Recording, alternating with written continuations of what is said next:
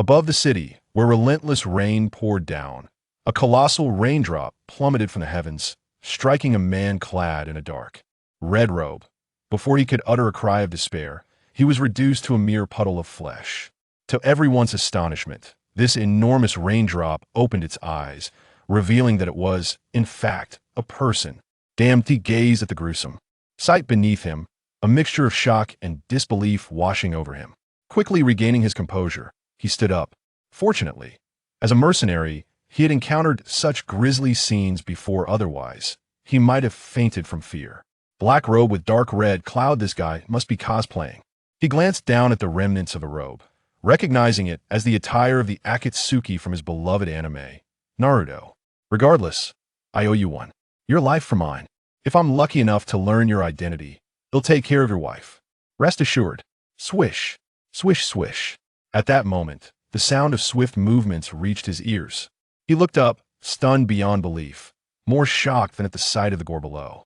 Paint. Before him stood 5 figures, the puppets of Nagato, the leader of the Akatsuki from Naruto. You know us? Asked the short-haired Devapath, his tone rife with suspicion. His identity was supposed to be a closely guarded secret. How could this man possibly know? What? How do I know? I meant to say, ugh. He realized he must play the fool. In that fleeting moment, he comprehended that he had traversed to another world. While he was confident in his combat abilities, facing off against ninjas, especially those wielding the Rinnegan, would be sheer folly. You must die here, Devapath declared, furrowing his brow as each of the 5 pain figures drew forth black rods, lunging toward him that instant. A voice echoed in his mind. Beep, beep, beep. Transcendent traveler detected. Activating modifier. Danger at the point of transference detected. Initiating forced teleportation. Beep, beep, beep. Suddenly, darkness enveloped him, and he vanished from his location. The 5 pain figures were left bewildered. Was that a space ninjutsu? Devapath pondered aloud, staring at the spot where he had disappeared. Why am I flying again? The man found himself plummeting from the sky once more, this time landing much closer to the ground, approximately the height of a tree. Just as he hit the ground with a thud, he exclaimed, ouch, ouch, ouch. Rising to his feet, he sat down, cradling his aching back. What on earth is happening? Who are you? A voice called from behind him. He turned around, his pupils dilating at the sight of a white-haired middle-aged man and a blonde-haired youth. Jiraiya and Naruto. What day this is? He murmured to himself. Your attire suggests you're not from Konoha. What are you doing in the woods? Jiraiya scrutinized him, positioning Naruto protectively behind him, clearly ready for confrontation. I'm a good person, a really good person, he stammered, stepping back nervously. Realizing his feet were wet, he turned to find a crystal-clear river behind him, eye and its reflection. He noticed that his appearance had changed. He now resembled a youth of around 17 or 18. He must have fallen from the tree while trying to pick fruit, Naruto speculated, glancing up at the tree, where some unknown fruits hung. State your name. Origin, purpose for being in Konoha, when you arrived, and what you were doing here. Speak, Jiraiya demanded, bombarding him with questions. My name is Yin Xiang. I'm from the land of fire, an orphan who lost everything. I've been wandering around, and when I passed by here, I got hungry and climbed up to pick some fruit. But I lost my footing and fell. Yin Xiang fabricated a convoluted tale. Your words are hesitant. It seems you need to accompany me back to Konoha for questioning, Jiraiya decided, flipping his white hair dramatically. With a quick hand sign, his hair elongated, ensnaring Yin Xiang. No chakra fluctuations? Realizing that Yin Xiang bore no chakra, Jiraiya's vigilance eased somewhat. Perhaps the young man was indeed telling the truth, but they had to take him back after all. They were too close to Konoha for comfort, and he could very well be a spy. Naruto, tie him up, Jiraiya instructed. Got it. Naruto nodded, retrieving rope from his bag and binding Yin Xiang's hands. Jiraiya then retracted his hair. Returning from training and already capturing a spy, Tsunade will commend you, you lecherous sage. I told you not to call me that in front of others. Jiraiya snapped at Naruto. Let's hurry back. He led the way, with Naruto guiding Yin Xiang along. Beep, beep, beep. Activating modifier. Activation successful. Granting initial starter pack. Any attribute can be raised to max. Please select. As Yin Xiang trudged behind Jiraiya and Naruto, a panel appeared in his mind, accompanied by a woman's voice echoing within. Intrigued, he realized he could manipulate this so-called modifier merely by imagining it in his mind. The modifier offered numerous options: strength, agility, intelligence, physical endurance, and more, leaving Yin Xiang awestruck. Not only could he modify his own attributes, but external factors like wealth could also be adjusted, though currently he possessed not a single coin to alter. Perusing through the modifier, Yin Xiang finally settled on enhancing his learning ability. Surely, maximizing this talent would render his learning capacity superior to that of the Sharingan. With determination, he selected learning ability. The initial value of his learning ability, set at 60, skyrocketed upward, rapidly increasing until, after 5 seconds, it displayed learning ability 9,999. Awesome! Yin Xiang exclaimed, causing Jiraiya and Naruto to halt and turn back, their expressions reflecting a mix of confusion and concern. Is he mentally challenged? Why is he so happy after being caught? Naruto whispered to Jiraiya, eyeing Yin Xiang skeptically. It seems so, Jiraiya replied, nodding in agreement, his gaze fixed on the exuberant youth who remained blissfully unaware of their scrutiny, continuing forward with an air of oblivion. As they prepared to infiltrate the dark organization and confront Danzo, Yin Xiang, still basking in excitement, walks obliviously and collides directly into Naruto and Appo's arms, resulting in an unexpected lip-to-lip encounter. What? Naruto exclaims, leaping back, clutching his throat and kneeling on the ground, gagging. It dawns on Yin Xiang that he isn't merely gagging, he's actually throwing up. After years in the nightlife, I just kissed a man? He mentally screams. You better not be into this. Jiraiya, witnessing the scene, stares in disbelief, questioning the antics of these two. What are you doing? Naruto retorts, recovering from his gagging and springing to his feet to angrily confront Yin Xiang. Thankfully, Naruto had prior experience kissing a man, or he would have surely lost his stomach. What are you? Why stop? Look back. Yin Xiang, now standing, wipes his mouth with his sleeve and shouts back at Naruto. You blame me for this. Naruto, incensed by Yin Xiang's words, steps closer. Am I the one leading the way? Yin Xiang countered, their foreheads nearly touching as tension mounts, as if a fight is imminent. Are you two planning to kiss again? Jiraiya interjects, delivering a swift punch to each of them, causing both to tumble to the ground. Stop this nonsense. Konoha is just ahead. He then helps them up, saying, to be safe, I'll lead the way. Jiraiya takes the rope from Naruto and continues forward, with Naruto and Yin Xiang hastily following. Throughout their journey, Naruto occasionally shoots angry glances at Yin Xiang, who glares back through gritted teeth. While others come to this anime world to conquer charming heroines, Yin Xiang finds himself in the embarrassing position of having kissed Naruto upon arrival, a true disgrace for any traveler. Before long, they arrive at the grand gates of Konoha. Naruto's spirits lift instantly, and he no longer glances back at Yin Xiang. The sight of the gates brings Yin Xiang a thrill surpassing that of merely watching anime.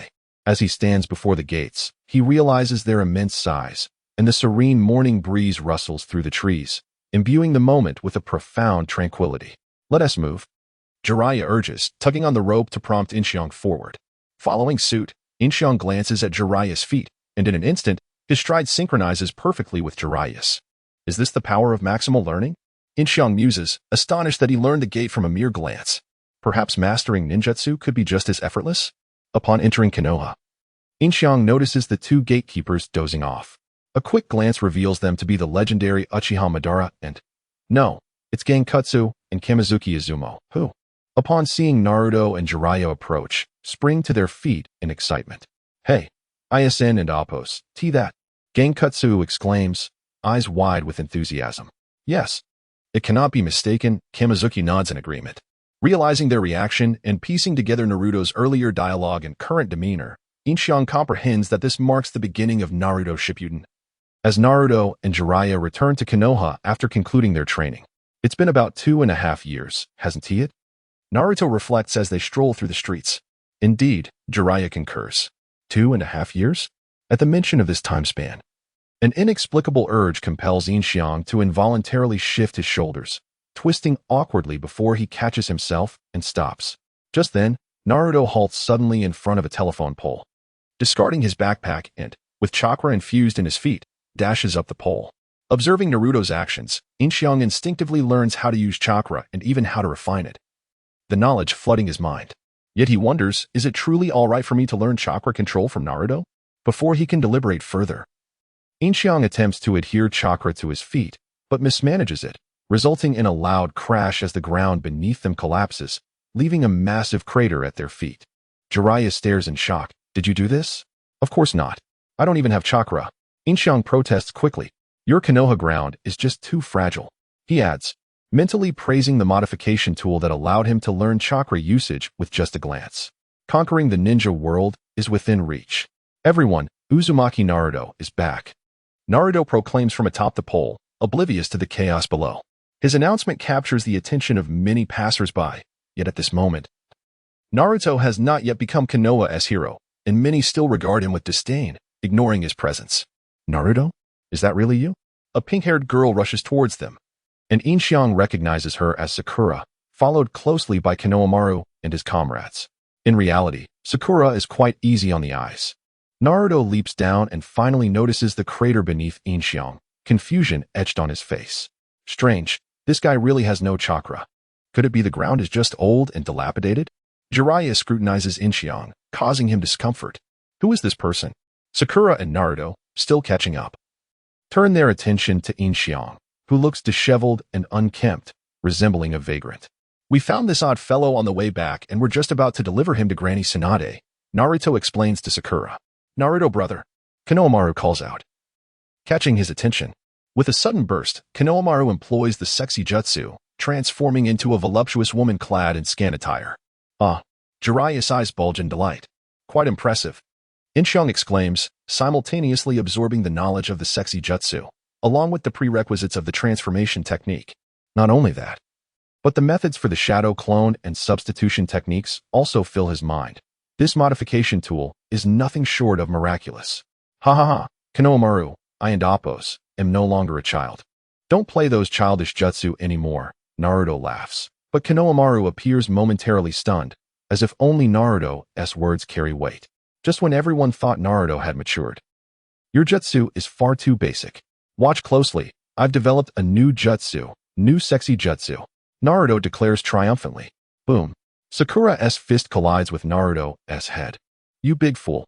Naruto flies backward, and Sakura strides over, pulling him up by the collar, shouting, after 2 years apart, we've just reunited for 2 minutes. And you've already shown your true colors.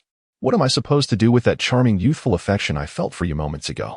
The imposing aura and prodigious strength were reminiscent of Tsunade herself. Jiraiya mused inwardly, his face contorting at the recollection of her past maltreatment. Indeed, Sakura remained unchanged.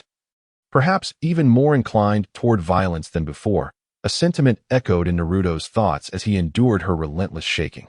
Well done, Isshin exclaimed, partly in response to Sakura and Appos' forceful punch, which had enabled him to grasp the essence of her superhuman strength, and partly to vent his frustration at Naruto and Appos' earlier indiscretion. Hey, just who do you think you are? Konohamaru demanded, pointing at Isshin, and sensed that someone would applaud the assault on his beloved Naruto. Merely a passerby, Isshin replied. Noting the identity of his interlocutor as the third Hokage and Appos' scion, potentially capable of rescuing him from Jiraiya and Appos' clutches. This esteemed elder, Jiraiya, apprehended me without due cause. Enough, Naruto. Jiraiya interjected, preempting any intervention. He tugged Isshin along, addressing Naruto, we must seek out Tsunade. Understood, Naruto affirmed with a nod. You may proceed with your assigned tasks. Sakura instructed Konohamaru and his companions, I shall escort them to see Lady Tsunade. The trio acknowledged her directive and departed. Under Sakura's guidance, the group arrived before Tsunade, whose initial query was not one of familial warmth, but rather directed at Isshin. Who is this individual? Discovered near Konoha during our return journey, Jiraiya explained, acting suspiciously. His speech evasive. Suspected of espionage, I apprehended him. However, he exhibits no chakra fluctuations, suggesting he is merely an ordinary person. If you acknowledge his ordinariness, why bring him here? Tsunade inquired, her gaze turning ingratiatingly toward Jiraiya. Were you perhaps seeking commendation? Isshin, oblivious to their exchange, surreptitiously observed Tsunade's prominent bust, marveling at its dimensions. Could such proportions truly exist? What are you ogling, you little rascal? Jiraiya, living up to his reputation as the pervy sage, swiftly discerned Isshin and Appos' gaze. His own expertise honed through years of similar clandestine observations. Huh? What are you implying, Lord Jiraiya? Yixing retorted, instantly embodying the persona of an innocent. His expression plaintive as he addressed Tsunade, "Are you the Hokage? Will you champion my cause?" Yixing prostrated himself before Tsunade.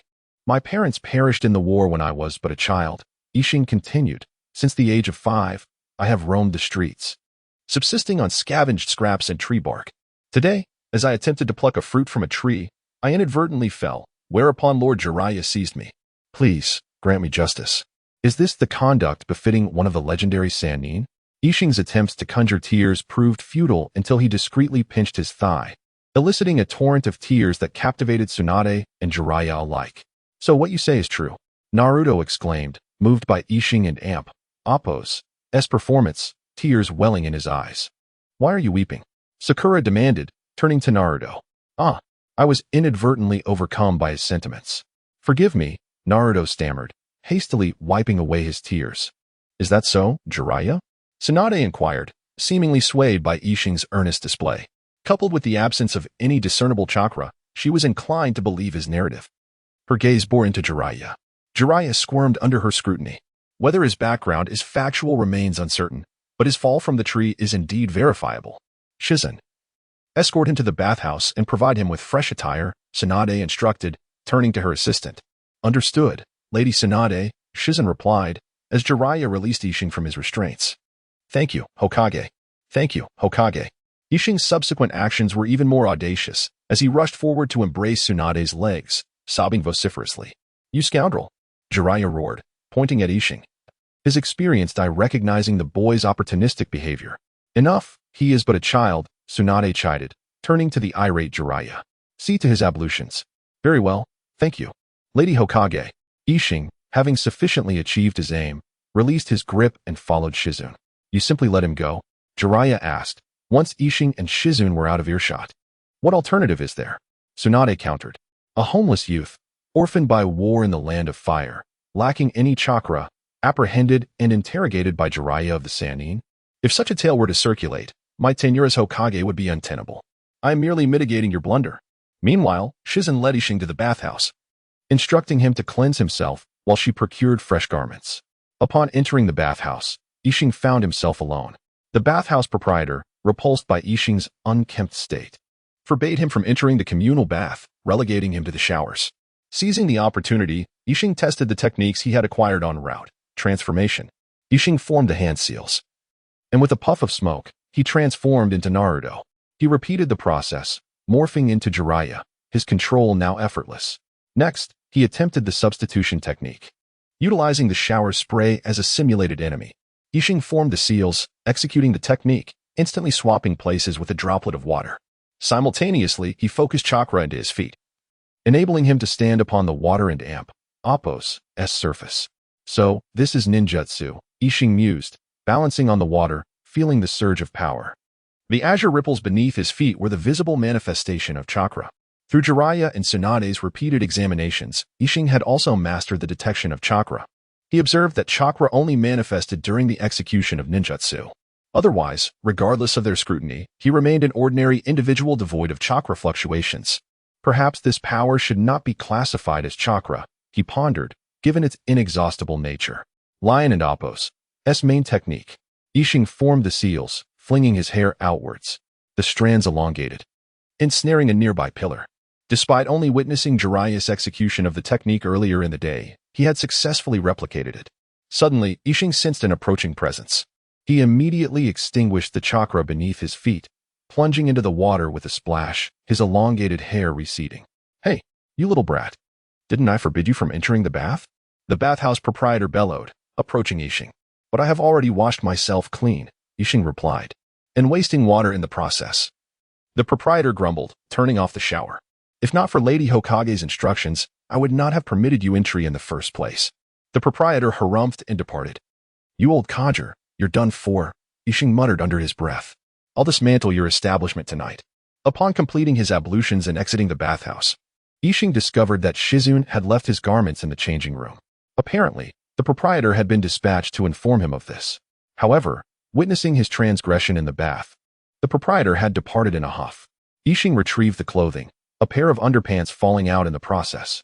Shizun had thoughtfully provided him with undergarments, albeit in a generic size. Fortunately, they fit, although the elastic was somewhat constricting. Yixing donned the attire, a black and white striped kimono. After dressing, Yin Xiang dried his hair, letting his long locks cascade down either side. With a slightly disheveled appearance, he bore a resemblance to Uchiha Madara. Truly, he was a handsome young man. Gazing at his tidy reflection in the mirror, Yin Xiang complimented himself, already anticipating the astonished expression on Shizun's face upon seeing him. As he stepped outside, Shizun stood waiting, casting a glance at him before quickly averting her eyes, continuing to stand there in silence. Goodness, she didn't even recognize him. However, Shizun soon turned her head back, scrutinizing the outfit he wore. Was this the very attire she had purchased for him? Could it be that you were Lord Yin Xiang? She exclaimed, her eyes widening in disbelief, her mouth agape in astonishment. Yes, Shizun, Yin Xiang nodded with a smile. Your expression mirrors what I imagined. His grin utterly captivated Shizun, causing her cheeks to flush. Well then, let us go. Next, we shall get your haircut, she said, her face still tinged with crimson as she turned to lead the way. Yin Xiang followed closely behind, garnering the attention of many young ladies along the way. Ding, ding, ding. Second phase task initiated. Successfully courting Tsunade, gaining 1 modification of talent.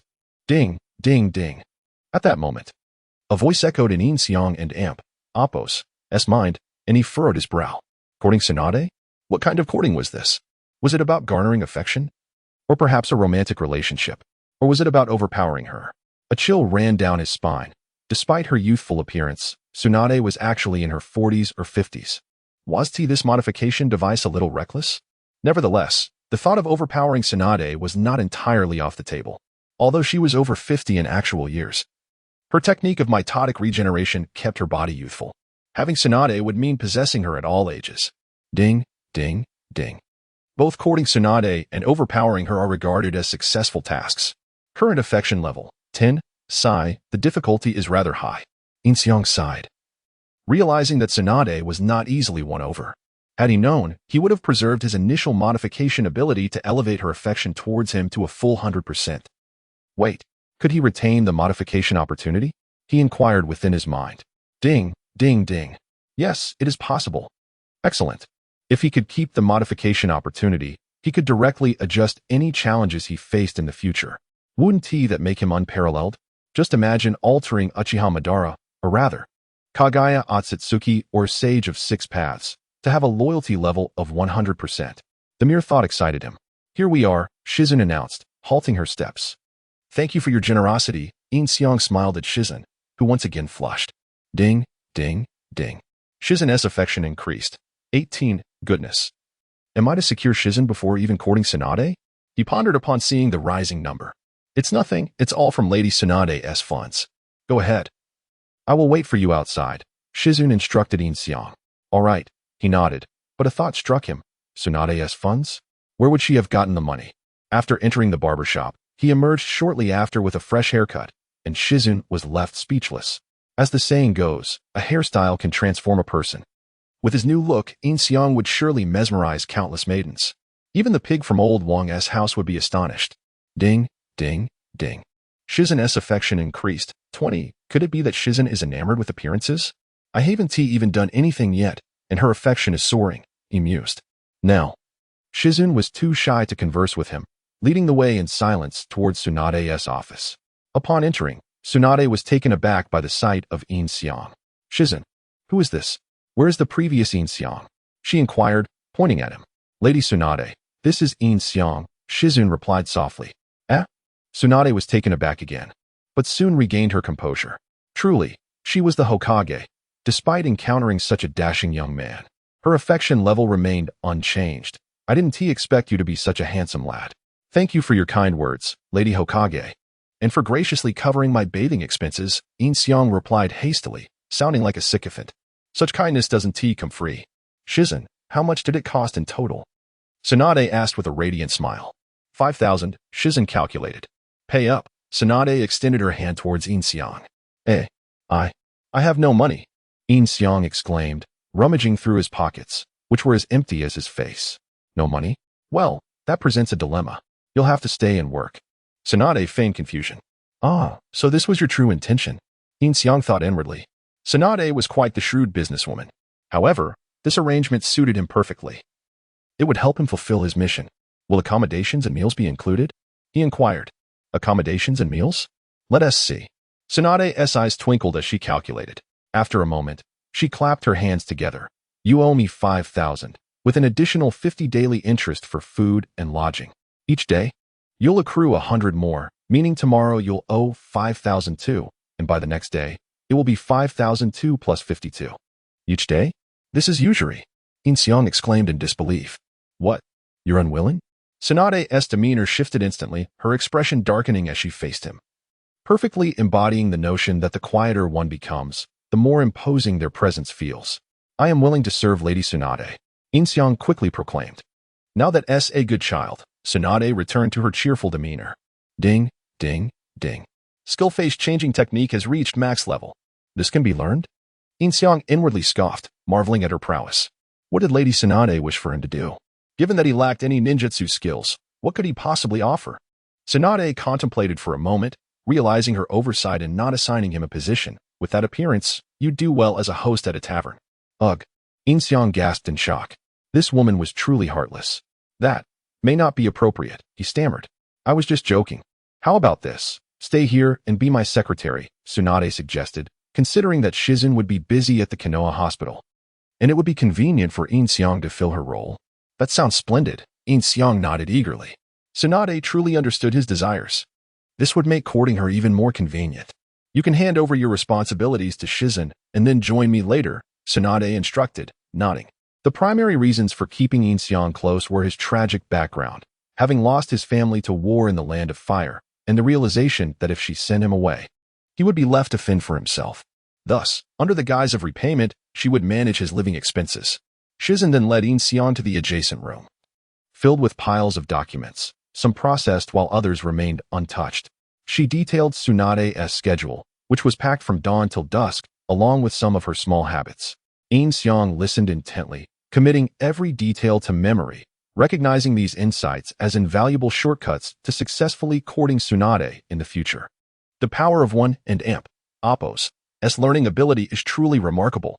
Everything that Jingyin has articulated seems to be etched indelibly in Yin Xiang and amp, Appo's mind, utterly unforgettable. Moreover, he possesses the ability to draw inferences from what he has heard. After a lengthy explanation from Jingyin, she queried him once more, and he recounted every detail verbatim. Jingyin nodded in satisfaction, her fondness for this clever boy increasing to 25%. Once Jingyin had conveyed her instructions, Tsunade approached Yin Xiang, revealing that upon Naruto and Appo's return, she had arranged for Kakashi to assess the training progress of him and Sakura over the past 2 years. Tsunade intended to observe the proceedings, hoping to broaden Yin Xiang and amp, Appo's horizons and ensure he would not falter in the face of ninja combat in the future.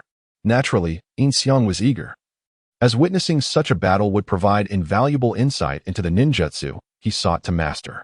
Upon arriving at the training ground with Tsunade, they found Jiraiya already waiting. Yin Xiang was keenly aware of his role as Tsunade's assistant, always trailing half a step behind her. Who is this?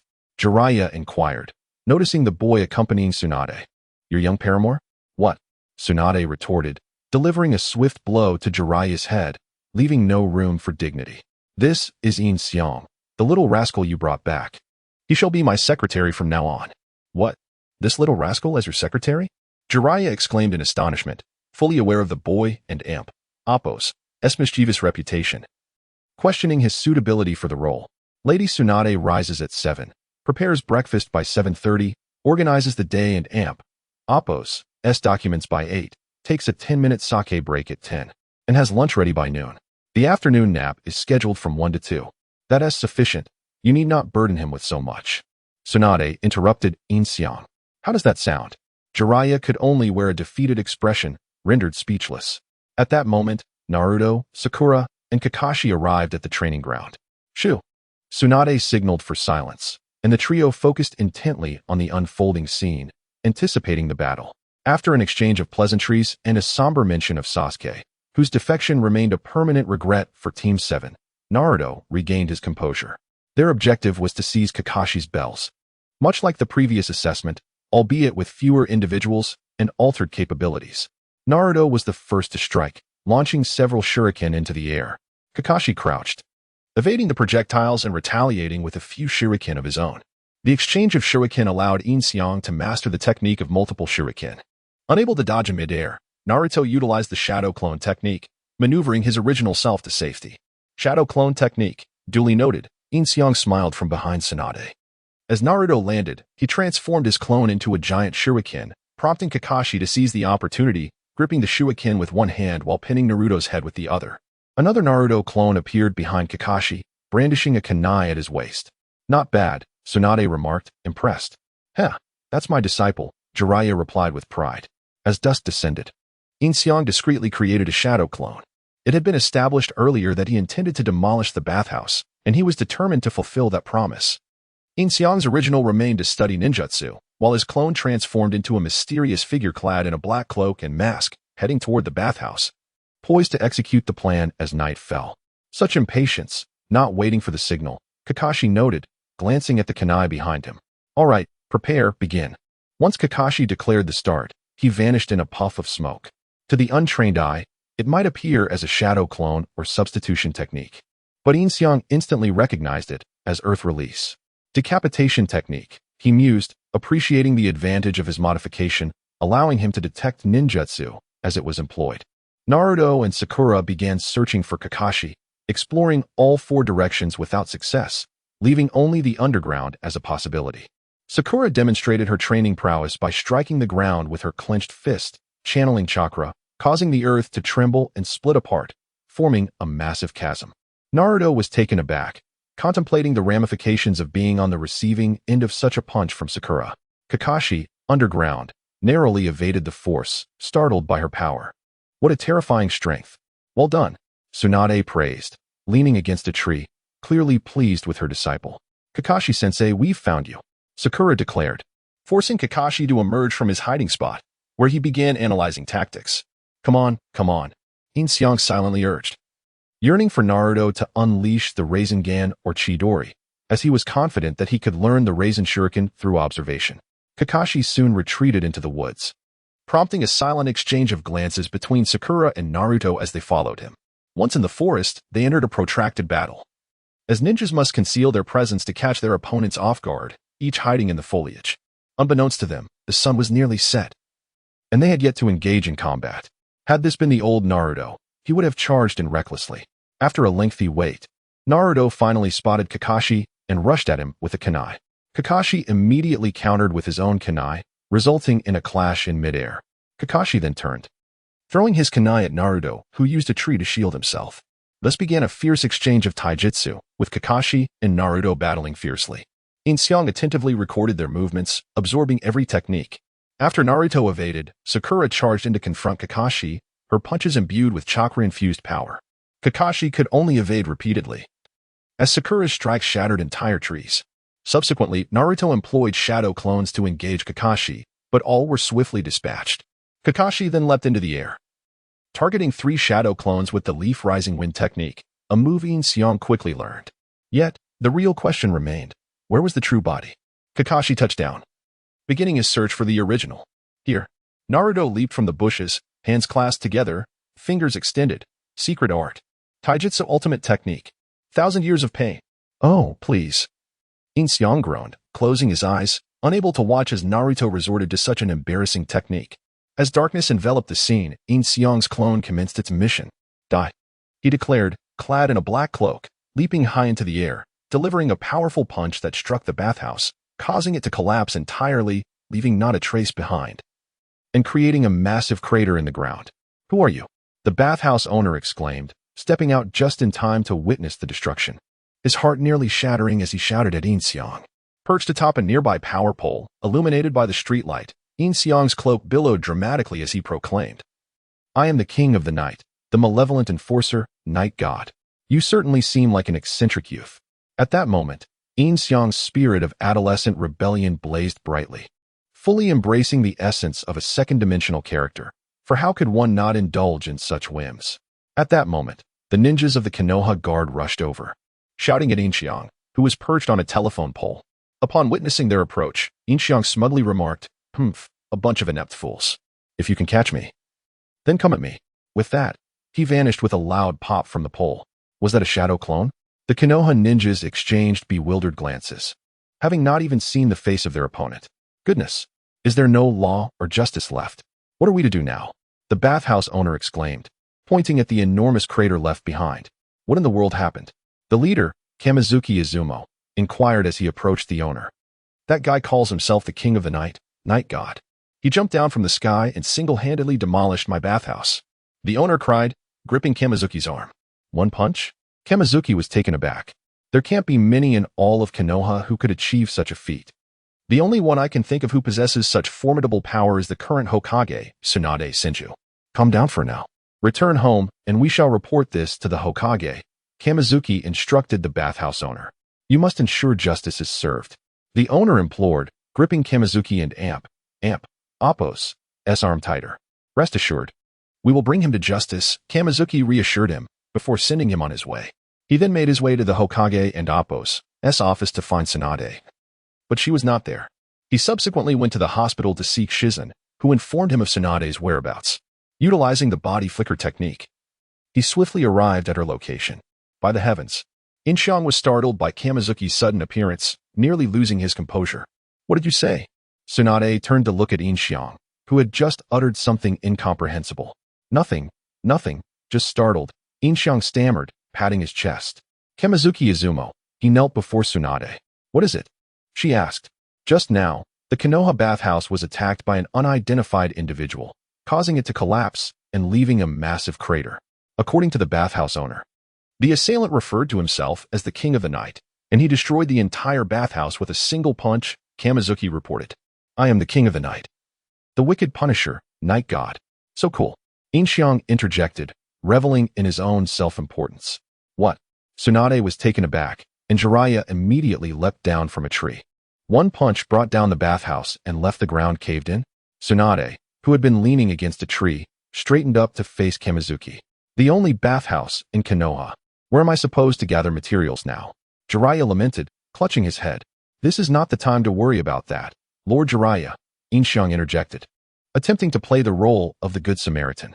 Based on our on-site investigation, it appears he may have used immense strength, Kamizuki noted, glancing occasionally at Tsunade, hinting at whether it was one of her students who had caused this. Impossible, Tsunade frowned. Only Sakura has my strength, and how did this night god infiltrate Konoha unnoticed? Let us investigate further, she declared, preparing to leave. Tsunade-sama, what about this side? Yin Xiang was reluctant to part with such a splendid opportunity to learn ninjutsu. Enough of that. We have seen what we needed to see, Tsunade replied, walking away. Since it relates to immense strength, I will join you, Jiraiya yawned, following suit. Kamizuki quickly took the lead, while Yin Xiang secretly created a shadow clone to observe from afar. The group soon arrived at the site of the bathhouse. Staring at the massive crater before them, both Tsunade and Jiraiya astonished. This is indeed immense strength, but it seems even more powerful than your own, Jiraiya remarked. Examining the ground, where a fist print confirmed that it was indeed caused by a single punch. The sheer size suggested that even Tsunade couldn't deliver such a blow. Is it possible that an S-rank individual has invaded? Tsunade pondered, biting her thumb, a habit of hers when deep in thought. The S-rank she referred to included rogue ninjas, essentially shadow-level warriors. Aside from me and Sakura, no one else in Konoha possesses such strength, and I have never taught it to anyone, Tsunade continued, furrowing her brow. Could it be that someone learned it while you were teaching Sakura? Jiraiya suggested. Even if they did, it wouldn't yield such power, Tsunade countered decisively. Immense strength requires the full concentration of chakra and precise control. When I taught Sakura, there was no one around to overhear us. I am quite confident in my sensory abilities. This is likely going to be difficult to investigate, Jiraiya sighed. They couldn't even begin to suspect Yin Xiang's involvement. By the time we arrived, he had already disappeared. It wasn't body flicker, but a shadow clone, Kamizuki interjected. A single shadow clone that possesses such power? This appears to be an adversary more formidable than an S rank, Jiraiya noted, his demeanor turning serious. Konoha was facing an unprecedented threat. What do you plan to do? Just then, a middle-aged man's voice echoed, and the group turned to see Danzo approaching, flanked by a cadre of Umbu. And what do you intend to do? Tsunade replied tersely, clearly irritated by his meddling. I have conducted an investigation. Only one individual clashed with the bathhouse owner today, Danzo announced, directing his gaze at Yin Xiang. Several umbu swiftly restrained him, pressing him to the ground. At that moment, it was Yin Xiang and Appo's turn to showcase an Oscar-worthy performance. Why are you arresting me? What does this have to do with me? Tsunade-sama, save me! He cried, his face pressed against the ground. Stop! Tsunade shouted at the two umbu. But they were directly under Danzo and Appo's command and ignored her orders. Danzo, what do you mean by this? Yin Xiang was with us during the incident. Did Kamizuki not mention that they only saw a shadow clone? Danzo replied coolly, his expression unwavering. Aside from him, no one else had a conflict with the bathhouse owner.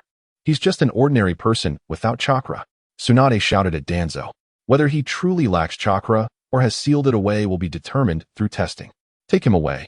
Danzo commanded the umbu, who pulled Yin Xiang to his feet and began to escort him toward Danzo. Tsunade-sama, save me. I am innocent.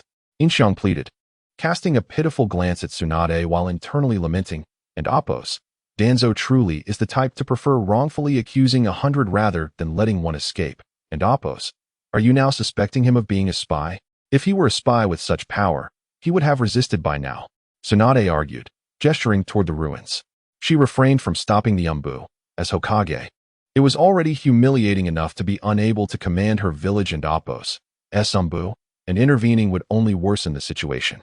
What if he is merely feigning innocence to garner your sympathy, aiming to get close to you and steal Konoha's secrets? Danzo countered defiantly, confronting Tsunade. The day was excessively stimulating.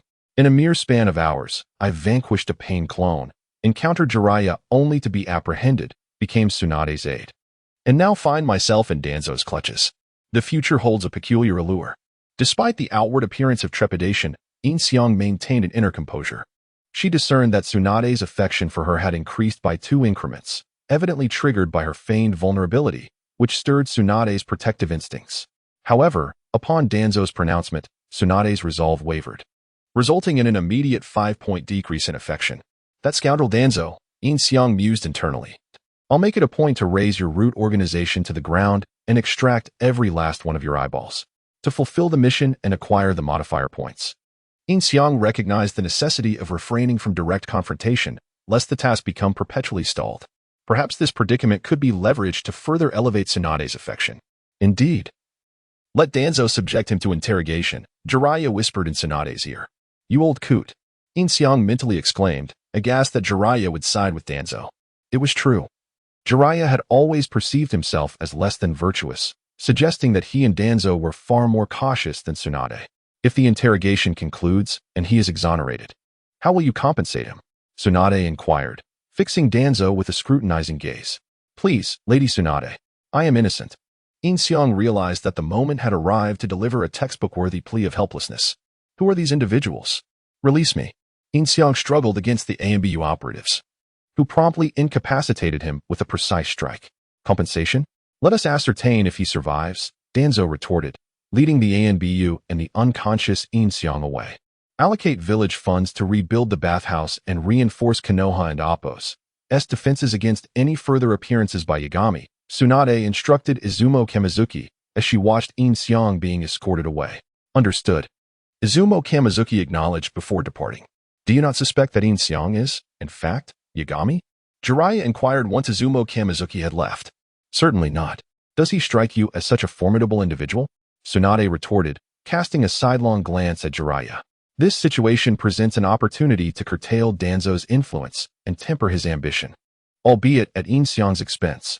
Yin Xiang found himself bound to a cross, as a deluge of frigid water cascaded over him. Ah! Yin Xiang exclaimed, feigning shock, for he had not truly lost consciousness. So cold, so cold. Lord Danzo, I swear I am not Yagami. Yin Xiang cried out to Danzo. Humph. Danzo grunted dismissively, opting for a straightforward approach. With a wave of his hand, he beckoned an ANBU operative, who approached and placed his hand upon Yin Xiang's head.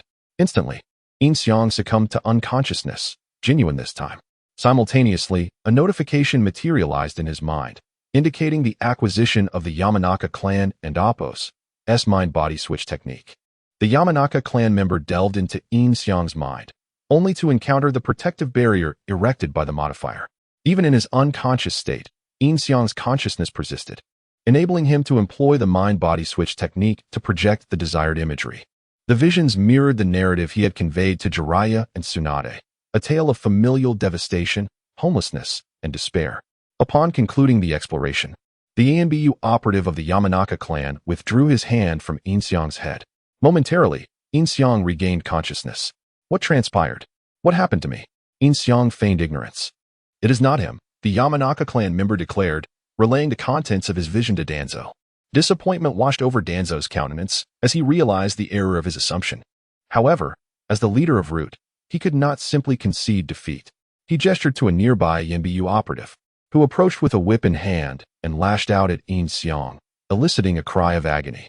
The beatings continued relentlessly. You may leave. Danzo instructed the Yamanaka clan member, who nodded and departed. In truth, he was not a subordinate of Danzo's but had been temporarily seconded to assist. The Yamanaka clan's Yamanaka F, a true member of Danzo's faction, was currently engaged in an external mission. Upon leaving the Root headquarters, the ANBU operative hastened to the Hokage's office, where he divulged all that he had witnessed in the prison to Tsunade. In response, Tsunade slammed her fist upon the desk and stormed off toward Root. By the time Tsunade arrived at Root, Yin Xiang had been beaten to a bloody pulp and had lost consciousness. This time, genuinely so, for Yin Xiang had only pilfered the ninjutsu, lacking any enhancement to his physical constitution. Having ascertained his innocence, why is he not released? Tsunade demanded, intercepting the ANBU operative's whip and hurling it into a corner. Humph. Danzo grunted dismissively, rising to his feet and leading his ANBU away. He found himself in a position where any explanation would prove futile. Tsunade swiftly released Yin Xiang from the cross and carried him upon her back, transporting him to her residence. There, she laid him upon a bed and commenced healing. Tsunade's healing prowess proved remarkable. In short order, Yin Xiang regained consciousness. Upon witnessing Tsunade's healing green chakra, his mind became imbued with comprehensive medical knowledge.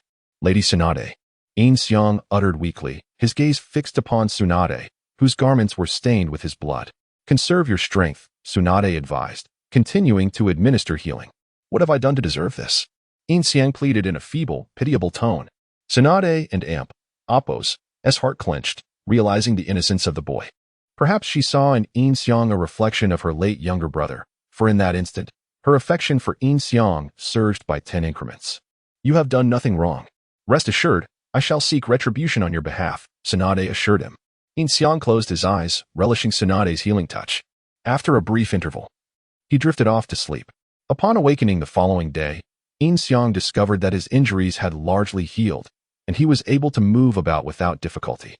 Glancing at the time, he noted that it was 5 in the morning. Surveying his surroundings, he realized that he was in a room adorned with dark green bed sheets and covers. Upon a nearby rack hung Tsunade's attire, including her undergarments, which were particularly conspicuous.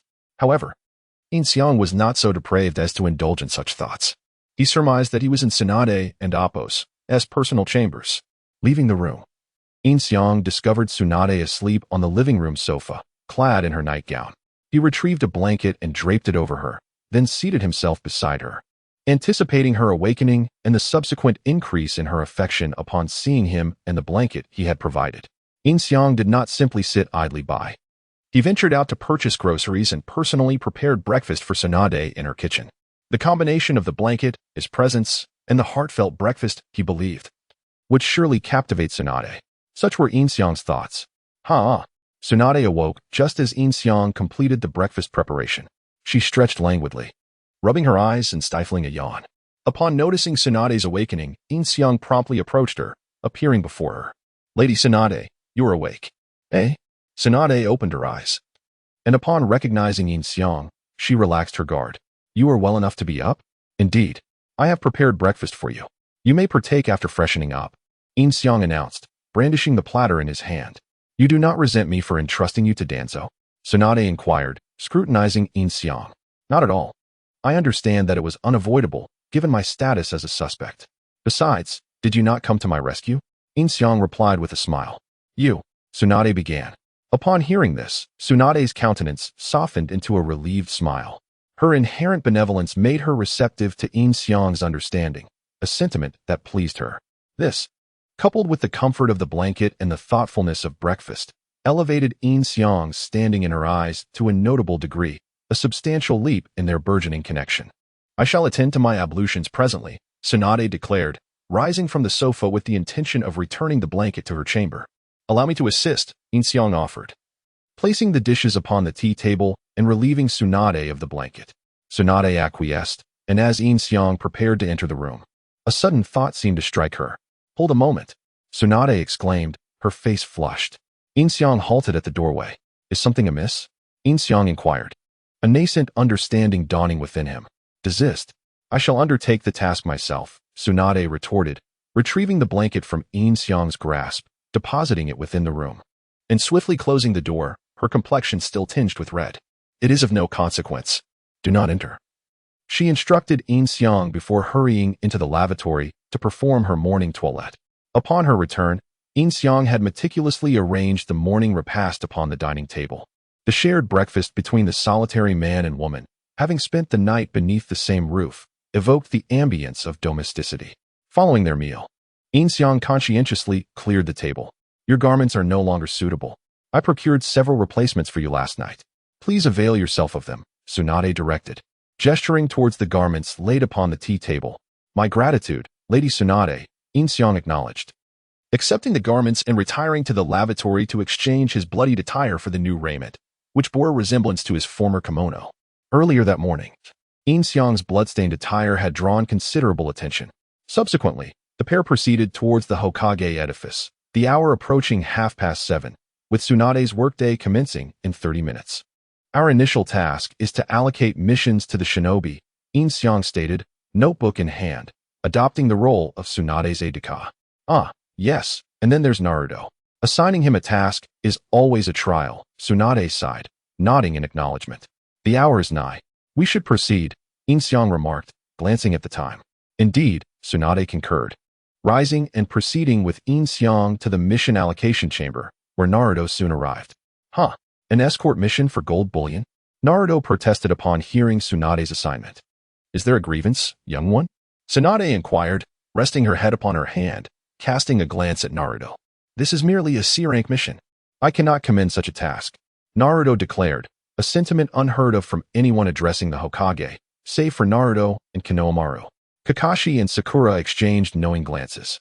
The previous evening, Yin Xiang's shadow clone had assimilated a multitude of jutsu, including fire release, great fireball technique, water release, water dragon bullet technique, and earth release, earth wall technique, though he had not witnessed Naruto and Appo's Rasengan or Kakashi and Appo's Chidori.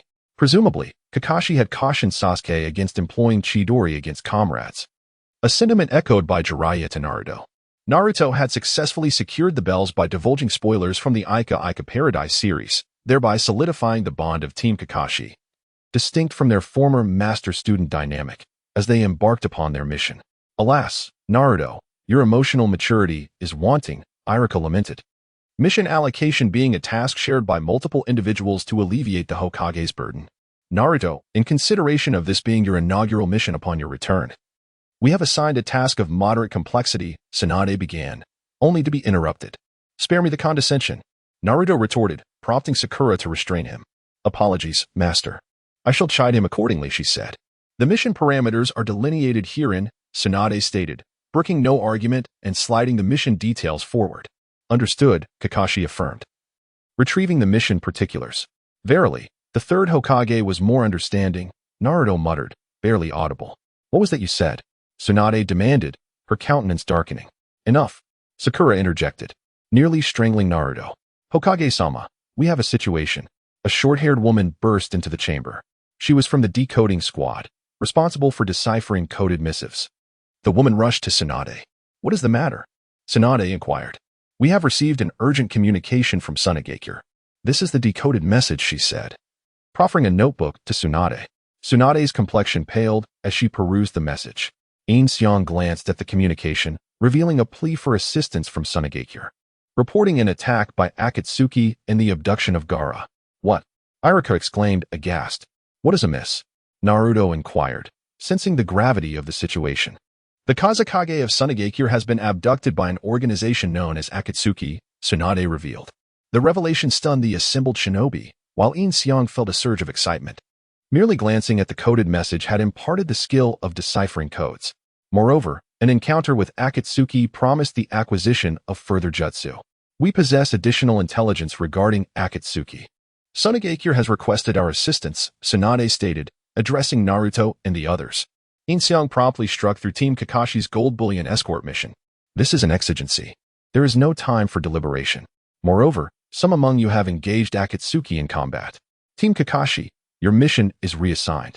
Proceed forthwith to Sunagakure, gather intelligence. Transmit it to Konoha, and thereafter follow Sunagakure's directives in providing support, Tsunade instructed. Understood, Naruto affirmed, and the three departed to gather their equipment. Tsunade, disinclined to continue mission allocation, escorted Yin Xiang to the village gates to await Naruto and his companions, who soon arrived. We shall take our leave, master, Sakura said to Tsunade before departing. Farewell, Naruto, embarking on a mission? Jiraiya inquired, descending from above. Indeed, Naruto replied with a smile. Exercise caution, Jiraiya cautioned, turning to Tsunade. I have received word that the Kazekage of Sunagakure has been. I am aware of the situation. I have dispatched them to provide assistance, Tsunade interrupted. Jiraiya paused, casting a glance at Naruto, then at Tsunade, before lowering his voice. You are cognizant of Naruto's connection to Akatsuki, sending them 2.5 years prior. Itachi Uchiha and Kisame Hashigaki of Akatsuki had targeted Naruto, only to be thwarted by Jiraiya's intervention. There are no other suitable candidates at present. We must entrust the task to them, Tsunade asserted. Alas, Jiraiya sighed, acknowledging the absence of other Jonin teams. He could only implore Naruto to exercise caution, to gauge his capabilities, and to refrain from invoking the power of the nine-tailed beast, while entrusting Kakashi with Naruto's safety. Naruto assured him of his prudence. Enough dawdling. Depart forthwith, Tsunade urged. Understood. Naruto charged ahead, while Yin Xiang quietly separated his shadow clones and simultaneously vanished from his original position using the body flicker technique. This fleeting moment went unnoticed by anyone, as he, being the secretary to the Hokage and devoid of chakra, certainly could not request to accompany them. Yin Xiang's lack of chakra could also be described as possessing limitless chakra, thus, his clones represented his entire being and did not dilute his chakra. Is Lord Jiraiya not joining us? Yin Xiang inquired, recalling the plot, as it seemed logical for Jiraiya to accompany them if he was in Konoha. I have received other intelligence from the Akatsuki, and I must investigate. I cannot join you, Jiraiya replied, glancing at Yin Xiang. Given that Yin Xiang had emerged alive from Danzo's grasp, Jiraiya felt reassured about him. I see, Yin Xiang nodded. All right, let us return. There are many documents to process, Tsunade stated, turning away. At this moment, the perspective shifted to Yin Xiang and Appo's clone, who noted that Naruto and the others were advancing at great speed. Yin Xiang's proficiency in ninjutsu surpassed that of anyone present, allowing him to conceal his presence and follow them undetected, even from Kakashi. On the journey, Naruto recounted his battle 2 years prior against Itachi Uchiha and Deidara, naturally mentioning Sasuke Uchiha. Sakura informed Naruto that Sasuke was currently seeking power by staying with Orochimaru, whose intent was solely to acquire Sasuke's body. Furthermore, as Orochimaru had once been a member of the Akatsuki, proximity to the Akatsuki meant proximity to Orochimaru, thus drawing closer to Sasuke. Despite not having seen Sasuke for over 2 years, Sakura remained steadfast in her feelings. Naruto nodded, and the group quickened their pace. Meanwhile, the situation in Sunagakure was dire. Kankuro, in pursuit of Deidara, who had attacked Sunagakure and abducted Gaara, encountered Sasori and was poisoned. Now bedridden and unable to rise, he could only relay the enemy and Appo's name, Sasori of the Red Sand, to the medical team through sheer will. This name held considerable weight in Sunagakure.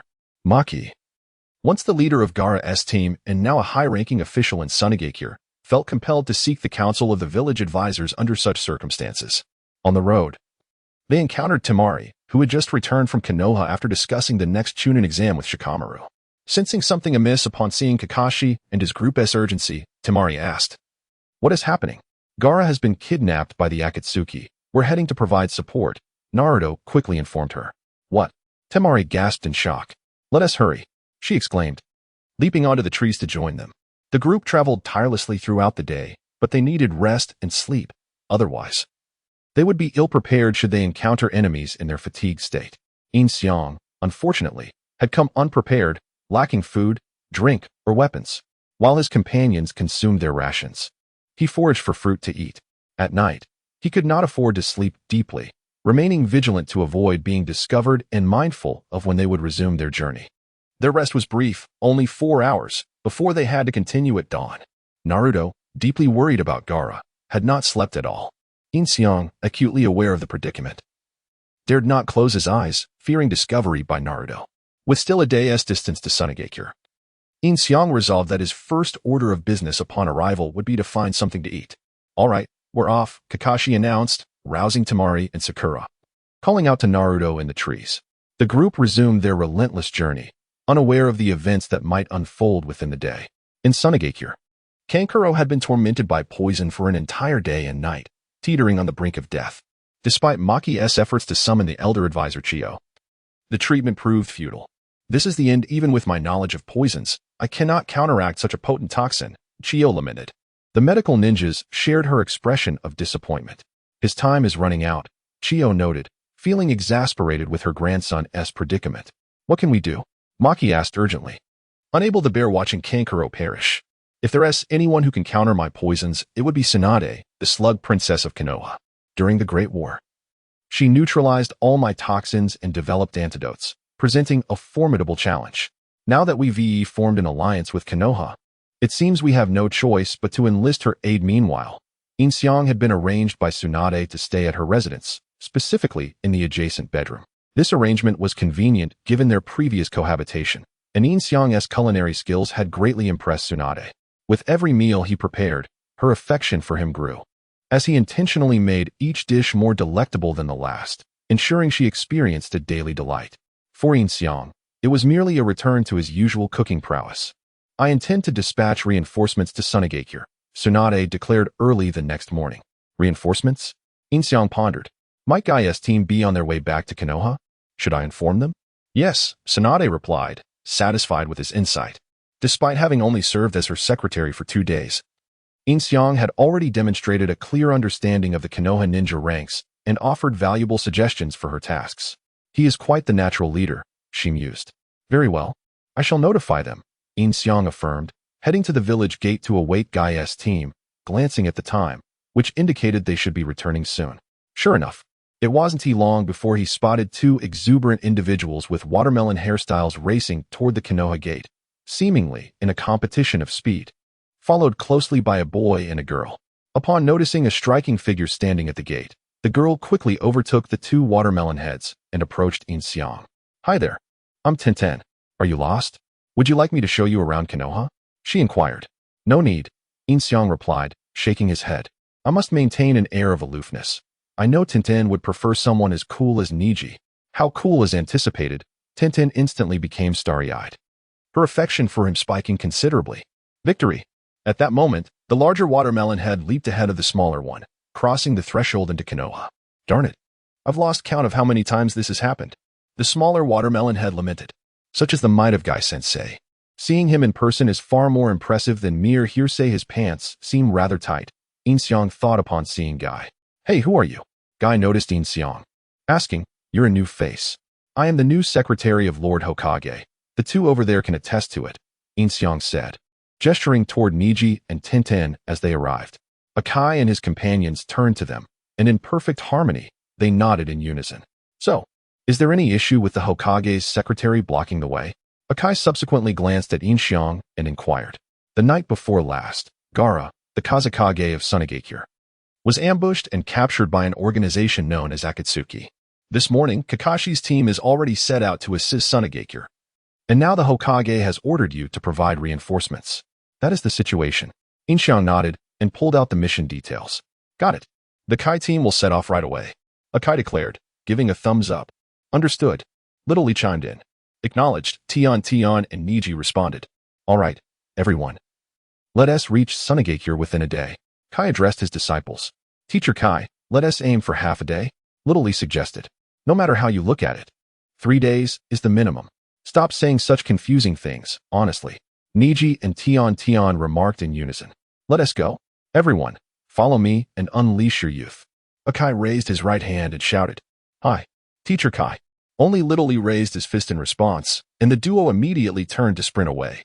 "Honestly, how embarrassing," Tion muttered, particularly in front of the handsome newcomer. "Give it up, Tion," Niji advised her, indicating that complaining was futile, and then promptly followed suit. Truly deserving of the title of Kai, unleashing one's youth. How impressive! Yin Xiang observed their departure, standing still as he imitated Akai's enthusiastic shout. Gongzi Tai and Kamizuki Izumi exchanged glances, both wearing awkward expressions. Ahem. Yin Xiang shot them a sidelong glance, cleared his throat awkwardly, then hurriedly departed. Once out of the gatekeeper's sight, Yin Xiang created a shadow clone to follow Akai and the others before returning to the Hokage building. Tsunade-sama, they have left. When Yin Xiang returned to the office, he was carrying a stack of documents, which were Tsunade's tasks for the day. Do you need me to assist you with these? Haha, that would be a great help. Tsunade replied without hesitation. Not a problem, it's my duty. Yin Xiang replied promptly. Beep, beep, beep. Tsunade's favorability. 50. In just 2 days, what a remarkable leap. Yay.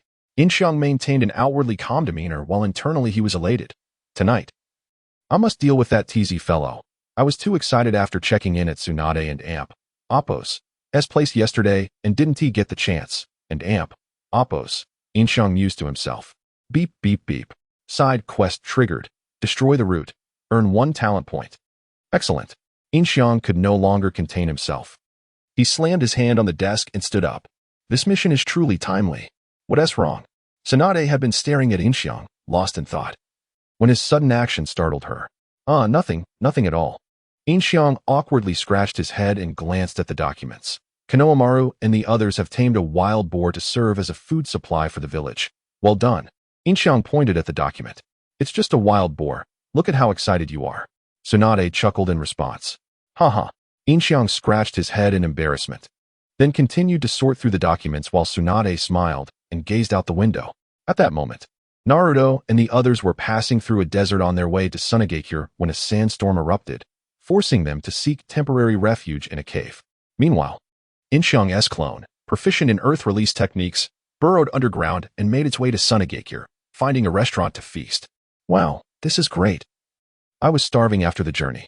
Yin Xiang devoured meat and drank water in large gulps, feeling as if he might wither away with hunger. After satisfying his appetite, he patted his round belly, reclined in his chair, and stretched. Sir, we're closing for the day. Please settle your bill. At that moment, a waiter approached. All right, I'll pay.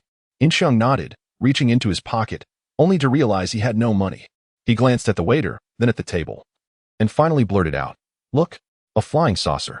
A flying saucer? Where? The waiter instinctively looked in the direction Yin Xiang pointed, and he promptly used the body flicker technique to escape. What was that about a flying saucer? The waiter turned back, only to find Yin Xiang had vanished. Someone dined and dashed. The waiter shouted. Yin Xiang hid in a corner, relieved that he had transformed into a cloak beforehand to avoid being recognized. Otherwise, if his true self arrived in Sunagakure, he would be pointed at as a freeloader. After a hearty meal, it was time for a nap. With no money, Yin Xiang constructed a room and bed using earth wall technique, utilizing the sky as a blanket and the ground as a bed, laying down right there. Thanks to Yin Xiang's diligent efforts, Tsunade enjoyed a rare, leisurely, and pleasant day. And by 9 in the evening, she headed home with Yin Xiang. Yin Xiang prepared a late-night snack for Tsunade and also brought her a small bottle of sake. These are low-calorie foods that one tea lead to weight gain, and this sake has a low alcohol content, perfect to accompany the dishes. Yin Xiang set everything on the table and said to Tsunade, Wonderful. Tsunade nodded, eagerly drinking a cup. Delightful. After finishing her drink, Tsunade said with satisfaction, I'm glad you enjoy it. Yin Xiang smiled and said, I'll rest now. Please leave your leftovers on the table, and I'll clean up tomorrow. Yin Xiang told Tsunade, Sit down and have a couple of drinks with me. Tsunade invited Yin Xiang. I've never drunk alcohol before. Yin Xiang was anxious to find TZ for revenge and said, There's always a first time for everything. Just sit down. Tsunade pointed to the chair in front of her. All right, but I'll only have one drink. Otherwise, it might interfere with your plans for tomorrow. Yin Xiang seated himself. Very responsible, Tsunade remarked with a smile, pouring a drink for Yin Xiang. Cheers. Yin Xiang clinked glasses with Tsunade and downed the drink in one go. Although Yin Xiang had consumed alcohol before, he had never tasted the alcoholic beverages of this world. Upon swallowing the drink, he winced. It tasted remarkably like rice washing water, and its potency was nowhere near that of strong liquor.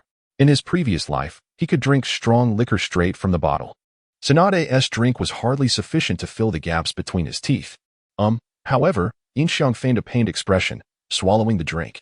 This stuff is too bitter. Haha, look at your little tolerance for alcohol. You'll need to practice with me more in the future. Tsunade laughed upon seeing his expression. All right. I want to push you further. Go rest. Very well. Yin Xiang nodded, stood up, and returned to his room. He then used a shadow clone to pretend to sleep at home, while he quietly slipped out through the window. Dealing with TZ was something he needed to see to personally. Transformation. Yin Xiang used the transformation technique, morphing into the appearance of Yagami, and then, taking advantage of the darkness, infiltrated the route. The route was located in the woods of the training ground on the outskirts of the village, beneath a large tree, where there was a hidden passage. Yin Xiang smashed his fist down, creating a large pit in the passage, and jumped down. Who goes there? Members of the Umbu immediately reacted, surrounding Yin Xiang in an instant. I am the king of the night, the evil. It's that Yagami, capture him. One of the Umbu interrupted Yin Xiang before he could finish speaking, charging at him. He doesn't even have chakra and dares to act arrogantly in the route. Another Umbu shouted, don't interrupt others while they're speaking, hey. Yin Xiang gazed at the approaching shadowy figure, seizing his mask and lifting him off the ground. With a firm grip, the mask shattered effortlessly. Burn, he commanded. Boom. As his words echoed, flames erupted from his hand, engulfing the figure in a fiery embrace. Despite his struggles, Yin Xiang held on until he was reduced to ashes. This was the result of Yin Xiang mastering the Great Fireball technique, honing his abilities to the point where he could summon flames without hand seals, an utterly terrifying feat. The surrounding shadows were taken aback, retreating a few steps. After exchanging glances, they charged at Yin Xiang once more, oblivious to their impending doom. Rather than anger, Yin Xiang smiled. In an instant, he appeared behind one of the assailants and delivered a devastating blow to his spine, empowered by his immense strength. The man coughed up blood, which erupted into a gruesome spray, showering the other shadows while Yin Xiang remained untouched. Wasn't it you who claimed I lacked chakra and dared to be arrogant? Yin Xiang swiftly materialized behind the one who mocked him, executing a brutal kick that sent him crashing into the ground, his mask shattered and eyes rolling out. The remaining shadows swallowed hard, realizing they were no match for him. The bizarre speed he displayed, could it be the flying thunder god technique? No, merely a simple body flicker. Yin Xiang's figure reappeared before another adversary, his hand piercing through the man's chest. In disbelief, the man looked down just in time to witness Yin Xiang extracting his heart and crushing it before his very eyes. With widened eyes, he collapsed before Yin Xiang. Run. The remaining shadows were paralyzed with fear at Yin Xiang's brutality and turned to flee. Yet, Yin Xiang would not let them escape. Weren't you looking for me? Why run? He called out, maintaining a distance that was neither too far nor too close, ensuring they could not shake him off. The faster they ran, the quicker he pursued. After what felt like an eternity, they arrived at an underground intersection, constructed with steel mesh. A frail old man leaning on a cane coughed, causing the fleeing shadows to halt in their tracks. Yin Xiang looked up to find Danzo standing before him. Why run? Danzo asked calmly, looking at his subordinates. They exchanged glances, knowing they were deserters, and deserters had no fate but doom under Danzo's command. As expected, more shadows appeared, swiftly eliminating the fleeing ones. Are you the night god? Danzo inquired, lifting his gaze to Yin Xiang. Ah, I am the king of the night, the wicked. Kill him, Danzo interrupted. And over 20 shadows surged toward Yin Xiang. I said to let me finish speaking. Furious, Yin Xiang felt his pride wounded by Danzo's interruption. How could he, the protagonist, allow such disrespect? In a moment of rage, he struck the steel frame with a tremendous force, causing it to collapse. Danzo leaped to stand atop the overhead pipe, and the shadows followed suit, hanging upside down as they advanced toward Yin Xiang. Fire style, Great Fireball technique. The leading shadow unleashed an attack toward him. Water style, Water Dragon Bullet. Yin Xiang responded, forming a single hand seal and conjuring a powerful Water Dragon Bullet, which surged forward, sweeping the shadows away. Earth style, Earth Flow Wall. One shadow, in panic, attempted to erect a defensive wall, but it crumbled under the force of Yin Xiang and Appo's Water Dragon Bullet.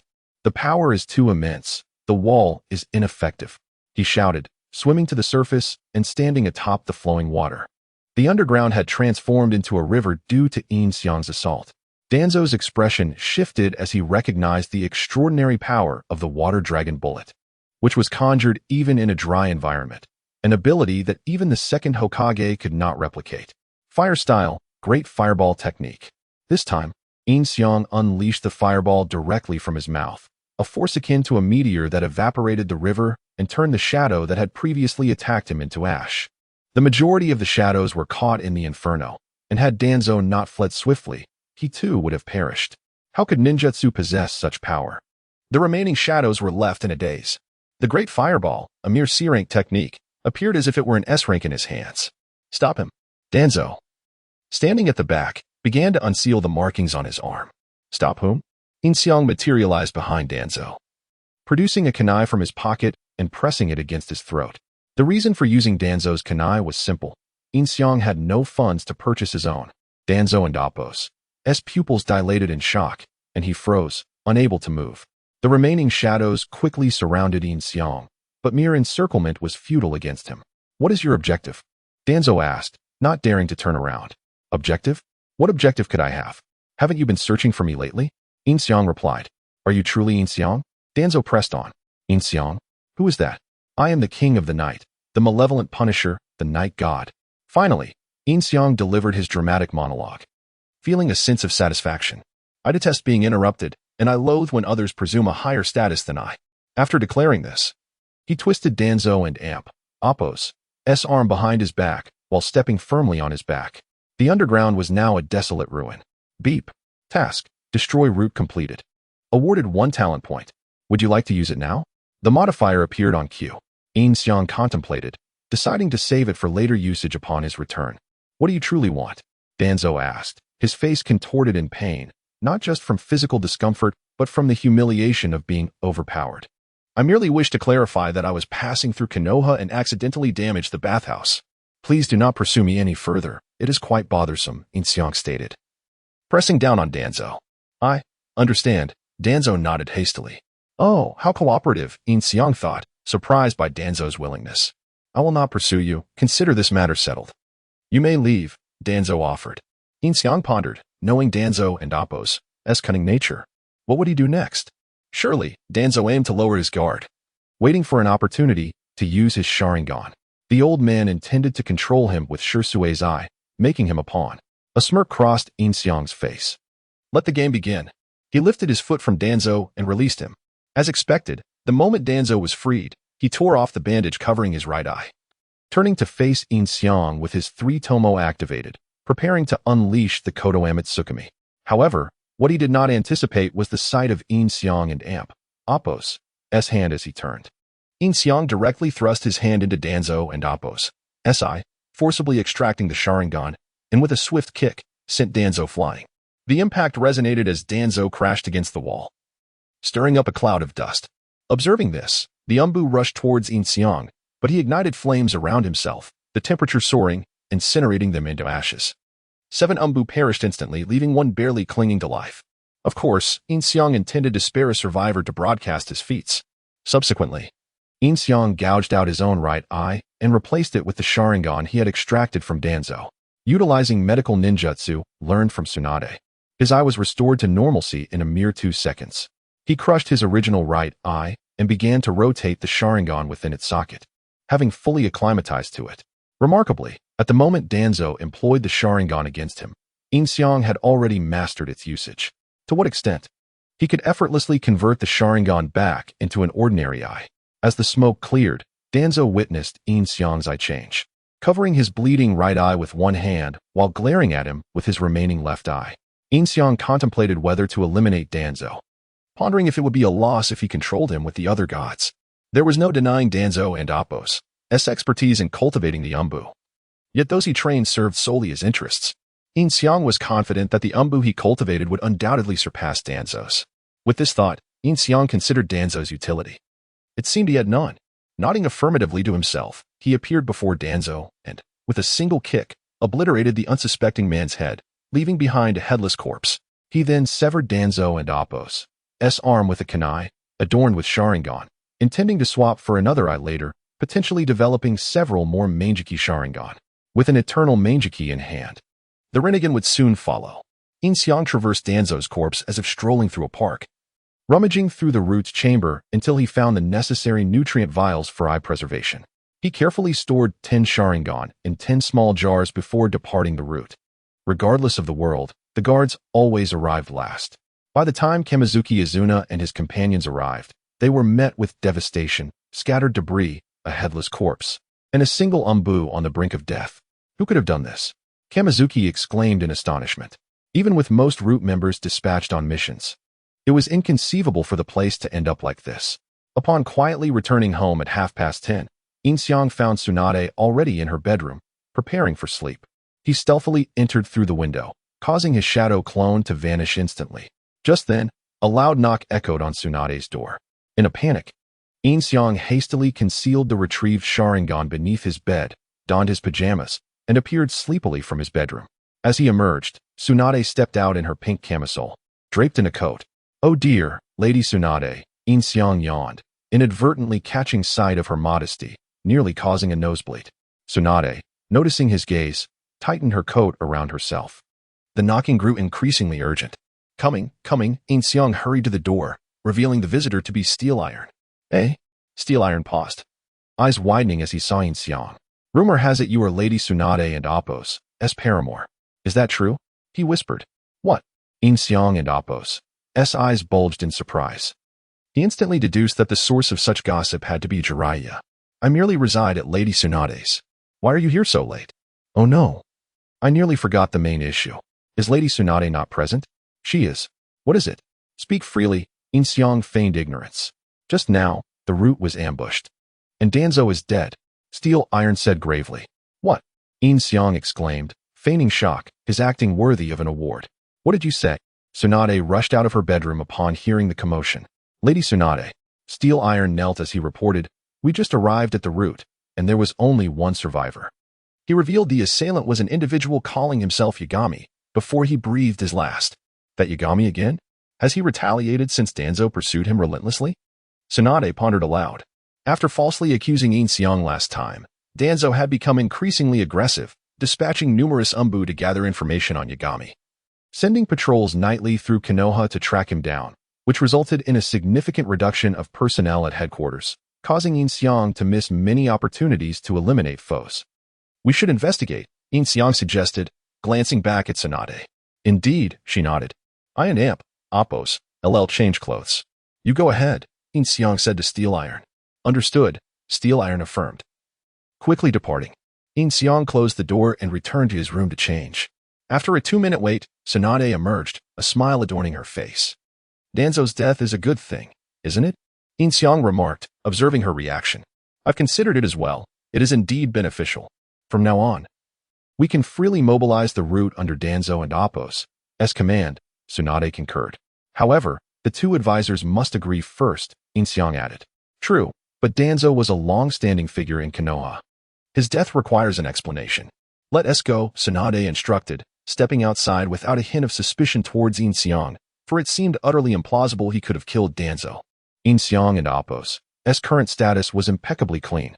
Upon reaching the root and Appo's location, they were met by a throng of Konoha ninjas and numerous umbu, all returning after discovering the restrictions on their tongues had vanished, only to find Danzo dead.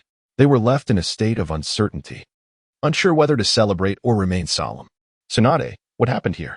As they arrived, two elderly figures approached Tsunade's advisors, T-Rune Kamachi and Mito Gaiden.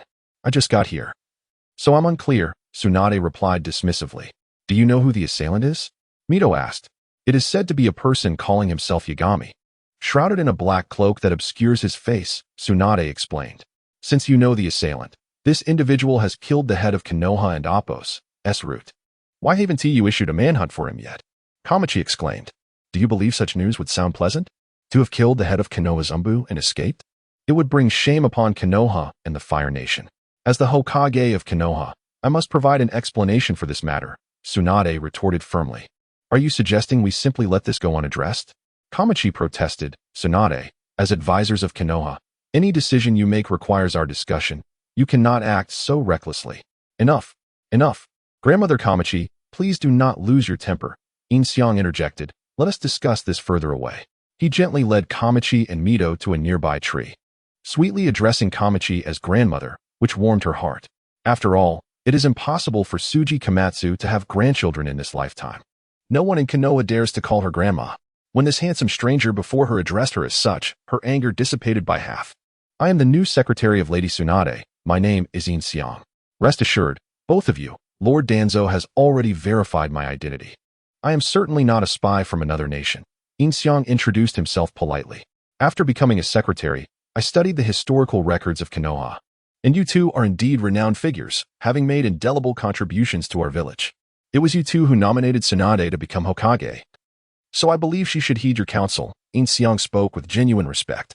You are quite right, young man. However, this girl is truly headstrong. She didn't even think to inform us of such matters. If it weren't for a member from the root coming to notify us, we wouldn't have known it all, Mito Menon said. Rest easy, Grandpa Menon.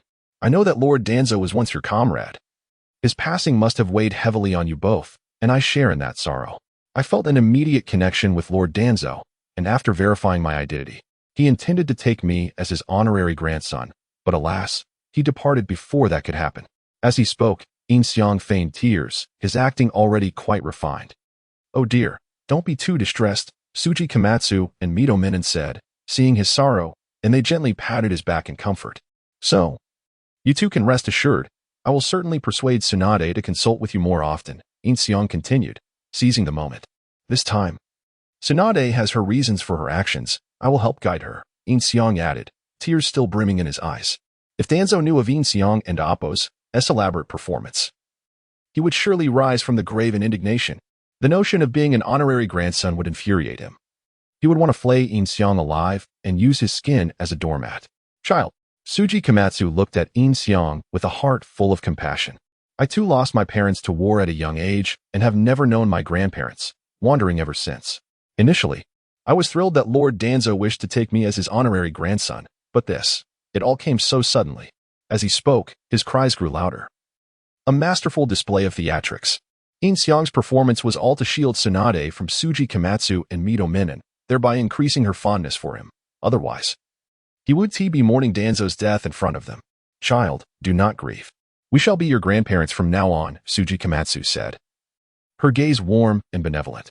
In Yin Xiang and Appo's mind, Tsuji Komatsu and Appo's fondness for him was nearly off the charts. Truly, familial affection is the best approach to win over the elderly. Indeed, we would gladly accept you as our honorary grandson. Although we are not a couple, we can certainly regard you as family, Mito Menon chimed in.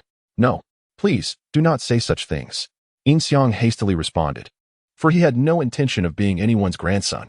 My life has been fraught with misfortune, having lost my family, first my parents, then Lord Danzo. I do not wish to burden you. This child speaks nonsense.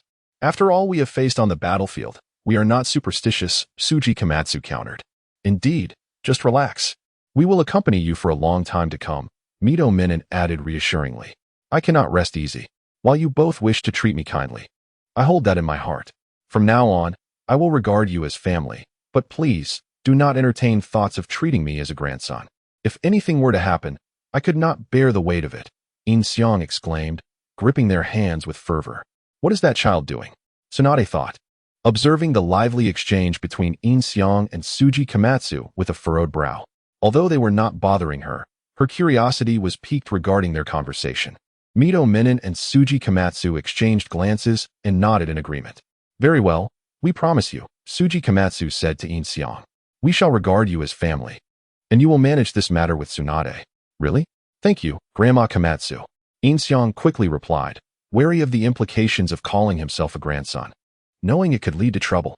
My home is the third house to the right of the Hokage building. You are welcome to visit any time. Tsuji Komatsu added with a nod. I will remember, Grandma Komatsu, Yin Xiang affirmed eagerly. Then we shall take our leave, Mito Menon said, nodding as the two glanced at Tsunade before departing. Yin Xiang discreetly wiped away the tears from his face and returned to Tsunade, who was nearly finished organizing matters. Having summoned all root members back and emptied the root headquarters in anticipation of Tsunade's unified arrangements. What did you say to them? Why did they leave? Tsunade inquired upon Yin Xiang's return. They agreed to let you handle this matter solo. Yin Xiang replied cheerfully. Really? Tsunade's eyes widened in surprise. They are willing to let me manage this alone? Of course. Why would I deceive you? Yin Xiang nodded decisively. Upon hearing this, Tsunade's fondness for him surged to 60%. What exactly did you say to them? Tell me. Tsunade leaned closer to Yin Xiang, her curiosity evident. Despite being only 17 or 18, He stood tall at over 6 feet, and from behind, Tsunade resembled a petite wife beside him. I'll tell you later. It's a bit embarrassing with so many people around, Yin Xiang whispered into her ear. The warmth of his breath made Tsunade and Appo's ears flush. An indescribable sensation washing over her, prompting her to step back quickly to suppress it. All right, Tsunade nodded as if nothing had happened, but Yin Xiang couldn't help but smile. Knowing his previous gesture had elevated Tsunade's fondness by another 3 points. As they wrapped up the day's business, it was nearly time for bed. Once home, Tsunade, though tired, didn't forget to ask Yin Xiang what he had discussed with Mito Menin and Tsuji Komatsu. Yin Xiang candidly recounted the events, and Tsunade burst into laughter, slapping the table. Danzo, and you hit it off? You truly dare to say such things, ha ha ha. Well, it was to reassure the old folks, Yin Xiang chuckled. They even wanted to adopt you as a grandson. Those two must have lost their minds. Tsunade laughed heartily. Keeping you on as my secretary was indeed a wise decision. Stop laughing at me. It's getting late. We should rest early, Yin Xiang feigned embarrassment, scratching his head. All right. Tsunade nodded, standing up. You've made me laugh so much my stomach hurts. As Yin Xiang stood up, he pretended to trip, causing Tsunade to stumble into his embrace. Her laughter abruptly ceased as she found herself firmly held by him. Tsunade, Lady Tsunade, are you all right? Yin Xiang awkwardly raised his hands, seemingly unsure of how to react. I'm fine. Tsunade quickly regained her composure, breaking free from his grasp and dashing into her room. Before closing the door, she added, you should rest early too. Okay, Yin Xiang replied, a triumphant smile on his face as Tsunade's fondness for him jumped to 65%. What is happening to me? Tsunade leaned against the closed door, touching her flushed cheeks. Am I starting to develop feelings for Yin Xiang? He was merely a child. No, he and Appo's already an adult. But even so, it one and Appo's do, the age gap is too significant. Tsunade leaned against the doorframe, lost in self-doubt.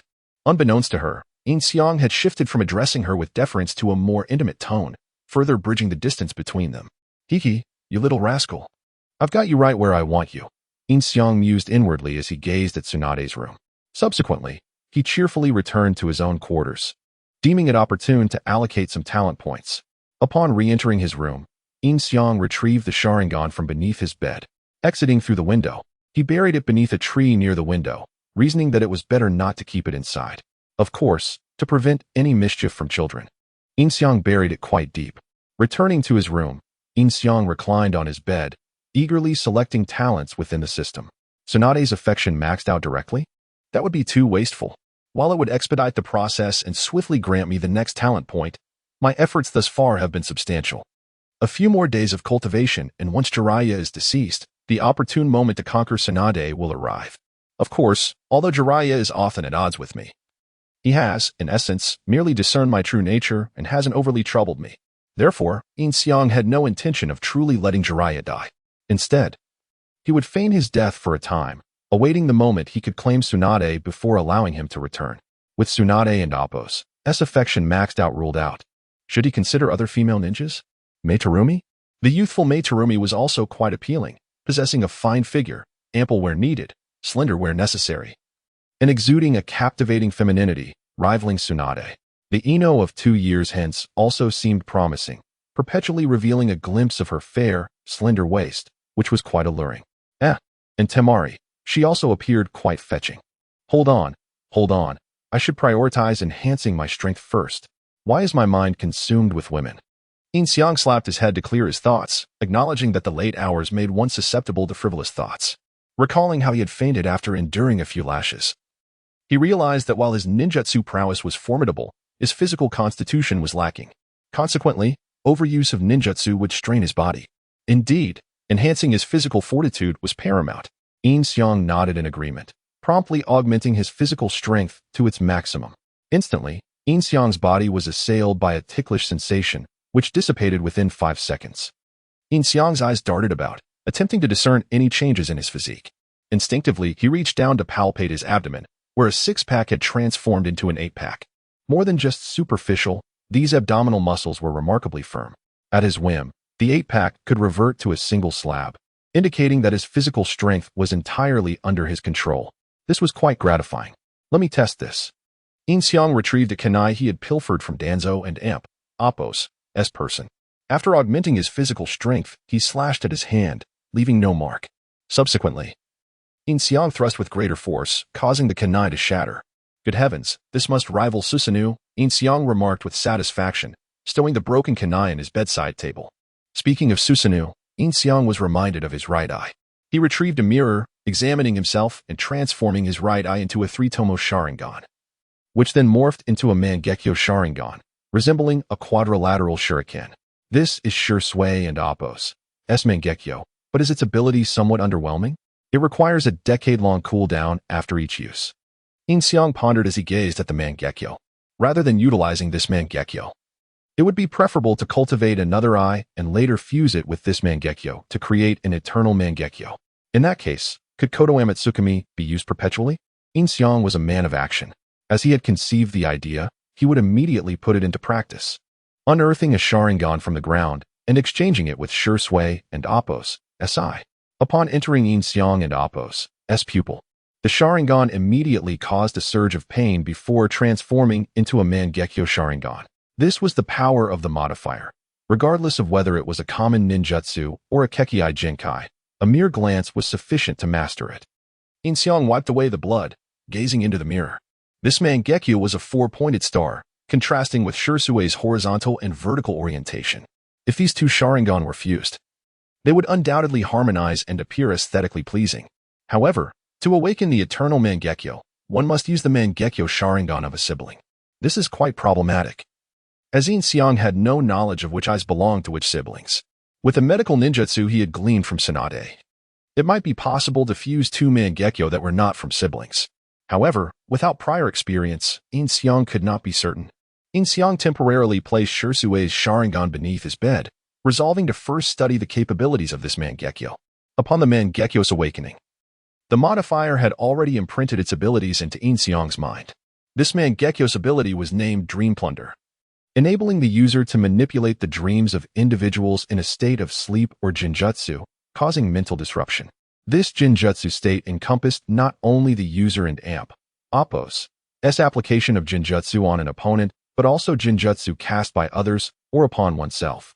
In other words, if someone were to cast jinjutsu upon Yin Xiang while he had the Sharingan equipped, the jinjutsu space would not be controlled by the caster but rather by Yin Xiang, the recipient of the jinjutsu.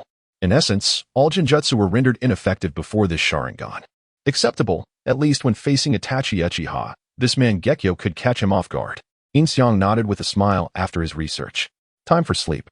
After augmenting his talents and studying the Mangekyo Sharingan, Yin Xiang noted that the hour was late. He needed to get some rest, leaving the further study of the other Sharingan for later. In future battles, Yin Xiang might wield Sharingan as weapons, switching them out during combat. Early the next morning, the sandstorm that had plagued Naruto and his companions subsided. They arrived at Sunagakure early in the morning. Upon learning of Kankuro's poisoning, Sakura volunteered to treat him, and the four promptly proceeded to the treatment room.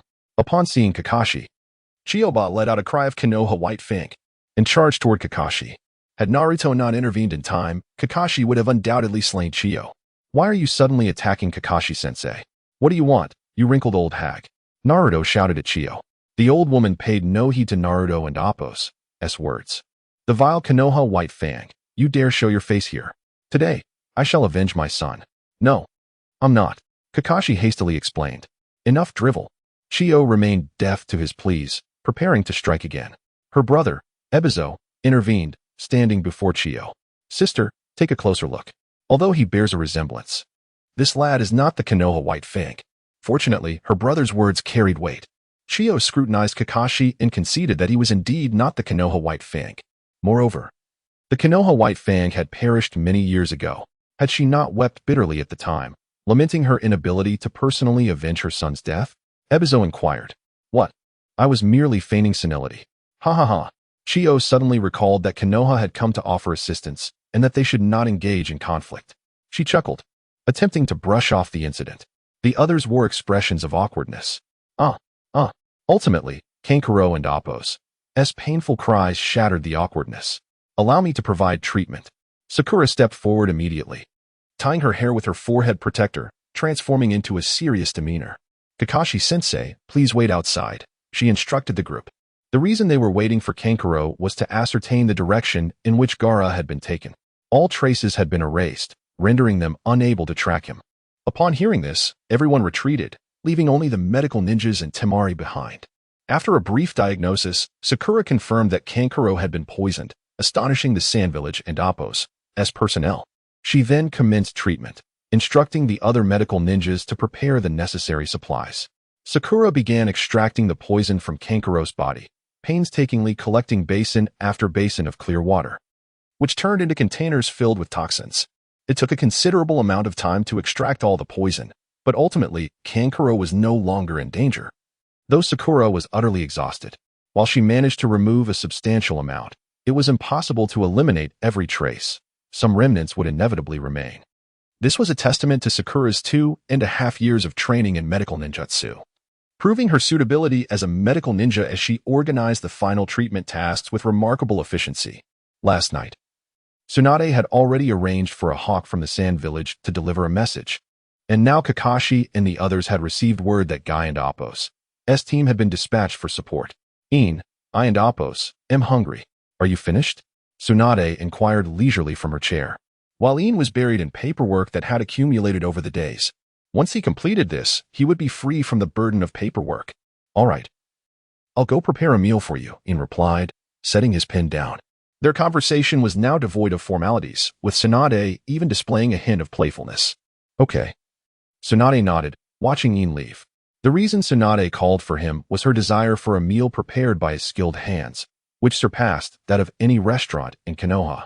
To save time, Ian had already arranged for a shadow clone to cook at home, allowing him to simply retrieve the meal. After a leisurely 30 minutes, during which he ensured the cooking time wouldn't raise Tsunade's suspicions, he returned and presented the meal to her while continuing to tackle the paperwork. Observing Ian diligently handling the documents, Tsunade glanced at her meal, wondering if she had perhaps taken advantage of him. Thank you for your hard work, she said to Ian. Oh, where's the hardship in that? Ian replied with a smile. Tsunade nodded and turned to enjoy her meal, while Ian, although unable to see her flushed face, noticed her fondness for him had reached 70%. Meanwhile, Naruto waited for Kankuro to awaken, eager for his puppets. Among them was a fragment of clothing obtained after a fierce battle with Sasori. With this piece, they could track Sasori and his allies. Summoning Jutsu. Kakashi promptly formed hand seals, summoning his Nikin. Find out where this person is, he commanded, placing the piece of clothing among the 8 ninja dogs. After confirming the scent, the dogs dispersed immediately. At that moment, the Akatsuki was absorbing the tailed beast from Gaara. Had it not been for the 3-day duration required by the Illusion Dragon 9 Seals technique, they would have long since fled, not waiting for reinforcements from Konoha. A shadow clone stationed in the Sand Village had already rested and was now peering from the rooftop where Kakashi and the others were gathered, confident in its ability to remain undetected. Pakken returned after a long night, and the following morning, Kakashi and Naruto were afforded comfortable beds, while Ian had to endure the discomfort of the ground. I wish I could master these ninjutsu quickly so I can return. This is unbearable. After informing Kakashi of the Akatsuki and Appos' location, Pakken was dispatched to rendezvous with Guy and Appos' team, leading them directly to the Akatsuki and Appos' hideout. Guy and Appos' team, composed entirely of taijutsu specialists, was undoubtedly faster than Kakashi's group. Meanwhile, Ian was still grappling with hunger. Once Kakashi's team had organized their gear, they joined forces with the Sand Ninjas to prepare for Gaara's rescue. However, Temari was intercepted by Maki, who ordered her to stay behind to guard the borders. Though she protested, it was an order from above, leaving her with no choice. Ultimately, Temari and her subordinates remained, while Chio and her team joined the mission, which was a favorable outcome given Chio and Appos' significant strength. Just as Guy and Appos' team was about to take a moment and Appos' respite, they encountered Pakken. Wait up, Guy. Huh, Pakken. Guy paused, slightly taken aback. On Kakashi and Appos' orders, we split our 8 Ninkin to track the Akatsuki and Appos' scent. We discovered they and Appos' moved to the land of rivers, which means you're the closest to them coming from Konoha to the sand, Pakken explained. I see. Lee nodded, while Tintin appeared somewhat anxious, having heard tales of the formidable enemies. Follow me. We can discuss the details as we go, Pakken continued. Just as he prepared to lead the way, he suddenly sniffed the air. Wait, there are other scents here. Oh no. Ian, hiding nearby, quickly burrowed underground to escape. He couldn't and Oppos to withstand a confrontation with Guy. What? Where? Guy and the others grew alert upon hearing this. They got away. Packen sniffed again. It could be an Akatsuki member. Let us move quickly. All right. Guy nodded, leading Lee and the others to follow Packen. Just then, a figure emerged from a nearby tree. It was Zetsu from the Akatsuki. Zetsu immediately used the shadow transmission technique to relay the information to the Akatsuki. The enemy is approaching our gathering point. The shadow transmission technique involved Akatsuki members sending out thought waves transformed from chakra, which Pain, acting as the command center, received, amplified, and projected as an illusion at specific locations. This illusion differed from ordinary images. Through Pain's relay, various techniques could be activated. Enemies? Datara inquired. And they are quite skilled. The name is Might Guy, Zetsu responded. If Ian had been present, he would have complimented Zetsu's discernment. Who is he? Pain, the Devapath, asked. As he was not well acquainted with matters outside the Rain country. A Jonin from Konoha, proficient in taijutsu, and exceptionally strong. You would do well not to underestimate him. Itachi remarked. Ah, so it's that peculiar beast, Kisame added, recalling a time when he and Itachi visited Konoha, and Kakashi fell victim to Itachi's Tsukuyami. Had Guy not intervened, Kakashi might have perished at Kisame's hands, leaving Kisame with a lasting impression. Use that technique, Pain commanded. Let me go. I've been itching to find the Jinchuriki, Haiden insisted. No, let me handle it. I have a personal score to settle with him, Kisame countered. Indeed, you, with your ample chakra, are the most suited for this task, Kakuzu affirmed. Finally, I can avenge that kick from back then, Kisame chuckled. Subsequently, Kisame and Itachi, located near the Land of Rivers, utilized the body replacement technique, which involved Pain distributing the chakra of Akatsuki members to living sacrifices to create a sophisticated copy for combat. The strength of the clone is determined by the amount of chakra allocated, enabling it to utilize the original and Oppos' abilities. However, the ninjutsu will automatically dissipate upon chakra depletion, resulting in the immediate demise of the sacrifice, a ruthless technique that drains even the sacrifice and Oppos, as chakra.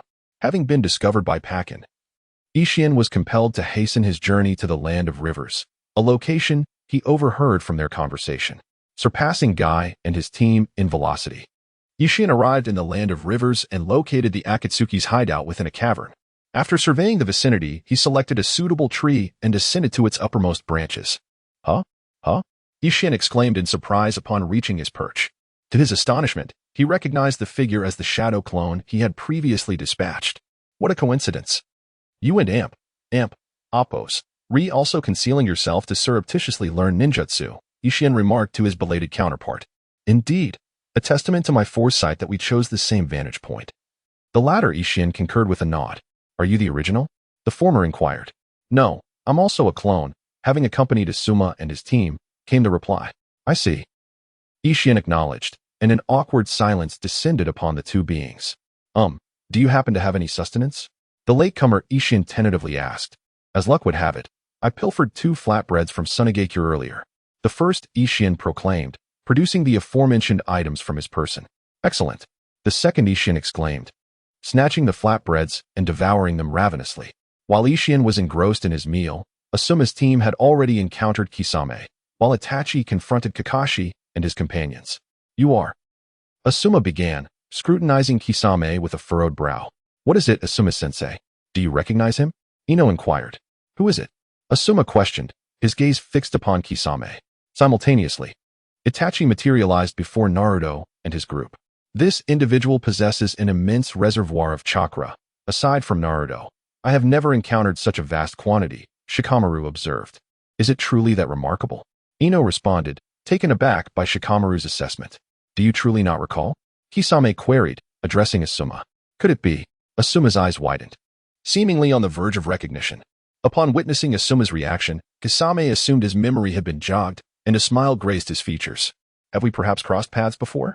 To Kisame's dismay, Asuma's subsequent inquiry extinguished his smile, leaving him in a state of growing discomfiture. After a moment of silence, Kisame offered a slight bow, preparing to engage. It seems your prodigious intellect is matched by an animalistic memory. Fear not, I shall endeavor to refresh your recollection promptly. Kisame smirked. Casting Samahata into the air, and initiating his water release, exploding water colliding wave technique. He expelled a voluminous torrent of water, resembling a tidal surge, towards Asuma and his comrades. "I shall commence my assault," Kisame declared, riding the crest of the wave. "Hey, a skirmish is underway over there. Aren't you supposed to be observing Asuma's ninjutsu? Best go take a gander," Isshin urged, noticing the substantial chakra signatures emanating from the conflict. "Ugh, how tiresome," Isshin grumbled, reluctantly finishing his flatbreads and a pair of bites before dashing towards Asuma's location. By the time Isshin arrived, Ino was already launching herself at Kisame. "Leaf whirlwind," Ino exclaimed, delivering a forceful kick that connected with Kisame and Appo's Samahata, sending him skidding backward. 8 trigrams, vacuum palm. Shikamaru followed up, directing a vacuum palm strike at Kisame, further displacing Samahata. "Take this," Choji chimed in, hurling a massive iron sphere. Kisame effortlessly intercepted the projectile, but the next instant, it detonated. Choji had affixed explosive tags and concealed weaponry. Kisame had suffered a minor setback. Dynamic entry. Asuma charged at Kisame, launching a kick that propelled him skyward. Choji and Shikamaru joined the fray, continuing their assault. But their efforts proved futile. Water clone technique. Kisame, overwhelmed by the coordinated assault, resorted to creating water clones. These clones unexpectedly ensnared Shikamaru, Ino, and Choji within water prison techniques. Well executed. Well executed. Isshin's clone, concealed amidst the trees, had already assimilated the leaf whirlwind and leaf great whirlwind techniques, as well as Shikamaru's 8 trigrams, vacuum palm. Moreover, Isshin had mastered not only the 8 trigrams, vacuum palm, but also related techniques such as the 8 trigrams 64 palms and rotation. Although lacking the Byakugan, Isshin possessed peerless medical ninjutsu. He could instantly discern the location of every chakra point on an individual, rivaling the Byakugan's capabilities. Isshin, nestled in the trees, detected chakra fluctuations, Kakashi, Naruto, and 2 unfamiliar signatures. One belonged to Chiyo, and the other, Isshin deduced, was Uchiha Itachi. "Ah," I jested, "but I too am rather occupied." Isshin sighed, setting off towards Kakashi and his companions. While the clones were embroiled in their respective affairs, Isshin was engaged in a dalliance with Tsunade. In recent days, Tsunade had grown dissatisfied with Isshin merely assisting her with administrative tasks and preparing meals. She had begun to solicit Isshin's assistance in feeding her. The impetus behind her behavior remained a mystery even to herself. She had simply entertained the notion of teasing Isshin and casually requested that he feed her. To her surprise, Isshin had unhesitatingly abandoned his paperwork and foregone his own meal to attend to her needs. Tsunade, taken aback, began to relish Isshin's ministrations. She found herself unable to explain her actions. Could it be the sensation of romance? Isshin, on the other hand, maintained an outward composure, calmly feeding Tsunade to avoid any embarrassment. Inwardly, however, he was ecstatic. Tsunade's affection for him had reached 80%, and all within a matter of days. "Indeed, my skills of seduction remain unparalleled," Isshin exclaimed inwardly. "I wonder how Naruto and the others are faring," Isshin remarked between bites. "Presumably, they are already engaged in combat with the Akatsuki," Tsunade mused. And indeed, the battle was fierce. Kisame was a veritable ninjutsu automaton, effortlessly conjuring a massive waterfall with a single hand seal. The entire desert had been transformed into a lake, rendering Asuma and his team unable to approach. Itachi and Kakashi were locked in a stalemate, with Kakashi instructing Naruto and his comrades on how to counter Itachi, emphasizing the importance of avoiding eye contact. Itachi did not intervene, as he relied on more than just Jinjutsu. His intention was merely to impede their progress. As instructed by the Akatsuki. "Well executed. Well executed," Isshin exclaimed, observing the battle between Kisame and Asuma and Appo's team, diligently recording their techniques with great enthusiasm. "Engage. Engage," Isshin urged, observing that Itachi and the others were merely conversing, growing increasingly impatient. He also realized that it was not the real Itachi, but rather the transformation skill. Isshin had also learned this technique, but it was of little use to him, since each of his clones possessed all of his own strength. Water release, water shark bullet technique. Kisame formed hand seals and slammed his hand on the ground, creating a vortex of water from which a shark emerged, lunging towards Asuma. Kisame and Appo's chakra reserves were truly vast. Bang! Asuma clenched his fist and struck the water shark bullet, dispersing it. He continued his assault on Kisame. But Kisame seized the opportunity to create a water clone, blocking Shikamaru and the others. The 8 gates of Duinjia. The 6th gate, the gate of view, open. A tremendous surge of chakra erupted from Kai, lifting the surrounding water high into the air. Kai was now fully committed. And it was during this moment that Niji and the others managed to defeat Kisame's water clone.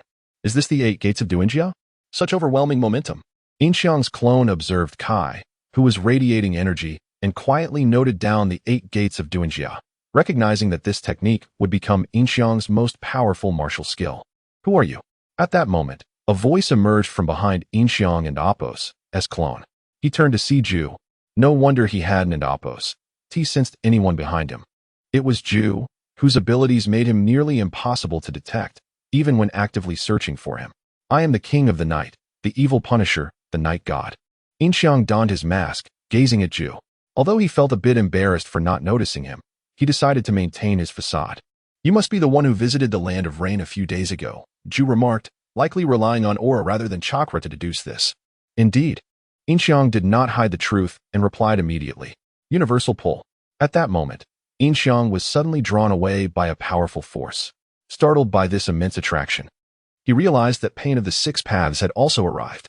Pain and Apos' purpose for coming here was precisely Yin Xiang, having tracked Kai and the others. While Ju had already reported Yin Xiang and Apos' presence to Pain, who opted to take action personally. Of course, the figure before Yin Xiang was also Pain, utilizing the technique of the transmigration. Fire release, Great Fireball technique. As Yin Xiang was pulled closer, he quickly unleashed the Great Fireball technique. Without hand signs? Pain observed this and immediately countered with Shinra Tensei, sending both Yin Xiang and the fireball flying away. Yin Xiang rolled mid-air, regaining his footing as he landed smoothly on the ground. Water release, Great Waterfall technique. Yin Xiang swiftly extended 2 fingers, summoning a massive torrent of water towards Pain. What? Ju and Apos' eyes widened in shock. Its power surpasses even Kisame and Apos' jutsu. Who is this person? Boom. An enormous wave surged towards Pain. While surprised, Pain used Shinra Tensei to deflect the water to either side, standing safely in the middle. Just as Yin Xiang appeared right before him, Pain's pupils dilated as Yin Xiang extended his left hand, exclaiming, Shinra Tensei. Boom. A colossal repulsive force erupted from Yin Xiang, sending Pain crashing into a nearby tree. That was Pain and Apos' jutsu. Ju was utterly perplexed. What is going on with this night god? Yin Xiang and Apos, as Shinra Tensei was and Apos, the authentic technique. As he lacked the Rinnegan to use it in its true form, what he had just executed was a chakra shockwave resulting from unleashing his chakra without restraint. However, he was unable to perform universal pull. Pain, are you alright? Ju turned back to Pain, who had risen from the ground, his expression devoid of emotion, a mere puppet. Who exactly are you? Pain approached Yin Xiang, scrutinizing him closely. The night god, Yin Xiang replied. At that moment, the true puppet master, Nagato, was sweating profusely, bewildered by this individual who, despite lacking the Rinnegan, could wield its powers. Konoha, Great Whirlwind. Seeing Pain in a daze, Yin Xiang instantly teleported in front of him.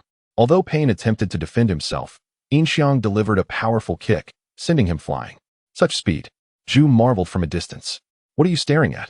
Yin Xiang reappeared before Ju, delivering a kick that uprooted him from the ground. How fast? Nagato, observing from a machine in a room, was astonished, just as he attempted to command Pain to rise. However, Yin Xiang denied him that opportunity, seizing Pain and Apos' head in his grasp. Initially intending to extract the Rinnegan, Yin Xiang reconsidered. After all, this body was merely a puppet, and the Rinnegan was no exception. Realizing this, he exerted force, crushing Pain's head and releasing a mist of blood, as the body gradually morphed into another form. Yin Xiang turned to deal with Ju, but he had already burrowed underground to escape. You've delayed my study of ninjutsu. Yin Xiang kicked the corpse before hastily returning to the battlefield where Kai and Kisame were engaged. In an instant, he had eliminated Pain. Nagato was astounded by the night god's strength. Although that body was a mere puppet, it could still exhibit a portion of his true power. To dispatch it so effortlessly suggested that even his real body would struggle against the night god. It seems we have encountered a formidable opponent. Before the Outer Path statue, Pain addressed the assembled members of Akatsuki, standing atop its fingers, As the absorption of Gaara and Apos, S-tailed beast was nearing its final phase. When Yin Xiang returned, Kai had already opened the sixth gate of Duanjia, his overwhelming energy shattering the water created by Kisame. Meanwhile, Niji and his companions were trapped in Kisame and Apos' water prison technique. Seizing the opportunity, Niji unleashed the 8 trigrams 64 palms to break the prison, rescuing Tintin and Li. Kai and Apos' energy erupted into several water columns, instantly confronting Kisame, who, sensing the impending danger, made a hasty retreat. Kai immediately pursued him. The battle involving Itachi had already commenced. Initially, Itachi employed his Jinjutsu. Although Kakashi had warned them against looking into Itachi's eyes, Itachi cast his Jinjutsu on Naruto with just a single finger. Wow, his prestige is off the charts. I've learned so much, Yin Xiang exclaimed from a distance, admiring the finesse of the technique. After falling victim to Itachi's Jinjutsu, Naruto suddenly went berserk, unleashing a Rasengan in an empty area. Finally, Yin Xiang witnessed the jutsu he had longed to see. After mentally recording the Rasengan, Yin Xiang attempted to use it, infusing it with wind chakra, transforming it into a Rasen Shuriken. He quickly withdrew the Rasen Shuriken, aware that continuing would draw their attention. Noticing that Naruto was trapped in Genjutsu, Sakura and Chio swiftly restrained him, injecting chakra to disrupt Itachi's illusion. Although the process took only a few seconds, it felt like an eternity to Naruto within the Genjutsu. Kakashi then launched an attack at Itachi with Earth Release, double suicide decapitation technique. Itachi leaped to evade, and in the next moment, he formed 6-hand seals and unleashed Fire Release, Phoenix Fire technique at Kakashi. After Kakashi dodged, Itachi instantly formed seals again, sending a great fireball towards Naruto and the others. After evading the great fireball, Kakashi unleashed the S-rank technique, Raikiri, a jutsu that remained ambiguous in its relation to Chidori. Yin Xiang was unconcerned with the details. He was simply thrilled to have learned it. Kakashi propelled himself towards Itachi with Raikiri, yet Itachi effortlessly leapt high, completely avoiding the attack. Seizing the opportunity, Naruto unleashed a Rasengan at the airborne Itachi, who showed no intention of dodging, allowing Naruto to strike. However, as the smoke cleared, it became evident that Itachi had emerged unscathed, prompting Naruto to retreat into the woods. The shadow clone that was just struck down was still Itachi's. They were completely unaware of when he had formed the seals. At that moment, Kakashi employed the mist concealment technique, attempting to evade Itachi's Genjutsu. Can we put an end to this child's game of hide and seek, Kakashi? Itachi remarked calmly. Damn it, he got me again, Yin Xiang thought to himself, silently giving a thumbs up. When it came to showmanship, the Uchiha clan truly excelled. Meanwhile, on Guy's side, he unleashed a powerful attack akin to a peacock, unleashing countless fiery fists that struck Kisame and Apos' face, knocking him to the ground. Moments later, the water below vanished entirely, indicating that the user had been defeated. As expected of the esteemed Guy, Yin Xiang thought, giving a quiet thumbs up. Returning to Tsunade and Apos' side, she had finished her meal and Yin Xiang had completed all the accumulated paperwork. From now on, as long as Tsunade fulfilled her duties on time, there would be no more backlogs. By the way, all Root members have returned. I intend to have you manage Root. What do you think? Tsunade said to Yin Xiang, who was stretching lazily. Is that really appropriate? Yin Xiang stammered. After all, Root is a significant force in Konoha. As an outsider, I don't think I'm fit for it. What is inappropriate? You are my secretary, directly under my command. It is only reasonable for you to manage Root. Tsunade replied with a smile. Only yours? Yin Xiang caught on to that phrase, though they were not quite on the same wavelength. Right? Tsunade nodded, then paused, realizing something. Well, look at you. Now you're bold enough to tease me, she said, her face flushing. Where did that come from? I didn't mean it. Yin Xiang quickly feigned ignorance. Enough with the banter. Now, let us go meet the members of Root, Tsunade said, standing up and heading out. All right, Yin Xiang nodded, promptly following her. After this, I will teach you some chakra refinement techniques. For now, just start practicing ninjutsu gradually, Tsunade instructed as they made their way to Root. Does that mean I should start calling you and Apos, Master and Apos? Yin Xiang joked. Sure, Tsunade chuckled in response. Upon arriving at Root, the entire organization was completely concealed. All the members, clad in masks and black cloaks, awaited in the training ground, kneeling collectively upon Tsunade's arrival. Are these all the members? Tsunade inquired, standing before the gathered ANBU. Yes, replied the leader of the ANBU. After Danzo and Appo's departure, this individual held the highest authority in the organization, which was none other than Oil Girl Torian. There are a total of 120 members. 120 Ambu ninjas? Truly impressive, Yin Xiang mused internally. Having 120 Ambu was akin to possessing 120 special Jonin or even Jonin, including elite Jonin, a formidable force indeed. From today onward, the title of Root is abolished. You all will be designated as Ambu divisions, under Yin Xiang's command, Tsunade declared, gesturing towards Yin Xiang. Understood. Most Ambu members responded immediately, though a few remained unconvinced. Lady Tsunade, if I may speak frankly, this person lacks even the chakra fluctuations. How could he lead the Ambu? Torian said to Tsunade. Indeed, Lady Tsunade, added Yamashiro Aoi, both showing open disdain for Yin Xiang, which stirred a murderous intent within him, placing both on his death list. Huh. Are these the Root ninjas under Danzo? Refusing to obey orders? Tsunade's expression darkened as she looked down at the kneeling Toryun and Aoi. And no, that's not it. Toryun quickly stammered. But this person is not even from our village. In this village, who holds authority, you or I? Tsunade asked Toryun. It is naturally you. Toryun replied instantly. Then, is Yin Xiang not a member of Konoha? Whose word carries weight, yours or mine? Tsunade continued. Yours, Toryun answered. So, do I command you to obey Yin Xiang? And is there any doubt remaining? No. Toryun responded immediately. Well, don't be so fierce. Yin Xiang whispered behind Tsunade, audible only to her. Tsunade relaxed and turned back, saying, this is to give you some leverage. After returning, practice your ninjutsu diligently. Don't embarrass me. Rest assured, I will put in the effort, Yin Xiang nodded. Now, let Yin Xiang issue your first command, Tsunade announced, turning to the crowd. Well, go home and spend time with your families. Starting tomorrow, we will begin organizing our divisions, Yin Xiang instructed the members. Families? The ANBU members exchanged glances, murmuring among themselves, and the atmosphere grew noisy. Most of them had no families, having been raised by Danzo to become members of Root. Toryun remarked to Yin Xiang. How can there be no family? Yin Xiang laughed. How can you have no family? You have spent so much time together. Could it be solely a superior-subordinate relationship? Surely. You have formed bonds that could be deemed familial? He addressed the ANBU members. One could not deny that Yin Xiang's words awakened them from their stupor. They had previously been consumed by thoughts of obedience, never contemplating personal feelings. Now, with a new leader, perhaps this wasn't so bad? I and Appo's, LL reiterate. Yin Xiang adopted a serious demeanor, addressing the crowd with gravity. I am Yin Xiang. From today onward, I am your new leader. While ninjas must obey orders, they are also human and should not forsake their emotions. From now on, you are no longer mere killing machines. Now, remove your Yambu attire and go drink, eat, gather, and relax. Do you understand? Yin Xiang proclaimed, channeling the authoritative presence of a former Special Forces instructor. Understood. The ANBU members replied. Who would have thought he has such a commanding presence when serious? Tsunade thought to herself, watching him like a proud spouse. Dismissed. Yin Xiang commanded. And the 120 members immediately dispersed. Not bad at all.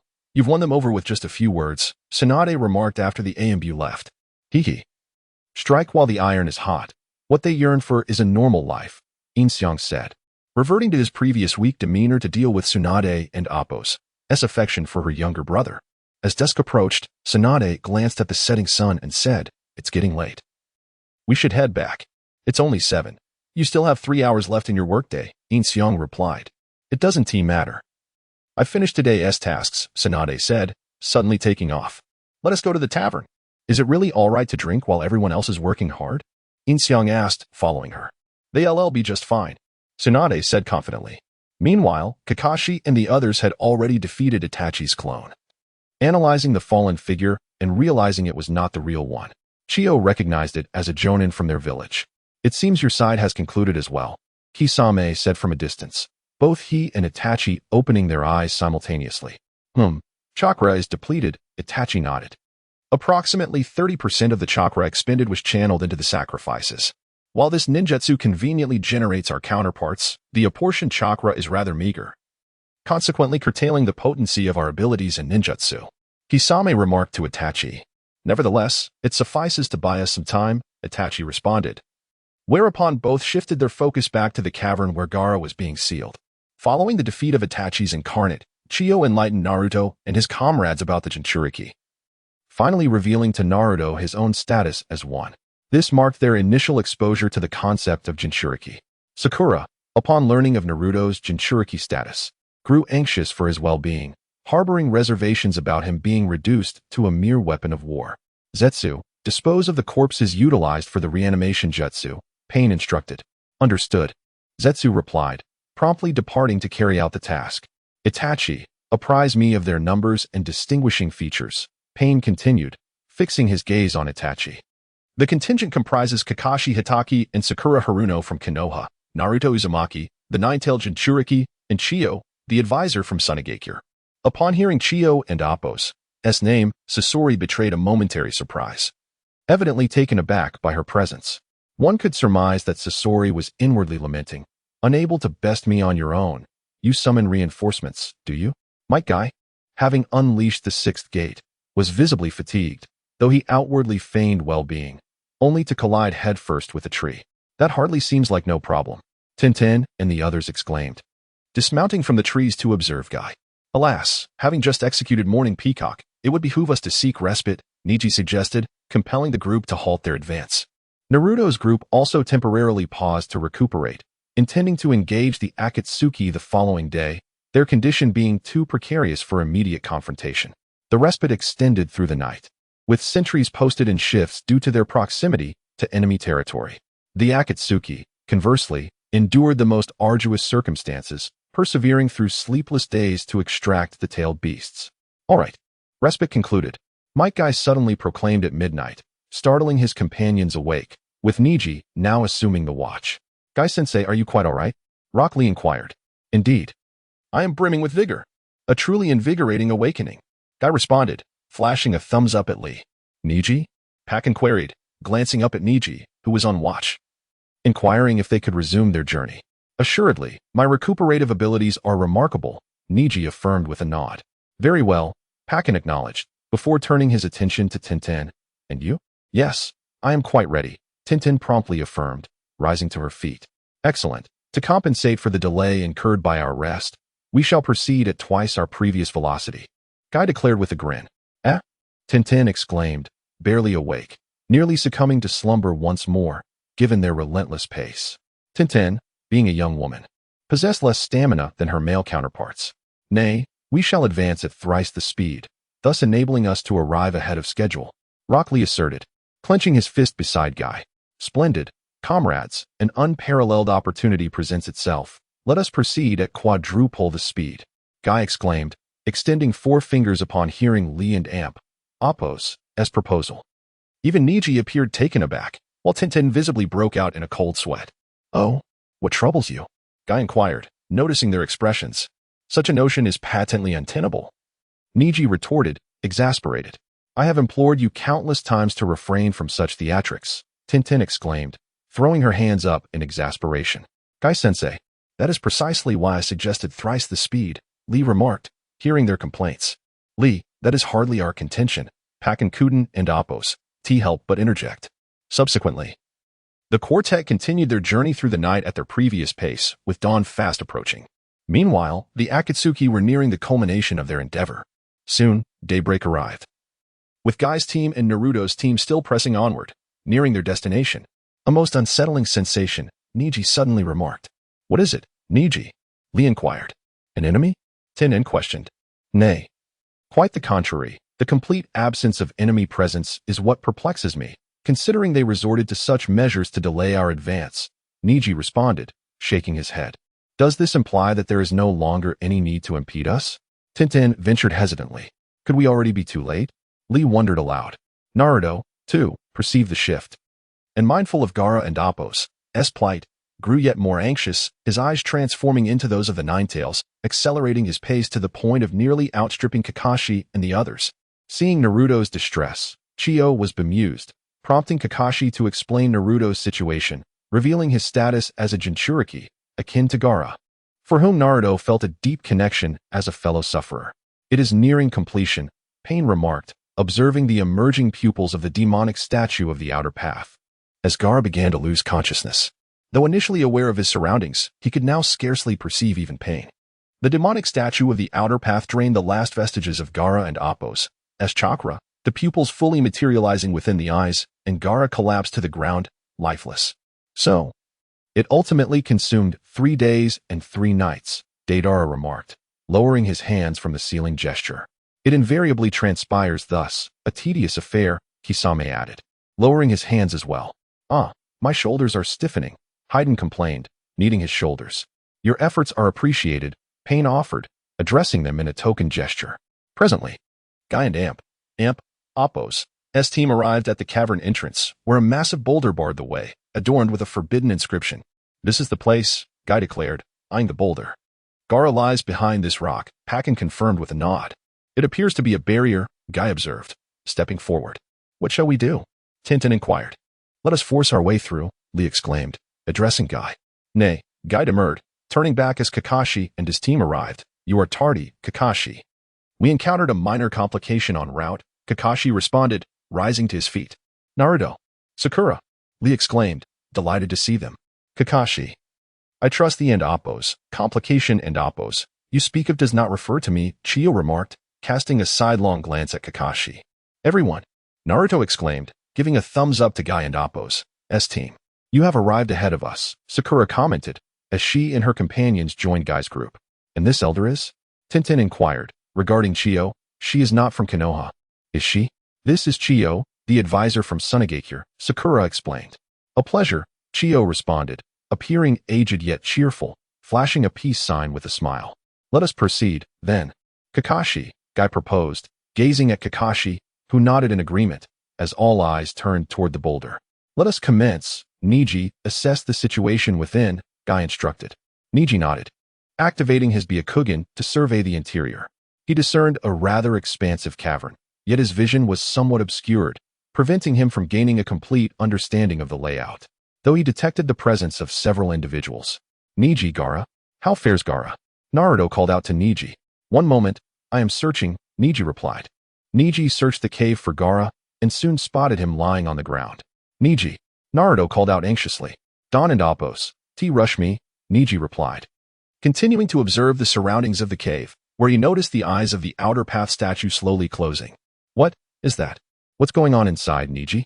Naruto asked, shaking Niji's body in urgency. Let go of me, Niji said, prompting Naruto to release his grip. What did you see, Niji? Sakura inquired. It's beyond words, Niji replied, his gaze lowered as he recalled the immense entity he had just witnessed. So we must verify it ourselves, Lee remarked, gazing at the rock. That simplifies things, Guy patted Lee on the shoulder, then rolled away a great distance before charging forward and striking the rock with a punch. Only to find it unscathed. A barrier, I see. Things are getting lively outside, Pain observed, sensing the disturbance in the barrier. Looks like reinforcements have arrived. Kisame said, crossing his arms. Which reinforcements? Are they the ones you delayed, Kisame? Or? Deidara questioned. So they have all arrived. Zetsu remarked after assessing the external situation. What a coincidence, but, unfortunately, they are slightly late. I heard there is another Jinchuriki. Kiki, don't blame me. Itachi, Sasori chuckled from the side, apologizing to Itachi for attempting to seize his target. Outside, Guy returned to the team with a sense of helplessness. What now? Lee asked. Seeing that Guy's attack had no effect. First, we must dispel this barrier, Lee, Guy stated. How do we do that? Tintin queried. We need to understand the nature of this barrier, Sakura said, looking at the rock. Indeed, Guy nodded, turning his attention to the rock. So, we must first ascertain the type of barrier, right, Kakashi? What do you think? Chiyo spoke beside Kakashi. It is likely a 5-seal barrier, Kakashi replied. Agreed, Chiyo nodded. 5-seal barrier? Naruto asked, puzzled. A 5-seal barrier is formed by placing forbidden seals at 5 different locations. In addition to this seal before us, there are 4 others that must be simultaneously removed to break the barrier, Kakashi explained. They must be removed at the same time? Sakura asked Kakashi. Exactly. If we cannot remove all 5 simultaneously, the barrier will remain intact. This is the first seal, Kakashi affirmed. At this moment, the 2 Yin teams also reported in. How is it on your end? Yin Team 1 inquired of Yin Team 2. I've learned an incredible ninjutsu, the 8 gates. Yin Team 2 exclaimed excitedly. Really? Yin Team 1 responded joyfully. Mastering the 8 gates was indeed exhilarating. What about you? I've learned Chidori and Rasengan, but more importantly, Itachi and I have perfected an impressive technique. Just thinking about using Itachi's lines in the future excites me. The real body should be pleased as well. Both Yin members chuckled, giving a thumbs up. But there are still 4 seals left, Guy said, looking up at the seal paper. So where are the other 4? Naruto asked Kakashi, who shook his head and then turned to Neji. Neji. Understood, Neji nodded, activating his Byakugan to search for the surrounding seals. After a thorough examination, Neji located the positions of the seals. I found them, Neji announced. Where? Naruto asked urgently. The second seal is on a rock about 500 meters northeast from here. The third is on a tree trunk along the riverbank, approximately 350 meters southeast. The fourth is on a cliff about 650 meters northwest. And the last is in a forest about 800 meters southwest, Neji detailed. Meanwhile, the Yin team began strategizing for the Umbu members, starting with the need to clear their new division. The new division was located in a cave behind the Hokage Rock, a rarely visited area with ample space. Ideal for establishing an Umbu base. From today on, our organization will be codenamed Shadows. Unlike before, when we were directly under Danzo's command, we must also heed Lady Tsunade's orders. Our primary mission is to protect the Hokage. Our secondary task is to ensure our own safety, and only then do we execute missions. Understood? Yin stated to the group. Understood, they replied. The night before, they had accepted Yin's suggestion to drink and celebrate, suddenly realizing that life was not merely about killing and following orders. There were many beautiful aspects to life. They had never seen their teammates before, and they were surprisingly attractive. Suddenly, they felt life had meaning. All right. Our task today is to quickly excavate our division. Yin instructed the group. Although the cave was usable, it was too small to function as living quarters, necessitating further excavation. Upon receiving their orders, the Shadow members immediately began working, and with over 100 ninjas digging, the speed was remarkably swift. Without Yin's company, Tsunade felt somewhat lonely. How could it be so boring without Yin around? She thought, resting her head on the desk beside the completed paperwork for the day. In recent days, Yin's playful presence had significantly lifted her spirits. She no longer needed to worry about administrative matters. Even meals were taken care of. Now that Yin was absent, she felt a void in her heart. I should go find him, Tsunade resolved, standing up and grabbing her coat before exiting her office. Utterly unaware that her actions were a symptom of longing. When she arrived, the Shadows were diligently digging, while Yin sat nearby yawning. Without Tsunade to tease him, he too felt a bit bored. Yin, Tsunade called out upon seeing him, her voice betraying her uncontainable joy. Hey, what brings you here? Yin asked, immediately rising to greet her, noticing Tsunade and Appo's happiness in that moment. His favorability increased slightly, now at 85%. Let us see how things are going on your end, Tsunade said, feigning indifference as she looked at the cave. However, Yin could not be fooled. I thought you might be missing me, Lady Tsunade, he teased. What are you talking about? Tsunade lightly punched his arm, a gesture that signified his elevated status in her eyes compared to Jiraiya. All right, I won't say anything more. You must be hungry. I and Appo's cook for you when we get back, Yin said with a chuckle, his words reflecting genuine concern. Just then, Tsunade and Appo's stomach grumbled, causing her face to flush, rendering her unable to respond. Haha, then let us go grocery shopping together. Tell me what you want to eat, Yin suggested. Oil woman, Toki. Tsunade called back to the cave. Here. Toki promptly appeared before Yin, following Yin's advice from the previous night. He had returned to the Oil Woman clan and Appo's base to see his family, who were exceedingly delighted and surprised to see him back. This moment opened a new realm for Oil Girl Tsuya, revealing the profound significance of family. Consequently, he began to reassess his perception of Yin Xiang. Despite the latter's apparent lack of ability, I will step out with Lady Tsunade for a moment. Please manage things here until I return. If everything is arranged according to my design before I come back, kindly move in the furnishings and set them up, he instructed. Understood, Oil Girl Tsuya nodded in agreement.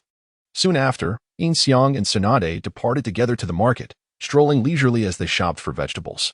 Yin Xiang, walking ahead and selecting produce, inadvertently evoked a sense of tranquil contentment in Tsunade. Although this boy, lacked any ninjutsu, he exuded an aura of protection and self-reliance that reassured her. Had Yin Xiang been aware of Tsunade's thoughts, he would surely have dismissed them as mere illusions. After their shopping expedition, Yin Xiang realized that Tsunade's fondness for him had reached an astonishing 87%. Perplexed, he pondered what actions might have stirred such feelings within her.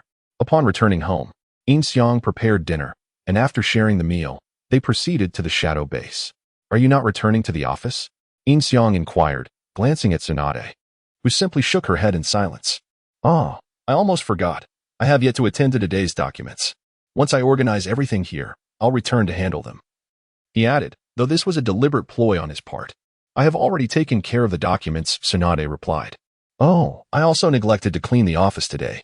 I will do that shortly. I have already tidied up, Tsunade countered, shaking her head again. Then, you must simply wish to keep me company? Yin Xiang suggested playfully. Eh? Of course not.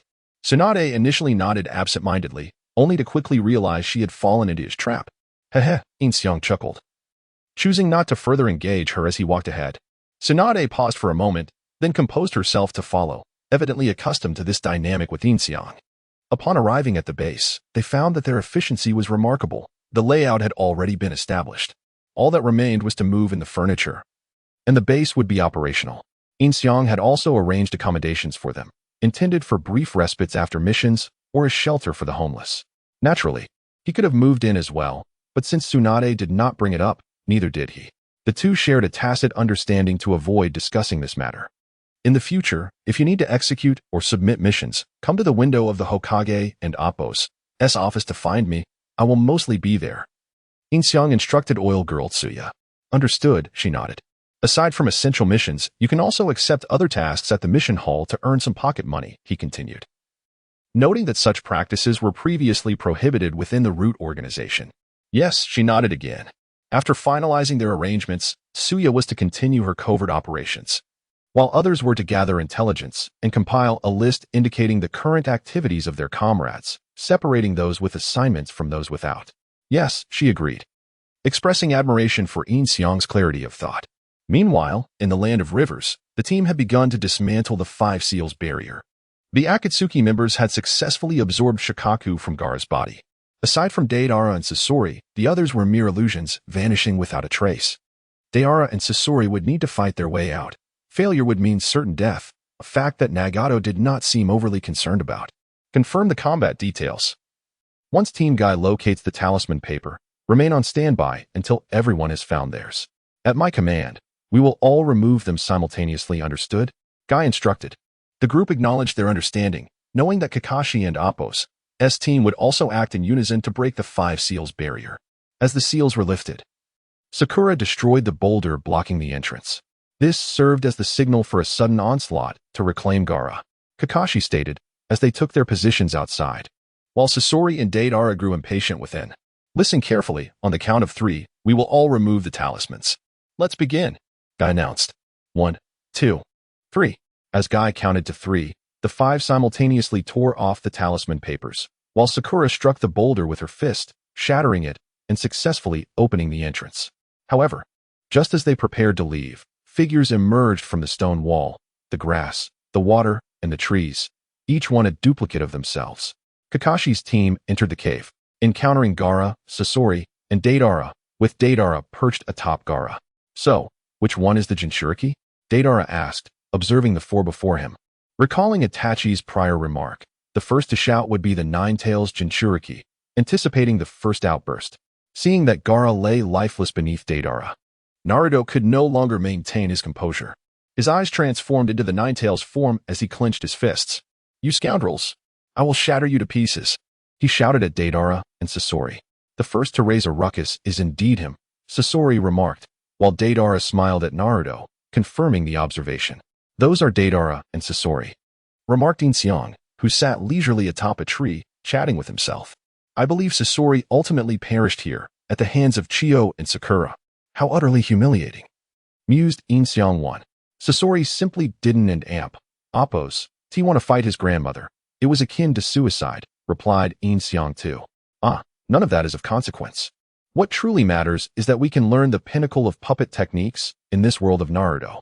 I will study the art of puppetry, while you pursue Deidara with Kakashi and the others, Yin Xiang 1 declared. Why must I chase him? Am I not suffering enough? Yin Xiang 2 protested. Very well then, let us decide this like men, Yin Xiang 1 proclaimed. All right. Yin Xiang 2 rolled up his sleeves, and they both threw punches into the air. Rock. Paper, scissors. Darn it. Yin Xiang 1 retracted his scissors. I lost. I accept my fate. I shall pursue him, as expected of me. A man of my word. Yin Xiang too patted his shoulder with a grin. At that moment, a shout rang out. You bastards, stop right there. Deidara, riding a giant bird, soared away from the cave with Gaara in tow, prompting Naruto to give chase immediately. Sakura, Granny Chiyo, I leave this scoundrel to you. Kakashi called out as he dashed after them, stopping midway to address Sakura and Chiyo. Understood, Sakura nodded. Hurry along, loser. Yin Xiang too patted Yin Xiang one's shoulder. TCH. Yin Xiang one reluctantly gave chase. Gaara, I will save you. Naruto yelled, leaping from a pillar to strike Deidara. Deidara launched a clay projectile at Naruto, exploding upon impact and sending him crashing into the boulder. In that fleeting moment, Yin Xiang grasped the intricacies of Deidara's clay technique, swiftly mastering the art. He even took the time to extract clay from the wall, quickly accumulating a substantial amount. On the side of Yin Xiang number 1, the battle between Sakura, Chiyo, and Sasori had commenced. Chiyo was the first to strike, using her kunai to tear through Sasori's garment, revealing his body. Was this the famed puppet, Hiryuho? Meanwhile, Yin Xiang number 1 had stealthily infiltrated the cave, concealing himself in a shadowy corner. The moment Sasori showcased his Hiryuho, Yin Xiang grasped the techniques of its creation and manipulation. His aptitude for learning was truly remarkable, especially since he had allocated his initial talent point to it. Meanwhile, Kakashi and Naruto began their pursuit of Deidara. To contend with Deidara, Kakashi activated his Sharingan, though the airborne adversary posed a significant challenge for them. The scene was dominated by Deidara's explosive antics, lacking the excitement present in Yin Xiang's skirmish. The Hiryuho unleashed a barrage of kunai and shuriken, all laced with poison, which Sakura and Chiyo deftly evaded.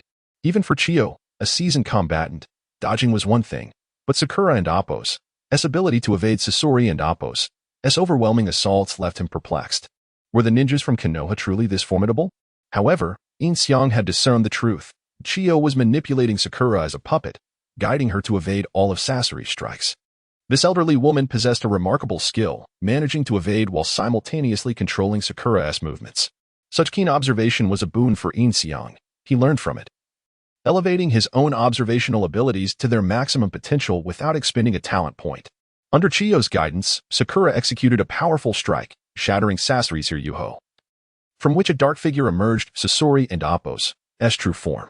You finally made your appearance, Chiyo remarked, after traveling so far to glimpse your grandson. I never expected it to come to this. Can't we reminisce after 20 long years?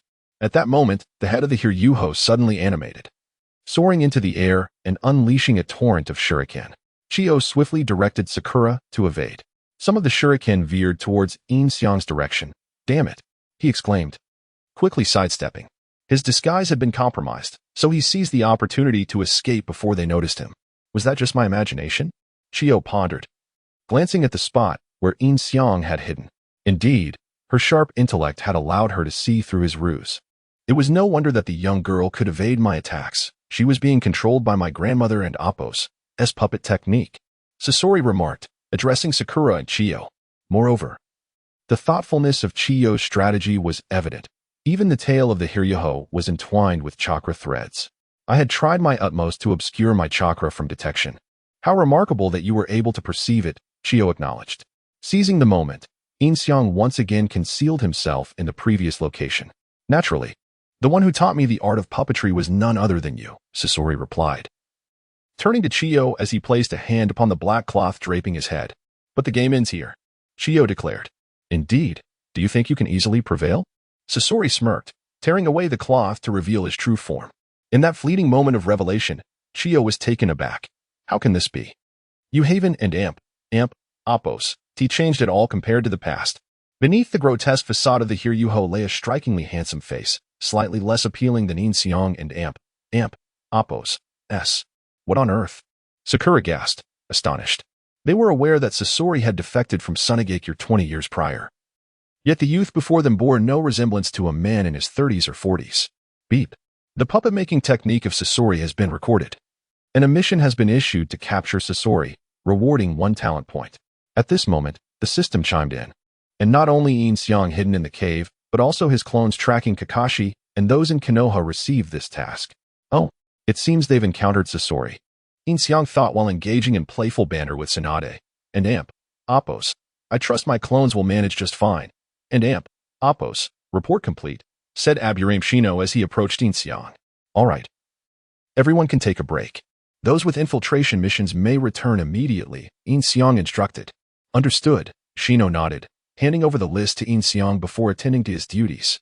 Capturing Sasori is indeed a challenging task. It seems I and Oppos LL have to resort to more direct methods. After receiving the mission, Yin Xiang contemplated the fact that Sasori and Oppos' true essence was reduced to merely a heart. He understood that as long as he could abscond with Sasori's heart before Chiyo and Sakura realized, the task would be feasible. The challenge did not lie in rescuing Sasori, but rather in subduing him. Would he even listen to me? Meanwhile, Sasori summoned a scroll, from which emerged a puppet crafted from the body of the third Kazekage, sealed away. Although Yin Xiang instantly comprehended the method to create a puppet of the third Kazekage, it required an appropriate corpse.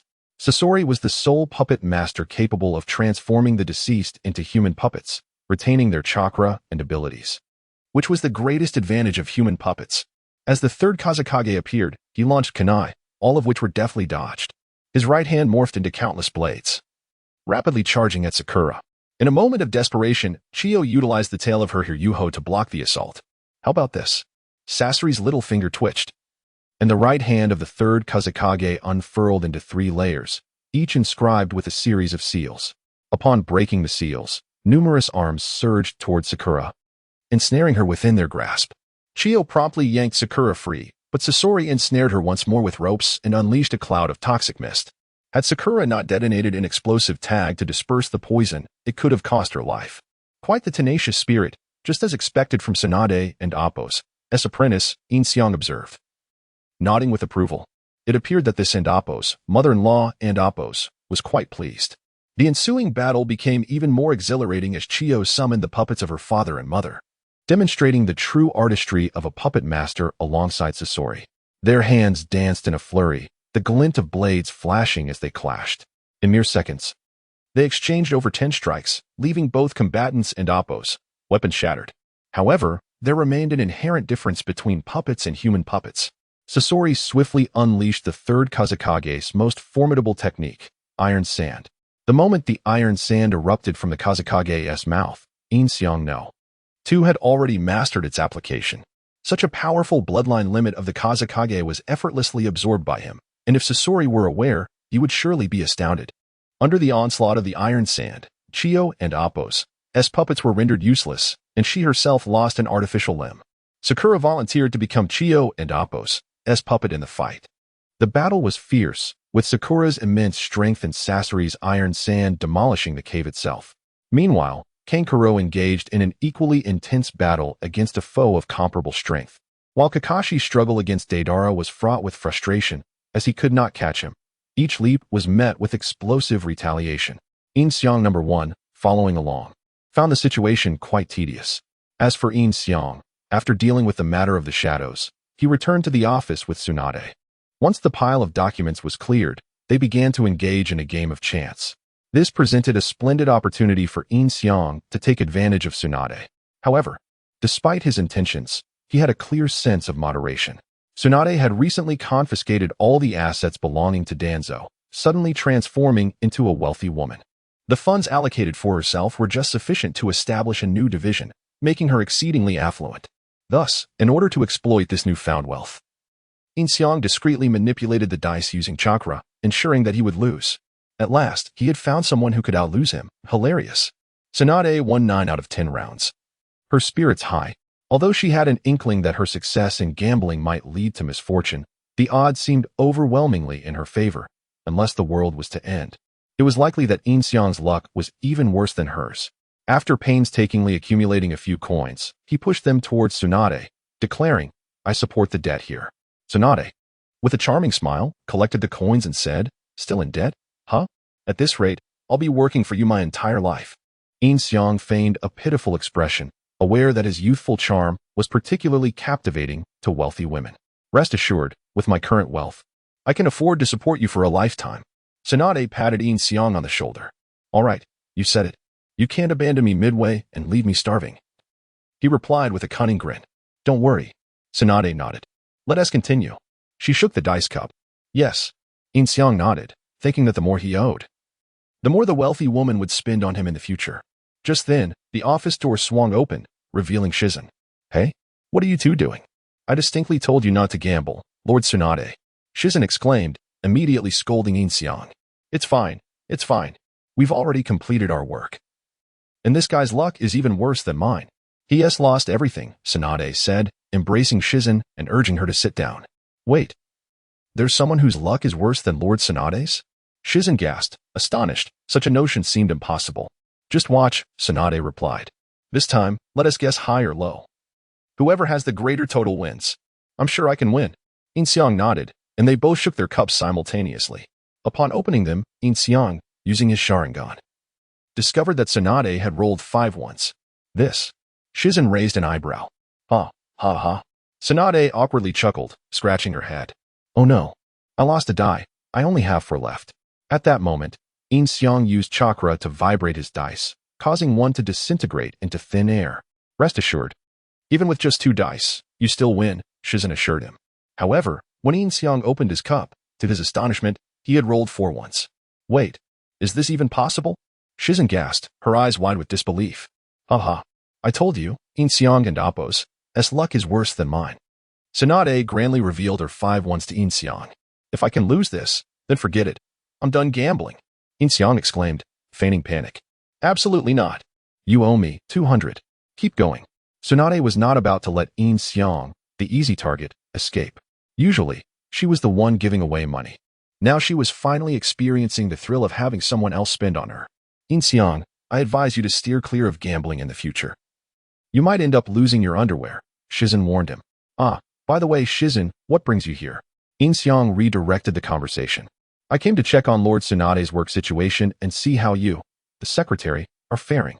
I didn't expect Lord Tsunade to have completed such a mountain of paperwork, Shizen replied. Those were all handled by Yin Xiang, and each arrangement is meticulous. I've reviewed everything, Tsunade said to Shizen. So you can rest easy with Yin Xiang here. Is he really that capable? Shizen marveled. It was impressive that Yin Xiang could independently manage documents and earn the approval of both Tsunade and the daimyo in such a short time. What a treasure he must be. Well, now that I see everything is fine with Lord Tsunade, I can relax, Shizen nodded, cradling a small piglet. Is that piglet meant to be raised for food? Yin Xiang inquired, pointing at the piglet. The creature widened its eyes and struggled in Shizen's arms, as if trying to flee from the man who had uttered such predatory words. It's all right, Shizen comforted the pig, stroking its head. He.S. just joking. Can it understand what I'm saying? Is it a summoning beast? Yin Xiang asked, intrigued. It's just an ordinary pet pig. Not raised for consumption, Tsunade clarified, also patting the pig and Appo's head. Although it was Tsunade and Appo's pet, Shizen usually took care of it. I see. It looks quite intelligent. With potential to be a summoning beast, Yin Xiang pondered, contemplating whether he should acquire a summoning creature for himself. After capturing Scorpion, I could turn him into a summoning beast. Yin Xiang fantasized, imagining calling forth a handsome figure when others summoned beasts. Then having that figure summon countless puppets. What a delightful thought.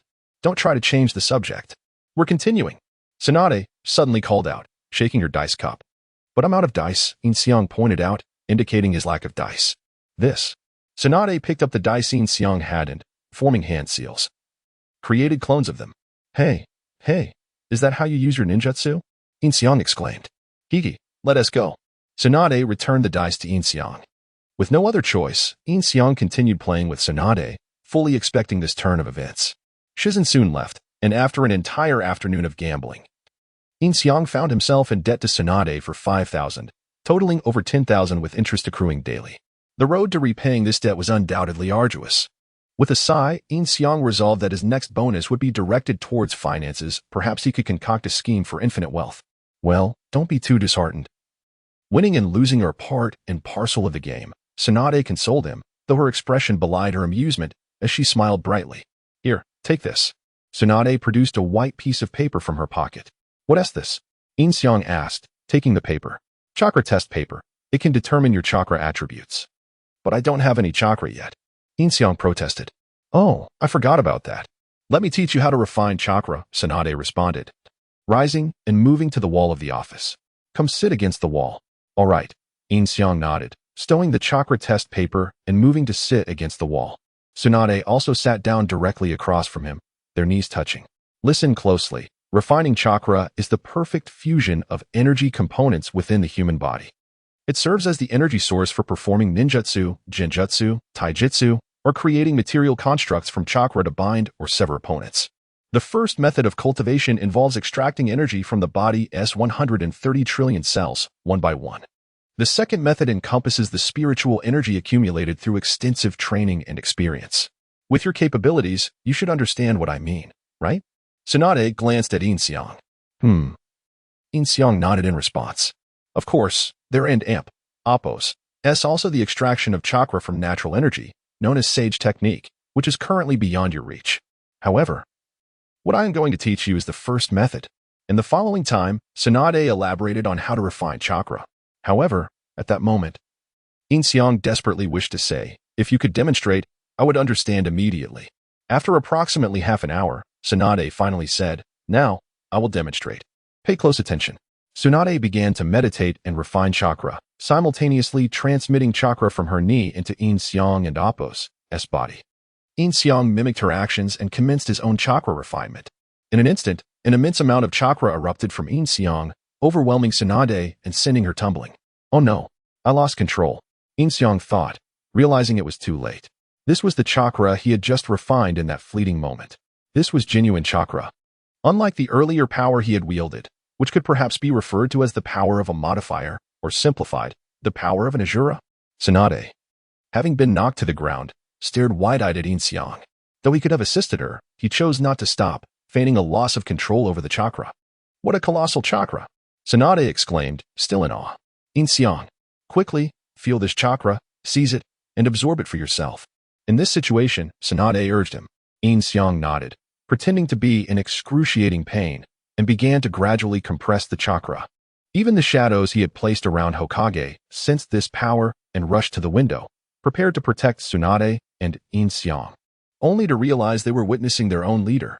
This chakra is tremendous. It seems we truly underestimated our leader, Oil Woman Kuramaki remarked. This chakra is comparable to that of an elite Genin. Is this really his first time extracting chakra? Mountain Wind pondered. Under Yin Xiang's control, the leaking chakra slowly flowed into his body. After a brief meditation, he finally opened his eyes 5 minutes later.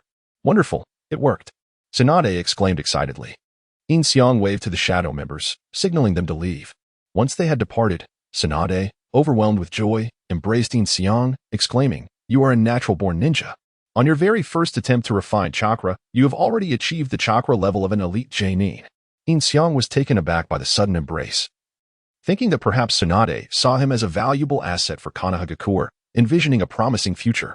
Yet, Tsunade was genuinely happy for him, considering his difficult upbringing, where he had struggled to find food and sleep, only to be bullied by Danzo upon arriving in Konoha. Finally, he could possess his own strength to protect himself. As for Tsunade and Appo's current impression of Yin Xiang, it had soared to an astonishing 92%. She then released him, urging, quickly, let us see what chakra attribute you possess. Okay, Yin Xiang nodded, pulling out the chakra test paper. Which attribute should I choose? He mused internally. But the chakra test paper in his hand seemed to have a mind of its own, dividing itself into 5 segments. The wind attribute chakra split the paper into 4 parts, the lightning attribute crumpled one, the fire attribute ignited another, the earth attribute shattered one, and finally, the water attribute soaked the last. 5 attributes. Tsunade gasped, astonished. It is known that ninjas possessing all 5 attributes are exceedingly rare. The only ones she was aware of were her mentor, Hiruzen Sarutobi, the second Hokage, Tobarama Senju, and Kakashi Hitaki. You might truly be a natural-born ninja, Tsunade remarked with admiration. Ha ha ha, really? Yin Xiang chuckled awkwardly, while internally he thought, why one and Appo's? This hand obey me? It just wants to show off, doesn't it? Starting tomorrow, I will teach you some basic body techniques, beginning with the fundamentals to train your chakra control. All right, Yin Xiang nodded. Meanwhile, on Yin Xiang and Appo's other front, Sakura feigned poisoning, causing Sasori to let his guard down. She controlled the third Kazekage puppet to charge at her, only for Sakura to shatter it with a single punch, leading to Sasori and Appo's defeat. Sasori was baffled. He had believed Sakura was affected by his poison. In reality, She had crafted an antidote with Kankuro and Appo's treatment before arriving. And Sasori's overconfidence in his poison led him to employ only one type. Now, the real challenge was about to commence. Yin Xiang thought as he observed the shattered puppet of the third Kazekage. Kakashi was still in pursuit, and Deidara, enraged by Kakashi's persistence, infused chakra into his feet to accelerate and close the distance, only to trigger one of Deidara and Appo's bombs. This endless pursuit won and Appo's end well. Can and Appo's Deidara just run?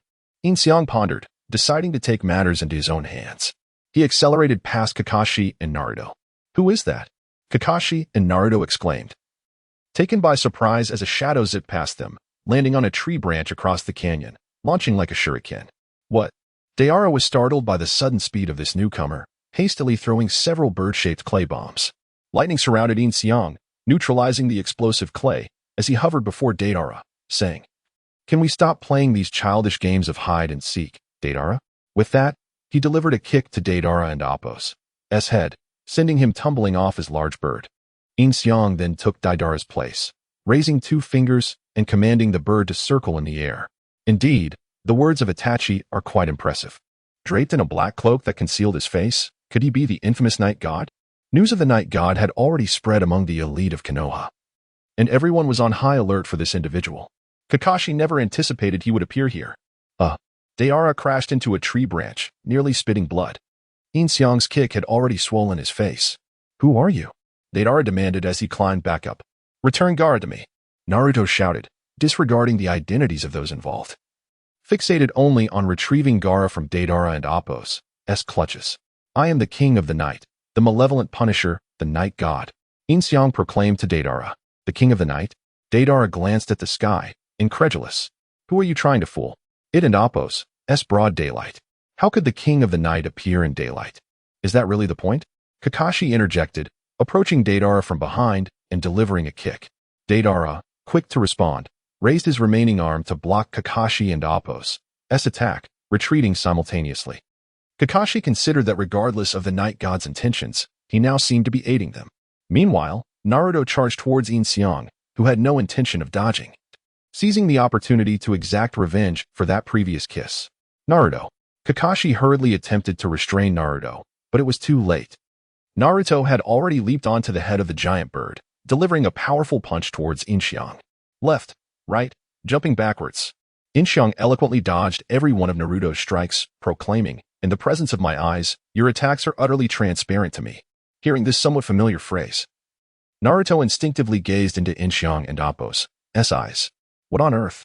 They're just ordinary eyes.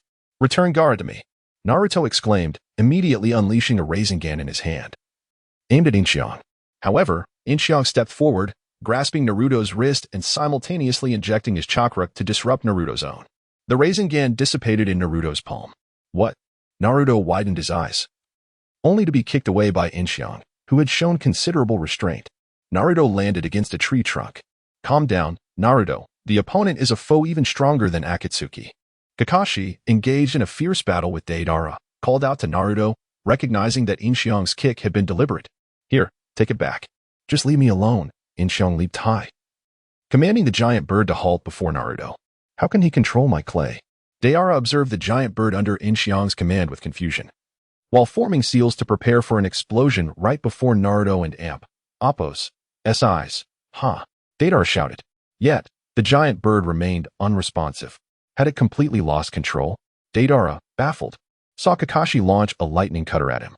Instinctively, Deidara raised his right hand to block, but quickly jumped aside upon realizing the nature of the attack. Kakashi then threw a kunai, which Deidara managed to deflect, but Kakashi seized the opportunity to strike again, swiftly severing one of Deidara's arms. "Ugh," Deidara lamented, gazing at his severed arm. "I must find a way to escape." With both arms now lost, he thought to himself. Deidara then leaped from the canyon, dashing into the depths of the forest, while Naruto unearthed Gaara's lifeless body from the giant bird. Meanwhile, Yin Xiang took advantage of the distraction to make his exit. Was that fellow here to assist us? Kakashi pondered as he watched Yin Xiang depart. Isn't he in Konoha? How did he end up in the land of rivers? Could his aim be Naruto? Kakashi chose not to pursue Deidara, remaining in place to contemplate. What was Yin Xiang up to? The battle here had concluded under his intervention, And although the mission did not specify capturing Deidara, Yin Xiang was still intrigued to try. Yin Xiang swiftly pursued Deidara, soon spotting him racing through the forest, appearing right before him. Deidara immediately halted, retrieving a mouthful of clay from his pack. "Are you about to interrupt my resistance?" Yin Xiang remarked. Deidara ignored him, continuing to chew his clay. Seeing Deidara so engrossed, Yin Xiang decided to play along, placing his hand on the ground and extracting a large mass of clay that towered above him.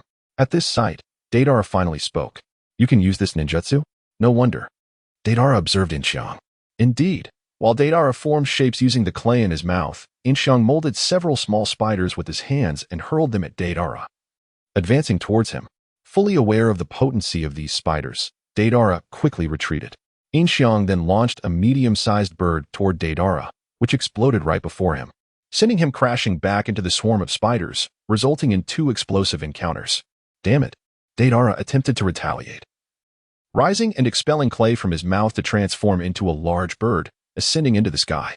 Yin Xiang promptly created his own bird to follow, both soaring through the air, with Deidara leading and Yin Xiang at his side. "You're chasing me too closely."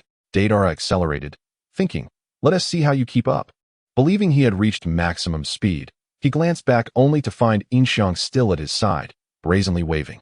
"Huh." Deidara leaped off his bird and detonated it. However, during the descent, he noticed Yin Xiang inserting his hand into the bird, preventing the explosion.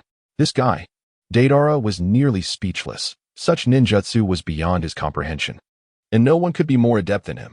As Deidara prepared to flee upon landing, Yin Xiang appeared before him.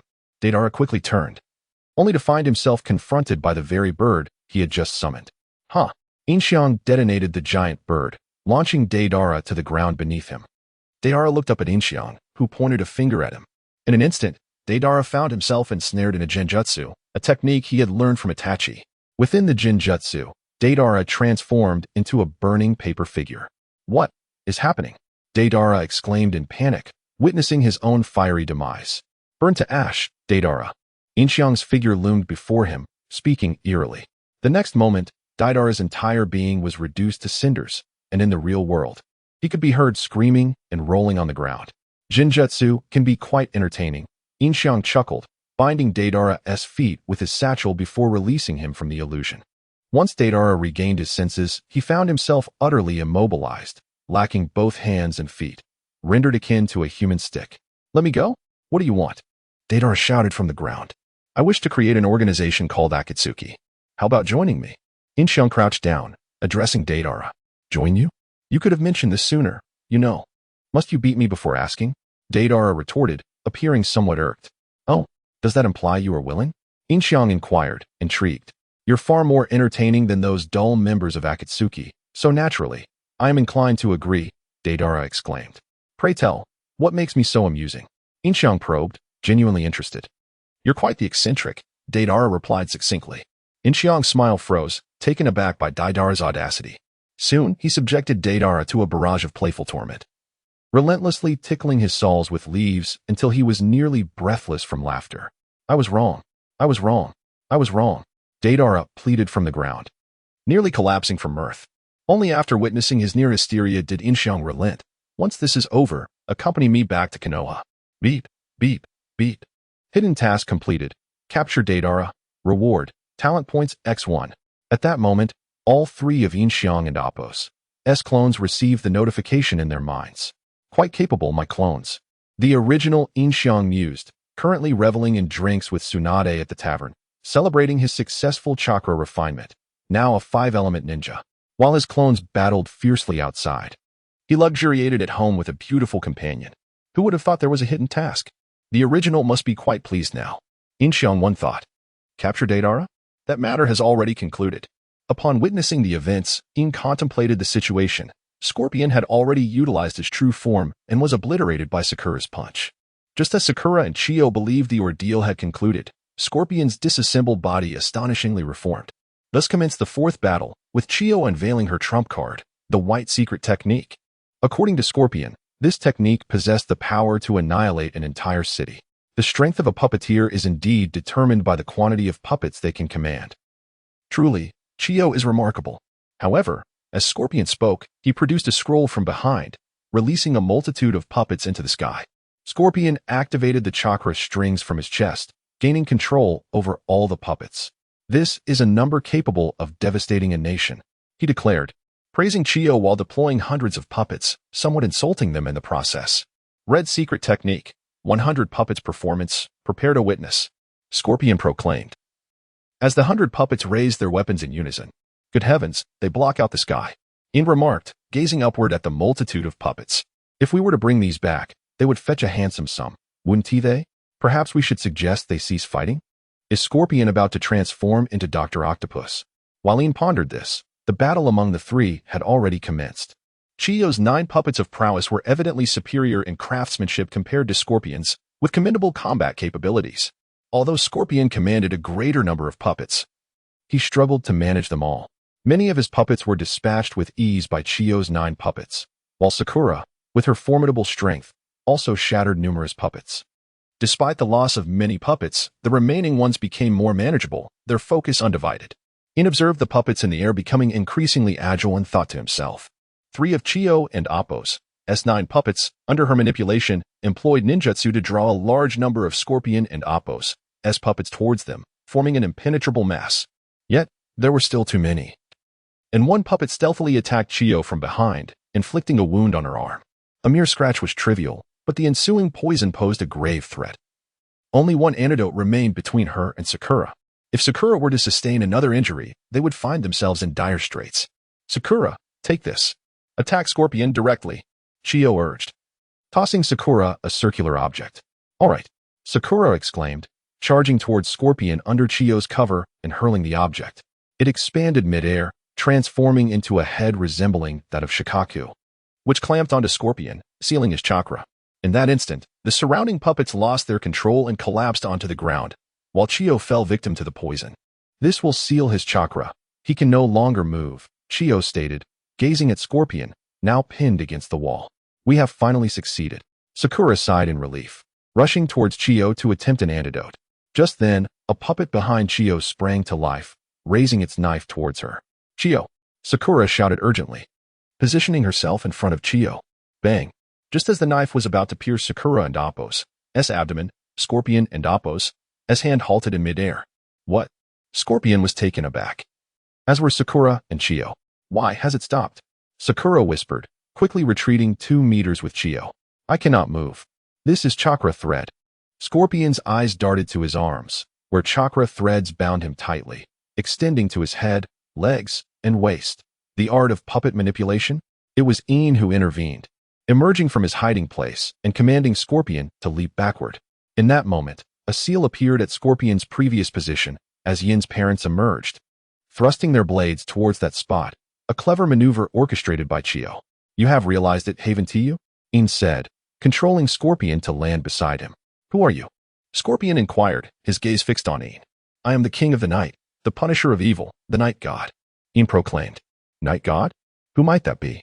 Sakura asked, bewildered, as most ninjas, save for the elite, were unaware of the night god's existence. Unable to break free.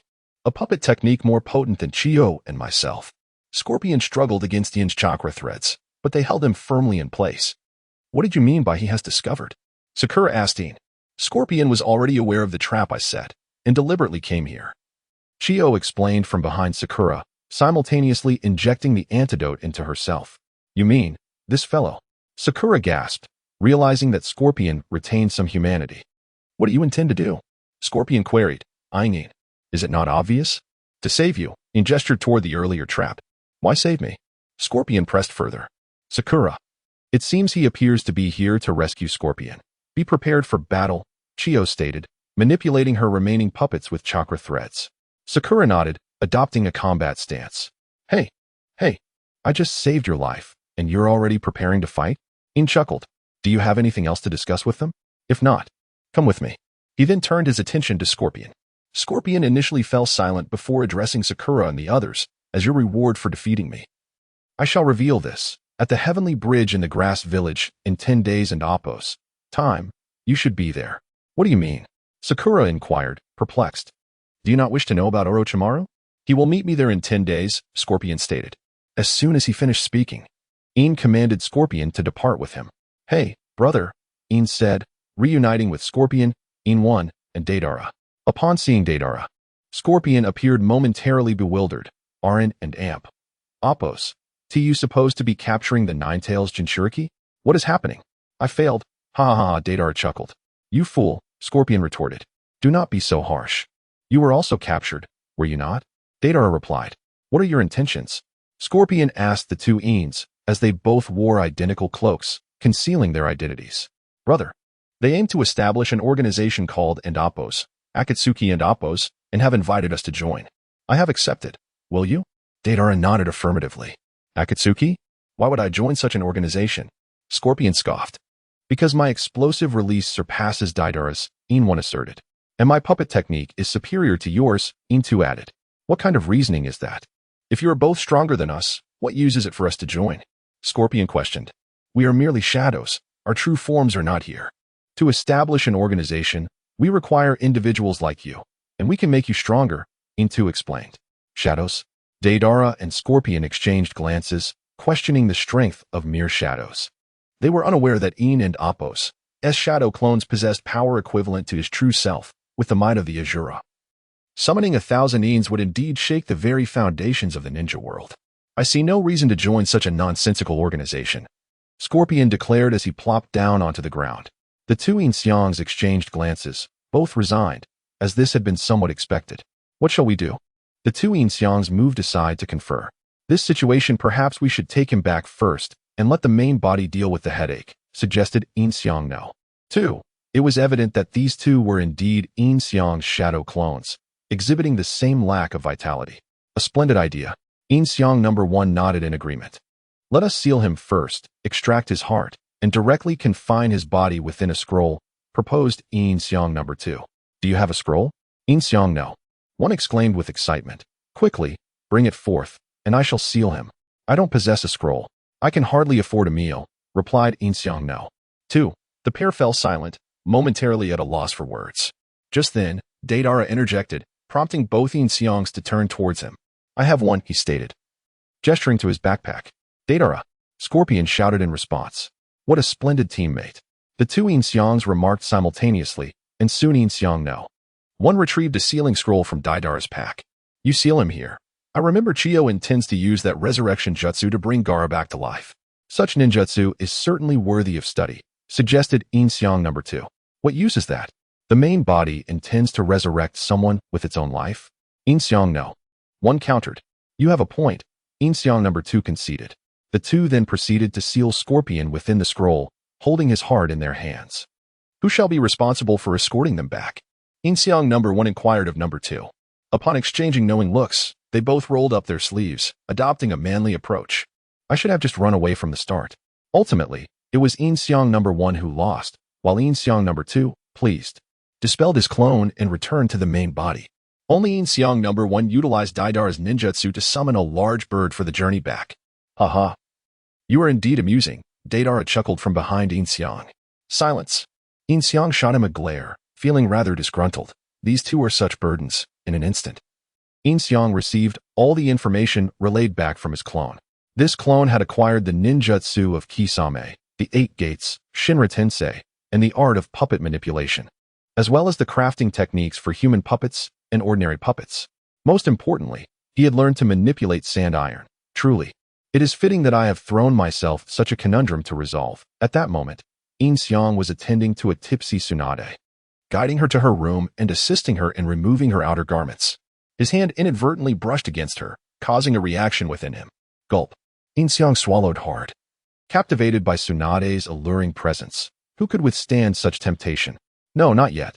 He forced himself to suppress his desires. Recognizing that his affinity with Tsunade had yet to reach the pinnacle, he pondered whether acting upon his impulses now might ruin any future prospects. After ensuring Tsunade was comfortably covered with her blanket, Yin Xiang quickly exited her room, aware of the precarious situation he found himself in. Upon returning to his own quarters, he retrieved Shursui and Appos' Sharingan from under his bed. The most straightforward and expedient method to deal with Scorpion was undoubtedly the Kodo Tsukumi. Yin Xiang swiftly replaced his eyes with the Sharingan and conjured a shadow clone to rendezvous with his other self. Speaking of which, once they were secured, where would he place them? Sitting on the bed, Yin Xiang contemplated his current lack of resources. To establish a base outside, he had no choice but to resort to theft. Thus, he dispelled the previous shadow clone and dispatched a new one to procure a suitable town, village, or base near the border of the Land of Fire. Before rejoining Yin Xiang No. 1 and the others, the clone promptly set off. Before long, it arrived at the border of the Land of Fire. A small village. Yin Xiang surveyed the surroundings. The village at night was eerily quiet, save for the sound of chirping insects. The village appeared rather underdeveloped, with earthen structures that were ill-suited for a base. Clearly, a cave or similar refuge would be necessary. After some reflection, Yin Xiang departed from the village and ventured further along the border, where numerous peaks loomed. Navigating between the mountains, he eventually halted in a valley nestled between two great mountains, where he discovered a cave halfway up the slope.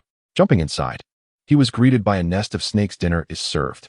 Meanwhile, in the Land of Rivers, the battle involving Akai and his shadow clones had come to a close. Deidara and Scorpion had both been dealt with by Yin Xiang, just as the Sand Village's reinforcements arrived. Upon reuniting with Sakura and Naruto, they discovered Gaara's lifeless form. As anticipated, Chiyo had employed her resurrection ninjutsu, sacrificing her life to restore Gaara. Not only Tamari and Kankuro, but a significant portion of the Sand Village's elite shinobi had rallied to save Gaara, albeit somewhat tardily. The crowd rejoiced at Gaara's revival, yet mourned Chiyo's passing.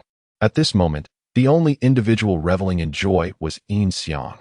He extracted the money Tsunade had given him for groceries and utilized the hidden task, subjugate Deidara, to modify his funds to an astronomical sum of 999, nearing infinite wealth, all of which was securely stored within the confines of his modifier and Appos' space. This was an unexpected boon. He had inadvertently activated this storage space. Now, Yin Xiang and Appos' secrets had a place to remain concealed, as he promptly stashed away all 10 pairs of Sharingan within this space. The sensation of wealth was exhilarating.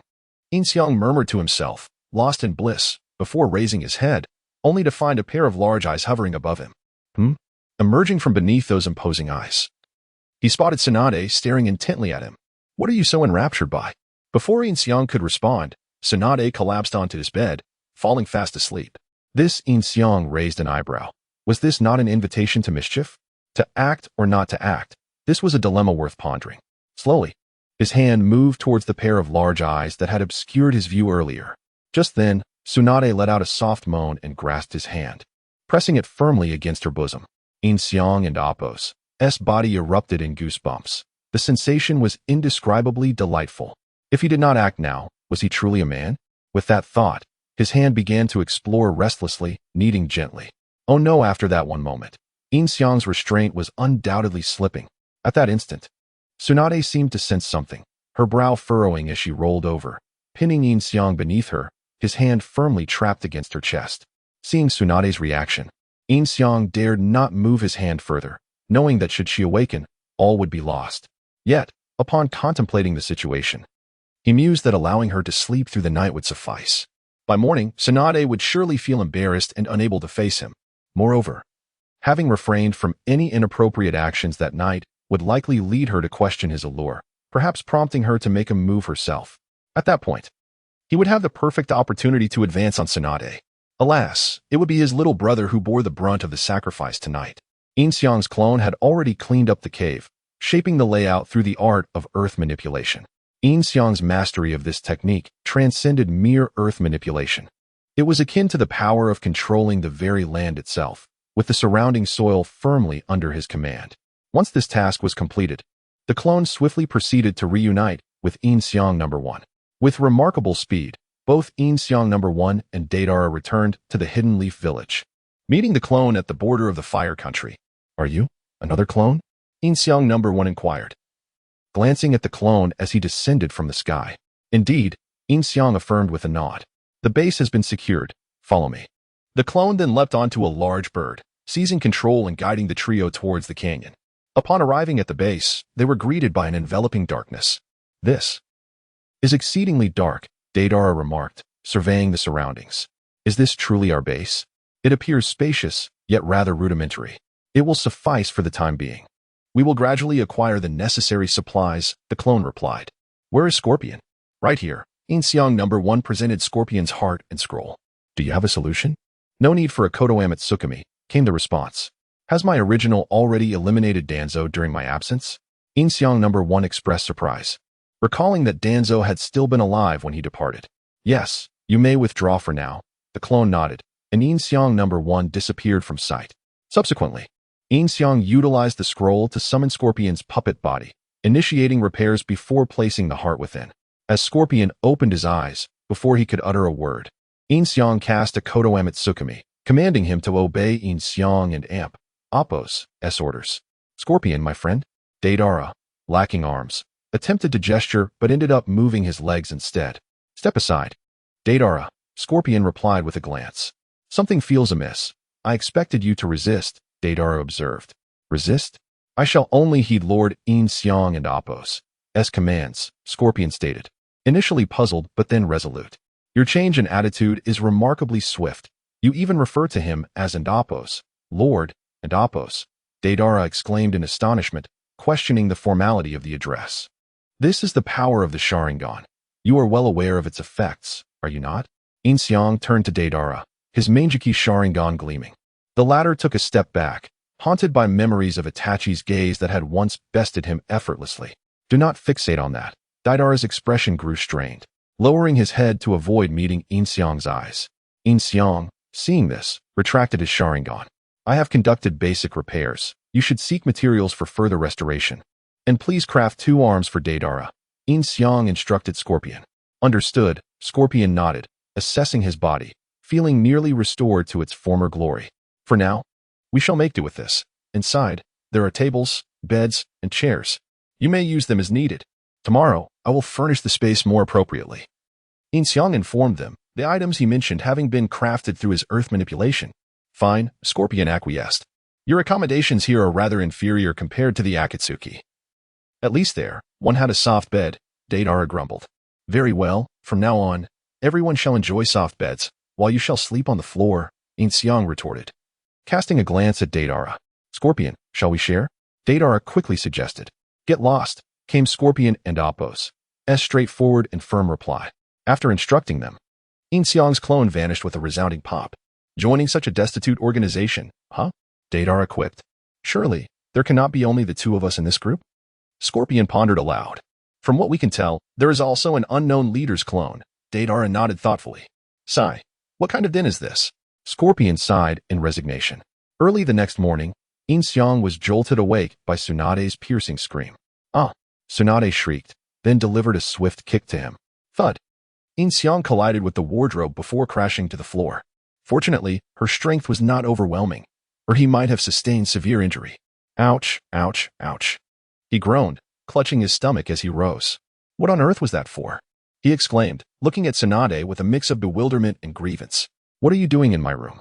Tsunade shouted, wrapping herself in her blanket. Sister, take a moment to look around. This is my room, Yin Xiang replied. Tsunade then surveyed the area, realizing it was indeed Yin Xiang's space. Glancing at her slightly disheveled attire, she questioned, You didn't do anything inappropriate, did you? What could I possibly do? You barged into my room, pinned me down, and fell asleep.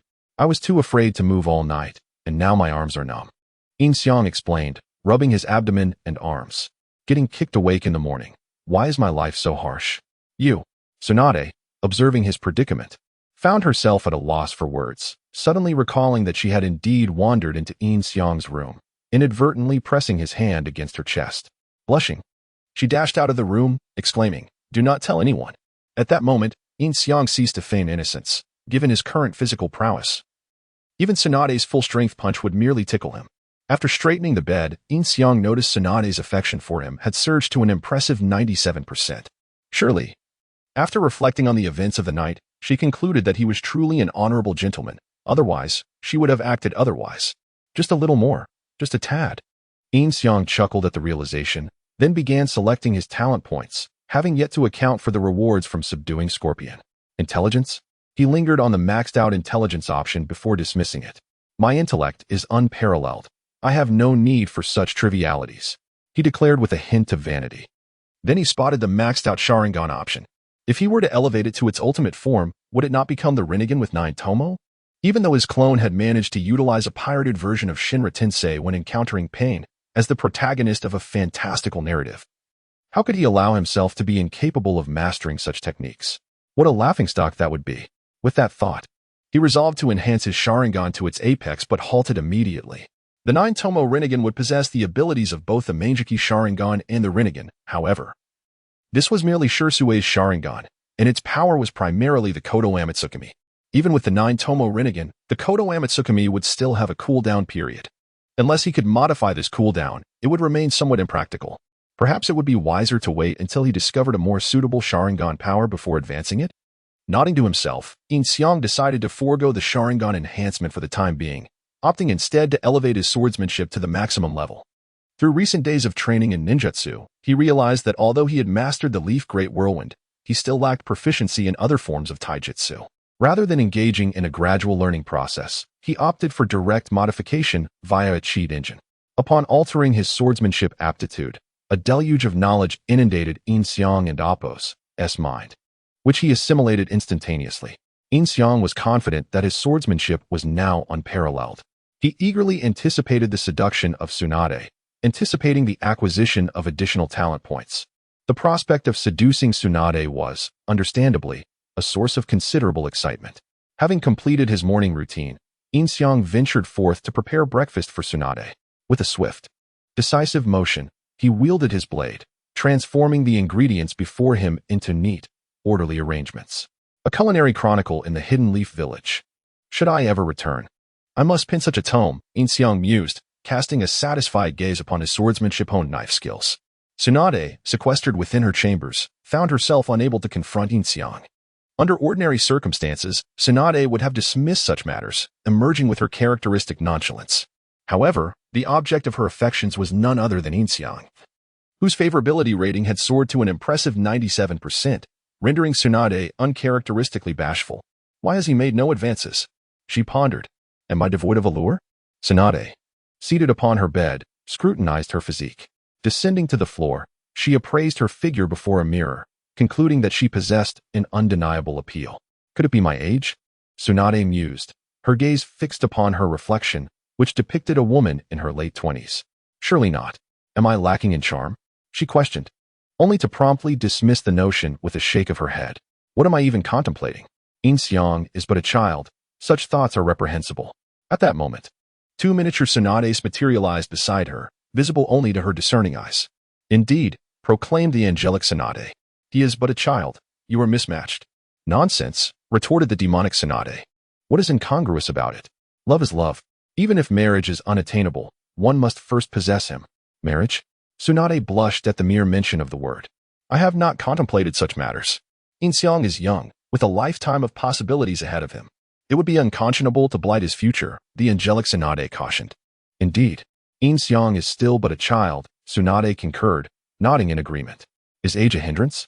Love transcends all, the demonic Tsunade exclaimed. Indeed, I believe I have developed affections for Yin Xiang, Tsunade confessed, nodding in recognition. But, the angelic Tsunade began, only to be silenced by a swift blow from her demonic counterpart. Love is paramount, Tsunade murmured, still immersed in her thoughts. As the aroma of Yin Xiang and Appo's cooking wafted through the air, eliciting a wave of blissful contentment.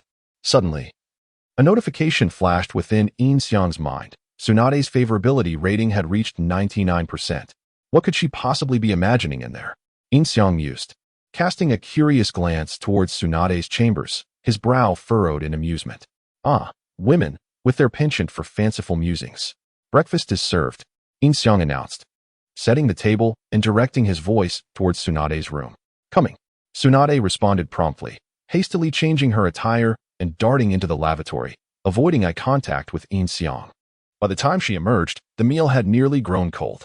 Seating herself across from Yin Xiang, she averted her gaze, her eyes fixed upon her bowl. About last night. It must remain a secret, understood? Of course, Yin Xiang affirmed resolutely, there is no one to confide in here, no friends or acquaintances, save for you. To whom else would I reveal such matters? Yin Xiang seized the opportunity to feign vulnerability, for he would not relent until he had achieved 100% favorability. His ninja way was to persist until Tsunade was completely his. Tsunade's heart ached upon hearing Yin Xiang's words, particularly the phrase save for you. which resonated deeply within her, causing her heart to flutter erratically. She hastily composed herself and commenced her meal. Following breakfast, the pair proceeded to the office, where a messenger hawk awaited with correspondence. Yin Xiang retrieved the missive and read its contents aloud to Tsunade. The battle has concluded. The only casualty was Chiyo, the Sand Village advisor. All other injuries were minor. The letter states that Night God defeated Deidara of the Akatsuki and also took Sasori of the Akatsuki. Their whereabouts are currently unknown. Night God. What was Night God doing there? Could he be a member of the Akatsuki? Tsunade frowned at the mention of Night God's name. Kakashi indicated in the letter that he would provide a more detailed report regarding Night God upon his return. Yin Xiang then handed the letter to Tsunade. Very well. Tsunade responded, placing the letter aside. Additionally, Team Guy, as well as Choji Akimichi and Ino Yamanaka, have returned from their mission. I see, Tsunade acknowledged. I have arranged for them to rest. Moreover, I have selected a replacement for Kakashi and Appo's team, Sai. Yin Xiang called out to the window, and a dark figure appeared, removing his mask to reveal Sai. Tsunade did not turn to acknowledge him, simply waving her hand dismissively. I trust your judgment. Is there anything else? Not at the moment, Yin Xiang replied after a moment's contemplation. 3 days later. First place. A round, watermelon-headed figure burst through the gates of the Hidden Leaf Village, pointing skyward and shouting. Second place. Followed a smaller melon-headed figure. Your discipline requires improvement, Lee. Guy admonished Lee. Yes, sir. I will endeavor to improve. The scene was commonplace to Kotetsu Higain and Izumo Kamizuki. Naruto and the others arrived shortly thereafter. I have been expecting you, Kakashi. Guy. Report to the Hokage's office. I have questions for you. The rest of you are dismissed. Yin Xiang emerged from the gatehouse and addressed the group. Ah, Yin Xiang. Very well. Guy nodded in agreement. I also need to speak with Master, Sakura interjected. Then join us, Yin Xiang replied, turning and leading the way, with the others trailing behind. That concludes our encounter with Night God. Kakashi recounted the events of the battle to Tsunade, including Sakura's account. Night God defeated Deidara and rescued Sakura? Tsunade was incredulous.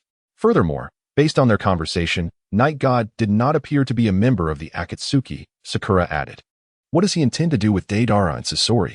Tsunade pondered, biting her finger. Yin Xiang gently removed her finger from her mouth, reminding her that it was an unsavory habit. Before departing with Sasori, Sasori conveyed a message to me at noon in 10 days' time. Orochimaru will rendezvous with him at the Tenchi Bridge in Kusagakure. Night God appeared to deliberately allow Sasori to leave the message, and Sasori seemed to intentionally inform Orochimaru of the rendezvous. In order to incite conflict between us, Sakura continued. That leaves us with 6 days, Tsunade observed. From your statement, it seems Night God was aware of Sasori and Appo's message and allowed him time to disseminate it. How did Night God acquire this knowledge? Yin Xiang inquired, seeking to shroud himself in an additional layer of mystery. Could Night God be affiliated with Orochimaru? Sakura exclaimed in alarm. Although Night God had not displayed his full combat capabilities, his ability to effortlessly subdue Sasori was already remarkable. Someone of such caliber would not be subservient to another, let alone Orochimaru, Kakashi countered. Moreover, if Orochimaru already possessed a vessel like Night God, he would have no need for Sasuke, Tsunade concurred. Henceforth, we must not only investigate the Akatsuki but also this Night God. So, regarding the Tenchi Bridge, Sakura inquired hesitantly. Is his account credible? Tsunade questioned. Based on the circumstances, it seems plausible, Sakura affirmed with a nod. What if it and Appo's a trap? What if Akatsuki is lying in wait at the Tenchi Bridge? Tsunade continued. Then we and Appo's have no choice but to engage, Sakura declared. Team Kakashi has been incomplete since Sasuke and Appo's departure. We need to replenish its ranks. Hold on, Guy interjected, halting Tsunade's words. Allow us to go. Akatsuki's objective is Naruto. Let's not subject Team Kakashi to such peril. It's already too late, Yin Xiang stated, shaking his head, prompting perplexed glances from everyone. What's too late?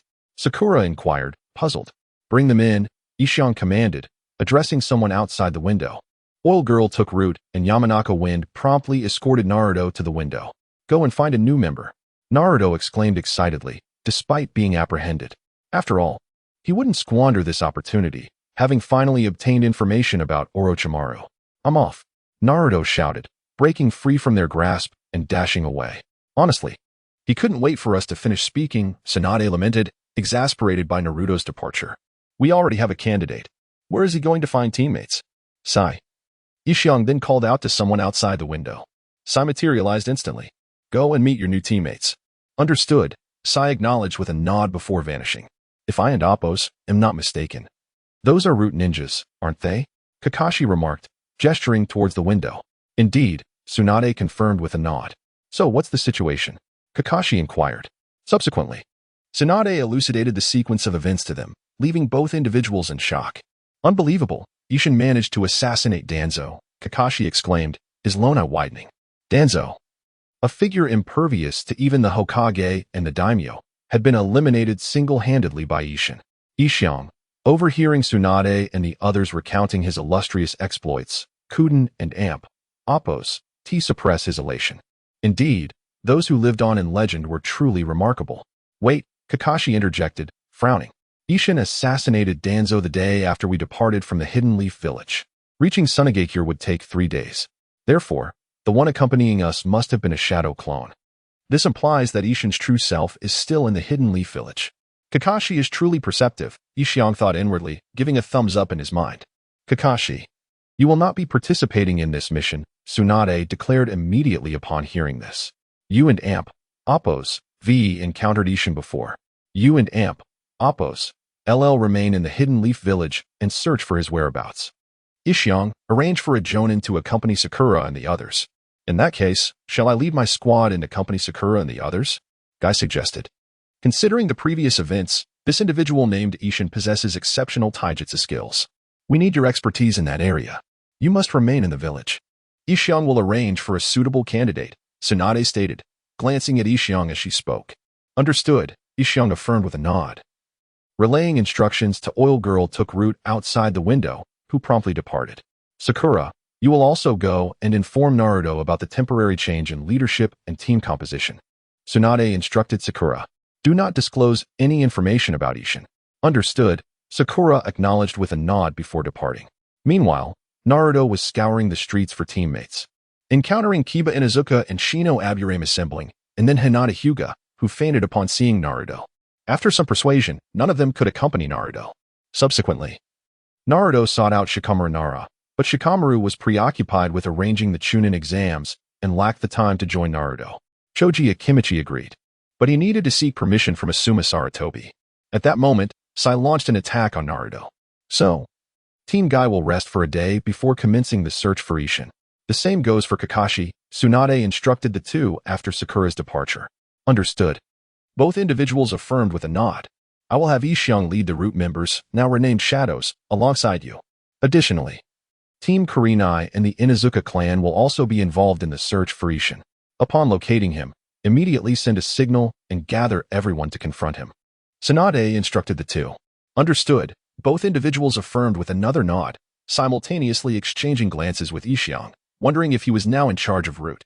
They looked at Yin Xiang, who stood solemnly and unsmiling by Tsunade's side, and couldn't help but sense a subtle intimacy between the two of them. The written report can wait until tomorrow. Go and rest, Tsunade said to the two, who then departed. Shortly after, the individual Oil Girl took root had summoned arrived, not a member of Shadows, but rather an Umbu operative under Tsunade and Appos' command, codenamed Ko. From today onwards, you will temporarily assume Kakashi and Appos' position, temporarily managing Team Kakashi. Discard your codename.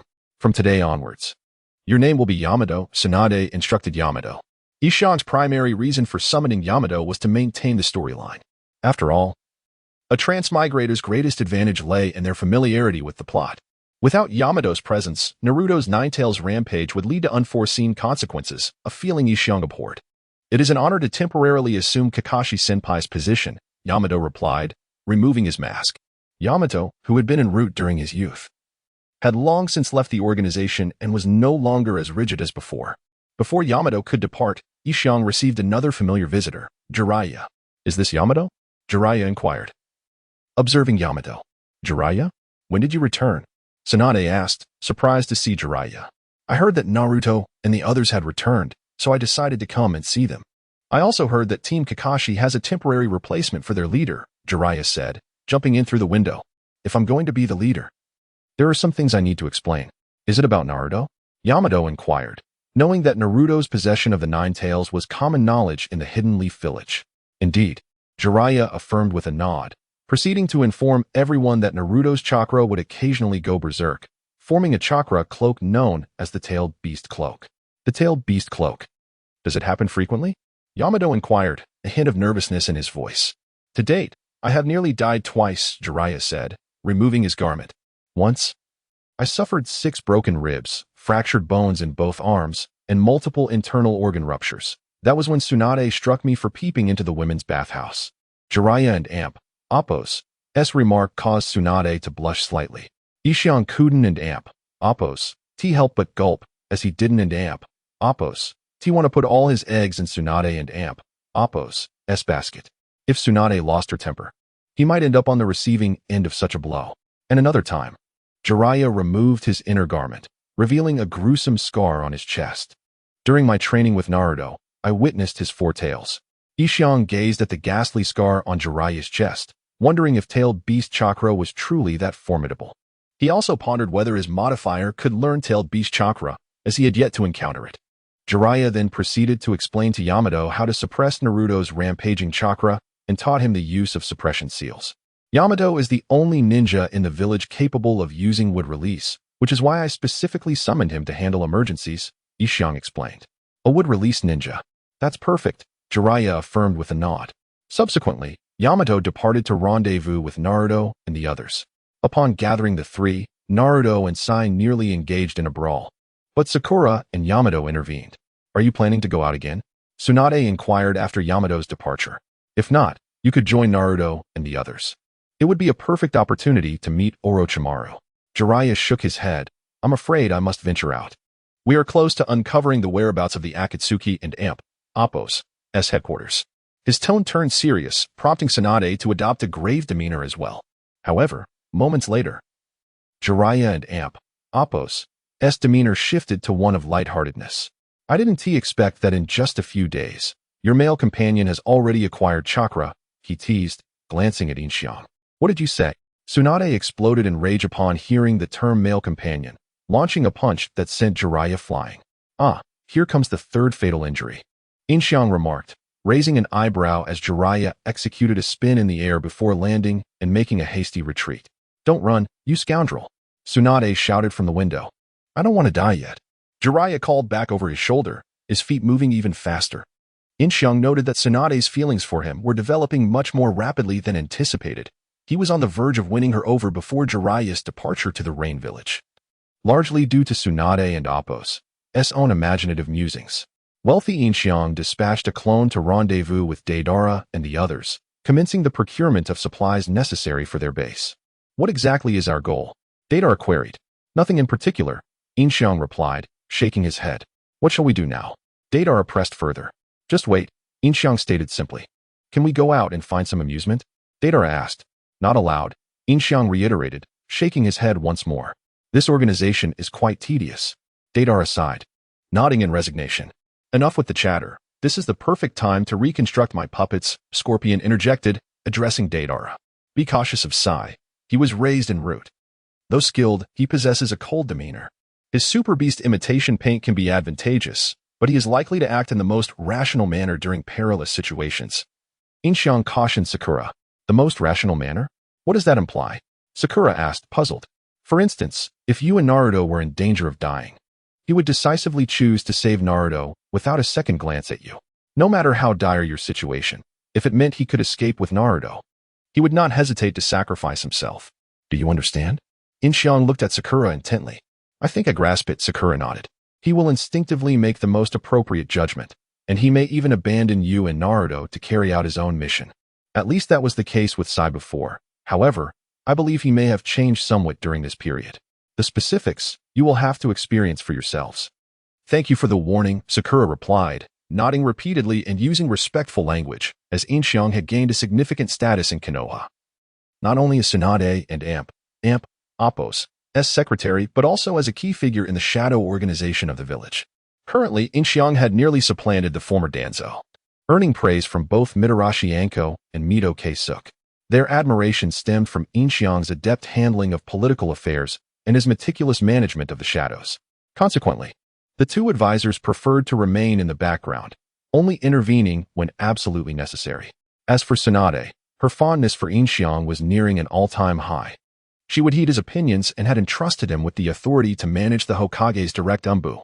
In essence, Yin Xiang had become the true power behind Konoha, effectively wielding Tsunade's influence to govern the village. Afterward, Sakura bid farewell to Tsunade and returned home to pack for the mission the following day. That's super beast imitation paint. Would you consider it a secret technique? Tsunade inquired after Sakura's departure. One could say so. Currently, it seems that only Sai in the entire Konoha possesses this skill, which allows him to summon the painted creatures for combat by combining drawing with chakra. This jutsu has no apparent limits, relying solely on the user and Appo's imagination. Yin Xiang understood this thoroughly, having already mastered the super beast imitation paint himself. The advantage of managing shadows was that he could freely train them to execute various jutsu. Yin Xiang observed closely. While he might not have learned every jutsu in the world, he had acquired nearly all the techniques in Konoha, barring the forbidden and secret arts. One technique that particularly intrigued him was the Flying Thunder God technique. Perhaps I should accompany them on this trip? Yin Xiang suggested tentatively, glancing at Tsunade. Absolutely not, Tsunade replied firmly, as expected. Your own jutsu are still underdeveloped. You would only cause chaos. With Root and Wind present, I should be safe, right? Yin Xiang scratched his cheek, attempting to reason. That is still not acceptable. What if something goes awry? You witnessed what happened to Jiraiya, not to mention the possibility of encountering Orochimaru. You need to remain here with me. Tsunade's tone revealed her underlying concern, primarily fearing for Yin Xiang's safety. If only Jiraiya had been as resolute about going to Rain Village, Yin Xiang muttered. Very well. He conceded with a nod. You have merely scratched the surface of your strength, let alone other jutsu. You must stay in Konoha until you can surpass me, Tsunade instructed. In truth, the strength Yin Xiang had displayed before Tsunade was sufficient to fell 2 trees with a single blow, despite her words. Tsunade recognized his immense talent and believed it wouldn't be long before he became a renowned figure in the ninja world. The following morning, Yamato and the others prepared to set off. Follow Yamato's lead on the road and assist your new companions, Yin Xiang instructed Sai, concerned about any potential mishaps. Understood. Sai replied with a smile that, to Yin Xiang, had an unsettling quality. Put that fake smile away. You must genuinely feel emotions and smile from the heart, Yin Xiang advised, pointing to Sai's chest. Feelings? Sai mused, retracting his false grin and placing a hand over his heart, seemingly contemplating the heartbeat within. I understand. Afterward, as Yamato and the others departed, Yin Xiang sent a clone to trail them, eager to see if he could learn about tailed beast chakra. The two returned to the office for breakfast. As Yin Xiang and Appo's spoon approached Tsunade and Appo's lips. Lady Tsunade. At that moment, Shizen burst in without knocking. What is it? You seem flustered. Tsunade nearly sputtered her rice porridge in surprise, while Yin Xiang quickly acted as if nothing had occurred, both appearing guilty as if caught in a scandal. Lady Tsunade, just now, I received this urgent message, Shizen huffed, handing the letter to Tsunade, seemingly oblivious to their prior interaction. Tsunade opened the letter, and Shizen continued. The message states that Yagami has established an organization called Akatsuki. The known members include Scorpion and Deidara, and they are actively recruiting. Any capable ninja, whether a rogue or from a village, can join. How audacious! Tsunade exclaimed, slamming her hand on the table, rising to her feet. What? Yin Xiang wore an expression akin to one who had just consumed excrement. He merely wished to disseminate information about the organization known as Shadow to the world, without any intention to recruit members. To demand defectors was tantamount to declaring enmity against the entire ninja realm. Was this individual truly intent on opposing the entire ninja world? Tsunade, perceptive as ever, immediately grasped the gravity of the situation and crumpled the letter in her hand. We must absolutely contain this information. It cannot be known that the night god first appeared in Konoha, for it could potentially incite a full-scale war. Indeed, Shizen promptly concurred. Moreover, assemble all remaining Jonin and Umbu in Konoha for an immediate meeting. Tsunade then addressed Yin Xiang. Understood, he nodded eagerly, utilizing the body flicker technique to vanish. Who has led me astray? Yin Xiang initially sent a shadow clone to the base to gather intelligence, and subsequently summoned all remaining Jonin of Konoha, Kakashi, Gai, Yui Kurenai, Asuma, as well as members from the Akimichi, Yamanaka, Nara, Inazuka, and Hyuga clans. Additionally, the special Jonin and Umbu gathered as well. It was indeed a rare occurrence for such a multitude, Jonin, special Jonin, Umbu, and clan heads to convene in one place. Kakashi observed, this is essentially a harbinger of impending war. After all, youth is meant to burn brightly. Guy exclaimed, is that the Yin Xiang who has taken control of the root and renamed it Shadow? The lad is quite handsome. Kurenai remarked, gazing at Yin Xiang, who was comfortably ensconced among his shadowy entourage. Hey, Asuma murmured helplessly to Kurenai. You are certainly far inferior to him. She whispered, as the two remained in a phase of ambiguity regarding their relationship. What is the purpose of this gathering? Are we perhaps preparing to confront the Akatsuki? Red Bean surveyed the assembly with trepidation, recognizing the gravity of the situation. The news regarding the Akatsuki had only reached them through recent support to the Sand Village. Even if they were to combat the Akatsuki, such a display seemed excessive. A true war might indeed be on the horizon. Marino Ibiki, standing beside Red Bean, added. Compared to the lively discussions of the Jonin and Special Jonin, the members of Umbu and Shadow remained notably subdued. Before long, Tsunade, accompanied by Shizune, arrived at the scene. Silence, Yin Xiang commanded, and the crowd promptly complied. He leaped down from beside the Shadow members to stand beside Tsunade. Everyone, Tsunade addressed the assembly. Raising the crumpled paper she had just unfolded, you are all aware of the search for the night god within Konoha. Just moments ago, I received news that this night god has established an organization called Endapos, Shadow, Endapos, and its members include the S-rank rogue ninja Sasori and Deidara. As she mentioned the name Shadow, the crowd instinctively cast glances at Yin Xiang and the Shadow members behind him. Hiss, this has nothing to do with me. He may merely be imitating me. Yin Xiang quickly interjected, internally cursing. Damn it, I was careless. What are you so agitated about? No one has suggested any connection to you, Tsunade replied, redirecting her gaze to the assembled ninjas, who returned their attention to her. Moreover, they are actively recruiting rogue ninjas from all nations. Any defectors or village ninjas are welcome to join. We must immediately suppress any rumors of the night god and Apos' first appearance in Konoha, or it may provoke war from other ninja villages. Lady Hokage, there are only 3 of them. Compared to the Akatsuki, do we truly need to mobilize such resources? Red Bean questioned Tsunade. The night god's strength is unfathomable. With a single punch, he caused the entire bathhouse and ground to collapse. He infiltrated the root and killed Danzo single-handedly. While Kakashi and the others are engaged in a fierce battle with the Akatsuki, the night god effortlessly defeated 2 Akatsuki members in an instant, likely employing shadow clones to accomplish these feats, Tsunade explained to Red Bean. Are mere clones truly capable of such prowess? The assembly gasped in astonishment, realizing that the night god was indeed an exceedingly perilous figure. Intelligence suggests that the night god is likely hiding somewhere within Konoha. From this moment forth, entry into Konoha will undergo stringent scrutiny. The barrier team will operate around the clock to maintain the barrier. No fly shall escape detection. We must locate the night god, Tsunade proclaimed to the assembly. Yes, they chorused in unison. Before any information regarding the night god is divulged to outsiders, disperse, Tsunade commanded, and the assembly promptly scattered.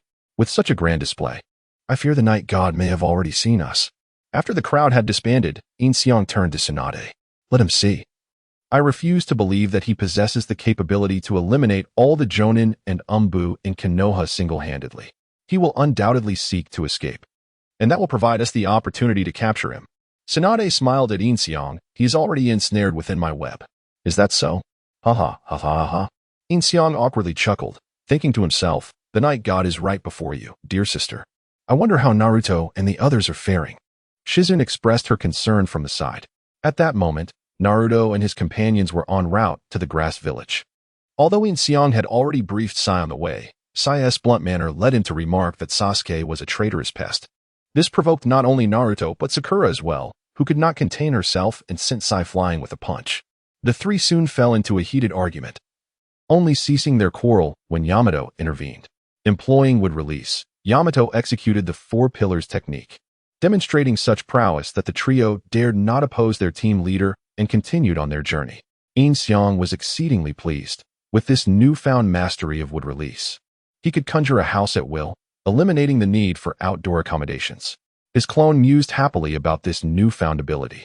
Meanwhile, Yin Xiang, heading toward the Shadow Organization's base, found himself embroiled in a dispute with another clone. Why did you take it upon yourself to recruit rogue ninjas? You and Apos, VE put us in a precarious position. The arriving clone exclaimed. What are you talking about? What recruitment of rogue ninjas? Yin Xiang questioned, utterly perplexed. Are you still playing coy? We are the same person. There is no need for deception between us. The clone retorted. You realize we are the same person? So what advantage would I gain from lying to you? Yin Xiang responded. Who disseminated the information? The clone inquired. Of course, it was Sasori. Both Yin Xiang said in unison, turning to Sasori, who was presently reconstructing his Hiriko puppet. Don and Apos, look at me. I didn't do anything of the sort, Sasori protested. I merely followed your instructions to spread the word regarding the members of the Shadow Organization, nothing more. The two Yin Xiangs furrowed their brows in contemplation before arriving at a conclusion. Someone is impersonating us, they exclaimed in unison. The information was spread 2 days prior, and it had already begun to attract individuals using their names for recruitment, primarily leveraging the reputations of the S-rank rogue ninjas Sasori and Deidara. Sasori. Investigate who is responsible for this, Yin Xiang instructed, turning to Sasori. Understood, Sasori nodded, the cumbersome Hiriko puppet slowly making its way out. Make haste. Both Yin Xiangs urged simultaneously. Sasori promptly leaped from Hiriko, accelerating away with his real body, his 6 elongated arms gripping the walls as he moved. Reminiscent of Dr. Octopus from the Marvel Universe. Now, Deidara and Scorpion have agreed to don black hooded cloaks and masks. Their appearances transformed to the point where an ordinary person would hardly recognize Scorpion. Where is Deidara? Asked Yin Xiang of his shadow clone. He went out to capture some ninja puppets and has yet to return, Yin Xiang replied. Very well, we must resolve this matter swiftly. The situation in Konoha is in turmoil. All the Jonin and ANBU are mobilized, and it may be challenging for the original to make an appearance. I possess ample information, so I shall remain here. You should return, instructed Yin Xiang and Apos, S clone. Understood, the earlier Yin Xiang nodded before dispelling the shadow clone. Meanwhile, Scorpion quickly sought out his informants. For many had received summons in the name of the Night God, and upon hearing of Scorpion and Deidara's presence, numerous rogue ninjas converged upon the dragon-hidden village, easily discovering the individual masquerading as the Night God. The dragon-hidden village is a small nation situated between the land of fire and the land of lightning, far removed from the land of wind and the land of earth. Most of the recruited ninjas were drawn by the names of Deidara and Scorpion, particularly from the land of earth and the land of wind, deliberately avoiding those from the land of fire and the land of lightning to prevent conflict with those nations. Thus, this location was indeed quite advantageous. To approach them, one must traverse the territories of the land of fire and the land of lightning, neither of which would permit their forces to enter. At this moment, Scorpion had arrived at Dragon Hidden Village, his arms pressed against the ground, his figure towering above as he surveyed the area. Numerous ninjas were entering and exiting a conduit, predominantly rogue ninjas. It appears to be the right place, Scorpion confirmed, retrieving his puppet bird to send a message to Yin Xiang. Upon receiving the message, Yin Xiang promptly arrived to meet Scorpion. Is that the one? He inquired, pointing toward the conduit. Indeed, Scorpion nodded. What are your plans? I intend to eliminate everyone I see, displaying their heads upon the walls of their homeland. So they understand that these individuals have no affiliation with me, the Night God, while simultaneously aiding in the eradication of rogue ninjas, Yin Xiang declared, a sword slung across his back, having mastered the art of the blade. Such hubris. Most of them are Jonin. Even Pain would find it difficult to contend with them. Scorpion scoffed. Then you may watch and learn, Yin Xiang retorted before dashing forth, drawing his sword, and in an instant, he stood before the conduit, severing 3 heads in one swift motion. Who goes there? The rogue ninjas immediately took up arms, drawing their weapons and surrounding Yin Xiang. Among them, 2 guards at the conduit bore striking resemblance to himself. I am the king of the dark night, the malevolent punisher, the Night God. Yin Xiang stood tall, wiping the blood from his blade, which gleamed ominously in the light, complemented by the 3 headless corpses at his feet, instilling fear in the onlookers. If I am not mistaken, those 3 were Jonin from the land of earth, correct? Did you dispatch them with but a single strike? Without them having a chance to react, 2 ninjas whispered among themselves. What? You claim to be the Night God? Our leader is inside recruiting. Do not pretend. One of them shouted, brandishing a kunai as he approached Yin Xiang. The other joined him, and they flanked Yin Xiang from both sides. Let me enlighten you about the consequences of your impersonation, Yin Xiang chuckled, and in the next moment, he slammed his fist into the ground, causing the earth to collapse, swallowing the ninjas standing at the conduit. As a few attempted to flee, Yin Xiang leapt high into the air, and with a simple motion of his hand, An invisible force severed their necks. Had he not intended to keep their heads for display, he would have incinerated them with fire techniques. The ones who fell below were not spared either. With a flick of his wrist, Yin Xiang ensnared them using chakra threads, suffocating them before decapitating their heads.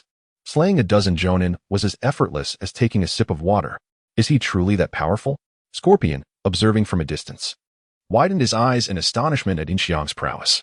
After tidying up, Yin Xiang ventured into the conduit, which led to a spacious area filled with foreign ninjas gathered before a table where 3 men clad in black cloaks sat. The one in the middle lounged comfortably, his feet propped on the table.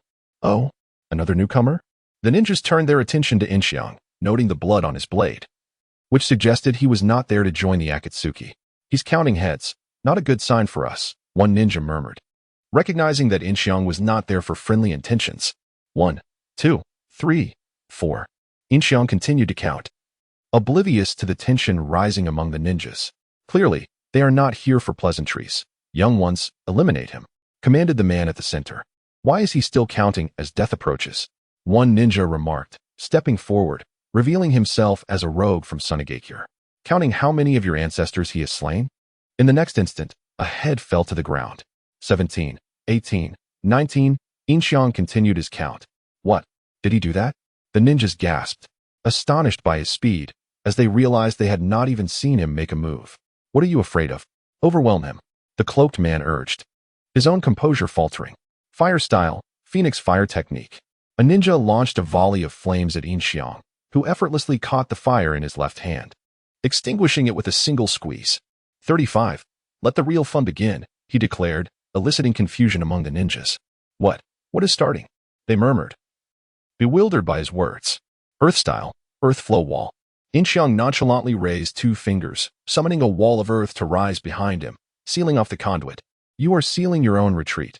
One particularly lanky ninja with a vicious scar and a large blade stepped forward, prompting others to part way for him.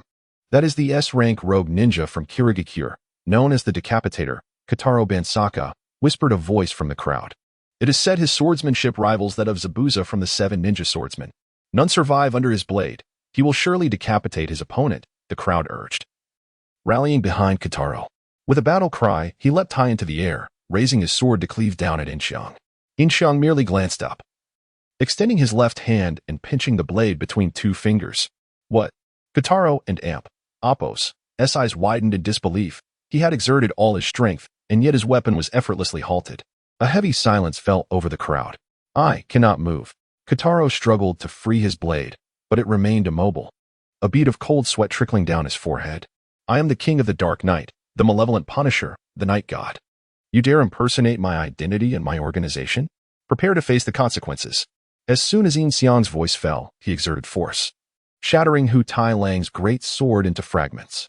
In a swift motion, he darted past Hu Tai Lang, instantly placing his blade against the throat of the ninja who had previously employed the Phoenix fire. In the next moment, Hu Tai Lang's head rolled to the ground. And shortly thereafter, the same fate befell the ninja before Yin Xiang. Wood release. Birth of the tree world.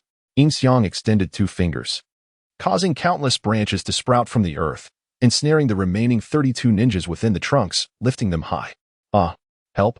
My chakra is being absorbed. All 30 ninjas were engulfed by the trunks, rendered powerless as their chakra was siphoned away. The black-clad figure among them, witnessing this, panicked and attempted to flee, followed by the other 2.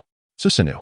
In an instant, Yin Xiang invoked Susanoo, and with a thunderous crash, the ground erupted, forming a massive crater.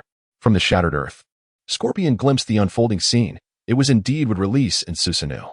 Yin Xiang commanded Susanoo to deliver a powerful punch, smashing the 3 into the ground. Subsequently, a sword manifested in Susanoo's hand, cleaving through the trio, reducing their bodies to a gruesome pulp, leaving only their heads intact. Tree-binding death.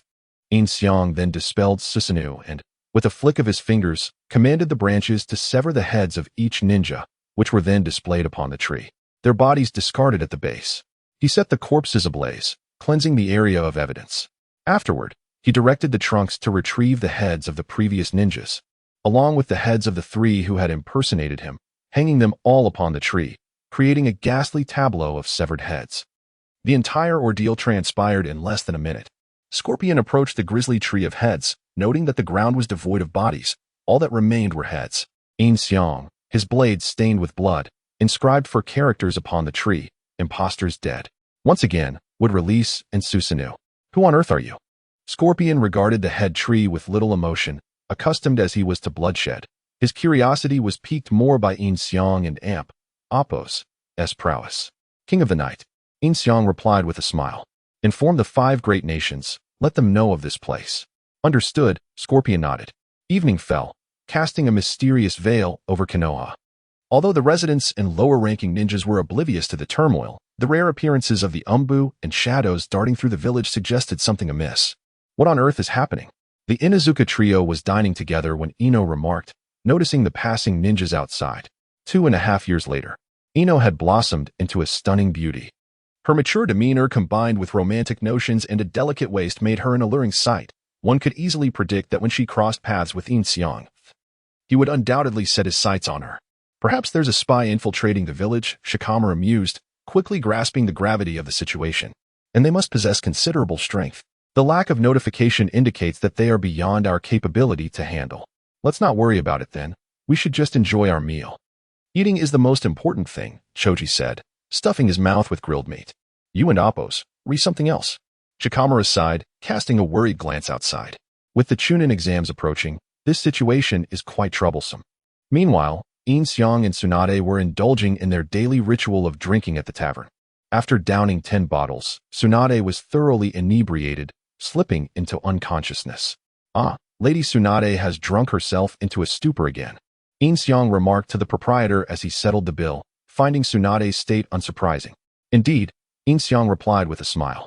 However, young man, your drinking capacity is quite impressive. You aren't even tipsy, the proprietor praised him. Just fortunate, I suppose, Yin Xiang responded.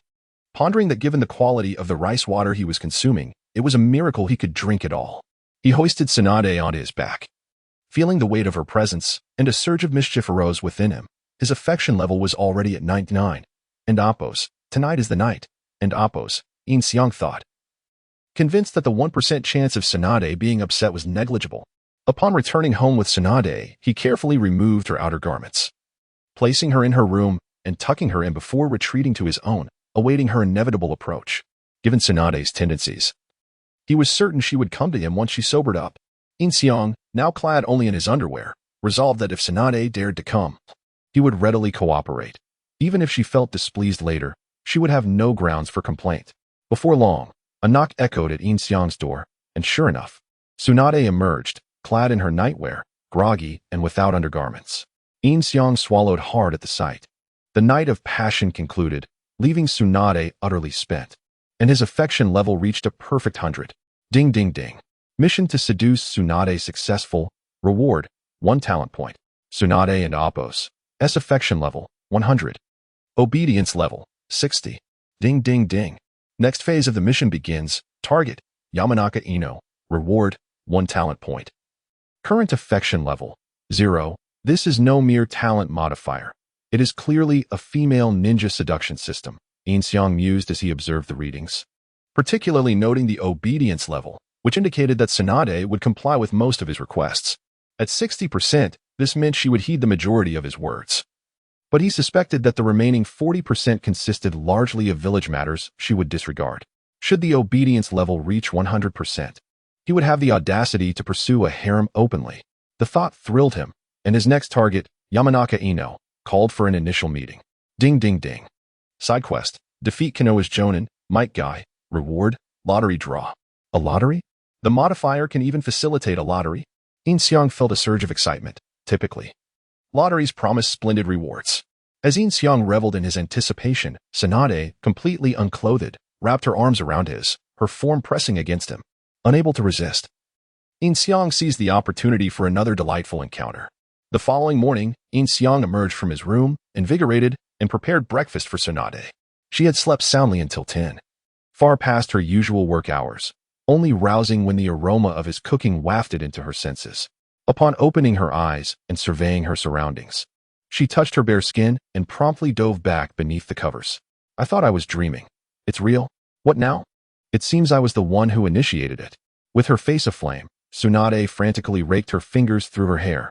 Recalling the events of the previous night, she had engaged in every conceivable act, even using her mouth. Now, she felt utterly embarrassed to face Yin Xiang. Yin Xiang? Where is he? She peered from beneath the covers, only to find the room empty. Could he have been scared off by me? With that thought, she sprang from the bed, neglecting to don her clothing, and flung the door open. Good morning. Yin Xiang had intended to greet her, but upon seeing her in such a state, they both froze, locking eyes for what felt like an eternity. Ultimately, Tsunade let out a shriek, her face flushed, and she slammed the door shut. Truly bold, Yin Xiang mused. Yin raised an eyebrow and muttered to himself. Just then, a knock echoed at Tsunade's door.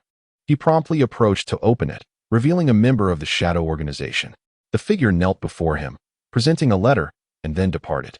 Yin tore open the envelope to find it contained information regarding the Shadow Organization. The message stated that the rogue ninjas from the 5 great nations had gathered in Longyin Village and had been dealt with, instructing them to send someone to retrieve the bodies. Yin had already intercepted conversations between 2 clones and was aware that the impersonators had been eliminated. He then proceeded to his room, calling out, "A letter from the Shadow Organization has arrived. Would you like to come see it?" Tsunade opened her door, already clad in her nightwear, and took the letter from his hands. "Last night." "I understand.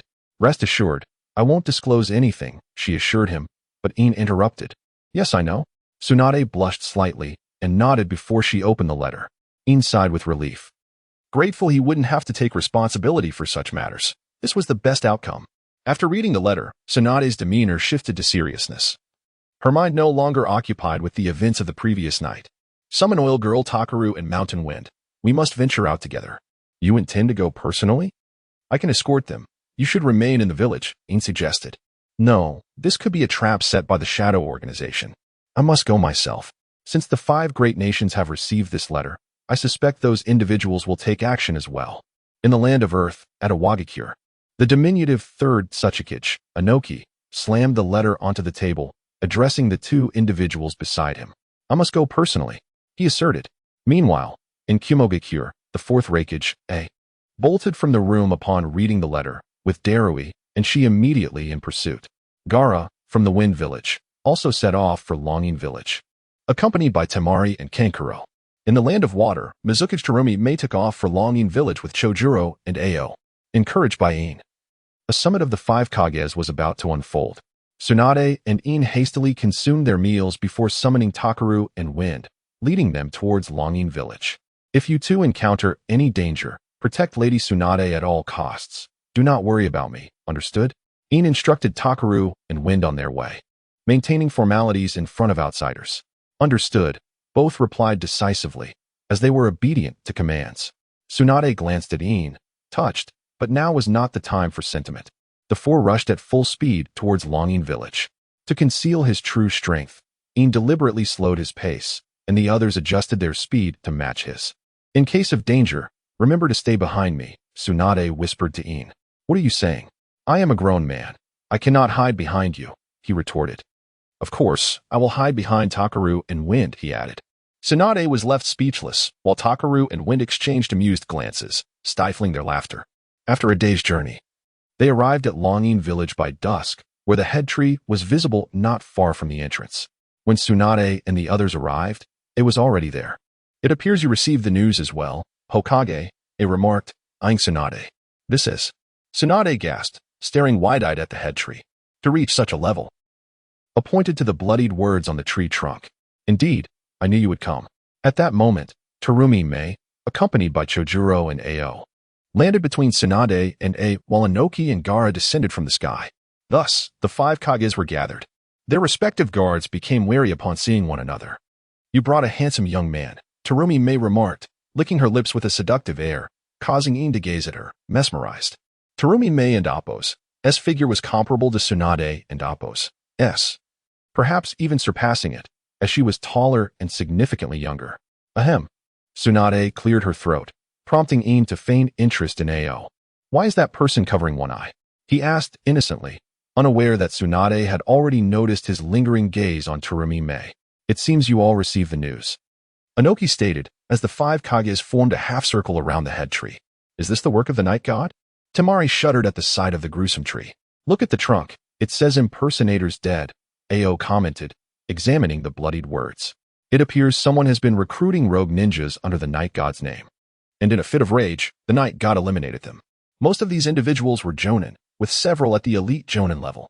This showcases the Night God and Appo's formidable strength, Gaara observed, surveying the heads adorning the tree. I must admit, we in Kumogakure had quite a number of individuals approach this person, but most were turned away. Only 3 from our village are on this tree, A noted, referring to the 3 individuals Yin had dispatched at the entrance, who had not yet made it inside. There are no Leaf Village members, Tsunade remarked after scanning the area. Our Iwagakure and Sunagakure representatives are the most numerous, Anoki stated. Glancing at the tree, there are some from Kirigakure as well, Terumi May added. So, who knows the origins of this Night God? A inquired, gazing at the group. But no one spoke. After a moment, Tsunade broke the silence. I have some information regarding him. All eyes turned to her. During our last support mission to Sunagakure, we encountered members of the Akatsuki organization.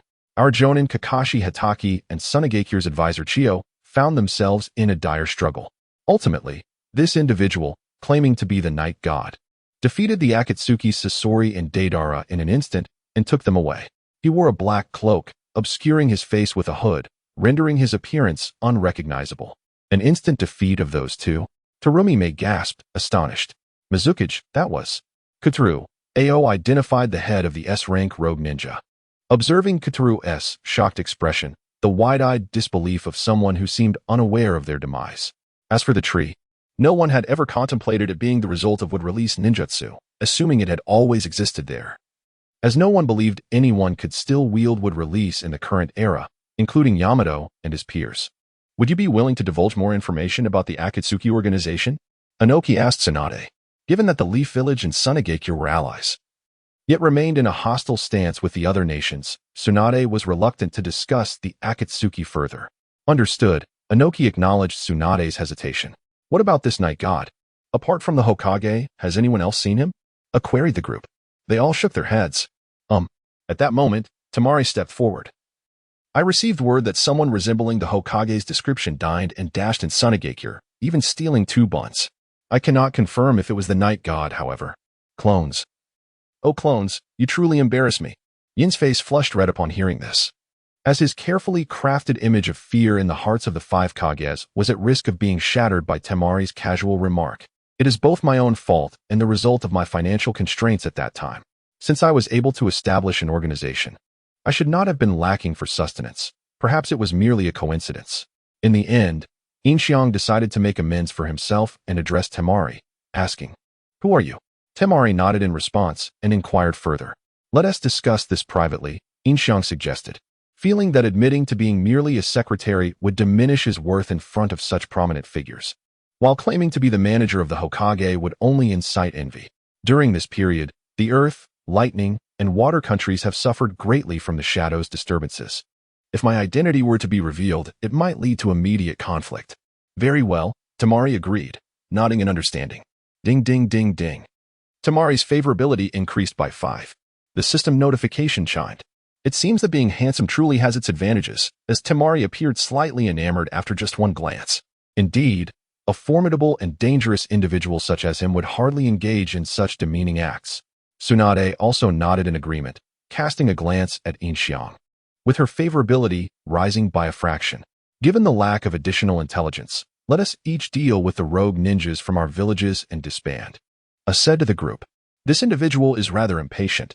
Since no one is willing to provide information on Yagami, remaining here is pointless. Come out and show off. Now is the perfect time to impress with the 5 Kage present, Yin Xiang thought to himself, confident that his clone would share his sentiments and be eager to make an entrance. As the 5 Kage organized their guards to claim their village's rogue ninjas, Yin Xiang's clone descended from the heavens. With a thunderous crash, a shadow landed before the trophy tree, creating a massive crater and stirring up a cloud of dust. The crowd was startled by the commotion, taking a couple of steps back, shielding their eyes from the dust as they peered toward the center. As the dust settled, they beheld a figure clad in a black cloak, obscuring his face with a hood. Was this not the Night God described by Tsunade? You bastard, are you the Night God? I shouted at Yin Xiang. I am the king of the Dark Night, the malevolent punisher, the Night God. Yin Xiang proclaimed dramatically, drawing the blade from his waist and pointing it skyward. "Step behind me," Tsunade instructed, pulling Yin Xiang to her rear. At that moment, Yin Xiang was entirely caught off guard by Tsunade's action, his heart racing with excitement. This was undeniably a moment of grandeur.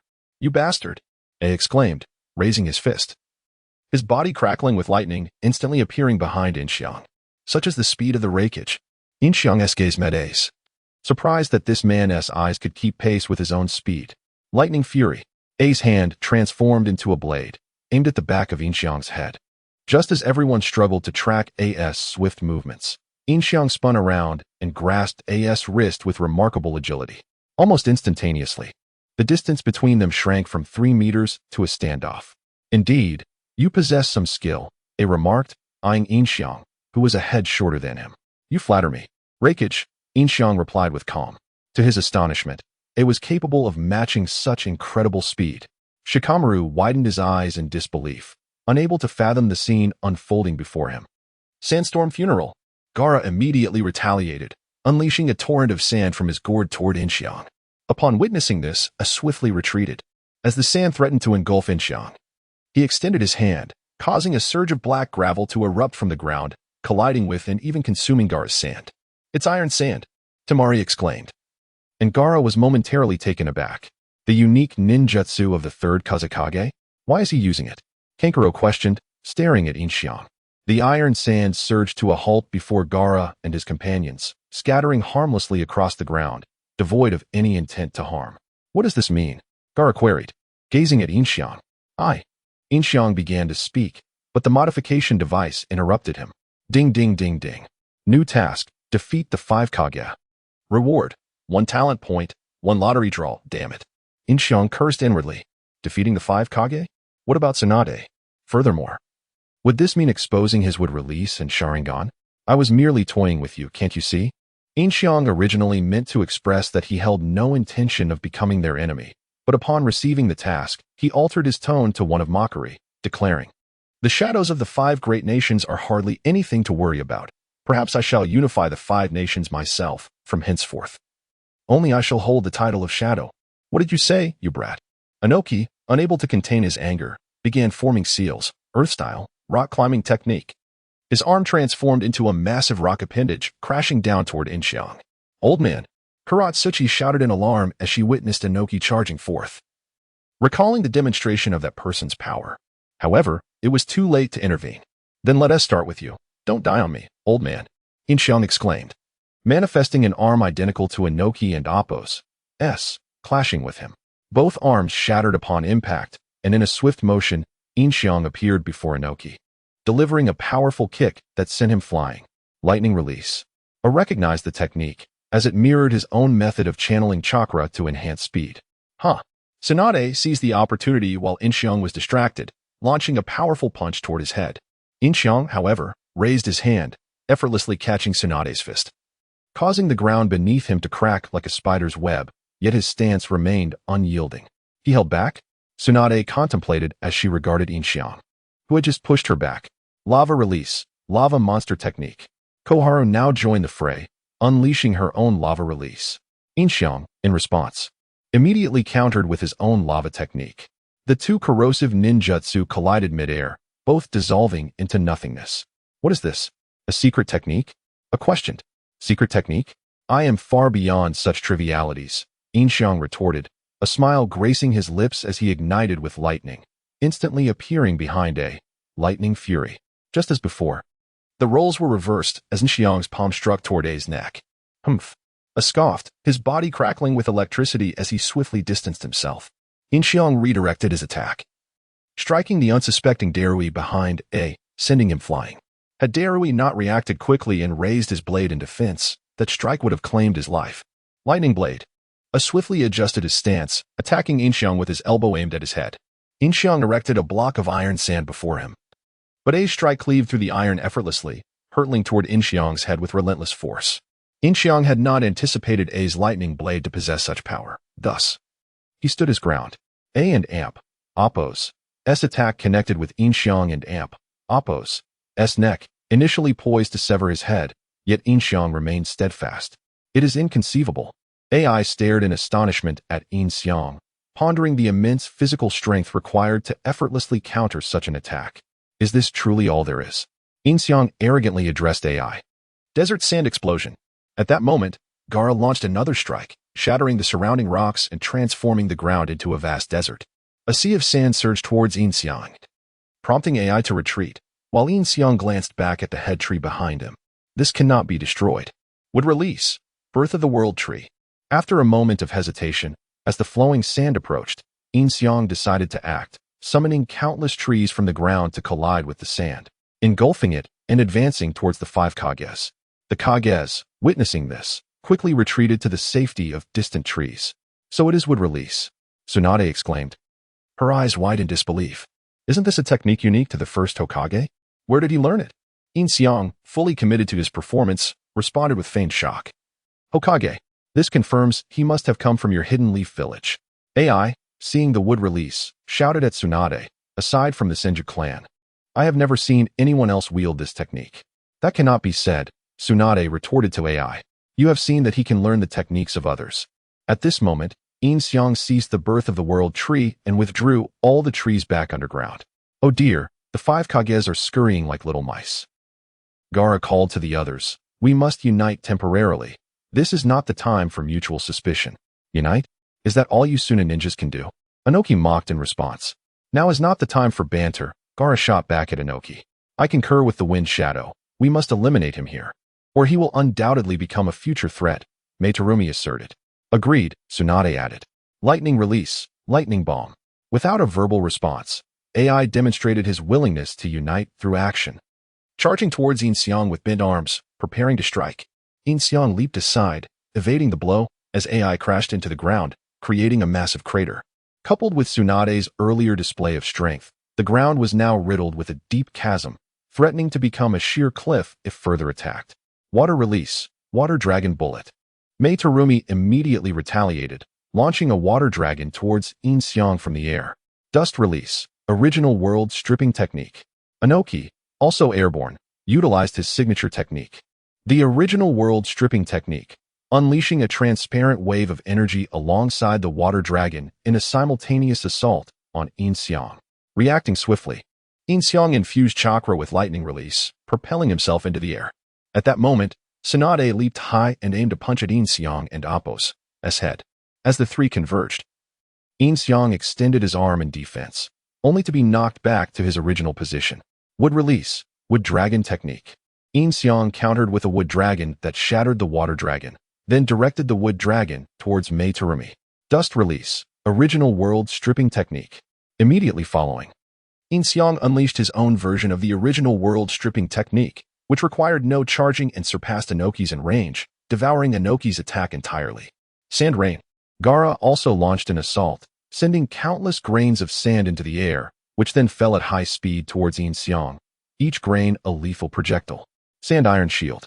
In response, Yin Xiang raised a hand, causing the sand iron beneath him to rise and shield his head, emerging unscathed once the sand rain ceased.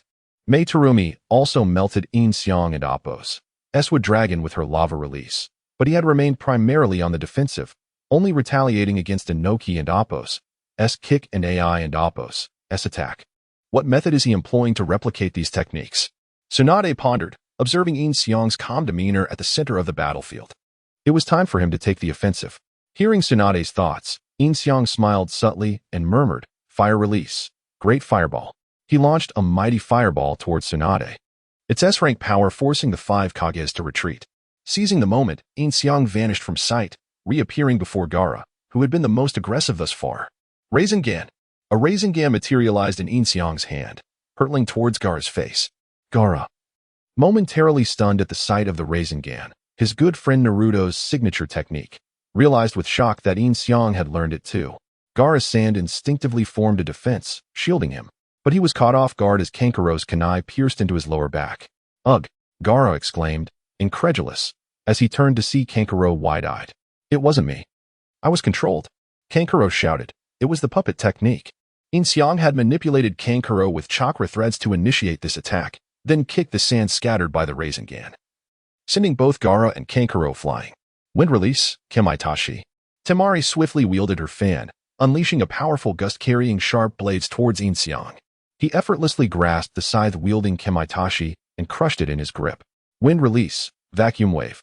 Yin Xiang countered with a vacuum wave that pierced through Temari's wind attack, striking her directly. While he avoided delivering a fatal blow, Temari and Appo's clothing was torn significantly, leaving her in only her undergarments, exposing her. This audacious act. Tsunade landed and quickly crouched down, using her fan to shield herself, utterly humiliated. Gaara, are you alright? Gaara and Kankuro skittered across the ground for a considerable distance before colliding with a tree, Gaara's back bleeding profusely as Kankuro hurried to staunch the flow. Can't you break free from his chakra threads? Gaara grimaced against the pain. I didn't even notice. By the time I did, it was too late. Kankuro gritted his teeth in frustration. Water release, water prison. Mei Terumi extinguished Yin Xiang and Appo's great fireball with her water release. The fireball had only pushed Tsunade back to avoid harming her. I won't let you escape again, Yin Xiang declared. Standing atop the tree where Gaara and the others had just been, contemplating that the earlier blow would not take Gaara's life. This cannot continue. Not only can we not defeat him, but our techniques will also be continually replicated, making him even stronger. At this moment, the remaining 4 Kages had gathered, their guards unable to intervene, while Darui lay unconscious from Yin Xiang and Appo's previous strike. Will the sealing technique be effective? Mei Terumi inquired. With that speed. The sealing technique won and Appo's keep up. AI shook his head. He knew better than anyone how fast he could run with lightning release, especially since that individual seemed even faster. Who on earth is this guy? Can anyone provide some clarity? Inoki demanded, looking at the 3. I come from the heavens. Just then, Yin Xiang appeared beside them without warning, pointing to the sky with a smile, causing the 4 to jump back in alarm as he charged towards Inoki. Earth release, earth flow wall. Akatsuki immediately summoned an earth flow wall behind Inoki in an attempt to shield him. But Yin Xiang utilized Inoki's lightweight rock technique to leap into the air, crashing through Akatsuki's wall and seizing Inoki's leg. So fast, Inoki gasped in astonishment. Turning to see Yin Xiang, his entire form crackling with lightning. He had combined his lightweight rock technique with AI and Appo's lightning release cells, resulting in such incredible speed. Subsequently, Yin, disregarding Inoki's flustered expression, forcefully hurled the old man against the earthen wall, exclaiming, Dust release, original world separation technique. As he soared through the air, he began to gather chakra between his hands. In truth, Yin had no need to accumulate chakra. He merely sought to witness Inoki and Appo's panic, and indeed, the old man's forehead was soon drenched in sweat. Old man, Kuratsuchi shouted, leaping high to deliver a kick to Yin's head. However, Yin caught her ankle with one hand, while continuing to charge his technique with the other. Kuratsuchi found herself suspended in midair, her skirt fluttering dangerously. Were it not for the existence of safety shorts, an unrefined invention, she would have suffered an embarrassing wardrobe malfunction. Let me go? Kuratsuchi struggled in vain against Yin and Appo's grip, unable to reach him. Old man, Akatsuki rushed over, pulling Inoki away from the wall and hastily retreating. A smile crept onto Yin and Appo's lips as he unleashed the original world separation technique, piercing through the wall. That was close. That was close. Inoki gasped. Drenched in sweat, barely escaping the obliteration by his own ninjutsu. This brat is merely toying with us. I noticed that Yin had been gathering power for so long, seemingly waiting for someone to rescue Inoki, all while he had truly been charging at all. As for rescuing Inoki, they had no intention of doing so. They would rather see their opponent perish. The current 5 Kage were far from unified. Although they appeared to be allies, they remained in a state of hostility, hoping that Yin would eliminate one of them first. Only Tsunade had dispatched a division of slug clones to heal Gaara, solidifying their status as genuine allies. Let me go? Let me go? Kuratsuchi continued to struggle in Yin and Appo's grasp, employing every method to break free, while Yin observed her legs closely, admiring her form. Truly worthy of the future Tsuchikage. Kuratsuchi, unable to escape, hastily formed hand seals and executed ninjutsu, causing countless stone spikes to erupt from the ground beneath Yin's feet. However, as he ascended higher, he was unaffected, and he released Kuratsuchi, allowing her to be impaled by her own technique. Kuratsuchi quickly ceased her ninjutsu, but the spikes behind her were too late to retract, threatening to pierce her. Original world separation technique. Inoki immediately used the technique to eliminate the spikes beneath Kuratsuchi, saving her from a gruesome fate. What a lecher. Karui, concealed behind a fan, observed Yin's lingering gaze on Kuratsuchi's legs and whispered softly. After Tsunade's healing, Gaara managed to stand, joining the other 4 Kage. He can even replicate the bloodline of the Tsuchikage. At this rate, he will learn all our techniques. Is he deliberately holding back to learn our ninjutsu? Gaara's remark seemed to enlighten Tsunade to Yin's true intentions. In fact, Tsunade possessed a technique capable of subduing Yin, the 4 Crimson Sun formation, a unique jutsu of Konohagakure requiring 4 Kage-level individuals to execute. Once activated, those inside could not escape, and those outside could not enter, allowing them to capture Yin in one fell swoop. However, this was a secret technique of Konoha and could not be shared with the other villages. Are we to retreat then? Inoki asked. Having lost face in front of so many, I must regain my honor. Of course, we cannot retreat. Leaving now would only sow future calamity. Just look at that head tree. Who knows how many more of those will sprout if we let him live. I pointed at the grotesque tree. Let's try sealing techniques. You all attack, and I will set up the seal, Gaara instructed, and the others nodded in agreement. I'll take the lead, Tsunade declared. Leaping high into the air towards Yin, raising her right foot to smash down upon him. Yeah, Tsunade roared, exerting every ounce of her strength. Painful heaven kick. Wonder how Tsunade would feel knowing this is my clone. Yin thought, observing from a distance, protected by Kage and wind. Bang! Yin extended his left hand, catching Tsunade and Appo's foot as effortlessly as if he were catching Kuratsuchi. Now, Gaara shouted, as his sand began to crawl silently across the ground towards Yin and Appo's feet. A and Karui understood the cue and immediately attacked. Water release. Water dragon bullet technique. Lightning release. A's lightning chakra merged with Karui's water dragon technique, forming a combined ninjutsu, lightning water dragon bullet, roaring towards Yin. Tsunade seized the opportunity to break free from Yin's grip, though Yin had purposefully released her, unwilling to harm his little mistress. The lightning-infused water dragon surged towards Yin, who remained unfazed, extending his hand to catch the lightning water dragon bullet.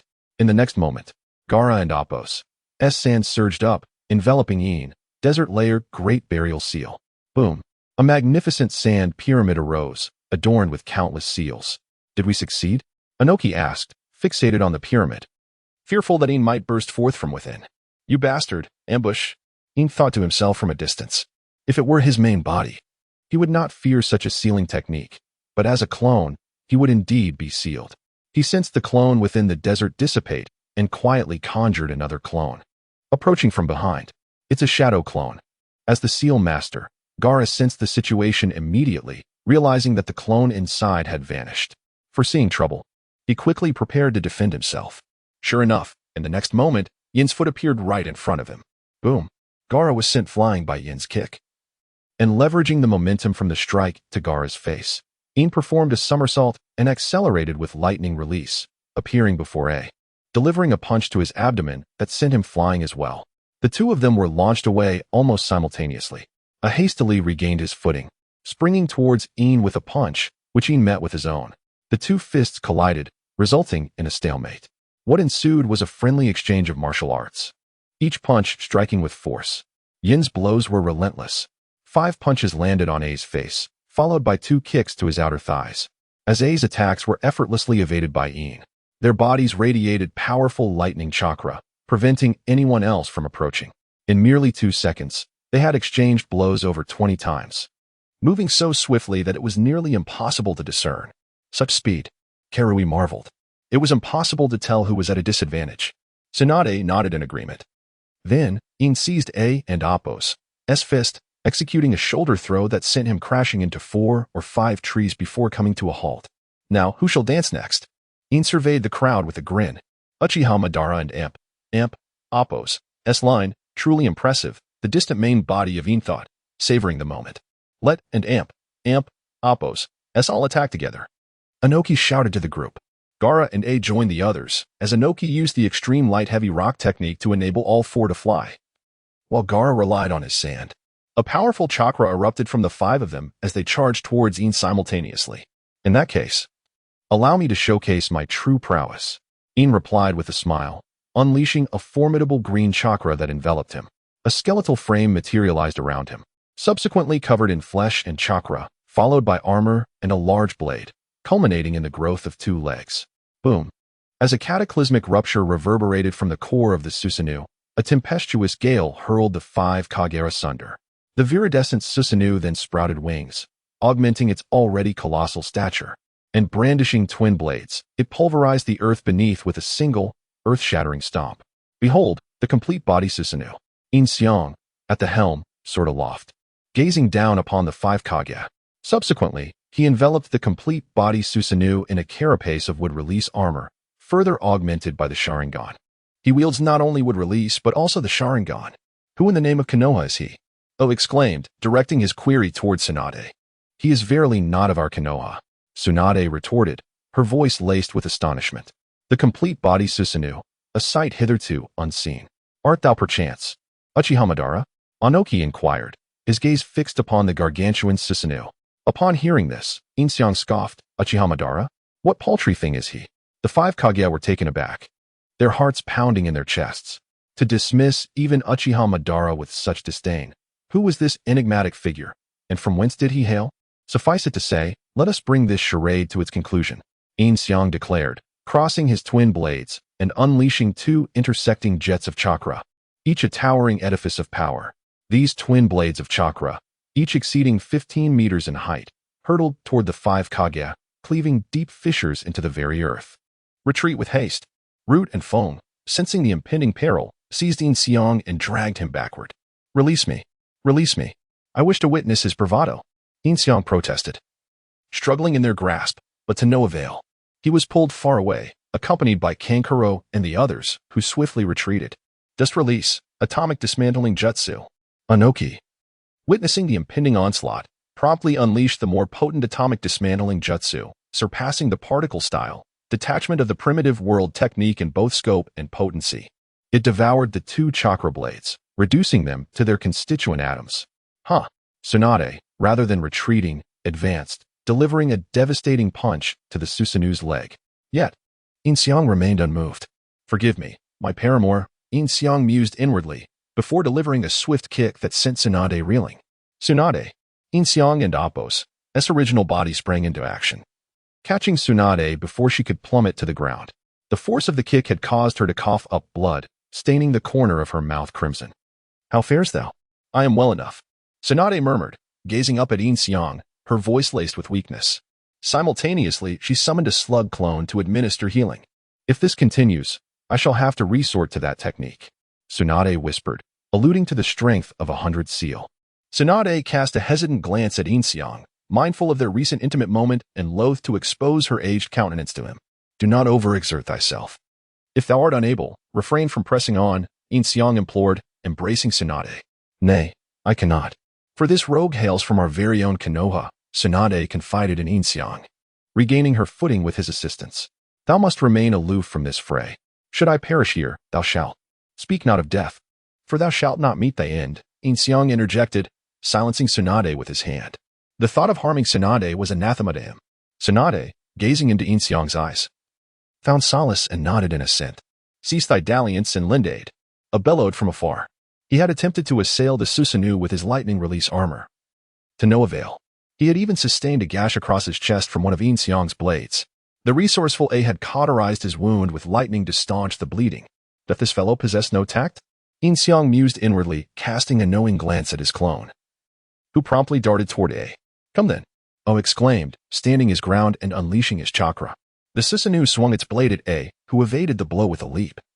Vanishing from sight, he reappeared above the Susanoo, descending with a crushing stomp that sent the Susanoo hurtling back to earth, albeit with minimal damage. Sand binding coffin. Gaara seized the opportunity, encasing the Susanoo's legs in a prison of sand. Evacuate. Just release. Atomic dismantling jutsu. Anoki warned A, who promptly withdrew. Yin Xiang, in turn, manipulated the wood release armor, ensnaring A and Appo's leg and using him as a shield. Damn thee. Accursed, unleashing lightning release to sever the wood release. But the ceaseless torrent of wood proved insurmountable. This fiend, Anoki gritted his teeth. Raikage, thou must sacrifice thyself for the sake of the shinobi world, Anoki declared, channeling his chakra with increased intensity, poised to unleash his technique. Sacrifice thy mother, A retorted. Raikage-sama, he exclaimed, his voice laced with anxiety. Yet, even if he intervened, he would be of little assistance. Desist, Tsuchikage, Gaara implored Onoki. Should we fail to vanquish him after sacrificing the Raikage, we shall be in dire straits. The young lad speaks true. Cease thy actions.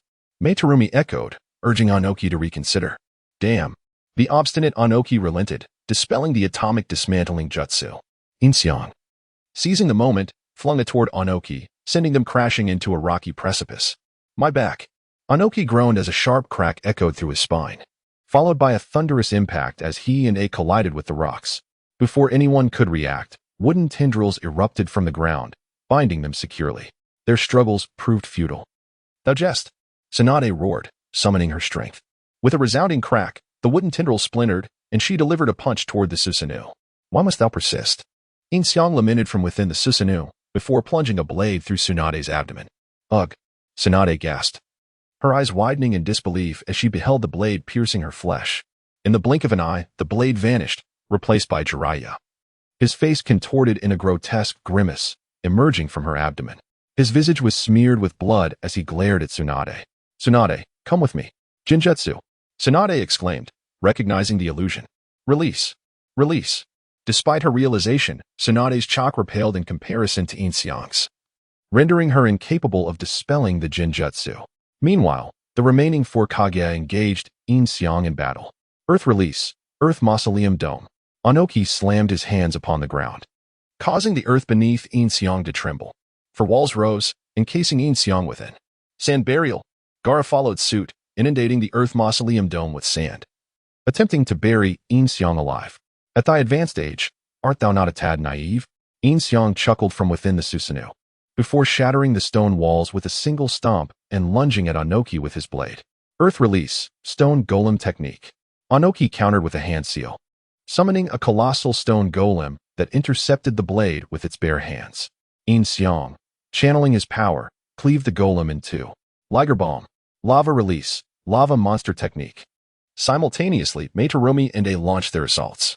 A struck Yin Xiang's leg with the Liger bomb, causing the Susanoo to buckle, while Meitarumi and Appo's lava monster technique struck the Susanoo and Appo's head.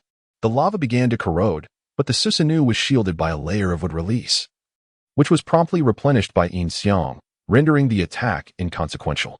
He possesses an inexhaustible reservoir of chakra. At this moment, Ao in the distance had lifted his eye patch, his Byakugan fixed intently on Susanoo, overwhelmed by the sheer magnitude of chakra that was almost beyond his comprehension. After such an extended battle, holding his ground against the 5 Kage, how could his chakra still be unspent, despite having employed countless jutsu? CHJR was equally astonished by this revelation. Just then, Yin Xiang suddenly appeared before Ao, rendering him momentarily speechless, unable to move. In his gaze, Susanoo had ceased its movements, and within Susanoo's form, there was no one. Yin Xiang had come directly to him. What? CHJR swiftly unsheathed his dual blades. The blades pointed menacingly at Yin Xiang, only for them to be hurled away with a flick of his wrist, sent flying a considerable distance. Why had it halted? The 4 Kage, excluding the unconscious Tsunade, stared at the unmoving Susanoo. Why had it ceased its actions after cleaving through the stone warrior? At that moment, a piercing scream echoed from behind them. The group turned to see Yin Xiang extracting Ao and Appo's Byakugan and placing it into a nutrient vessel designed for eyes. This is the Byakugan, Yin Xiang remarked, shaking the container with a smile. With a resounding crash, Susanoo vanished from sight. Release. Gaara had noticed Tsunade and Appo's peculiar condition. Realizing she had fallen under an illusion, and approached to dispel the Jinjutsu. I can't break it myself? His chakra is far too potent. I recognized it as an illusion, but couldn't dispel it. Tsunade nodded in agreement. Temari, drape this over her. Kinkaro placed the clothing of his puppet over Temari, finally providing her with some modesty. What's wrong? Need a break? Yin Xiang sat casually on a tree trunk, observing the others with an air of ease, still toying with the Byakugan in his hands. What is your true objective? Onoki inquired, eyeing Yin Xiang critically. Objective? Let me think. Perhaps it is world peace. Yin Xiang nodded, suddenly realizing how much he sounded like Deidara. World peace? You, of all people, would utter such words? Tsunade scoffed at his claim. You fail to grasp the situation. I merely dealt with those who imitate me. People must broaden their horizons, Yin Xiang declared, fingers interlocking before he spread them with a grin. The mission is not yet completed. Haven't I already brought them down? Yin Xiang mused internally, believing they had all been incapacitated by him at least once, which could be deemed a victory. Beep. Mission progress 4-5. Tsunade has not been defeated. Yin Xiang glanced at Tsunade upon hearing the notification from his modifier. He had almost forgotten about the enchanting woman. From this angle, he could see her alluring curves, igniting a wicked thought within him. Should he bind Tsunade and indulge in some mischief? Hiss. The thought was somewhat thrilling, yet he decided against it for the moment. In the next instant, Yin Xiang appeared before Tsunade. A and Amp, Oppo's reaction was the swiftest, materializing behind Yin Xiang in an instant, forming a pincer attack with Tsunade. Whoosh. In a flash, Yin Xiang drew his blade, directing it toward A crouch to evade, only to be met with a kick from Yin Xiang that struck his chin, sending him flying. As Tsunade prepared to retaliate, Yin Xiang had already pressed his blade against her neck. Such a beautiful woman, I cannot bear to harm you, Yin Xiang whispered softly. Is that so? Tsunade surprisingly smiled, suggesting, then come to my mist village. It's worth considering. Yin Xiang nodded, and in the next moment, activated his Sharingan, causing her to collapse to the ground. Beep. Mission complete. Talent points reward X1, lottery reward X1, current accumulated talent points X2, and Oppos. Speaking of which, I haven't used the talent points from conquering Tsunade. And Oppos. Yin Xiang gazed at the fallen Tsunade, adorned in a fishnet outfit, her posture alluring, smiling as he altered her affection towards him to 100%. The next encounter would surely be filled with fiery passion. Beep. Tsunade affection level, 100. Tsunade compliance level, 10. It appears that whenever the affection level reaches 100%, it triggers compliance. Since I directly adjusted Tsunade's affection level to 100%, her compliance is not as high as Tsunade's. I shall refrain from playing further. Yin Xiang then sheathed his blade, looking towards Tsunade and the others, who remained poised for battle. Play? Do you think we are merely toying with you? Anoki huffed at Yin Xiang. Indeed. Otherwise, you would already be corpses, Wooden and Oppos. To you? Yin Xiang retorted with a hint of mockery. Remember this. Do not disturb me again. Those I slay are deserving of their fate. With that, he vanished from their sight. After this fierce battle, Longin village lay in ruins, the forest reduced to withered trees. The ground pockmarked with gaping holes, the entire village enveloped in thick dust, gravel, and iron sand, transformed into a desolate wasteland. Yet, one thing remained intact. The head tree stood tall and unscathed. Release.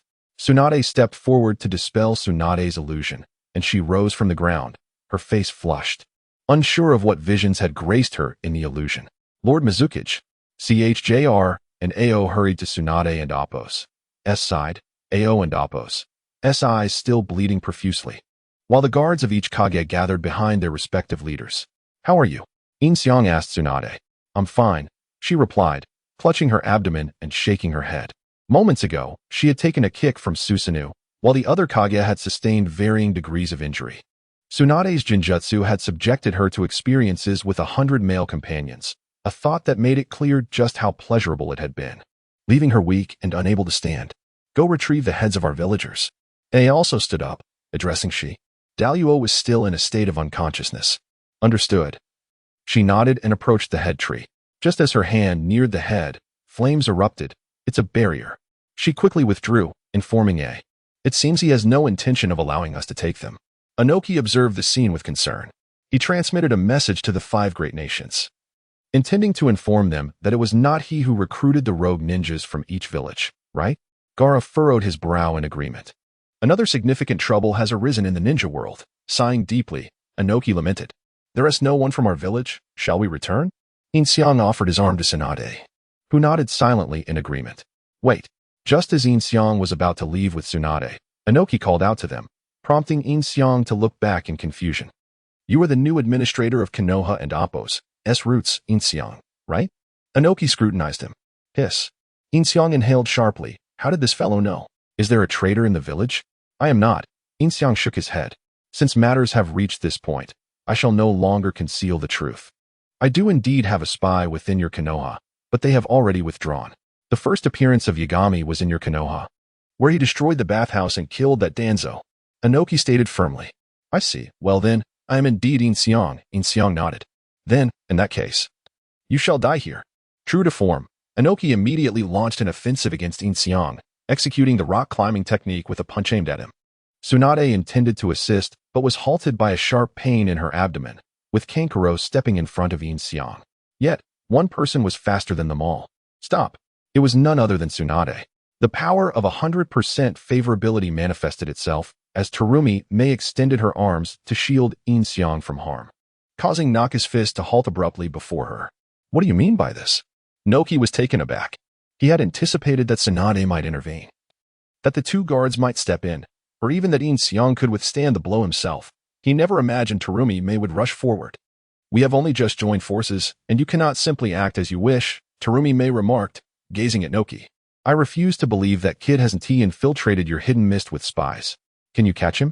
Noki retorted, floating in midair, parallel to the water shadow. Haven and Appos, do you also place spies in Konoha? In the realm of great nations, such actions are inevitable, Terumi Mei countered. I truly cannot understand you. Why do you assist Konoha? Noki was even more perplexed, his confusion evident. I am not aiding Konoha, Terumi Mei clarified, casting a discreet glance at Yin Xiang, her face visibly flushed. In any case, I will not allow you to harm them while I am here, she declared with utmost seriousness. As an ally, I will not stand idly by. Gaara approached Terumi Mei and added, I will not remain passive either. It was uncertain how they would feel once they realized that the very individuals they were protecting had just been defeated by the one they now shielded. Let us go? AI. Although Iban also harbored intentions of eliminating Yin Xiang, the present situation necessitated a retreat. He had not anticipated Terumi Mei and Appos as assistants to Konoha. Yes, AI nodded, hoisting the unconscious Darui onto his back. Noki scoffed dismissively as he watched AI leave, then turned away himself. Once the two had departed, Gaara and Terumi Mei finally relaxed their guard. You. Tsunade raised her head, bewildered by Terumi Mei's intentions. This was their first encounter, and she had not expected assistance from her. I already said, I am not helping Konoha, Terumi Mei replied coolly, then turned her attention to Yin Xiang. I have helped you this time. Remember to repay me next time, handsome, she said with a seductive smile. What? Tsunade exclaimed in shock. So that was your true intention. Upon hearing someone vying for her man's attention, her previous injuries were momentarily forgotten as she confronted Terumi Mei. What's wrong? Is it unacceptable? I am younger and more beautiful than you. Am I unworthy of him? Terumi Mei shot back, eyeing Tsunade. What did you say? Tsunade could not tolerate being compared, especially regarding youth. Do you want to fight? You rude old hag, Terumi Mei retorted. You scoundrel. Even Gaara appeared astonished, raising an eyebrow. So that is how it is, he muttered, shaking his head before departing. Let us go, Kankuro, Temari. All right. Lord Mizukichi, calm down. Ao and Chj are urged, grasping Terumi Mei's arms. Lord Hokage, you must also remain composed. Shikamaru and Kankuro caught hold of Tsunade, preventing a fight from breaking out between the two. For the first time in his life, Yin Xiang felt the peculiar sensation of being contested by women. Quite pleasant, indeed. He watched the spectacle with satisfaction, his hand already gripping the Byakugan, which he stored away in the modification space. This place was truly Tsunade and Appos, as paradise, filled with wealth beyond counting, enough to last a lifetime without need of sustenance. You too should temper your enthusiasm, Yin Xiang interjected, prompting immediate silence. This time, I will spare you, Tsunade announced to Terumi Mei. Terumi Mei turned her head away. Haughtily, let us go, Chjrao. Before departing, she glanced back at Yin Xiang. Remember to visit me in the hidden mist. You wretch. Tsunade's fury ignited again, ready to charge at Terumi Mei, but was once more restrained by Shikamaru and Kankuro, allowing Terumi Mei to slip away. Let us head back, Yin Xiang said, tugging at Tsunade's sleeve. I will carry you. You are injured, after all. He crouched before her, and despite her jealousy, she took the opportunity to leap onto his back. Shikamaru and Kankuro exchanged glances, both resigned, having stood guard outside the Hokage's office for so long. They were well accustomed to the ambiguous relationship between the two, and they were not ones to gossip. Meanwhile, as Yin Xiang contended with the Five Shadows, battles commenced at the Tenchi Bridge. Sasori's spy was indeed Yakushi Kabuto, whose internal seals had long been undone by Orochimaru. This time, he planned to eliminate Sasori, unaware that Sasori had already been taken away by Yin Xiang. In the midst of combat, it became evident that the figure was actually Sasori disguised by Yamado. Under Orochimaru and Appo's provocation, Naruto became enraged, manifesting four tails. Even so, Orochimaru was still able to contend with Naruto, even gaining the upper hand, showcasing his formidable strength. The shadow clone trailing behind realized he could not learn the tailed beast chakra, but he successfully absorbed all of Orochimaru and Appo's jutsu, including his shedding technique, the Orochimaru body replacement technique, which involved using his own body as a substitute to avoid all damage. Although it appeared quite grotesque, this technique could even evade the damage from Amaterasu and required no hand seals, making it the perfect replacement technique. During the battle, Orochimaru also utilized the threefold gate of hell, which Yin Xiang naturally acquired. Ultimately, due to physical limitations, Orochimaru could no longer continue the skirmish and withdrew. While Yamato successfully suppressed the Nine Tails' power using a technique in conjunction with the first Hokage's necklace, the four pursued Orochimaru's base and encountered Sasuke, who promptly defeated them with ease. They were no match for him. In the end, Orochimaru spared their lives, claiming he needed them to deal with the Akatsuki organization, and departed with Sasuke and Kabuto.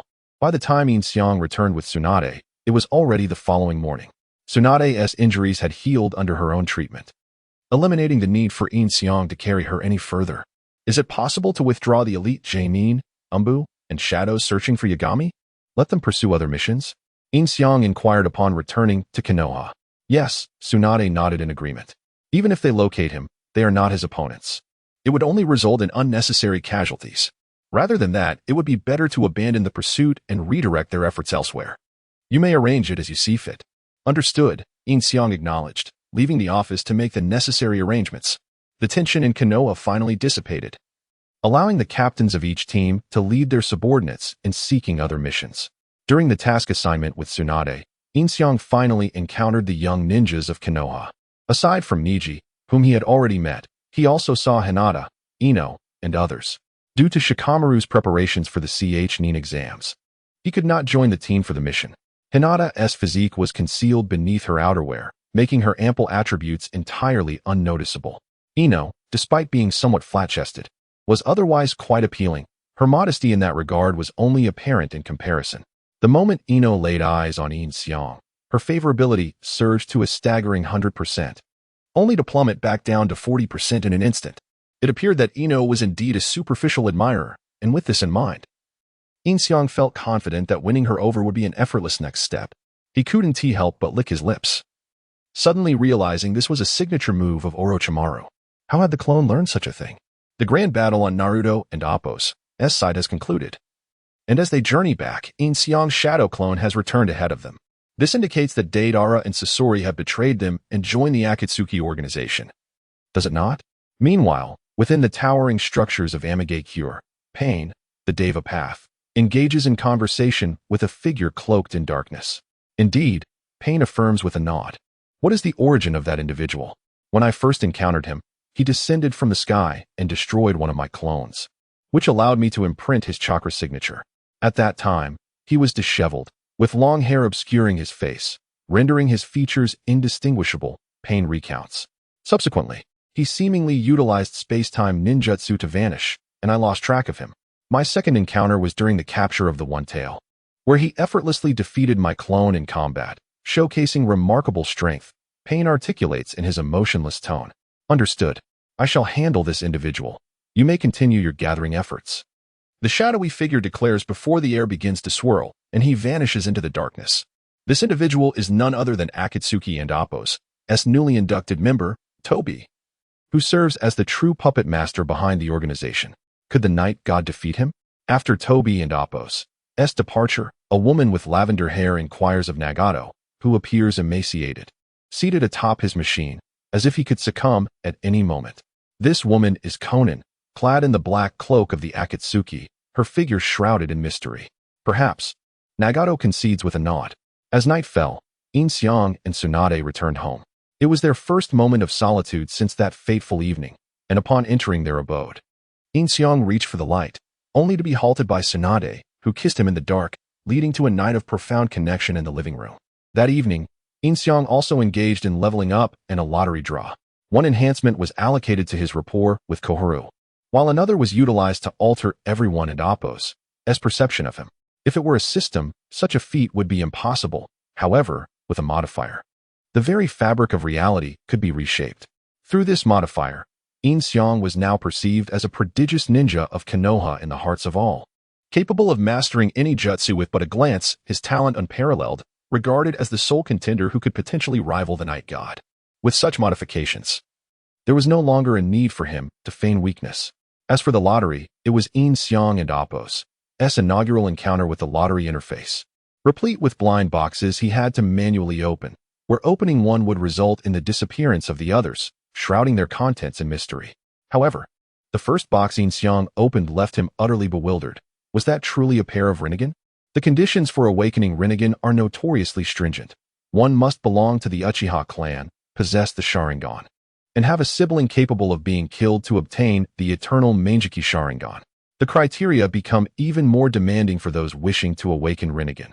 One must be the reincarnation of Indra's chakra and locate the reincarnation of Ashura's chakra, ultimately requiring the transplantation of Ashura's cells to unlock Rinnegan.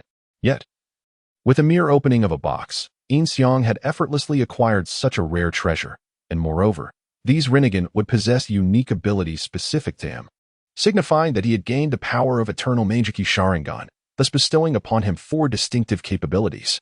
Upon awakening the next morning, Yin Xiang found the world around him transformed. Tsunade's demeanor towards him remained largely unchanged, though she had taken to affectionately clinging to him in private moments. On the streets, the villagers treated him with utmost respect, a genuine reverence that starkly contrasted with the previous insincerity. Evidently, possessing strength holds paramount importance in this realm. The two proceeded to the Hokage's office, where Kakashi's attitude towards Yin Xiang was equally amiable. There's nothing pressing today. You may practice your ninjutsu for now. Should anything arise, I will instruct you, Tsunade informed him, adding that Yu Gao would be teaching him genjutsu today. Very well, Yin Xiang nodded. An opportunity to train under Yu Gao had presented itself. Setting aside the altered visage of the middle-aged Yu Gao, the young Yu Gao was undeniably appealing. Yin Xiang brought along her favorite sake and spicy octopus to training ground number 14. Yu Gao and Appo's S-class had gathered there, as part of Konoha and Appo's current tasks included training alongside him. The entire class would accompany him for a day of practice, which occurred just once a week. Though the task seemed monotonous, everyone was eager to participate. Hello, Sister Yu Gao. Yin Xiang greeted her, waving the sake and octopus. Hello, Yu Gao smiled back, having seen Yin Xiang numerous times during task assignments, yet never having exchanged words with him until now. This was their first genuine interaction. Let me see just how formidable this guy is, Kiba exclaimed, cracking his knuckles in anticipation, with Akamaru barking in agreement. He seems quite powerful, the reason being, I just have this feeling, Shino murmured, inaudible to others. Is this the person Naruto brought back? Hinata mused, her heart unwaveringly loyal to Naruto, remaining unaffected despite Yin Xiang's striking appearance. Her affinity for him stuck at a mere 5. Here's the sake and octopus you like, Yin Xiang offered to Yu Gao. Oh, how thoughtful. You've even researched my preferences, Yu Gao replied, pleasantly surprised, her favor for Yin Xiang rising to 15%, for who wouldn't appreciate a polite and handsome individual? Of course, I wouldn't want to waste your time training me without showing my gratitude, Yin Xiang replied with a smile. And what about us? Kiba interjected. Yin Xiang produced various treats, beef jerky for Kiba and Akamaru, a vegetable salad for Shino, and for Hinata, he leaned in close to whisper, Naruto's kunai. Eh? Hinata's face flushed, and despite her embarrassment, she swiftly took the kunai from Yin Xiang's hand.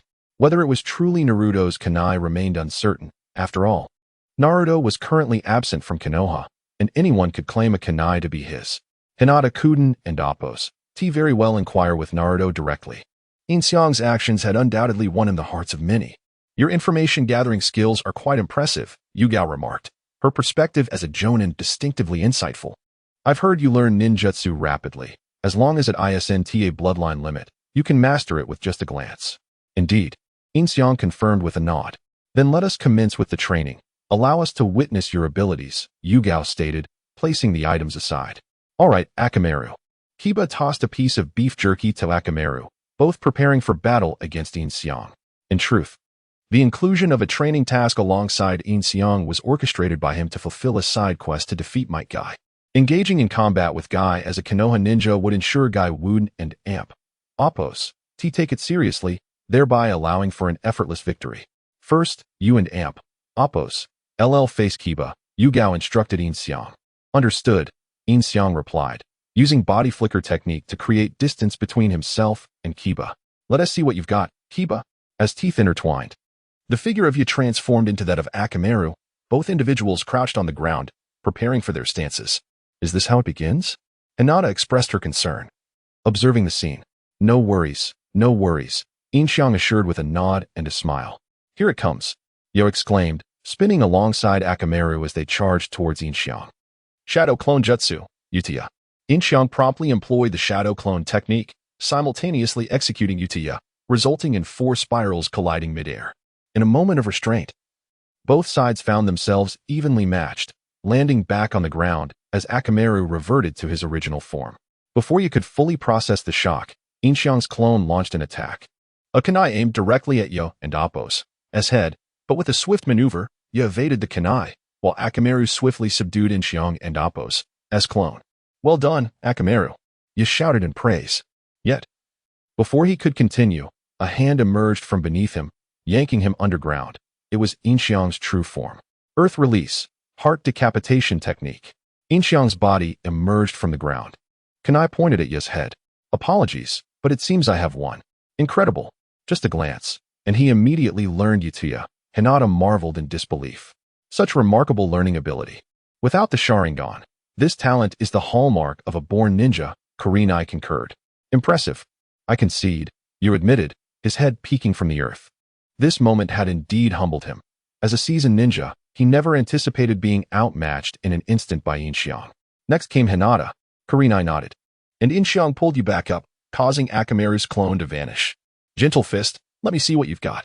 Yin Xiang stepped back, creating distance. Forgive my intrusion, Hinata said, taking her combat stance. Come forth, Yin Xiang nodded, mirroring Hinata and Oppos' posture. Can one truly utilize gentle fist without Byakugan? Yo inquired, glancing at Kurenai. Indeed. Though the Byakugan allows one to discern chakra points, amplifying the technique's effectiveness. Hence, the Hyuga clan excels in gentle fist, Kurenai affirmed. Here it comes. 8 trigrams air palm. Before launching her attack, Hinata warned Yin Xiang, considering they were from the same village and did not need to exert their full strength. Channeling chakra into her palm, she struck forth. 8 trigrams air palm. Yin Xiang immediately countered with his own, and the 2 chakra waves collided and dissipated. Then, Hinata charged at Yin Xiang, delivering a palm strike, which he narrowly dodged, countering with a palm aimed at her abdomen. Utilizing her Byakugan, Hinata swiftly leapt back to evade Yin Xiang's strike and threw 2 kunai, which were deftly blocked by Yin Xiang's kunai as he rushed towards her. At that moment, the true power of Byakugan manifested, as its acute perception unveiled Yin Xiang and Oppos' movements, prompting Hinata to adopt the stance of the 8 trigrams 32 palms. Yeah. Just then, an arm emerged from beneath Hinata, dragging her down, while Yin Xiang appeared before her. Assuming the same position used against Ya, a kunai hovered over Hinata's head. With a resounding thud, the Yin Xiang that had emerged from the ground vanished. Shadow clone. When did that happen? Kurenai gasped, astonished that she hadn't noticed Yin Xiang employing the technique. In my previous battle with Ya, I had already set up my shadow clone underground. Although Hinata's Byakugan can observe in all directions, her focus was solely on me. Thus she failed to detect the clone, Yin Xiang explained while pulling Hinata back up. I see. Such meticulous planning, Shino nodded in understanding. Truly, a genius ninja from Konoha. In all of history, there has never been one with such talent, Kurenai applauded. Now it was Shino's turn, whose abilities were known to be particularly vexing to opponents. Kurenai turned to Shino, addressing Yin Xiang. Please, take care. I look forward to your guidance. Shino stepped forward from Kurenai and Oppos' side. The same to you, Yin Xiang nodded, retreating to his prior position. Shino, do your best. This time, there are no clones underground, Hinata encouraged, carefully scanning the area with her Byakugan. Fear not, I shall emerge victorious. And the reason is, if you're referring to this mother bug, I've already captured it. Yin Xiang interrupted, waving the insect mother in his hand. With this bug, he could both track chakra signatures and quickly breed numerous insects to bind his foes, leading them to an unwitting demise. Shino had previously arranged for the mother bug to attach to Yin Xiang during his battle with Ya. Yin Xiang had detected it right away and suppressed the chakra of the mother bug, preventing it from breeding more insects. Otherwise, he would have been overwhelmed. Shino and Appo's unfinished sentence was rendered unnecessary. However, without the mother bug, I cannot replicate your technique. Yin Xiang released the bug, allowing it to return to Shino and Appo's hand, acknowledging that each mother bug was precious. Now, I shall take my leave, Shino affirmed with a nod. Despite the mother bug and Appo's discovery, alternative methods remained. Shino extended his hand, unleashing swarms of insects from his sleeves towards Yin Xiang. Yin Xiang assumed the 8 trigrams 32 palms stance. No way. Hinata hasn't even used the 32 palms yet. You exclaimed in astonishment at Yin Xiang and Appo's posture. In the next instant, the swarm of insects lunged at Yin Xiang, who swiftly unleashed the 8 trigrams 364 palms. His hands struck through the air at an astonishing speed, dismantling each insect with precision. As his assault concluded, the defeated insects lay scattered on the ground. A profound silence enveloped the four. They collectively gasped, rendered speechless. They recognized his genius, but were astonished by the magnitude of his talent. Truly inhuman. I've seen Niji use the 8 trigrams 64 palms. I suppose the 364 palms is somewhat similar, though I'm not entirely sure, Yin Xiang remarked sheepishly, scratching the back of his head and chuckling awkwardly. Absolutely correct. Hinata gasped, nodding in agreement.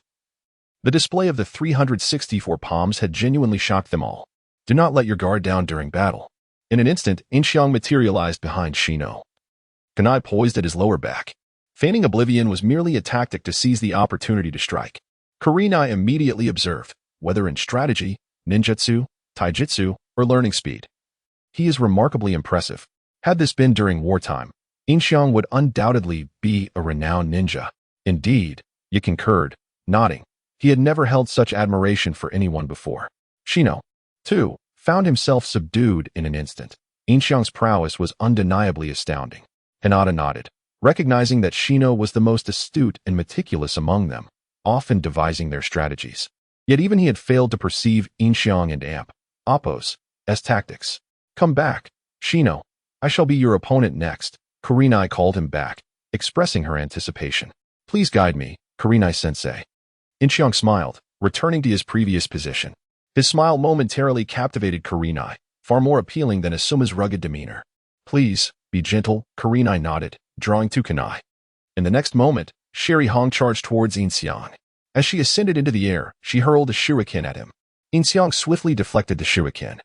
But Sharingan had already arrived before him, pointing the shuriken menacingly at his throat. Release. Yin Xiang disregarded Sharingan's threat and extended 2 fingers to dispel the illusion. Meanwhile, the real Sharingan was leaping down from above. Fire release. Great fireball technique.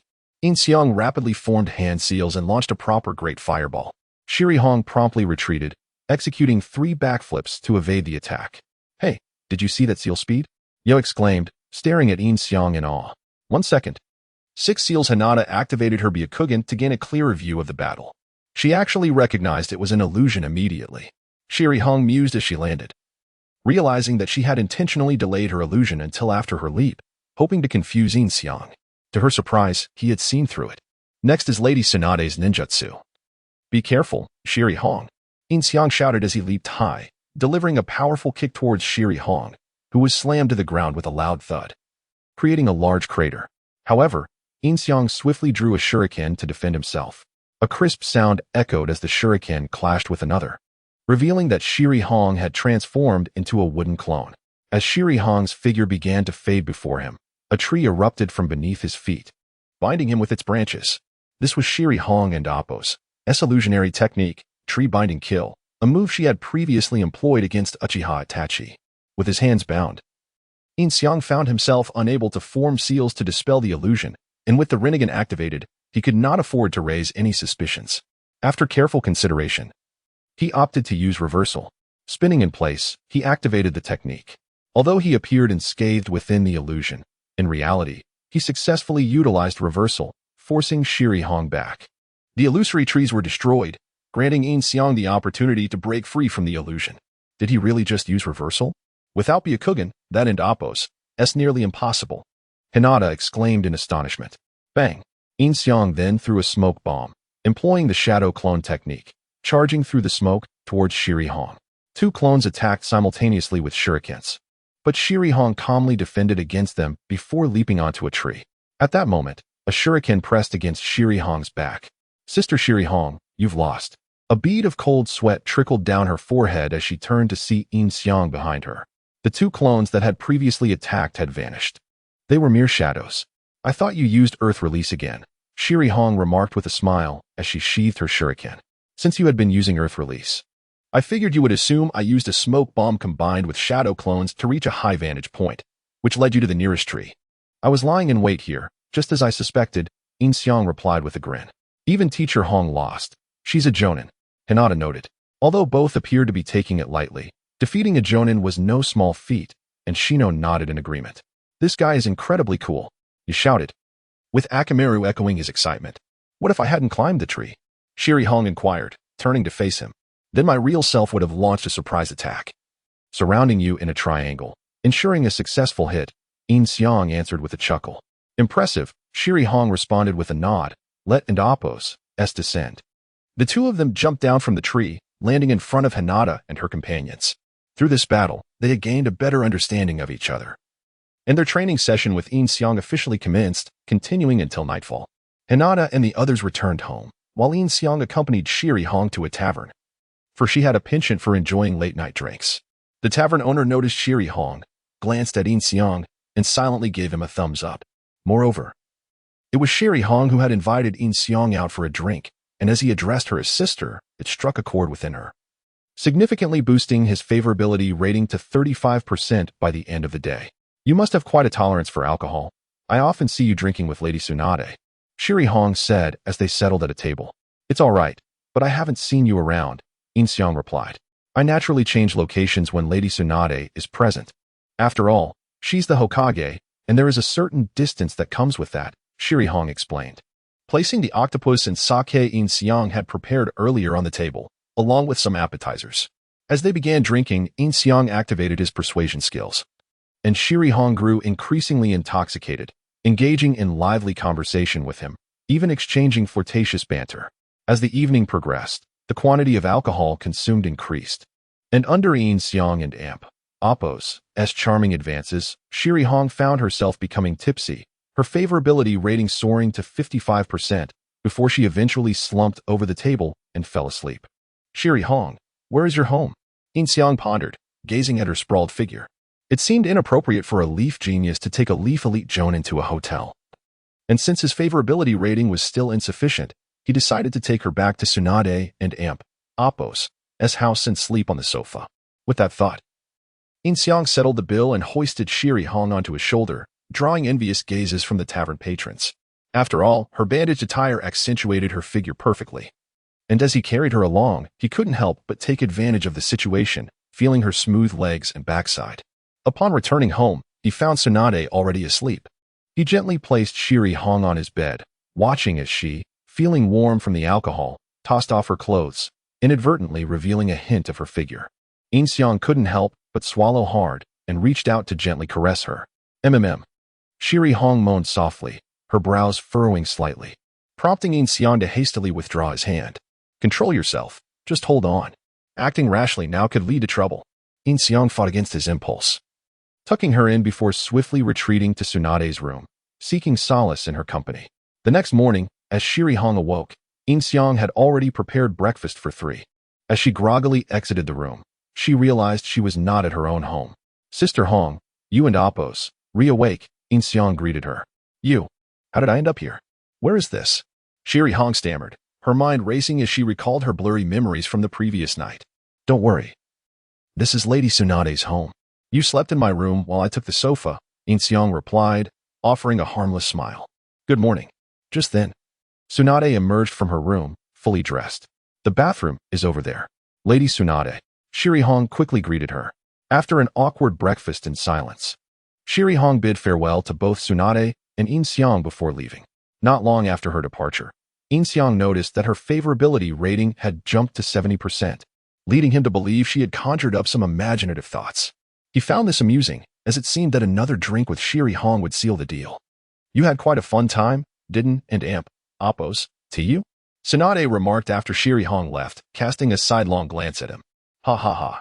Well, Shiri Hong invited me for drinks, So I accompanied her, Yin Xiang chuckled awkwardly. Then you just had to bring her back, not knowing where she lived? Tsunade teased. So, suddenly barging into my room last night was a reaction to Shiri Hong, was it? She continued with a knowing smirk. Certainly not. It is merely that I miss you dearly. Yin Xiang promptly responded. I have finished eating. I shall tidy up the room now. After speaking, Yin Xiang hastily placed his bowl down and rushed back to his chamber. The entire room was suffused with the fragrance of the sunset red. And Yin Xiang grasped the quilt, taking a deep breath. Ah, splendid. Regarding Yin Xiang and Appo's somewhat ambiguous relationship with others, under normal circumstances, Tsunade would surely feel jealous. However, her obedience to Yin Xiang has now reached an astonishing 80%. She would heed only his words, without any extraneous thoughts. This extends to any women Yin Xiang may eventually take under his wing. As long as they exhibit high obedience, they would not dare utter disallowing remarks. Once Tsunade finished her meal, the two returned to the Hokage's office. It was also the day when Naruto and his companions returned. First, they reported their mission to Tsunade, recounting their encounters on the Tenchi Bridge and with Sasuke. There remains half a year until Sasuke and Appo's body will be seized. During this time, Naruto plans to train diligently. Kakashi, having received the news, has also tailored a training regimen specifically for Naruto. That day, the practice partner assignment fell to Might Guy's team. After thoroughly besting Guy's team, Yin Xiang found himself in a match against Kai. Though this man is somewhat oblivious, Yin Xiang discovered that it would not be easy to defeat him unless he truly exerted himself. Yin Xiang and Appo's hopes of completing his task effortlessly through training were dashed. It seems he will have to engage Kai in battle when he exits the village, assuming the identity of the Night God. Speaking of the Night God, news regarding the Tree of Heads has spread throughout the Akatsuki base. Henceforth, it is likely that no one would dare impersonate the Akatsuki, and ordinary ninjas would not even think of joining. Deidara has captured a substantial number of ninjas suitable for puppet making for Scorpion and Yin Xiang. However, his method of operation is quite conspicuous. Many can easily recognize Deidara, leading to rumors of the Akatsuki's widespread ninja abductions, effectively branding the organization as a den of demons. After Yin Xiang and Appo's previous encounter against the five Kage, Scorpion and Deidara now hold him in the highest regard. Though Deidara boasts that he could have handled it himself, there is an underlying nervousness in his words, fearing that even Noki would send him fleeing in disarray.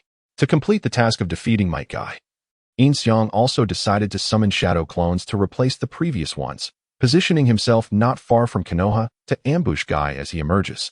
Assuming he does not open the 8th gate, it should not pose a significant problem. On the 3rd day, it was Asuma and Appo's team's turn. Presently, Asuma and Appo's team operates in a loosely organized manner, each member engrossed in their affairs, refraining from undertaking missions, primarily to remain in Konoha as a safeguard against an Akatsuki ambush. This time, they gathered specifically to witness Yin Xiang and Appo's prowess. However, Asuma appeared to harbor some hostility towards him, likely having heard of the incident where Yin Xiang took Hong from the tavern. Asuma's team excels in combined combat. This time, they did not engage in one-on-one, but rather launched a simultaneous attack on Yin Xiang with the Ino Shikacho trio, with Choji as the primary assailant, Shikamaru providing distractions, and Ino in charge of control. Their combined efforts posed significant challenges for Yin Xiang. However, he soon identified a breakthrough point. Ino, the beauty aficionado, had already achieved a 40% favorability rating upon their first encounter. After receiving a gift from Yin Xiang and engaging in close proximity, her admiration for him skyrocketed to 60%, nearly rivaling that of Hong. Thus, during their skirmish, Ino often found herself distracted, allowing Yin Xiang to seize her and disrupt the Ino Shikacho formation, subsequently employing shadow clones to deal with Shikamaru and Choji. Next, it was time for a duel between Asuma and Yin Xiang.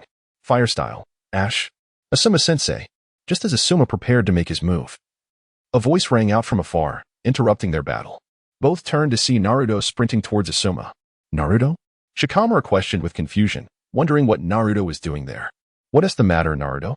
Asuma inquired as Naruto approached. There is something I wish to ask you, Asuma-sensei, regarding the technique for changing the nature of wind chakra. Naruto stated.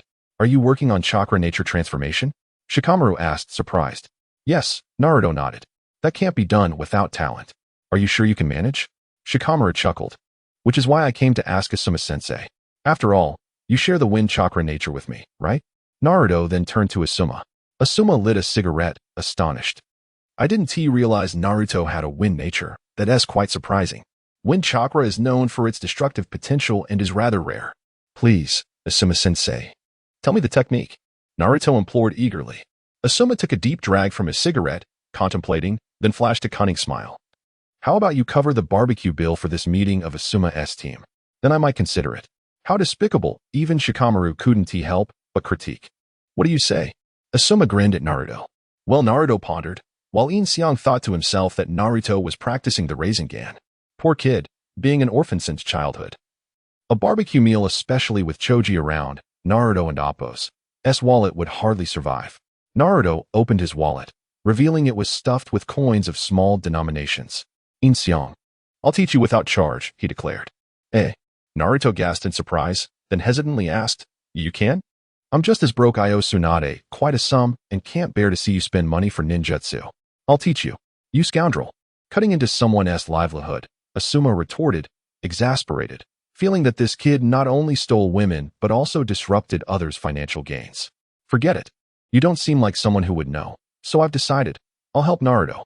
Naruto shot a glance at Yin Xiang. Yin Xiang was speechless, feeling his kindness was taken for granted. Hey, Naruto, he is a genius ninja. He learned our secret techniques just by watching. You don't underestimate him, do you? Shikamaru remarked. Is that true? You learned all their secret techniques in one glance? Naruto exclaimed, astonished. Isn't that more impressive than Kakashi-sensei's Sharingan? Indeed, you are unaware. The title of Konoha's copy ninja now belongs to Yin Xiang, Choji added. This is the umpteenth time Naruto has been shocked to learn about Yin Xiang's prowess. Who would have thought that the stray he picked up would be so formidable? Teach me, please. Naruto promptly turned to Yin Xiang, eager for instruction. Very well.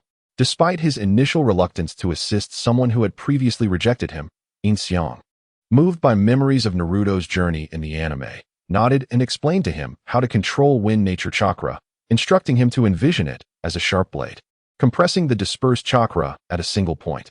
Naruto struggled to comprehend the technical terms. It took considerable effort for Yin Xiang to convey the lesson adequately. Ultimately, Naruto left content, having learned the shadow clone technique. Yin Xiang, time to settle the score. After Naruto departed, Asuma brandished his 2 chakra blades, directing his challenge at Yin Xiang. Settle what score? Yin Xiang swiftly retreated, executing 2 backflips to distance himself. Of course, it's for stealing Teacher Hong from me. Go for it, Yin Xiang. Shikamaru cheered, urging Yin Xiang on. Keep it up, Asuma-sensei. Bring back Red-sensei. Dingji and Ino shouted at Asuma. How did you all know? Asuma turned to the trio, initially believing their affair was well hidden. Of course, we knew all along. Yes, it was obvious to anyone. They nodded, causing Asuma to blush. Stay focused. Yin Xiang seized the moment to strike. As Asuma turned back, Yin Xiang appeared right before him, and Asuma quickly bent down to evade. Yin Xiang executed a backflip midair, delivering a kick that created a deep crater in the ground. Fire style, ash pile burning. Asuma retaliated immediately, releasing a plume of smoke before igniting it into flames directed at Yin Xiang. Fire style, fireball jutsu. Yin Xiang countered with his own fireball, and the 2 techniques collided, filling the air with thick smoke. Amid the haze, Yin Xiang charged at Asuma. Asuma smiled at the sight and sparked 2 chakra blades together, causing another explosion of smoke. Did Yin Xiang get taken out? Ino asked nervously, watching the smoke. No, wait. Look at Asuma-sensei and Appo's feet. Shikamaru quickly pointed out. The trio glanced down to see a black line connecting Asuma's shadow. It's the shadow imitation technique. Impressive, Dingji exclaimed. Asuma attempted to move, but found himself immobilized, inadvertently running into the flames and getting caught in the explosion. When the smoke cleared, Yin Xiang's figure had vanished, revealing that the earlier actions had been mere shadow clones. Why isn't Asuma moving?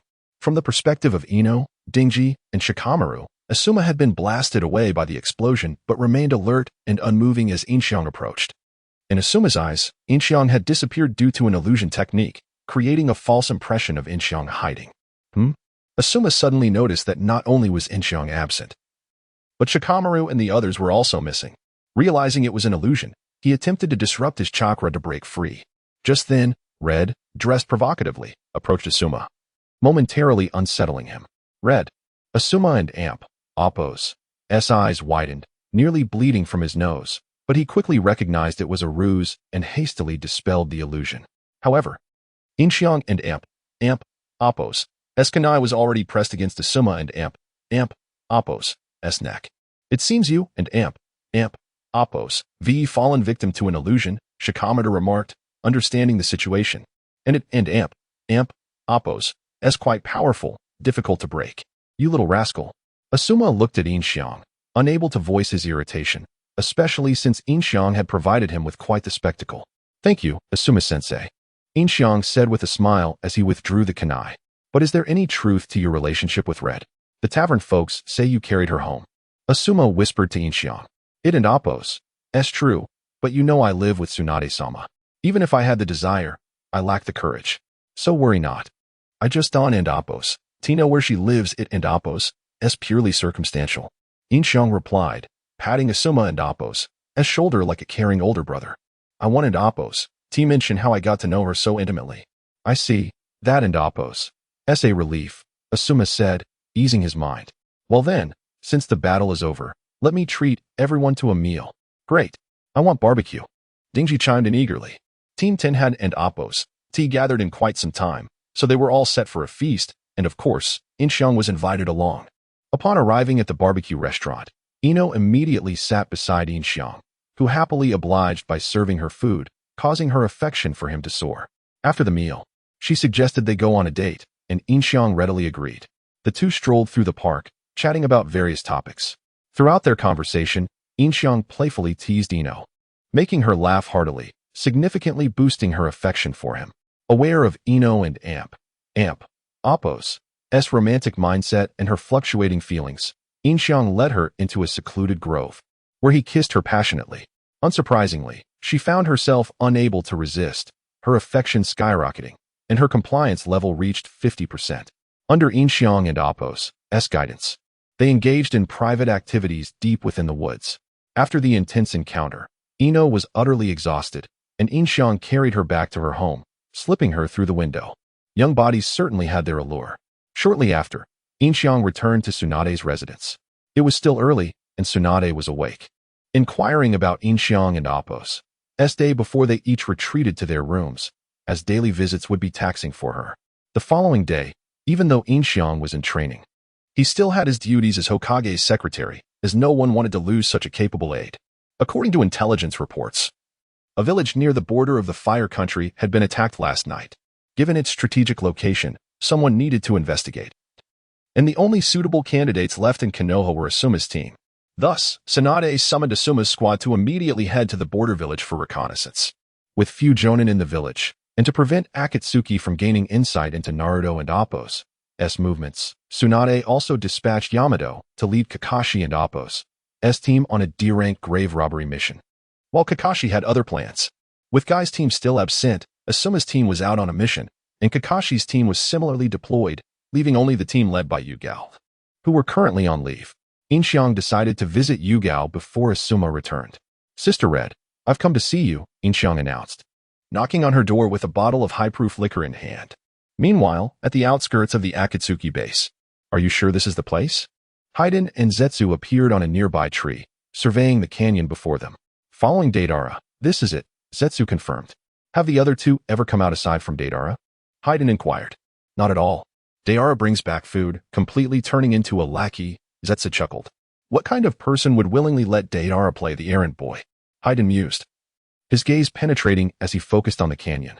Spotting a hollow rock halfway up the hill, he suspected the Akatsuki's hideout was there. What shall we do? Zetsu asked, following Haiden's gaze. Dealing with 3 of them could be troublesome. I'll wait for Deidara to go out next time before making my move. You plan to act personally? Zetsu questioned. Isn't it too early for that? What do you mean? Haiden locked eyes with Zetsu. Itachi Uchiha and Kisame Hashigaki are nearby, Zetsu grinned. You should go join them. Haiden contemplated before ultimately using his Kimui to vanish, reappearing in the Rain Village where he met Konan and Pain. We've located the Akatsuki base, and Itachi and Kisame are nearby. Inform them to proceed, Haiden instructed Pain. Pain exchanged glances with Konan before turning back to Haiden. Understood. Provide me with the location. Let Zetsu lead the way. Yin Xiang and Appo's chosen location proved rather elusive, nearly impossible to find through verbal directions alone. Pain acknowledged this with a nod, then employed his ring to connect his chakra with Itachi Uchiha, much like a wireless telephone. Upon receiving the message, Zetsu conveniently materialized before Itachi and Kisame. This night god fellow is rumored to be quite formidable. Do you think we might be outmatched? Huh. Kisame jested after accepting the mission. Let's go. Itachi said without further comment, addressing Zetsu, who nodded and took the lead, guiding the trio toward Yin Xiang's base at an accelerated pace. Speaking of Itachi Uchiha, Danzo's mission for Itachi in years past extended beyond the massacre of his clan. He was also tasked with uncovering the identity of the individual who aided in the clan's demise, essentially becoming an undercover agent. Now that Danzo and the third Hokage were deceased, no one else knew of this assignment. Itachi was now nominally under Yin Xiang's command, though he had no means of contacting him, unsure whether to disclose his mission to the new leader or to fully embrace his role as a rogue ninja within Akatsuki. Itachi would unhesitatingly choose the former.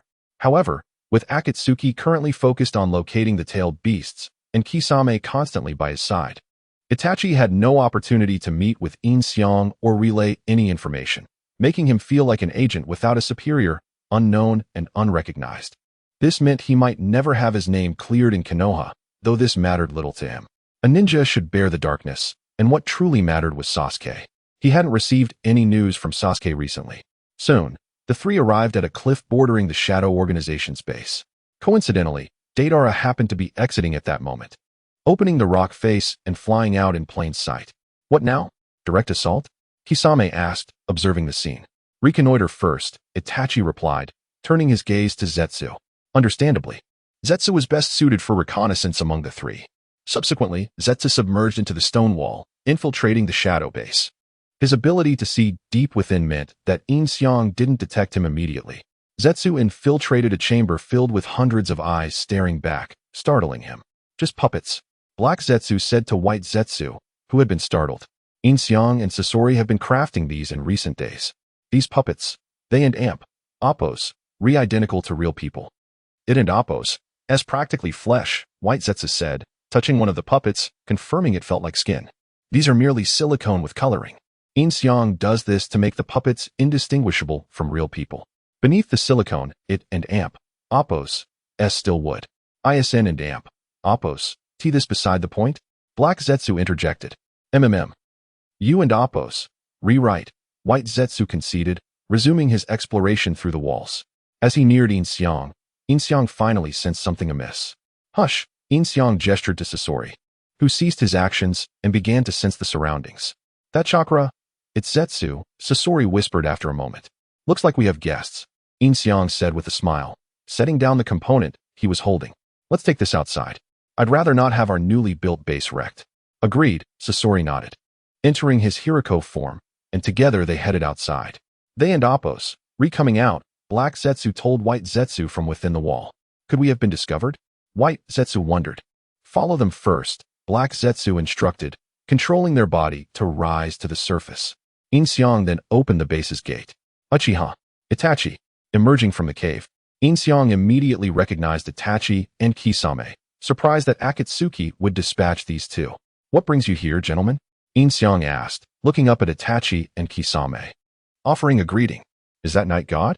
So mysterious, Kisame remarked, observing the heavily cloaked Yin Xiang, hoisting Samahata onto his shoulder and staring at Yin Xiang with a grin. He possesses a tremendous chakra signature, nearly on par with yours, Itachi said, scrutinizing Night God with his Sharingan. At this point, Night God and Appos' clone had been enhanced with Yin Xiang and Appos' refined chakra, thus exhibiting chakra fluctuations. Really? Seems like this guy and Appos' a monster too, Kisame chuckled. I assure you, I am not, Night God said. In the next instant, Night God appeared behind Kisame. As his words faded, Kisame was sent flying with a kick. He and Appos' yours, Sasori. Leave it to me, Sasori replied, immediately leaping onto the cliff. Seeing this, Zetsu on the cliff promptly submerged into the ground, fleeing as far as possible. As he was not suited for combat, such swift body flicker, Itachi mused internally, watching Night God. Though inwardly astonished, he maintained a stoic expression. Night God was well aware of Itachi's mission, but he still wished to test Itachi's capabilities, slowly drawing his blade from his waist. In the blink of an eye, the blade was upon Itachi. Clang! A sharp sound echoed. Itachi instantly produced a kunai, blocking Night God's strike. Sizzle! Sizzle! Night God and Appo's blade crackled with electricity, cleaving through Itachi and Appo's kunai. Itachi immediately retreated, simultaneously executing the Great Fireball technique. Water release, water wall. Night God, well versed in Itachi and Appo's tactics, knew he would use the Great Fireball technique after leaping back. Having seen it countless times in the anime, Night God used the water wall almost as soon as Itachi jumped. The water wall collided with the Great Fireball, creating steam. Both seemed to weave hand seals. Yet their hand speed was so rapid that it was imperceptible. Long time no see, you traitor, Kisame said. Though displeased and eager to tear Night God apart after being kicked, he knew that Sasori was not to be trifled with. Spare me the pleasantries, Sasori retorted. Hiriko's tail extended, slamming toward Kisame, who promptly used Samahata to block, deflecting Hiriko's tail. The tail then unleashed countless poison needles into the air, targeting Kisame. Enhanced by Night God, each needle carried a unique toxin, and neither they nor anyone else knew the antidote, making it the deadliest poison imaginable. Consequently, they had to handle them with extreme care. Sasori, being a puppet, had no fear of toxins. Water release, Great Shark Bullet technique. The earnest Kisame slowly wove hand seals, and 5 or 6 sharks emerged into the air, intercepting Sasori's needles. Kisame himself, wielding Samahata, slammed it fiercely toward Hiriko. Hiriko's mouth opened, spewing countless more needles at Kisame, who hastily defended with Samahata and retreated rapidly. Damn, I can't amp. Appo's, get close like this, Kisame said. With that, Kisame wove hand seals, preparing a grand technique. Great burst of water. Kisame used the great exploding water colliding wave, causing a massive surge of seawater to rise beneath him. More water continued to rise, gradually forming a hemispherical dome, encasing Kisame and Sasori within. Kisame was using all his strength to face Sasori, even merging with Samahata. However, it was to no avail. Night God had foreseen this, instructing Sasori on how to handle it. Humph, Sasori sneered. A tube emerged from Hiriko and Appo's mouth, releasing a large amount of poisonous mist, contaminating the entire sea. Under such circumstances, Kisame would either have to hold his breath indefinitely or dispel the technique, as he was bound to be poisoned otherwise. This was the most effective underhanded tactic.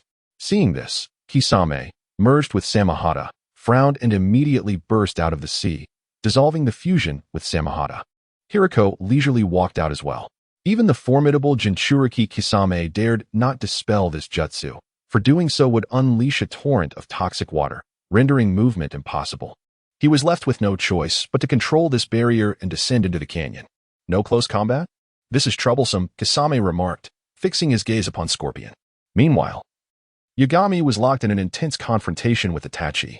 As anticipated, after Itachi unleashed his Great Fireball technique, he followed up with an illusion. Yagami swiftly broke free from the genjutsu and delivered a powerful kick to Itachi's abdomen, which was blocked by Itachi's arm, allowing him to perform a backflip and land gracefully atop a tree. Fire release, Fire Dragon Flame Bullet. Itachi, hanging upside down from the tree, unleashed the fire technique. Yagami, not to be outdone, immediately countered with a Water Dragon Bullet, which was significantly larger than the usual, consuming Itachi's Fire Dragon and charging towards him. Itachi attempted to leap from the tree, but his feet were ensnared by a hidden wood-release technique. This is bad, Itachi thought, observing the approaching Water Dragon Bullet. And in the next instant, he was sent flying, crashing into a distant tree. Coughing and sputtering, Itachi leaned against the tree, drenched and seemingly more disheveled than he had been in a long time. However, being Itachi Uchiha, he had anticipated that Yagami would undoubtedly break free from the illusion, and had already set up dozens of shuriken around him. With a slight tug of his left hand, countless shurikens surged towards Yagami from behind. Shuriken Shadow Clone Technique. Itachi formed seals, transforming dozens of shuriken into thousands, and with his deft manipulation, evasion was nearly impossible. You certainly held back when battling Sasuke, Yagami mused. Raising his right hand, Shinra Tensei, at the center of Yagami's position, all the shuriken were repelled, and the shadow clones dissipated. Yet, Itachi was evidently aware of Yagami's ability to use Shinra Tensei. With a forceful pull, the shuriken returned. Shinra Tensei had a cooldown period. The larger the area of effect, the longer the recovery time required. The previous maneuver needed 5 seconds to recharge. Wood release. Wood pillar wall. Yagami slammed his palm into the ground, raising a wooden barrier that blocked all the shuriken. However, this too was anticipated by Itachi. Fire release. Fire dragon flame bullet. Itachi stood, employing his fire technique against the fishing line that connected to the shuriken, igniting the wooden barrier in flames. Boom. Yagami shattered the wooden wall with a punch and leaped out, only to see Itachi and Appo's eyes transformed into a kaleidoscope of tomos. Blood trickled from the corner of Itachi's eye, Amaterasu.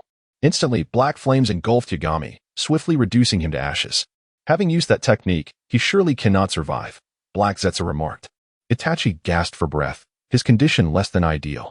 Just then, a hand emerged from the ground beneath him, prompting Itachi to leap aside and avoid it. Truly, he is Uchiha Itachi. Yagami emerged from underground, having utilized wood clone and earth release to burrow beneath. He had surmised that Itachi would unleash a powerful technique to force him out. Yet, he had not anticipated the immediate use of Amaterasu. It seemed Itachi was unwilling to prolong their confrontation.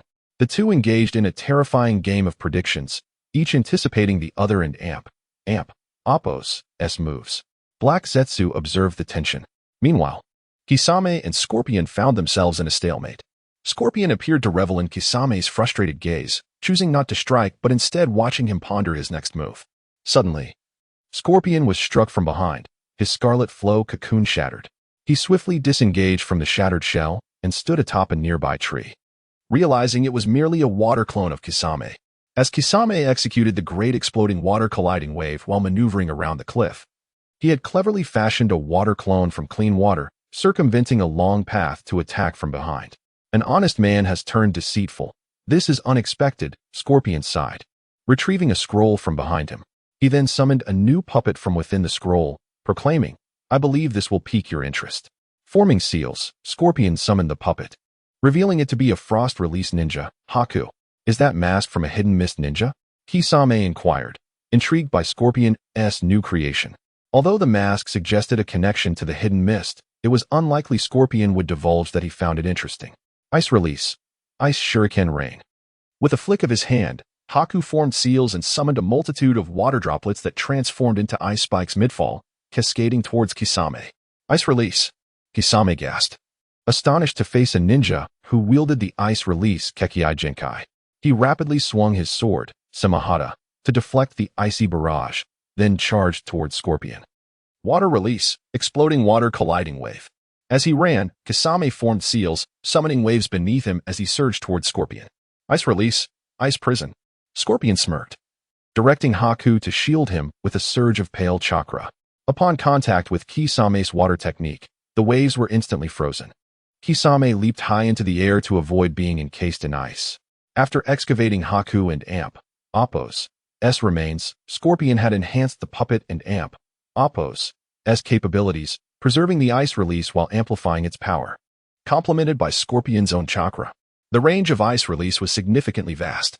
As Kisame narrowly escaped, the ice prison pursued him, forcing him to plunge Samahata into the ground, absorbing surrounding chakra to halt the icy advance. "That blade of yours is quite fascinating," Scorpion remarked, having had little prior interaction with Akatsuki members. He had remained in the dark regarding the nature of Kisame's sword until now, realizing it could absorb chakra. "Humph," Kisame retorted, his playful demeanor vanished. It was evident that Scorpion had meticulously prepared various traps and techniques to counter him. A puppet wielding the ice release Kekei Genkai is a rare find, Black Zetsu noted. Observing Scorpion's side, both battles unfolded with exhilarating intensity, leaving White Zetsu unable to keep pace. Must he resort to Susanoo? Itachi contemplated once more. Having been pushed back by Yagami and Appo's lightning release technique, he dismissed the thought. That was his trump card, not to be revealed lightly. Obito. Uchiha Madara desires to test my abilities, and there is certainly an intention to gauge my hidden strengths, Itachi thought, maintaining distance with a series of backflips. Without Susanoo, I'm certainly no match for this individual. Itachi and Appo's Sharingan spun as he strategized against Yagami. Ultimately, he concluded that against Yagami and Appo's overwhelming power, tactical acumen, and rapid response, victory was unattainable. Likewise, Kisame was equally disadvantaged. The ice release ninja effectively countered his water release, leaving Kisame reliant on Samahata to absorb chakra for retaliation. Yet Scorpion's poison hindered Kasame's approach, all of which had been factored into Yagami's calculations. In the next moment, Yagami extended a finger toward Itachi, who widened his eyes in realization. It was unmistakably the illusion technique he had created. However, upon entering the Jinjutsu, Itachi sensed no immediate danger and chose not to dispel it. Nameless, devoid of emotion, lacking a past, nor a future. Only the mission remains. The roots supporting the great tree that is Konoha lie deeply embedded in the earth. The will of us roots, Yagami articulated within the illusion. You are one of the roots? No. That's impossible. After listening, Itachi furrowed his brows and shook his head. While there were indeed many formidable individuals, none were overwhelmingly powerful. Furthermore, according to Absolute's intelligence, Danzo had already perished, and the current leader of Root was a so-called genius ninja named Yin Xiang. I am the new leader of Root. Yagami removed his hood and mask, revealing his true visage to Itachi. Upon seeing the boy's face, Itachi realized he appeared to be merely 17 or 18 years old. Was this really the new leader of Root? He matched Absolute's description perfectly, handsome and elegant, yet exuding an air of authority, calmness, and composure, with little change in expression, standing around 6 feet tall. I learned from Danzo that you are tasked with a confidential mission? Yagami inquired, gazing at Itachi. You are Yagami, the one who killed Danzo and demolished Konoha's bathhouse. You are also Yin Xiang, the shadow overseeing Konoha and acting as Hokage and Appo's secretary. What is your purpose in entering Konoha? Itachi questioned Yagami, his eyes sharp with scrutiny. Indeed. You are loyal to the end, Uchiha Itachi, Yagami replied with a smile. Rest assured, I harbor no ill intentions towards Konoha. Now that I have taken over Root and renamed it Shadow, you will transition from Danzo's direct subordinate to mine. You need only continue reporting your previous activities to me. Danzo once made a promise to me. Can you do the same? Of course, Sasuke, I won't lift a finger against you. Itachi fell silent, seemingly lost in thought. Obedience was indeed the ninja and Appo's duty, and even if the leadership changed, one ought to follow orders. However, this new leader held a unique identity, having ascended to power through the death of the previous leader. This compelled Itachi to contemplate whether this individual posed a threat to Konoha. If so, he would not hesitate to eliminate him, even at the cost of revealing his own strength. Rest assured, I cannot act against Konoha. I am currently engaged in a courtship with Tsunade. Both advisors regard me as their own grandson. How could I turn against Konoha? Yagami said, fully aware of Itachi's concerns. You and Tsunade. Itachi was momentarily taken aback, involuntarily twitching his face. If memory served him correctly, Tsunade was already 50, wasn't she? Ha ha ha. Love knows no age, Yagami laughed, dismissing the notion. Nonsense. This is merely another form of exploitation. You see, Root has been renamed Shadow, and this place is also called Shadow.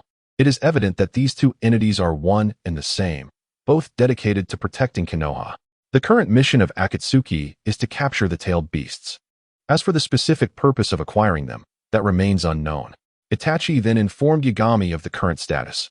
We have captured one tailed beast, and the pursuit of the two tails has already commenced. We have also located the whereabouts of the three tails. Is that so? Where is the three tails? Yagami nodded, inquiring further.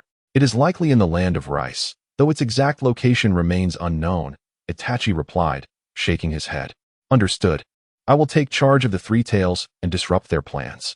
Yagami nodded, stating, if you ever wish to return to Konoha, contact me at any time. I will restore your innocence. Itachi, however, shook his head, declaring, no matter where I am still a ninja of Konoha.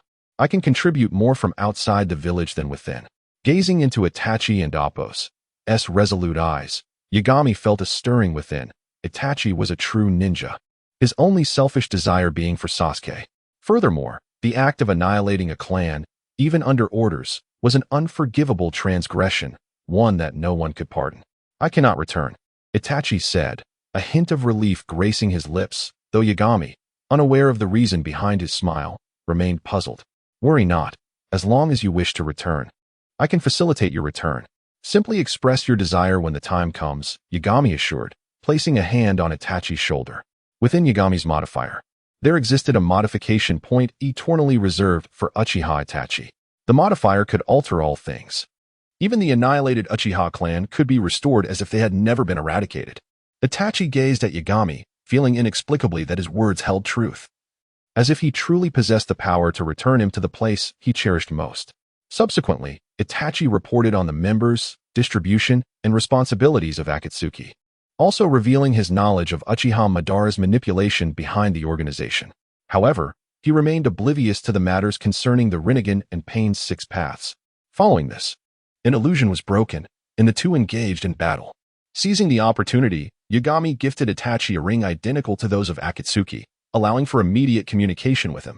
Kisame. Retreat. Itachi leaped from one end of the canyon to land beside Kisame, who was fuming, nearly grinding his teeth to dust. No matter how much chakra he possessed or how powerful he was, if he could not approach Sasori, it was all for naught. Retreat? Absolutely not. I must devour him today. Kisame protested vehemently, clearly displeased with the notion of withdrawal after enduring such torment. Would he still retain any reputation as the Shark of the Mist? Yagami, however, showed no mercy towards Kisame, leaping across the canyon and delivering a raikiri that pierced through his abdomen, causing Kisame to spew forth blood. Seeing this, Itachi quickly urged Kisame to flee, reassured that with Kisame and Appo's recovery abilities, such minor injuries would heal swiftly. Kisame had been instantly penetrated, and it appeared that even Uchiha Itachi was no match for Yagami. Black Zetsu remarked, I think we should leave as well, White Zetsu suggested, burrowing into the ground. How's the new puppet? Yagami turned back to Sasori. Very handy. Sasori nodded, retracting White with a scroll. It and Appo's. A pity that the Scarlet Flow Jewel has been damaged again. This item is better off discarded. Yagami kicked the fragments of the Scarlet Flow Jewel on the ground. Instead of wasting time repairing it, you should focus more on studying the new puppet. You make a valid point, Sasori agreed. Meanwhile, Itachi hurriedly led Kisame to escape, eventually finding refuge deep within the forest. Kisame quickly provided chakra to heal his wounds, and the injury on his abdomen healed at an astonishingly visible rate. That kid's speed was too swift. I barely had time to react, Kisame lamented while clutching his wound. It was your fault. I said we should retreat, Itachi replied, pressing a hand to his bleeding eye.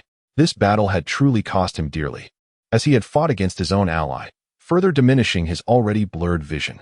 Are you not his match? Are you retreating so soon? Kisame gasped, looking at Itachi in disbelief. Yes, Itachi nodded. This is quite the predicament. How shall I report back? Kisame sighed. Absolute will inform them, Itachi stated. At that moment, Absolute had already relayed the entire battle to Pain and Toby, leaving them in a contemplative silence. Toby, who had always been wary of Uchiha Itachi, had seen him easily defeated by Yagami. Is there a possibility of persuading him to join Akatsuki? Pain inquired. You have pursued him for so long, and now he has his own organization. He will undoubtedly refuse, Absolute replied. I can speak with him, Conan interjected. At the very least, we should prevent him from seeking revenge against us. Naive, Toby sneered. That kind of person will certainly seek vengeance. Going to him now is tantamount to courting death. I disagree, Conan countered, shaking her head. According to Absolute, Itachi did not obstruct him when he left with Kisame, suggesting he is open to a discussion. Kisame had a gaping hole in his abdomen. Had it not been Kisame, he would surely have perished on the spot, White Zetsu remarked with a shrug. You still find it frightening? Black Zetsu asked his companion. Well, White Zetsu awkwardly scratched his cheek. Why are you scratching me? Black Zetsu exclaimed, feeling the itch on his face. It seems I've made a mistake. White Absolute awkwardly replaced his hand to scratch his cheek, exacerbating the embarrassment. I believe we should let Conan give it a try, Pain suggested. Underneath his mask, Obito's gaze seemed to penetrate deeply into Pain's eyes before he turned away. Since you are indifferent to her life or death, then so am I. With that, Obito vanished using his Kamui. Ultimately, Conan arrived at the hideout of the Akatsuki under the guidance of White Absolute. The remnants of battle had been meticulously cleared by the Night God, as they could not allow the Leaf Village to discover that a confrontation had transpired there. Just then, Deidara happened to fly by overhead and spotted Conan and White Absolute. He promptly discarded 2 large birds. Deidara landed on a cliff opposite them, detonating the 2 birds. Quick, let's go. White Absolute urgently called to Conan, who swiftly retreated. Boom. The 2 large birds exploded instantaneously, igniting the entire forest, and a massive crater formed where Conan and White Absolute had just stood. 2 old acquaintances. Everything all right? Deidara greeted with a smirk. Deidara is back. What's this brat up to? Scorpion remarked, having heard the commotion outside. Perhaps he has detected an enemy incursion. Let us check it out, Night God suggested, leading Scorpion outside, as it seemed the day was quite eventful. Stop. We aren't here to cause trouble, Conan declared, crafting wings from her paper jutsu, as she called out to Deidara. Who would believe that? The second in command is out. You're clearly here to stir up trouble, Deidara retorted, disregarding her plea and hurling a small spider towards her. In response, Conan unleashed a vacuum wave, detonating the spiders mid-air. Cease this, Deidara. Night God and Scorpion emerged, with Night God addressing Deidara. Oh, boss, the enemy's ambush was quite effective, Deidara remarked with a wave. Effective? I had just tidied up over there. And you blew it up again. Night God rolled his eyes. We were engaged in battle here, did you not see? I did, based on the water jutsu. It must have been Kisame and Itachi. I didn't return because I couldn't handle Itachi, Deidara nodded in acknowledgement. You rascal. Night God sighed, glancing at Conan. And in that moment, he grasped her paper jutsu. Beneath the Akatsuki cloak, it was evident that Conan had a notable figure, indicating that she concealed something quite lethal beneath her garment. Hovering in the air, Night God also caught sight of Conan's slender legs. He nodded slowly. What are you nodding for? Scorpion inquired, noticing Night God's demeanor. Very feminine, Night God replied. Boring. Scorpion muttered, choosing to ignore Night God. What business does the angel of the Akatsuki have here? Are you seeking revenge for Kisame? Is he dead? Night God asked, looking up at Conan. Realizing the awkwardness of her position, Conan descended and stood on the opposite cliff. Unfortunately, Kisame is not dead. I am here to discuss peace. Peace? Night God was taken aback, surprised that the Akatsuki would possess such intentions. Are you considering joining the shadows? If it's you, I might consider it, he stated. See? I told you he has no genuine intention of negotiating, White Absolute whispered to Conan. Of course not, Conan replied. Is it convenient for us to enter and talk? Night God pondered, then replied, White Absolute stays outside. You come in with me. All right, Conan agreed decisively, knowing White Absolute and Appo's presence would be of little use inside. Are you insane? That place is a den of tigers. Who knows what might happen? White Absolute immediately protested. You should return. Nothing will happen, Conan assured him, then flew directly in front of Night God. Wood release. Earth release. Night God casually raised 2 fingers, restoring the ground destroyed by Deidara's explosion to its original state. Conan's eyes widened at this display. It felt as if he had no need to hand seal at all. His control over chakra and ninjutsu was astounding. Deidara, come back, Night God called up to him. Hey. Deidara nodded, jumping down. Night God turned, with Scorpion and Conan following him, and Deidara brought up the rear, sealing the stone wall behind them. This is truly troublesome, White Absolute remarked. We should inform Pain, Black Absolute added. Subsequently, White Absolute utilized a shadow clone, leaving his main body to monitor while the clone burrowed underground to relay the message to Pain. Conan's courage to follow Night God stemmed from Pain and Appo's prior assurance that she was no match for Night God. If Night God intended to exact revenge, he would have done so long before they arrived. Scorpion and Deidara departed for another room while Night God led Conan deeper into the base. Arriving at a reception room he had not anticipated using. Please, have a seat. Night God gestured to the sofa, and Conan sat across from him without hesitation. What's the agenda for this peace talk? Night God inquired, observing Conan. We will not pursue the matter of your destruction of Pain's clone. I hope you can assist us in capturing the tailed beasts, Conan stated. Not pursuing? Just dispatched Itachi and the tailed beast known as the Zero Tails. And now you say you won, and Appo's pursue? That and Appo's rather late. Conan hesitated, unsure of how to respond. With such formidable power, you must have considered what to do with it. Conquer the shinobi world, ascend to the moon, become a savior? Night God mused, his tone uncertain. I truly haven't thought that far, he finally admitted. Join us in establishing a peaceful world, one without war, where no one suffers loss or becomes orphaned, and no one goes hungry, Conan remarked, her voice resonating with conviction. Oh, I and Appo's am not particularly interested in those ideals, as long as I'm not hungry. That's enough for me, Night God responded nonchalantly. Must you extinguish the conversation so thoroughly? Conan sighed. Isn't a world devoid of war a noble goal? Does establishing a world without war necessitate tailed beasts? Aren't and Appo's you all focused on collecting them? Night God countered, noting that only he and Conan remained in the base. As Scorpion and Deidara had left to prepare for their mission in the land of rice, capturing the three tails. To establish this peaceful world, we require the power of the tailed beasts, Conan asserted. So, if I help you achieve global peace, what do I gain in return? Night God queried. What do you wish to gain? Conan retorted. Night God and Apos. Gaze lingered on her, unabashedly assessing her before responding. I want you. How does that sound?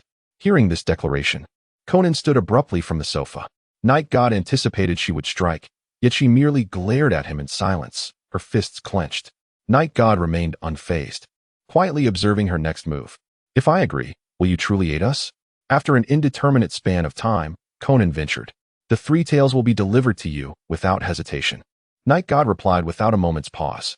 Once again, silence enveloped the room. Why would Night God make such a direct demand of Conan? It was because when she first appeared before him, his mind had initiated a task assignment. Commencement of new directive, subjugate Conan. Successful completion yields a modification point x1. Lottery x1. The urgency in Yagami's proposition stemmed not from the modification point, but rather the lottery. The previous instance had yielded the Rinnegan, a preternatural artifact, and Yagami was eager to discover the next prize. Kai's tardiness exacerbated Yagami's impatience. Was the exchange of the three tails for Conan a lottery, and a modification point a disadvantageous proposition? Decidedly not. Conan extended her right hand with deliberate slowness. Yagami, on alert, anticipated an attack. Instead, she unfastened the top button of her coat, followed by the second, third, and fourth. Yagami remained impassive as Conan shed her coat, revealing a white undergarment and a pair of formidable assets. So straightforward, Yagami queried, incredulous. We are both adults, Conan stated, her visage devoid of emotion as she tossed her coat onto the sofa. If a simple act can procure a potent ally for our organization, why hesitate? Conan, though seemingly youthful, was in her 30s and possessed a pragmatic outlook. The demise of Yahiko had occurred when they were mere adolescents, barely old enough to engage in such matters. Nagato, emaciated after Yahiko's death, lacked the capacity to pursue such intimacies. Therefore, Conan was, in essence, a spinster, though not advanced in years. What is it? Conan inquired, noticing Yagami's immobility. Nothing, Yagami responded promptly, attributing his distraction to his thoughts. Then proceed, Conan instructed, removing her undergarment and reclining on the sofa. In truth, I am inexperienced. I place myself entirely in your hands, and Apos, I am profiting from this fortuitous event. Will the original self resent me? Yagami mused. However, can the current circumstances afford such contemplation? Should I bid Conan to redress and await the arrival of the original self? It is inconsequential. We are, after all, the same entity. Having resolved his internal conflict, Yagami approached Conan without hesitation. He straddled her, supporting himself with his left knee on the sofa's inner edge and his right leg on the floor. He leaned over Conan, exposing his lips, and initiated a kiss. Despite her outward composure, Conan was inwardly flustered. Her face flushed crimson at the initial contact of their lips. Nevertheless, she reciprocated Yagami and Apos' advances, albeit clumsily. Under his guidance, the encounter progressed smoothly. It is fortunate that I procured this inexpensive sofa, which offers ample space, albeit with a degree of hardness, Yagami thought. As their kiss intensified, Conan succumbed to the moment, emitting soft moans. Yagami's hand ventured toward Conan's bosom, initiating the subsequent phase. Why have Sasori and Deidara departed? I hope Conan is not in danger, Setsu fretted outside the Akatsuki hideout. In Amage Cure, Nagato, oblivious to the cuckoldry he was about to endure, received Zetsu's report and became increasingly anxious. His capacity for rational thought diminished. He gazed at the torrential rain, his mind filled with the thought, Conan, please be safe. A thunderclap resonated, seemingly mirroring Nagato and Apos' emotional state. At that moment, Yagami and Conan transitioned from intimate contact to post-coital separation, and Apos, I wonder how the clone and Conan are faring. Alas, and Apos, Yudo lamented, reclining beside Ino, his face radiant with satisfaction as he gazed at the moon. He had narrowly evaded detection by Ino and Apos, as parents, adding a frisson of excitement. Success, subjugate Conan. Acquisition of modification point x1, lottery x1. I did it, Yudo exclaimed, leaping from the bed, startling Ino. Rubbing her eyes groggily, Ino sat up, the blanket slipping from her shoulders, revealing her smooth skin. What is it? Nothing, nothing. Continue sleeping, Yudo reassured her, patting her head. After lulling Ino back to sleep, Yudo tiptoed out of the window, donning his attire, and Appos, my clone is truly remarkable. He conquered Conan so swiftly. Has he perhaps forced himself upon her? Would that not enrage Nagato? Yudo speculated, lacking knowledge of the actual events. He then activated the modifier, revealing 2 unused modification points in a lottery. He refrained from utilizing the modification points and initiated the lottery. 5 large chests materialized in his mind. Yudo selected the leftmost chest, and a golden light flashed. I hope you are satisfied now, Conan murmured, her voice weak, as she rested on Yagami's pectoral muscle, her thighs twitching slightly. Satisfied indeed. You possess remarkable talent. Yagami affirmed with a nod. Talent? Is that an appropriate descriptor for such matters? Conan questioned, finding the term peculiar. She scrutinized Yagami's heavily veiled face. Unable to discern the identity of the man with whom she had engaged in such an act, and Appos, her figure is undeniably exquisite, but is he handsome or hideous? A youth or an old man? Yagami's mind registered that Conan's affection had reached 60%, a level achieved solely through his own efforts. This suggested that Conan harbored certain peculiar predilections. Otherwise, a woman coerced into such an act would undoubtedly harbor negative sentiments. Do not forget your promise, Conan said, steadying herself on the sofa as she sat up. Rest assured, I shall fulfill it, Yagami replied. Then, I shall depart, Conan stated, adjusting her attire and smoothing her disheveled hair.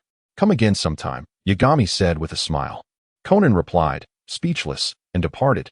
And Appos, if I fail to deliver the 3 tales, will she seek to end me? And Appos, Yagami pondered after Conan and Appos' departure. The following morning, Yudo and Appos' perspective. Yudo had selected the leftmost chest in the lottery, resulting in the acquisition of the Tensigen, one eye. At that moment, Yudo possessed the Tensigen in his left eye and the Rinnegan in his right. Furthermore, under the modifier and Appos' influence, both eyes could transform into ordinary eyes, while also possessing the capabilities of the Byakugan and Sharingan, in addition to wood release. He was, without a doubt, a walking anomaly. That morning, Yudo prepared breakfast for Tsunade and then brought a loving breakfast to Kurenai Yuhi's residence. With her affection at 90% and Asuma's return only 2 days away, he was determined to win Kurenai over before Asuma's return. Good morning, Kurenai greeted him, opening the door, seemingly having just awakened. Breakfast, Yudo announced, brandishing the bamboo basket.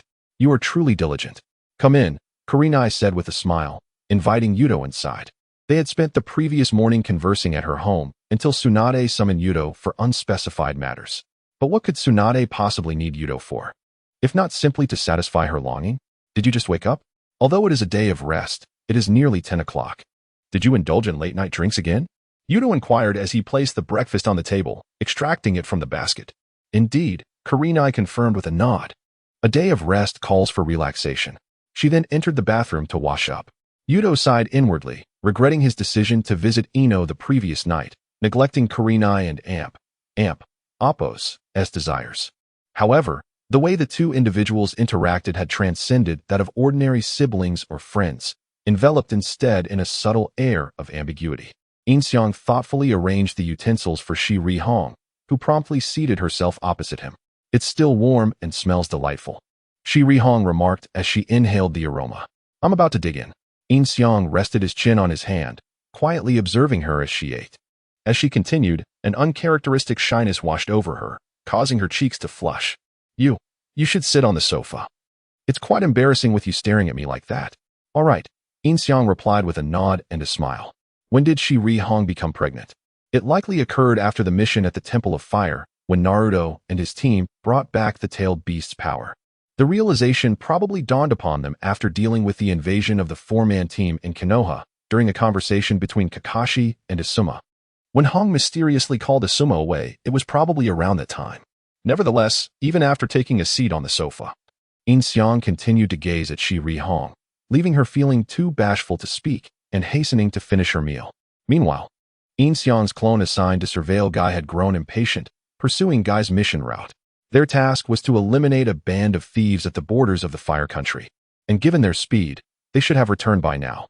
Upon reaching the border, Yin Xiang fortuitously encountered Guy and Appos' team on their way back and decisively blocked their path. Halt! The 4 immediately came to a stop, gazing up at the figure of the night god. Who are you? Shally exclaimed, instinctively stepping forward to shield his comrades. Li. Step back, Guy commanded sternly upon recognizing Yin Xiang, who was an enigma to the lower and middle ranks, but well known among the upper echelons. This person is the Night God, extremely formidable, Niji added.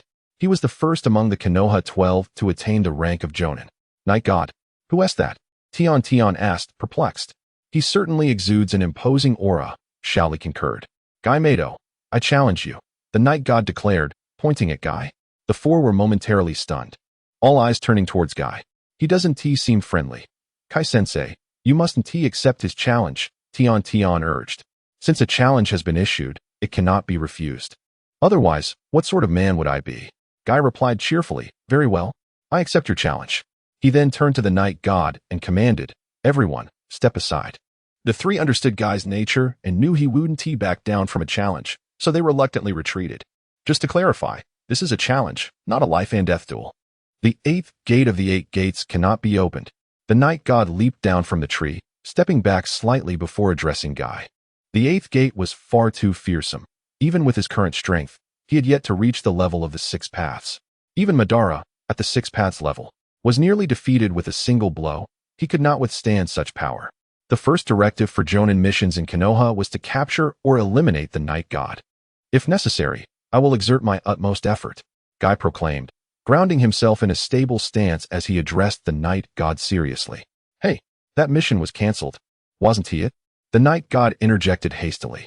After his previous altercation with the 5 Kage, the mission had been deemed too perilous. Is that so? Guy tilted his head in inquiry. Indeed, Kai-sensei, Niji affirmed from behind. I see, my apologies. I accept your challenge. Guy reiterated. Honestly, this guy is so oblivious. The Night God thought, feeling a headache coming on. Let us keep it within limits. Here I come, the Night God declared, vanishing in a flash. Appearing before Guy and launching a swift kick aimed at his face. So fast, Guy's pupils dilated in shock, but he quickly raised his hands to block the strike.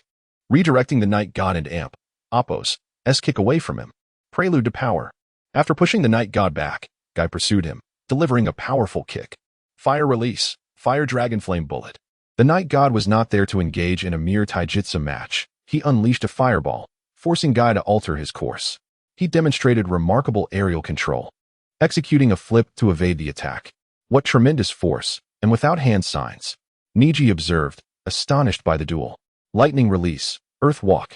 The Night God landed, slamming his hands to the ground, sending a surge of electricity towards Guy, while simultaneously unleashing a water dragon bullet from above, effectively restricting Guy's escape route. Guy exclaimed, if I don't get a vote, I'm doomed. He pulled out his nunchaku, tossing aside his backpack as he leaped into the air, shattering the Night God's water dragon bullet and striking downward with his nunchaku. The Night God sprang away, narrowly avoiding the blow. The ground beneath him now marred by a large crater. Seeing the Night God draw his weapon in response, Guy too unsheathed his blade, and with unspoken understanding, they charged at each other. The clash of steel and nunchaku echoed as they engaged, their weapons locked in a fierce struggle. Sparks flying as they exchanged blows in a rapid flurry. The frantic pace of their combat was astonishing, drawing incredulous remarks from onlookers. These two are practically superhuman. Tian gasped, watching the spectacle unfold. Go, Kai-sensei, Shaoli shouted in encouragement. The velocity of their movements was staggering. Niji, with his Byakugan, observed the encounter closely, noting that every strike was lethal yet deftly countered by the other. In the hands of ordinary ninjas, they would have perished countless times over. With a final clash, the Night God's sword shattered, a fragment soaring into the earth. Their duel momentarily paused. Heh, Guy chuckled, securing one end of his nunchaku under his arm, revealing a gleaming smile. The Night God's blade dissipated into smoke, having been merely a shadow clone's weapon, now reaching the end of its durability. Impressive. The Night God admitted, his talent for swordsmanship at its peak yet still unable to breach Guy and Amp, Appo's defenses. It feels as if you've activated a cheat code. Retreating. The Night God recognized the need to switch tactics. Wood release. Birth of the World Tree. He formed hand seals, summoning an abundance of trees from the ground. Surging towards Guy. Guy, now serious, swung his nunchaku in defense while retreating, breaking numerous branches in the process. Quickly retreat. Niji urged Shaoli and Tian, aware that the extensive jutsu could endanger them. What is that? Shaoli exclaimed, eyes wide at the sight of the advancing trees. That's the first Hokage's signature jutsu would release. Who would have thought he could wield such power? Tian explained, astonished. Such an overwhelming amount of chakra. Niji noted, observing the dense chakra flowing through the trunks. As the trees advanced, their sheer number overwhelmed Guy, who quickly found himself ensnared, his chakra being absorbed. The night god planned to drain Guy's chakra, leaving just enough for him to breathe, thus securing a victory. 8th gate of the 8 gates. 6th gate, gate of joy, open. Kai felt his chakra being absorbed and, without hesitation, opened the 6th gate, unleashing a formidable green chakra that sent nearby trees flying. His complexion darkened, and his hair stood on end due to the explosive energy. Goodness, facing this power directly is indeed astonishing. Yeshin thought to himself as Kai suddenly appeared before him in an instant, leaving him no time to react, much like the kick he had delivered to Kai at the onset. Susanoo. Yeshin immediately activated the first stage of Susanoo to block Kai and Appo's kick, but the manifestation shattered under the force. Damn it, we agreed not to go all out. Yeshin exclaimed, jumping away, but as he leapt, Kai had already materialized behind him, his bandages unfurling. He was about to employ the Tsubaki no Mai. Before Yeshin could act, Kai's bandages ensnared him. Yeshin swiftly utilized the Great Serpent Substitution technique, extricating himself from his original body and landing some distance away. While Kai slammed Yeshin's original form into the ground with tremendous force, following it with a relentless barrage. Yeshin was grateful for his quick escape. It was clear that the ensuing battle required a more serious approach. Fire release, Great Fireball technique. Yeshin stood his ground and unleashed the Great Fireball towards Kai. Its explosive power akin to a meteor, igniting the entire forest. Niji and the others immediately dashed out, gazing at the towering inferno. I hope Teacher Kai is all right. Tintin fretted, watching the flames engulf the woods. He'll be fine, Niji assured, peering into the chaos with his Byakugan. Kai had already used body flicker technique to reach the opposite side of the forest, where a river flowed. However, it wasn't long before the entire forest was reduced to ashes by Yeshin's singular fireball. After the flames subsided, Yeshin activated the second stage of Susanoo, emerging unscathed amidst the remnants, while the forest continued to emit thick smoke. With a leap, Kai launched a series of punches at Yeshin's Susanoo, generating shockwaves and flames through the air, each strike bombarding the spectral defense. Forced into action, Yeshin activated the third stage of Susanoo, finally able to withstand Kai's fierce onslaught. Subsequently, Yeshin commanded Susanoo to deliver a downward slash, but Kai evaded just in time. The strike cleaved a new trench between the forest and the river, redirecting its flow. What on earth is that? It looks incredibly powerful, Tintin exclaimed, marveling at the sight of Yeshin's Susanoo. Essentially, it is a physical manifestation of chakra. A colossal form enveloping the user, possessing formidable offensive and defensive capabilities, Niji explained, observing the giant chakra form through his Byakugan. Didn't they say this was not a fight to the death? It certainly looks like one, Tintin remarked anxiously. We should go help, Niji suggested, preparing to move, but was halted by Lee. That's Teacher Kai's battle. We absolutely cannot interfere. Lee declared, this is the essence of Teacher Kai's youth. You call that youth? At this rate, Teacher Kai could perish. Tintin shouted at Lee. Look at Teacher Kai's face. Lee pointed out. The two turned to see Kai, though disheveled, wore a smile, clearly enjoying the fight. Got it, Lee exclaimed, and the two shared a knowing glance and nodded. This must be quite taxing on your body, Yeshin remarked within his Susanoo. Indeed, which is why I must conclude this battle swiftly, Kai replied. 8th gate of the lotus, the 7th gate, the gate of shock, open.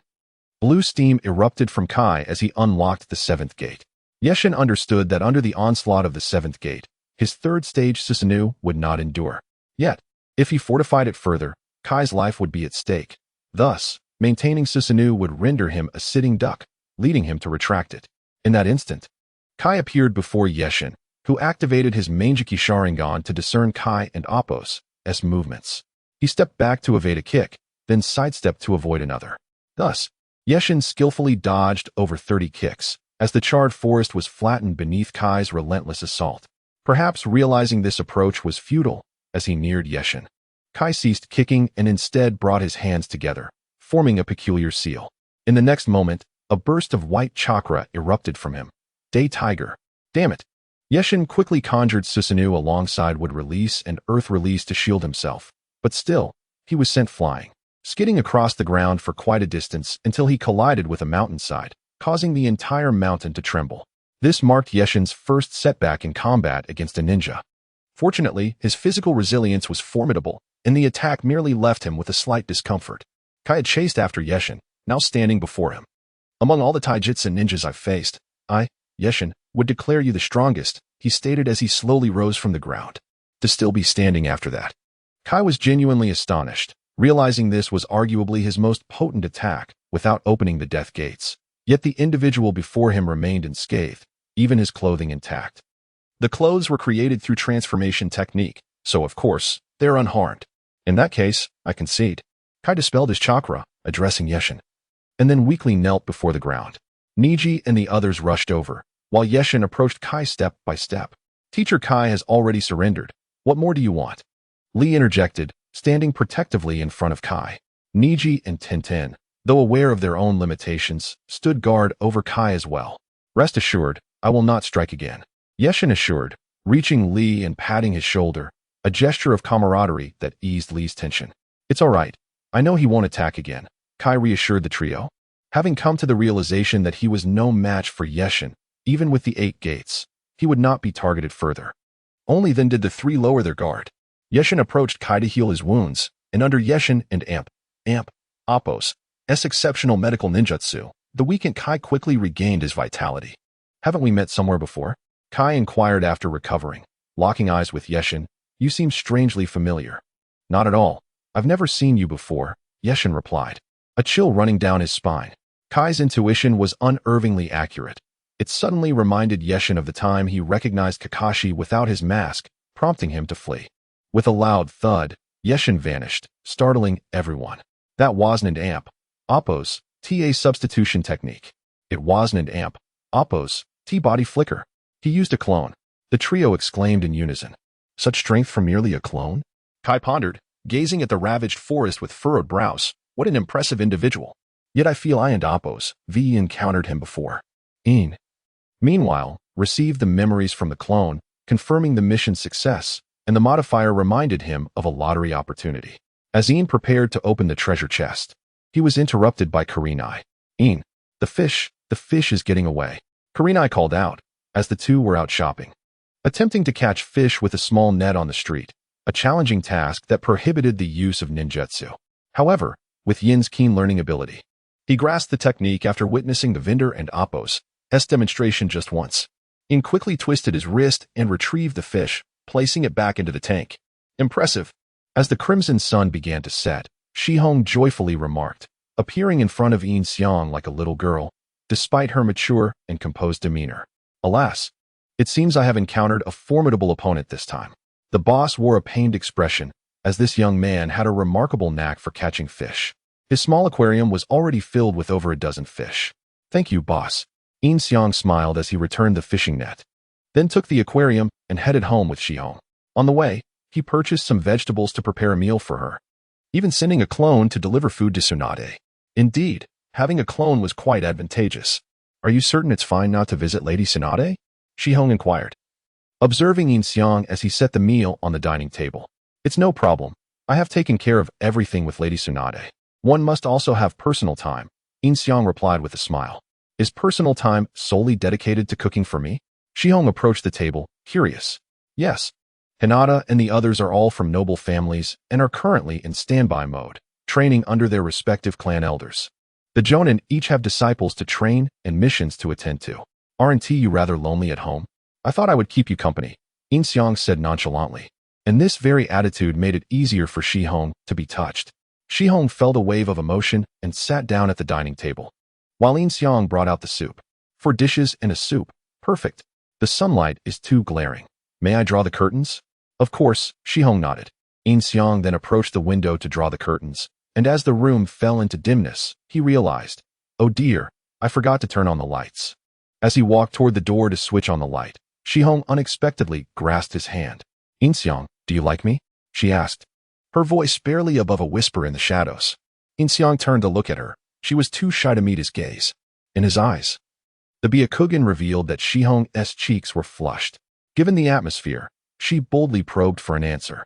At that moment, even without a modifier, Yin Xiang understood Shihong's feelings. If she did not like him, she would not have asked such a question or held his hand while doing so. Moreover, her palm was clammy and trembling slightly, indicating her nervousness. Without uttering a word, Yin Xiang leaned down and kissed Shihong on the lips. After a moment, she reciprocated, and they parted after what felt like an eternity. Now, there was nothing left to say. Shihong slowly released Yin Xiang's hand as he turned on the lights. The sight that greeted him was Shihong's face, flushed with joy. It was evident what would transpire between them that night. The following day, Asuma and Appo's team returned, reporting that the incident was likely not the doing of the Akatsuki or the Rain Village. They had apprehended the true culprits, a group of bandits seeking profit through deceit. Naruto's grave-robbing mission also concluded successfully, retrieving 4 stolen corpses. Asuma's first action upon returning to Konoha was to seek out Hong, but he found her somewhat distant, leaving him puzzled. His initial thought was that Yin Xiang had taken advantage of his absence to woo her. Yet, Hong clarified that the age gap between her and Yin Xiang was too significant for that to be true. She had simply developed feelings for someone else. This revelation quelled Asuma and Appo's urge to confront Yin Xiang, but he was left curious about the identity of the other. Hong refused to disclose, and Asuma reluctantly let the matter rest. Yin Xiang, hidden in his room, listened to their conversation. He felt a pang of guilt towards Asuma, yet Shihong was undeniably enticing. If necessary, he could save Asuma's life later as compensation. After all, having Hong with him was preferable to her remaining single. The words Hong had spoken to Asuma were also guided by Yin Xiang. Although he was entangled with Tsunade, Ino, and Shihong, he had never declared his affections for any of them. Furthermore, they were oblivious to each other's circumstances, thanks to the compliance granted by the modifier. When the compliance reached a sufficient level, even if they became aware of one another, it would not matter. Perhaps Yin Xiang could enjoy a delightful scenario of 3 against 1. Suddenly, a multitude of tasks flooded into Yin Xiang's mind, including a new prestige task, indicating his standing in Konoha was rather low. Despite his exploits as the night god and having vanquished the 5 Kage, his prestige remained at a mere 10. How can I garner more prestige? He pondered. The system responded, outlining various ways to earn prestige, such as completing ninja missions, subduing rogue ninjas, rescuing villages, and protecting the 5 Kage. Anything that could elevate his name in the eyes of others would suffice. Does that mean the night god doesn't count? Yin Xiang realized why his prestige was so meager. Just then, Shihong entered the bedroom, lying beside Yin Xiang. She remarked that had Asuma been a bit more insistent, he could have caught them in the act, especially if he had noticed that she was not wearing a bra beneath her sleepwear. Let us get up, Yin Xiang replied, yawning. I have yet to report to Lady Tsunade today. I must hurry. Shihong, possessing the youthfulness of Tsunade and the maturity of Ino, combined the best traits of both without the drawbacks of either. This made her far more appealing to Yin Xiang.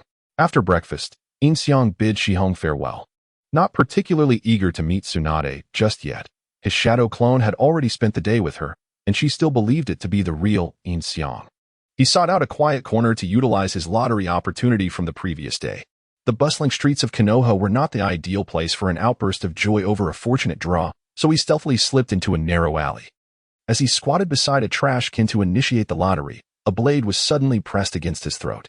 Looking up, he saw a member of the Umbu with purple hair. Upon recognizing Yin Xiang, the Umbu quickly retracted her weapon. My apologies, Lord Yin Xiang. Why such an unexpected visit? Yin Xiang mused. This Umbu, directly under the Hokage's command, was none other than Yuzuki Yugogo. I noticed someone acting suspiciously and decided to follow, only to find it was you. I am truly sorry, she said, bowing slightly. Stay put and await your punishment, Yin Xiang instructed Yugogo, seizing the opportunity. Understood.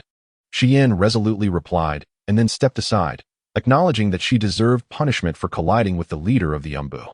She had no objections. If anyone was to be blamed, it was her own misfortune. Yin Xiang glanced at Xian, noting her average build, which paled in comparison to Hong and Tsunade. Yet, in his memory, Xian appeared quite attractive.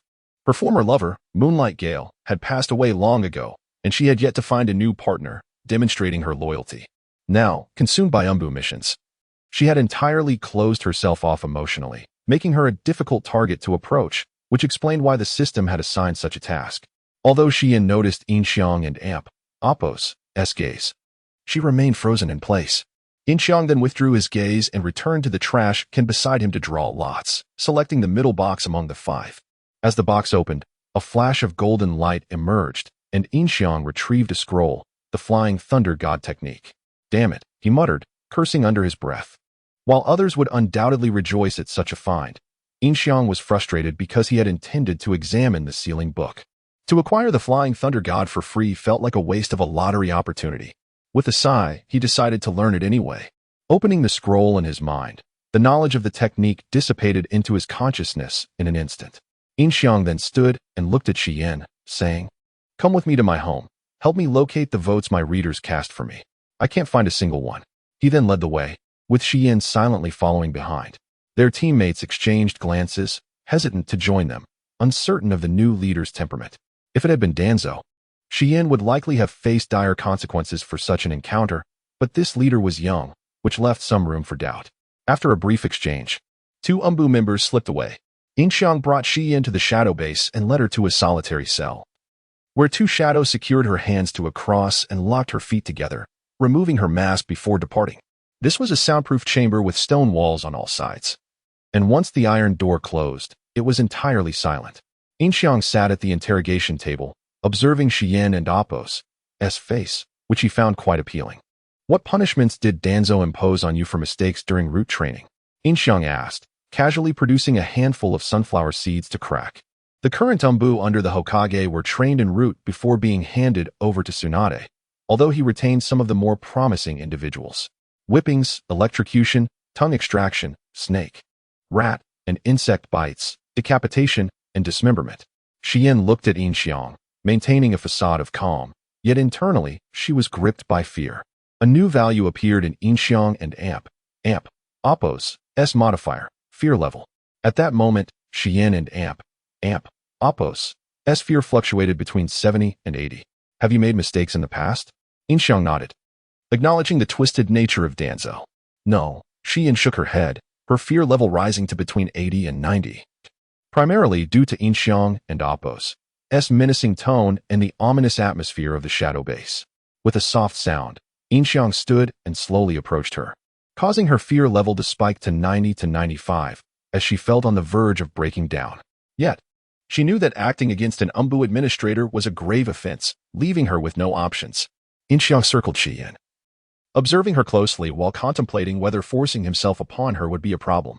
Lost in thought, he unconsciously moved toward the torture instruments, his hand brushing against the whip and candles. Xian swallowed hard, her fear level stabilizing at 95. If it reached 100, she might lose control. Yin Xiang and Appo's actions were seemingly inadvertent, as being in such a setting with a bound beauty inevitably stirred memories from his previous life, evoking a sense of familiarity with the scene. After some consideration, he realized that previously, Ino and Kurenai, along with Tsunade, had all been successfully approached when their affection levels were below 100. Once he had taken that step, the modifier would automatically adjust their affection to 100. With this in mind, Yin Xiang inexplicably picked up the small whip and approached Xian, unfastening her Umbu vest. Xian closed her eyes, bracing for a beating. Instead, the whip merely grazed her chest, not quite lightly, but rather. It was somewhat ticklish. She involuntarily moaned, her face flushing as she slowly opened her eyes to see Yin Xiang leaning in for a kiss. Her eyes widening in shock. "And Appo's, what is this punishment?" "And Appo's," Xian internally screamed, bewildered by being unexpectedly kissed by a handsome man.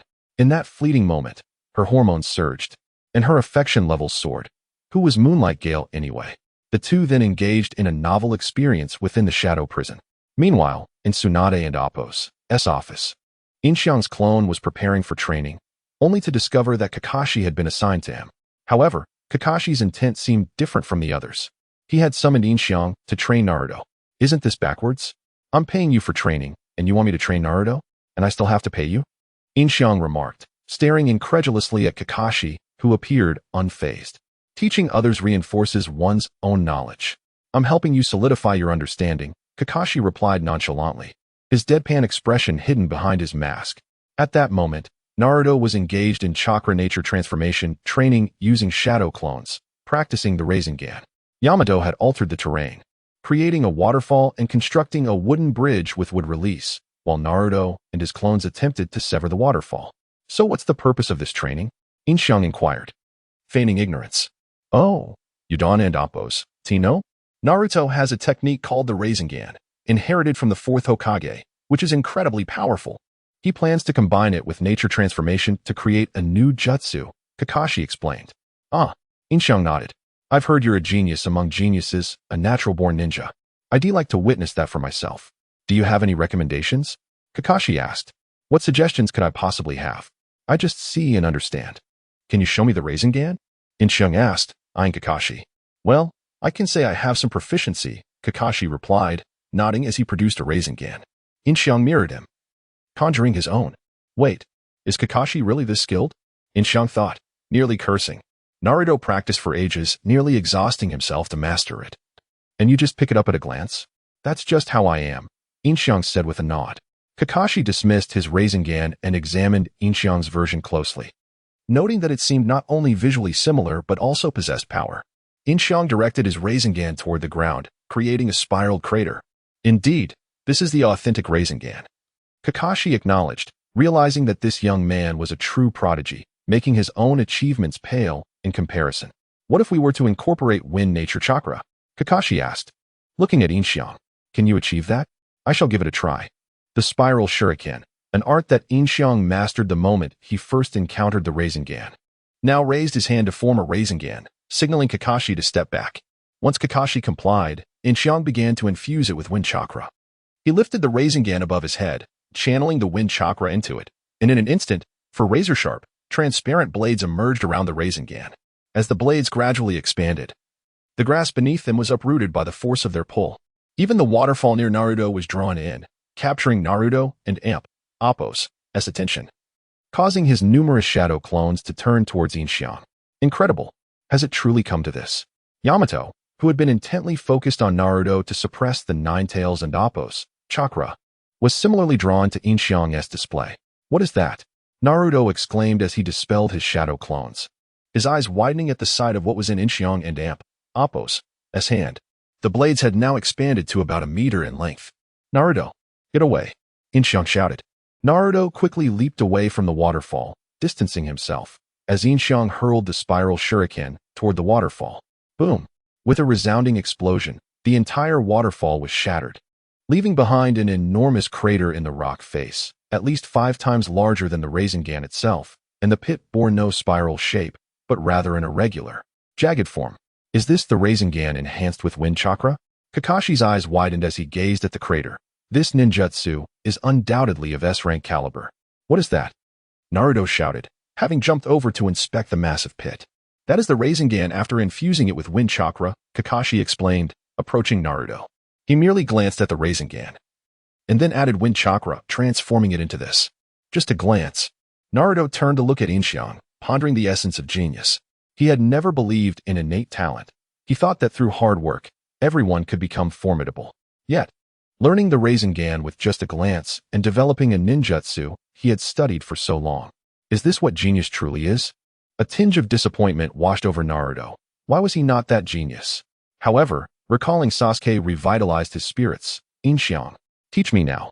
Yin Xiang shot a dismayed glance at Kakashi. This training session is a failure on your part. How can that be considered a failure? I taught you an S-rank ninjutsu, exceeding the mission's requirements, and my commission will be doubled. Kakashi replied with a sly grin. Damn it, Yin Xiang muttered under his breath, unable to voice that he already knew how to perform it. At least treat me to a meal. Okay. Kakashi nodded affirmatively. Let Appos' discuss that later.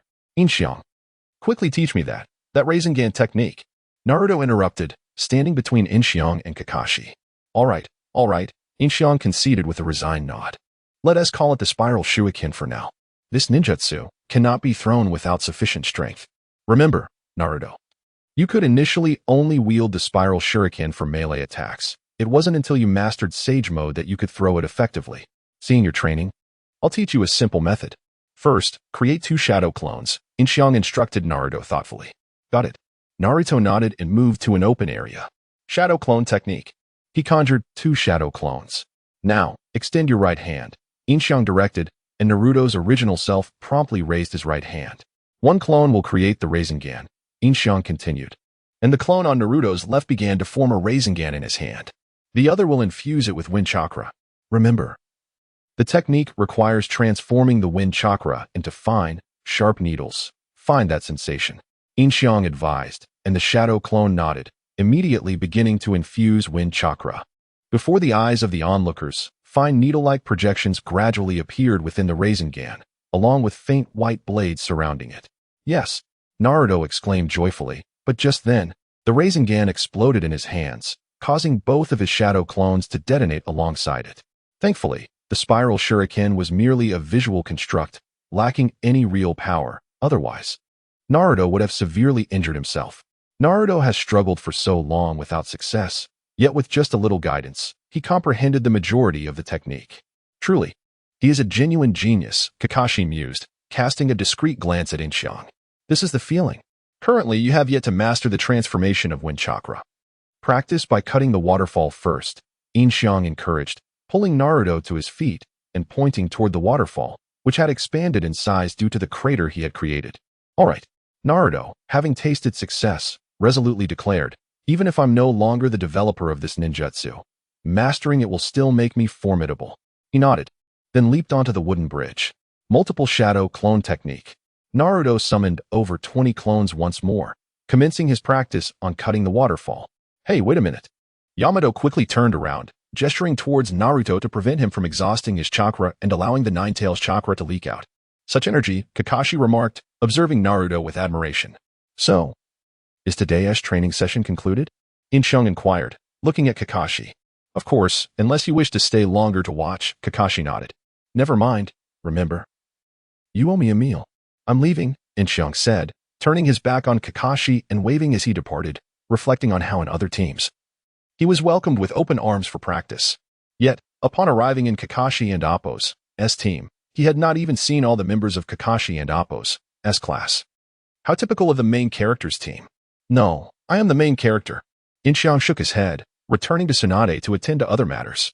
Coincidentally, upon his return, Tsunade had gathered Team 20 of Konoha, a formidable assembly of elite and mid-level shinobi, numbering 80, organized to respond to emergencies, such as Akatsuki and Appo's invasion of Konoha or intrusions into the country. Among them were Asuma and Appo's team, including Kankuro, Kiba, and Shino. What is happening? Yin Xiang asked as he approached Tsunade, who was accompanied by a disheveled monk from the Fire Temple, looking as if he had just emerged from battle. Has something happened at the Fire Temple? Yes. The monk from the Fire Temple has been abducted by members of the Akatsuki, Tsunade confirmed with a nod. What? The monk has been taken? Asuma exclaimed, a look of concern crossing his face. Having been one of the 12 guardians of the Fire Temple, the monk was an old friend of his. The monk. The Akatsuki, aren't they the immortal duo? Just as Yugugo and Appo's mission concluded, a new task to defeat the immortal duo has emerged. And it seems I must step out in my capacity as Yin Xiang to safeguard the prestige of Konoha and protect the land of fire as security. We cannot allow those rogues to wreak havoc any longer. Though I also wish to understand their motives, they are all formidable opponents, and we cannot allow them to escape the land of fire. If capturing them alive is not an option, we must eliminate them on the spot. Tsunade commanded, go forth. Disperse. With that, the 80 shinobi scattered, spreading out to search around the land of fire. I shall take my shadow as well, Yin Xiang informed Tsunade. The opponents are strong. If you encounter danger, prioritize your retreat, Tsunade replied lightly, showing no intention of hindering Yin Xiang, for she recognized that his strength, along with that of his shadows, was considerable. Rest assured, I have yet to indulge sufficiently. Yin Xiang playfully patted Tsunade and Appo's posterior, chuckling, wait for my return. With that, he departed, dispelling his shadow clone as he slipped from Tsunade and Appo's sight. This matter required the attention of his true self.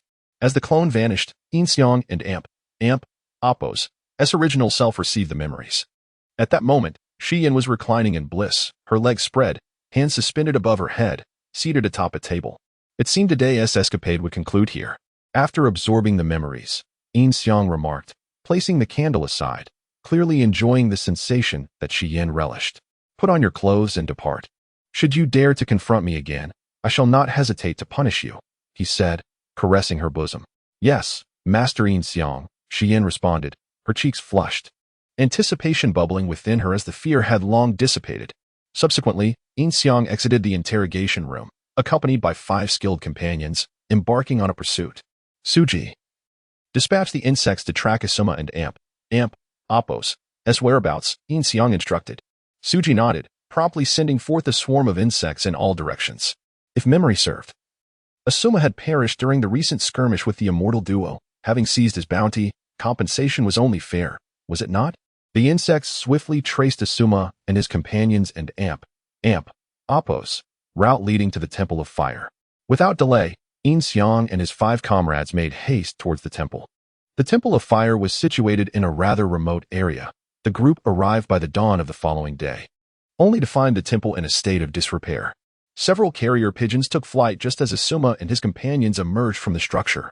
Let us proceed to the nearest currency exchange, Asuma suggested to Shikamaru and Kankuro, noting that the 10th squad was not part of the same team. It's just a short distance to a public restroom to the north, Shinkatsu replied. Let us go. Upon hearing this, Yin Xiang led the 5 towards the currency exchange, still a fair distance away. Shortly after lunchtime, the 5 arrived at the exchange. As they approached the surrounding forest, they spotted Haiden seated at the entrance. Yin Xiang promptly signaled for everyone to hide behind the trees. That attire belongs to the Akatsuki. There can be no mistake, Suji remarked, glancing from a distance. Suji. Unleash the poison insects and mount a stealthy assault. The rest of you prepare to encircle him. Upon receiving the signal, we strike together, Yin Xiang conveyed through gestures. Everyone nodded and quietly dispersed, leaving only Yin Xiang and Suji behind. Suji released a small poison insect, sending it stealthily towards Haiden. This minuscule creature, while capable of claiming a life, was merely intended to incapacitate him.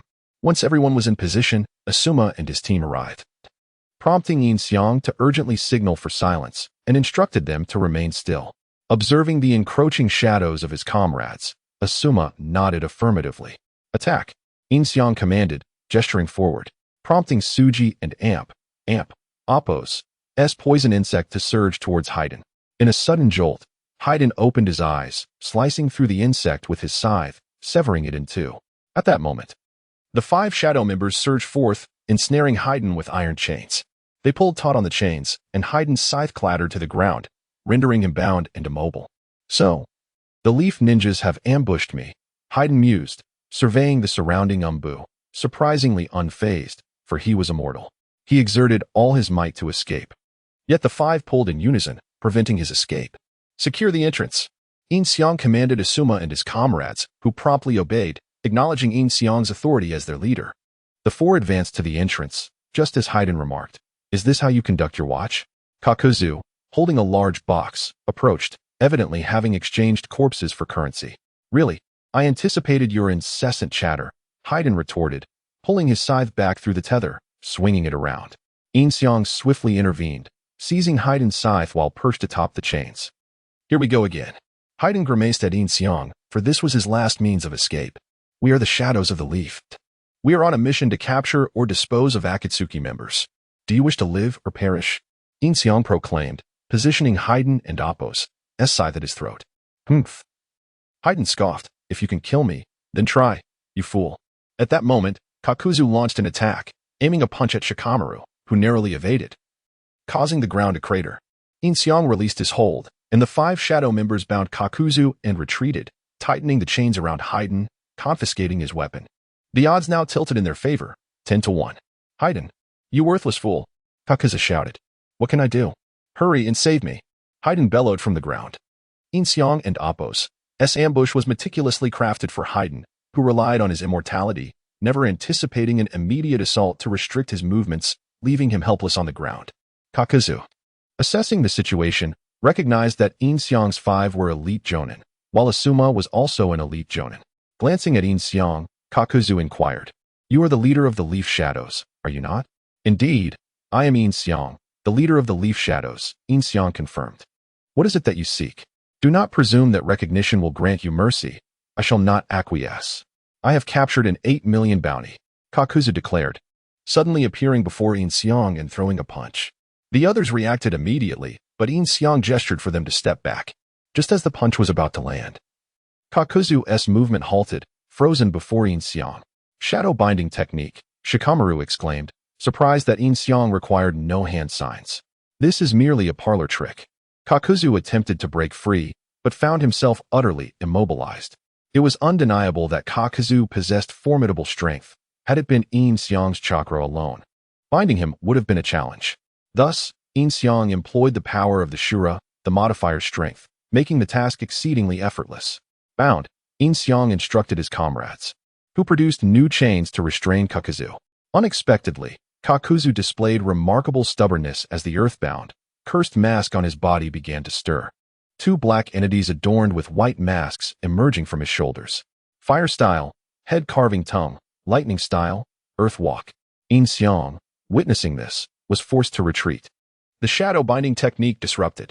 What manner of creature is this? Asuma and the others swiftly dispersed, aware that the earth walk was targeting their side, forming a larger encirclement around Kakuzu. Hurry and rescue me, Kakuzu. Allow me to deal with them. Haiden writhed on the ground, pleading for assistance. Silence. You are unbearable. Kakuzu snapped at Haiden, his mind racing with escape plans. His gaze scanned the area, ultimately fixating on Shikamaru, who appeared unarmed and non-combative. Realizing Kakuzu and Appo's intentions, Yin Xiang and Shikamaru exchanged knowing glances. Yin Xiang promptly dashed to shield Shikamaru. Just as anticipated, Kakuzu materialized at that very spot. The Great Leaf Whirlwind. Yin Xiang executed a sweeping kick in midair, forcing Kakuzu to retreat. Fire release, fire tongue. He then formed hand seals, employing Kakuzu's ninjutsu, causing Kakuzu to instantly back away, with only his legs suffering minor burns. Lightning release, earth walk. Yin Xiang subsequently utilized earth walk, prompting Kakuzu to leap to a higher ground, falling right into Yin Xiang and Appo's trap. Spiraling sphere. Yin Xiang and Appo's shadow clone descended from above, delivering a spiraling sphere directly onto one of Kakuzu and Appo's masks. He had already summoned his shadow clones while traversing through the woods. Boom. Kakuzu was smashed into the ground, subsequently receiving an electric shock therapy from Earth Walk, causing the mask directly struck by the spiraling sphere to shatter on the spot. Is this really his first battle? Shikamaru mused as he observed Yin Xiang before him, while Steel Iron and Kamizuki Izumo looked on in astonishment. It seems he held back during our encounter, Asuma thought, wielding two chakra blades. Even if he had, he was still no match for him. Have we dispatched him? Kamizuki Izumo remarked, glancing at the fallen Kakuzu. Kakuzu swiftly provided an answer to that question. As one of the two Doton, Yomi and Appo's creatures standing behind him unleashed a head tongue attack. Water release, water barrier. Yin Xiang immediately countered with his own water release, enveloping the air in mist. Looking back at Kakuzu, he was no longer on the ground. Steel Iron had been struck and sent flying by Kaku, who dashed towards the trees, while the Doton, Yomi creature returned to Kakuzu's body. Hey, Kakuzu, you bastard, are you abandoning me? Haiden shouted at Kakuzu, who didn't even glance back as he fled deeper into the forest. Chase him, Yin Xiang commanded, with Asuma being the first to pursue. Wind, Takaru. You three take this guy back. Be extremely cautious, and the rest of you continue to follow me, Yin Xiang instructed Wind and Takaru. Understood. Wind and Takara nodded, picking up Haiden and Appo's weapons from the ground and escorting him towards Konoha. Upon catching up to Kakuzu, Asuma and the others were once again met with Kakuzu and Appo's escape. Leaving one Doton, Yomi to obstruct them. You handle him. I will continue the chase. Yin Xiang called out as he passed them. Leave it to us. Asuma nodded, engaging in battle with the Doton, Yomi creature. After pursuing for a while without sight of Kakuzu, Yin Xiang quietly activated his Byakugan to search, ultimately discovering Kakuzu burrowed underground. Panting heavily. Give me a moment. Yin Xiang exerted his strength, delivering a powerful punch to the ground, causing it to collapse instantly, with surrounding trees toppling down. Kakuzu hurriedly emerged from underground. By now, he had already lost 2 hearts.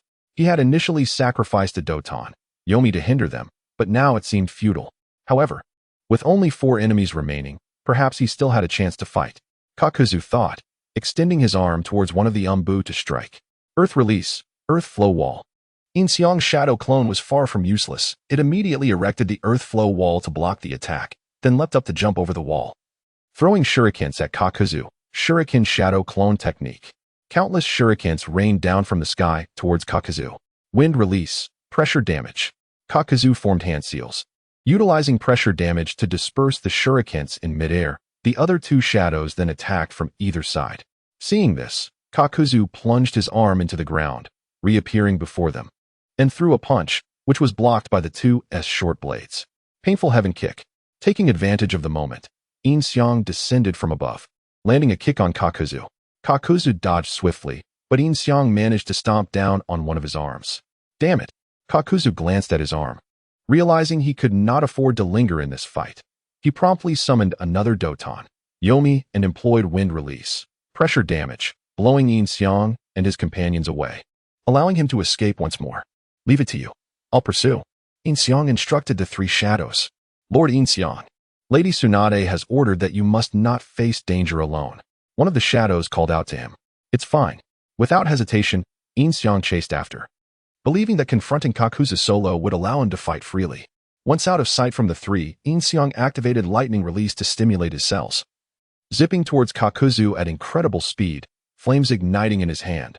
Where do you think you and Appos? Rerunning? This speed, Kakuzu momentarily froze at Yin Xiang and Appos' swiftness. In the next instant, Yin Xiang was upon him, grasping Kakuzu and Appos' neck and lifting him. Burn. Yin Xiang and Appos' fiery hand engulfed Kakuzu, igniting his entire body. Kakuzu's neck transformed into a black line as he slipped from Yin Xiang's grip, hastily employing water release to extricate himself from the fire. What is this? Kakuzu swallowed hard, flames igniting in his hand. Is this ninjutsu? Having lived nearly a century, he had never witnessed such jutsu. Water release, water curtain. Kakuzu unleashed water release, launching a powerful water cannon from the Doton, Yomi creature, towards Yin Xiang. Yin Xiang raised a hand, summoning a wooden wall beneath his feet, completely blocking the water curtain. Wood release. Kakuzu's eyes widened at the sight of the wooden wall, as unpleasant memories flooded back. It was the first Hokage who had used this technique to instill fear in him. Realizing the wood release, Kakuzu was convinced that even if his opponent was alone, he could not possibly match him. Moreover, based on his current performance, it was evident he had held back. He harbored secrets that could not be discovered by Konoha. He had to eliminate himself. Kakuzu was resolute, quickly leaping onto a tree, disregarding the Doton, Yomi, and fled with all his might. He had only one heart remaining. The Doton, Yomi charged towards Yin Xiang, who swiftly appeared in front of it, delivering a single punch that obliterated the creature, leaving it no time to react. Yin Xiang instantly reappeared before Kakuzu, kicking him back to the ground.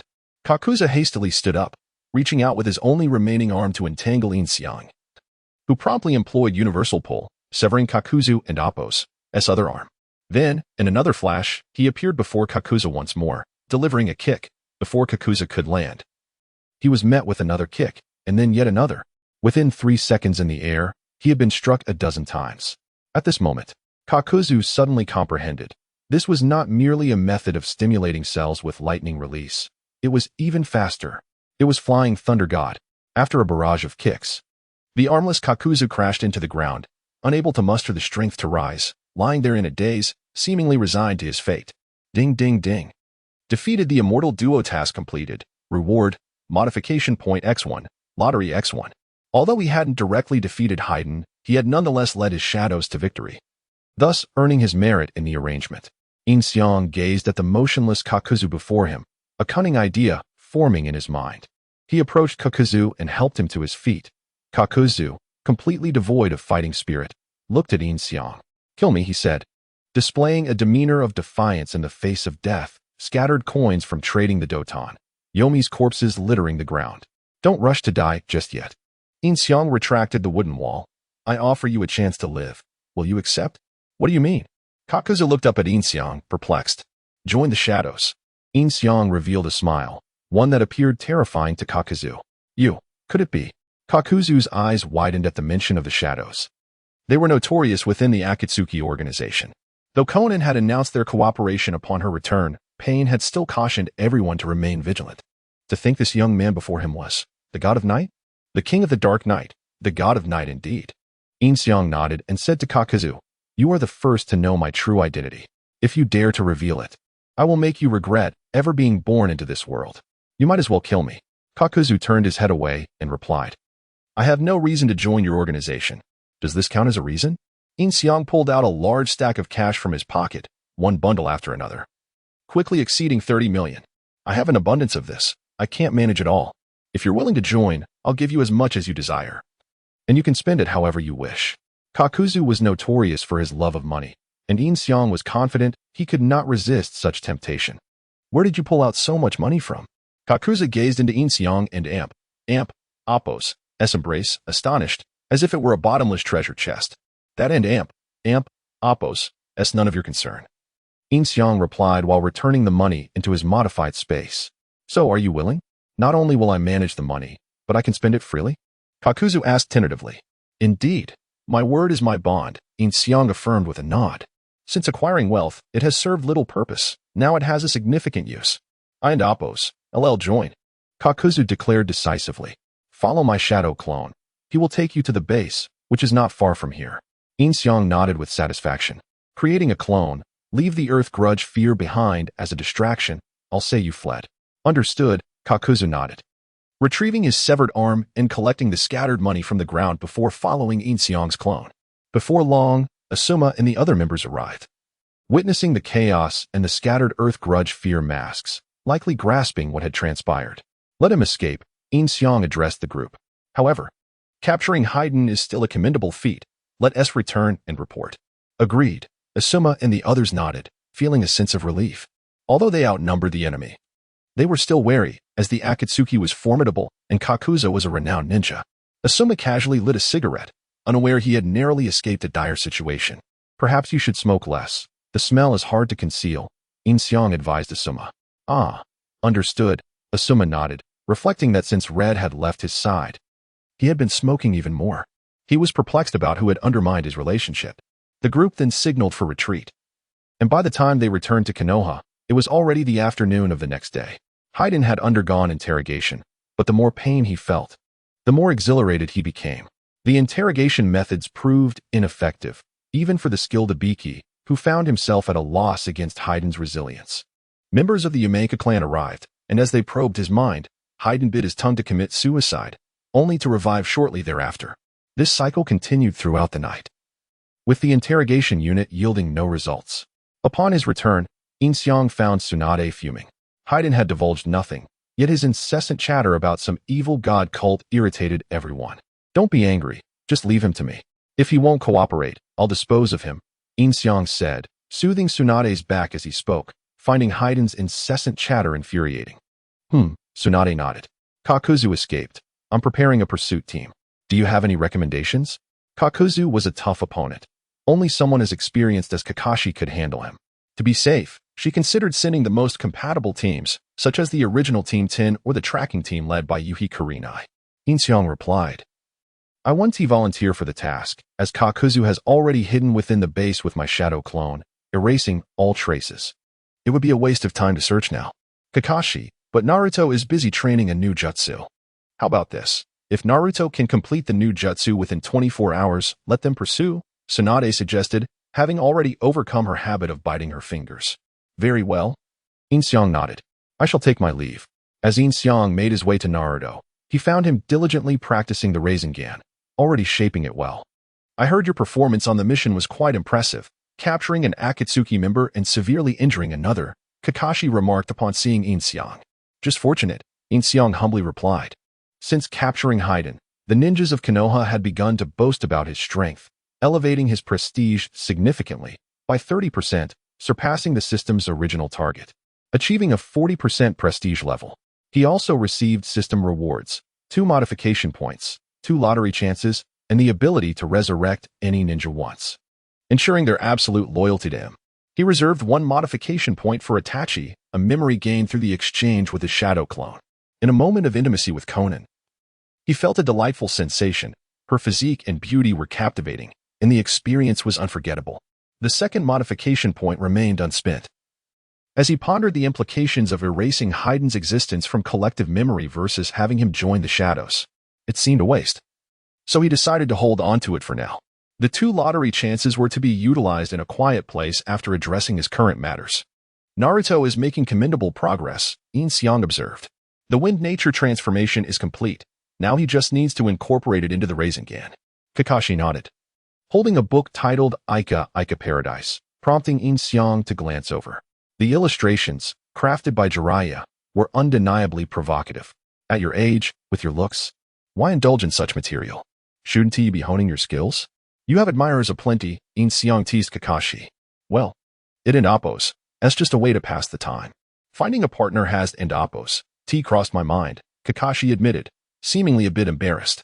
I'm here to inform you of your mission, Yin Xiang remarked, relaying Tsunade and Appos' instructions to Kakashi. Understood, Kakashi acknowledged, accepting the mission before Yin Xiang departed. Yin Xiang soon arrived at the Umbu base, which was conveniently close to the Hokage's office. Upon entering the interrogation room, he encountered Haiden, bloodied yet smiling, unfazed by his injuries. Master Yin Xiang. The two Umbu members greeted him, one of whom was Yugao, whose legs trembled slightly at his presence. Merely thinking about their past encounters made her heart race. Leave, Yin Xiang instructed, allowing them to exit. As Yugao left, he playfully touched her backside, feeling warmth beneath his fingers. TSK, it seems she's been thoroughly played.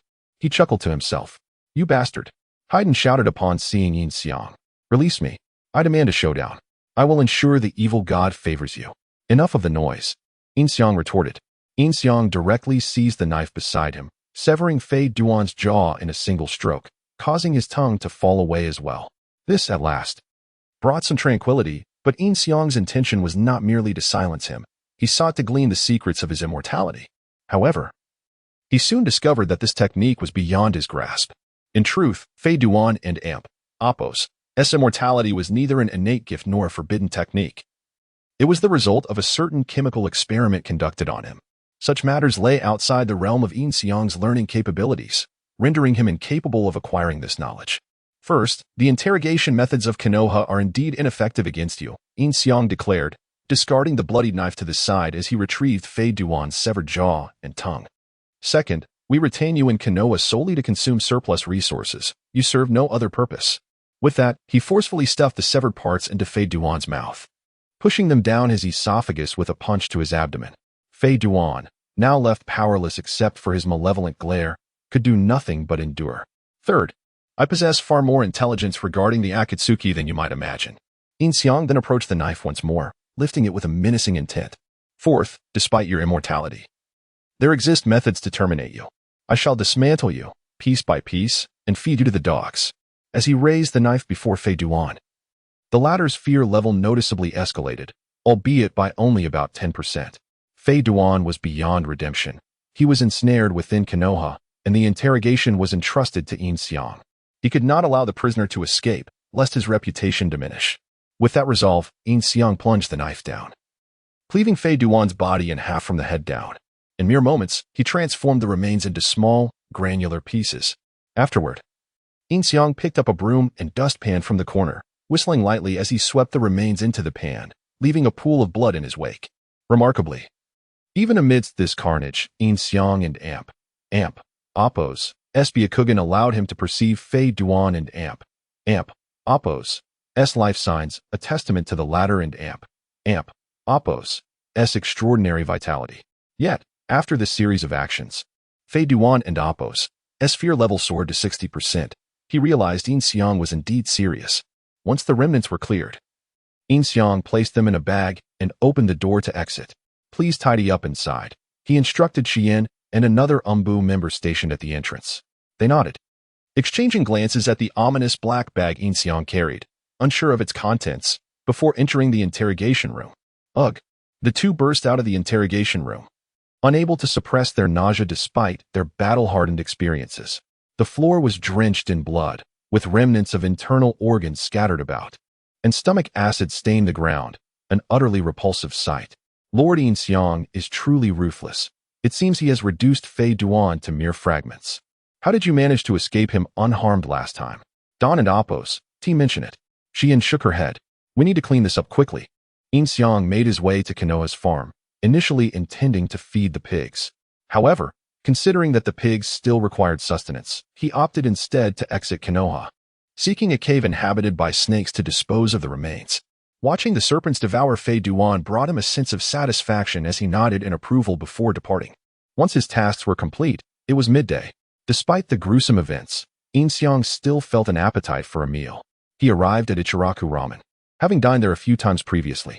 The culinary skills of the old man and Shibu were commendable, explaining their long-standing success in Konoha, likely having served 5 or 6 Hokage by now. After his meal, Yin Xiang visited the home of Yuhi Kurenai, reclining on her lap as she massaged his head while he began to conduct a lottery in his mind. The first choice was the leftmost box, which glimmered with a dark gray light. He retrieved a scroll containing the second Hokage Tobarama's Edo Tensei technique, which he learned instantaneously. This technique held great potential, and given Yin Xiang's learning aptitude, he mastered the pinnacle of Edo Tensei, eagerly anticipating its power. For his second lottery attempt, he selected the rightmost box, which shimmered with black light. Though the box was empty, a phrase echoed in his mind. You have acquired a rank ninja, Uchiha Izumi. She has been integrated into the shadows as a member, codename Naruto.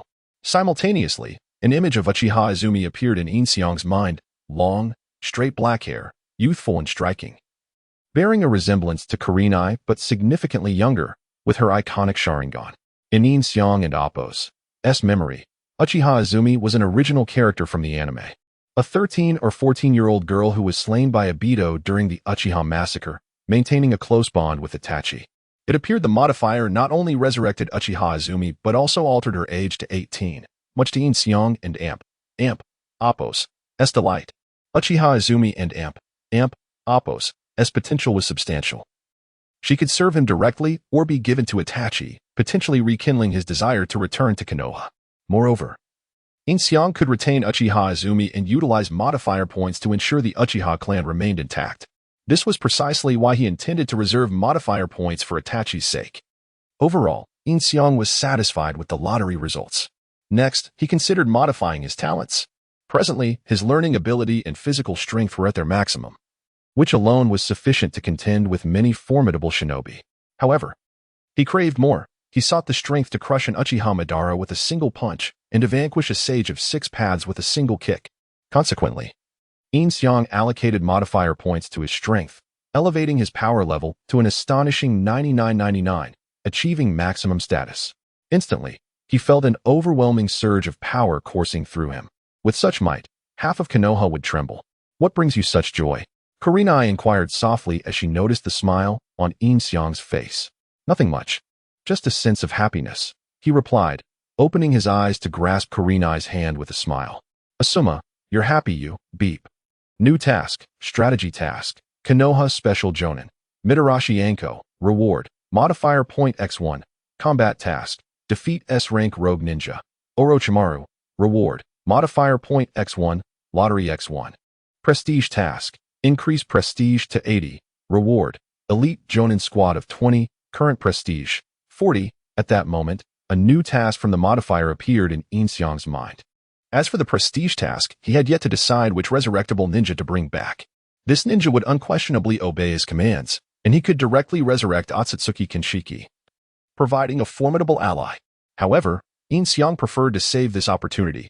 Should anyone around him perish due to unforeseen dangers, he could utilize this chance to resurrect them, or bring someone back when he needed them most. Regarding Orochimaru, he contemplated addressing it later. When the task concerning Orochimaru arose, he could approach it in his own capacity, defeating him while simultaneously earning prestige, 2 birds with 1 stone. As for Mitarashi Anko, she was reportedly a well-endowed round-faced individual who had an affinity for snakes. Capturing her should not pose much difficulty, especially since she seemed open-minded. He merely needed to manage her figure and ensure she didn't indulge in excessive eating, lest she resemble the characters from Naruto with a less desirable physique. Contemplating Anko's assets caused Yin Xiang to lick his lips, stirring his desires, prompting him to rise abruptly and lead Kurenai toward the bedroom. Hey, what has happened to you so suddenly? It is still midday. Hong, bewildered, followed Yin Xiang into the bedroom, where she was gently pushed onto the bed, her expression one of utter confusion. Let us have some fun, Yin Xiang chuckled. Ah, the vigor of youth is indeed remarkable. Hong finally regained her composure and offered a sultry smile, wrapping her arms around Yin Xiang and Appo's neck and sharing a kiss. Several hours later, Yin Xiang left Hong's residence, stretching languidly as he prepared to return to the Hokage building. As fate would have it, he encountered Ino. She joyfully approached him, nearly leaping into his arms had he not been quick to react. Calm down. There are so many people around, he urged. I just missed you. It's been too long since we last met. Ino replied with a playful grin. You haven't visited me in several days. Remember to come by tonight. The window will be open, she whispered coyly in his ear. Rest assured, I shall be there. Yin Xiang smiled back, feeling envious of the romance blooming around him. That evening, Tsunade dispatched Asuma's team for a pursuit. If Naruto could master the new technique within 24 hours, he could join them, though the odds seemed slim. Ino, however, missed her chance for intimacy with Yin Xiang. He briefed Tsunade on the situation regarding Haiden. Even an immortal must meet their end eventually. Unexpectedly, through a night of rigorous training, Naruto successfully utilized the wind release, spiraling shuriken, a smaller version of the Rasengan. However, he was unable to throw the full-sized shuriken. He was allowed to pursue, but returned empty-handed that afternoon. Tsunade examined the injuries covering Naruto's body and discovered that the spiraling shuriken would gradually damage his arm cells, categorizing it as forbidden jutsu. Meanwhile, Yin Xiang found that he could freely use the spiraling shuriken, as it did not harm him when thrown. The following morning, Tsunade received a message from the Umbu via carrier pigeon, which vaguely indicated the location of Orochimaru's base. However, before precise coordinates could be obtained, the messenger was attacked and severely injured, rendering further investigation impossible. Thus, a new team was required for reconnaissance. Naturally, Tsunade's first thought was Kakashi, but Yin Xiang stepped forward to volunteer. Following their encounter with Akatsuki, Tsunade had developed a newfound respect for Yin Xiang and Appo's abilities, realizing that perhaps a ninja role suited him better than that of a secretary. Yet, it was worth noting that Yin Xiang was still not even a genin. Promoting you to genin? Well, with the backing of the shadow leaders and your achievements, I believe others will accept this, Tsunade concluded, retrieving a Leaf Village headband from her drawer. Thus, Yin Xiang was officially recognized as a Konoha ninja. From today onward, you shall relinquish your duties as my secretary and assume the role of a genin. Afterward, go collect your genin vest, Tsunade instructed as she handed him the headband. Understood, he nodded. Of course, you may continue to stay at my home, Tsunade added, a faint blush coloring her cheeks. Naturally, I have no means to rent a place, Yin Xiang remarked playfully as he touched her hand while accepting the headband. Enough of the banter. Select a few shadows to accompany you. If you require the mobilization of any Konoha genin, report back to me, Tsunade advised, withdrawing her hand. Orochimaru poses a threat even greater than that of the Akatsuki. Fear not, I will ensure he is dealt with appropriately, Yin Xiang assured her with a smile before departing the office. To enhance his standing, it was essential to have other Konoha ninjas promote him. The shadows were known for their discretion, so he decided to bring along a leaf ninja for this mission. An idea struck him. Would not Mitarashi Anko be the perfect choice? Capturing her would serve multiple purposes. He wasted no time in notifying Anko, who had met him on a few occasions and was somewhat familiar with him. When invited, she readily accepted. Primarily due to the mission's target being Orochimaru, eliminating him was her lifelong ambition. To ensure a strategic advantage during their journey, Yin Xiang opted not to bring anyone else. When he and Anko went to report to Tsunade, her initial reaction was one of refusal. It is far too dangerous to send just the two of you to confront someone as perilous as Orochimaru, she warned. The fewer people, the less chance of detection. Besides, we are merely scouting, and Anko is well acquainted with Orochimaru. She is the ideal candidate, Yin Xiang countered. What if a conflict arises? Tsunade pressed. We will retreat at the first sign of danger, I swear, Yin Xiang vowed, raising his left hand in promise. After a moment of contemplation, Tsunade relented, exercise caution. Your safety is paramount. Understood, Yin Xiang and Anko nodded before departing. Let us gather our belongings. We will meet at the Konoha gate in 10 minutes. Yin Xiang instructed Anko as they left the Hokage's office. Is 20 minutes acceptable? She inquired. Is there something else you need to do? Yin Xiang asked, puzzled. This trip may take a while, and I shall miss Konoha's three-colored dango. I need to buy some more. Anko replied with a cheerful grin. Just be careful not to overindulge. It could lead to weight gain, Yin Xiang cautioned. Fear not. I shall not gain weight. Anko waved her hand dismissively and departed, while Yin Xiang returned home to prepare his belongings. There was little to pack, just some ninja tools and a change of clothes, before he made his way to the Konoha gate. Yin Xiang, a shadow appeared beside him. Ah, it's Naoto, he acknowledged, recognizing her as the code name for Uchiha Izumi. They had met the previous afternoon, and he found her to be quite capable and obedient. I wish to accompany you on this mission to ensure your safety, Naoto stated. I suspect your true intention is to see Sasuke, Yin Xiang teased. Although Naoto followed his commands, her heart belonged to Uchiha Itachi. and she would obey Yin Xiang without hesitation, even if it meant eliminating Itachi at his behest. Yes, Naruto nodded, not daring to deceive him. Very well, you may join us. Having Naruto along would not hinder his pursuit of Anko, as she was currently his most loyal follower. Before long, Anko arrived, her bag slung over her shoulder, carrying 2 large bags of dango. Wait, are there others with us? She asked, glancing at Naruto. Yes, she is a shadow member, codenamed Naruto, accompanying us, Yin Xiang confirmed. A female shadow.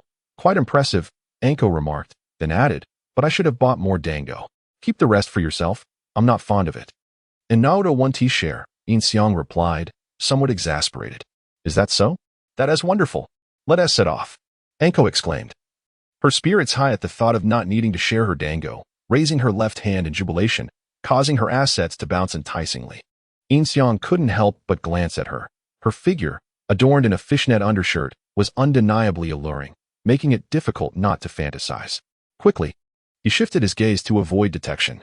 Let us proceed, Yin Xiang nodded, taking the lead as they headed towards their destination, the land of rice. Considering the timing, Deara and the others should have arrived by now. Our destination is indeed the land of rice fields, which borders Konoha. At our pace, we will arrive shortly. Hondo trailed slightly behind the two. According to the intel from the Umbu, that is precisely the location, the borders of the land of rice fields. Yin Xiang nodded, and the trio proceeded at full speed while engaging in conversation.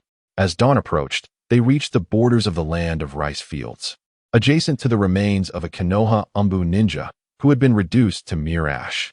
This is the place. Yin Xiang observed the ash on the ground, raised 2 fingers, and began to scan the surroundings. Soon, he discovered a cave, inside which were several iron doors, along with severely injured individuals and others who had already perished. There seems to be a cave over there, resembling a prison, but it is filled with corpses. It appears they have evacuated, Yin Xiang informed the others. Your sensory skills are remarkable, Hondo exclaimed. My perception extends to roughly 2 kilometers, Yin Xiang replied with a smile. Impressive, Hondo nodded. There are traces over there. Approximately 20 individuals have departed. A pair of crimson eyes flickered beneath Izumi's mask. Let us pursue them. Yin Xiang promptly made the decision. The 3 of them immediately began to chase, but after a short distance, Yin Xiang suddenly halted, sensing a ripple of chakra ahead. Boom. Just as Yin Xiang finished speaking, a pillar erupted nearby. Is that crystal? Izumi gazed at the pillar. Those are aggregates of chakra. It must be a bloodline limit. Crystal release? Yin Xiang nodded, observing the crystal pillar, which then shattered into dust with a loud bang. A female ninja has eliminated 16 others. They all possess a sinister chakra, with numerous patterns adorning their bodies, altering their appearances. Yin Xiang formed seals with his hands, declaring that the crystal release user is Honglian. That is Orochimaru's cursed mark. It seems we are on the right track.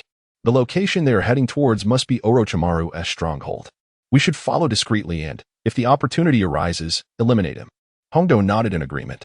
Hey, our mission is merely reconnaissance. Observing the murderous intent radiating from Hondo, Yin Xiang remarked that she seemed even more anxious than he was. If the chance presents itself, I will still want to kill him, Hondo said resolutely. The female ninja encountered 4 others, each marked with the same cursed seal, and they departed together. Wait a moment, Yin Xiang furrowed his brow slightly. The opposing side also has a sensory ninja who utilizes bats for detection, so we cannot approach any closer. Bats. If we eliminate the bats, wouldn't he become aware? Probably, but his detection range is not as extensive as mine. And during the day, his abilities are considerably diminished, Yin Xiang nodded. Let us maintain this safe distance, he continued. Once they began to move, the trio followed suit, keeping a safe distance until the following morning when the 5 entered a wooden cabin. The crystal release user departed, leaving the other 4 behind. With the crystal release user gone and the bats absent, it was the perfect opportunity to strike.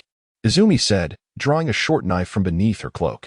Wait for me here, Yin Xiang instructed Hondo and Izumi, pulling out a kunai infused with lightning chakra, which he then tossed through the wooden cabin's window, as if merely waving a hand. Flying thunder god.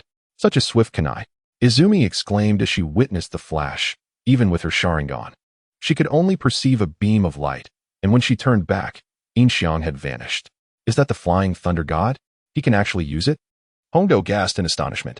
Yin Xiang's mastery of the flying thunder god had already been conveyed to Tsunade, who was both shocked and pleased. This was one of the reasons she consented to his presence here. After revealing his ability to utilize the flying thunder god, Yin Xiang no longer needed to hide it. So fast. Hongdo peered through the window, realizing the individuals inside had no time to react, unable even to spot Yin Xiang, as they fell one by one. To leave no traces, Yin Xiang refrained from inflicting visible wounds. He simply crushed their skulls with his fists. Wait. Yin Xiang's fist hovered steadily above one man's head, and he finally caught a glimpse of Yin Xiang's figure. You serve no purpose, Yin Xiang declared before delivering a decisive blow, shattering the skull, eliminating all four within the cabin before they could even respond. All right, let us proceed, Izumi suggested, and the two used body flicker technique to enter the cabin. I can't believe you've actually learned the flying thunder god, Hongdo exclaimed excitedly upon entering. In her era, the most admired figure was the fourth Hokage, Minato Namikaze. The fourth Hokage was not only handsome and powerful, but also incredibly responsible, mastering the flying thunder god to perfection, captivating countless young female ninjas and girls, Hongdo included. Now, witnessing a youth even more handsome than Minato using the flying thunder god thrilled her. Surely, she could capture Yin Xiang's heart. I just learned it a few days ago. I haven't fully mastered it yet. Let's South clean this place up quickly, Yin Xiang said, and together they dragged the four bodies outside, disposing of them over a cliff before returning to the wooden cabin. We should wait for that woman to return and disguise ourselves as them, Yin Xiang instructed, forming shadow clones to take on the appearance of one of the deceased, while he, alongside Hongdo and Izumi, transformed into their likenesses. It was uncertain when the woman would return, but Yin Xiang's thoughts were entirely focused on winning over Hongdo. He noticed that after displaying his mastery of the flying thunder god, Hongdo's affection for him soared to 60%. Observing her infatuated demeanor, he felt that with just a few more flirtations, he could easily capture her heart. So, do you also admire the fourth Hokage? Have you learned any of his other jutsus? Before Yin Xiang could respond, Hongdo eagerly initiated the conversation. Of course, I admire the fourth Hokage, and I've learned his Sharingan, Yin Xiang replied, demonstrating the technique. Upon witnessing this, Hongdo's affection surged to 80%. This man, he is truly my ideal type, Hongdo thought to herself as she gazed at Yin Xiang. Seeing Hongdo's affection rise, Yin Xiang smiled, realizing his expectations were correct. Winning over Hongdo would be quite feasible. Let us take a short rest. We haven't slept since last night, and we need to recharge, Yin Xiang suggested. I'll keep watch. You all should sleep, Izumi offered. All right, I'll take over after you, Yin Xiang nodded. The purpose of their slumber was evident. This place was rather cold, and Hongdo's clothing was thin. Once she fell asleep, her excitement would dissipate, making it easy for her to snuggle into his embrace. As anticipated, it was too long before Hongdo willingly nestled against him, and Yin Xiang noticed her affection had increased again. It seemed that Hongdo hadn't actually fallen asleep, she was merely pretending. However, this suited Yin Xiang perfectly as he embraced her, relishing the warmth of her body against his. 2 hours later, Yin Xiang awoke and allowed Izumi to rest, while he did not require Hongdo to keep watch either.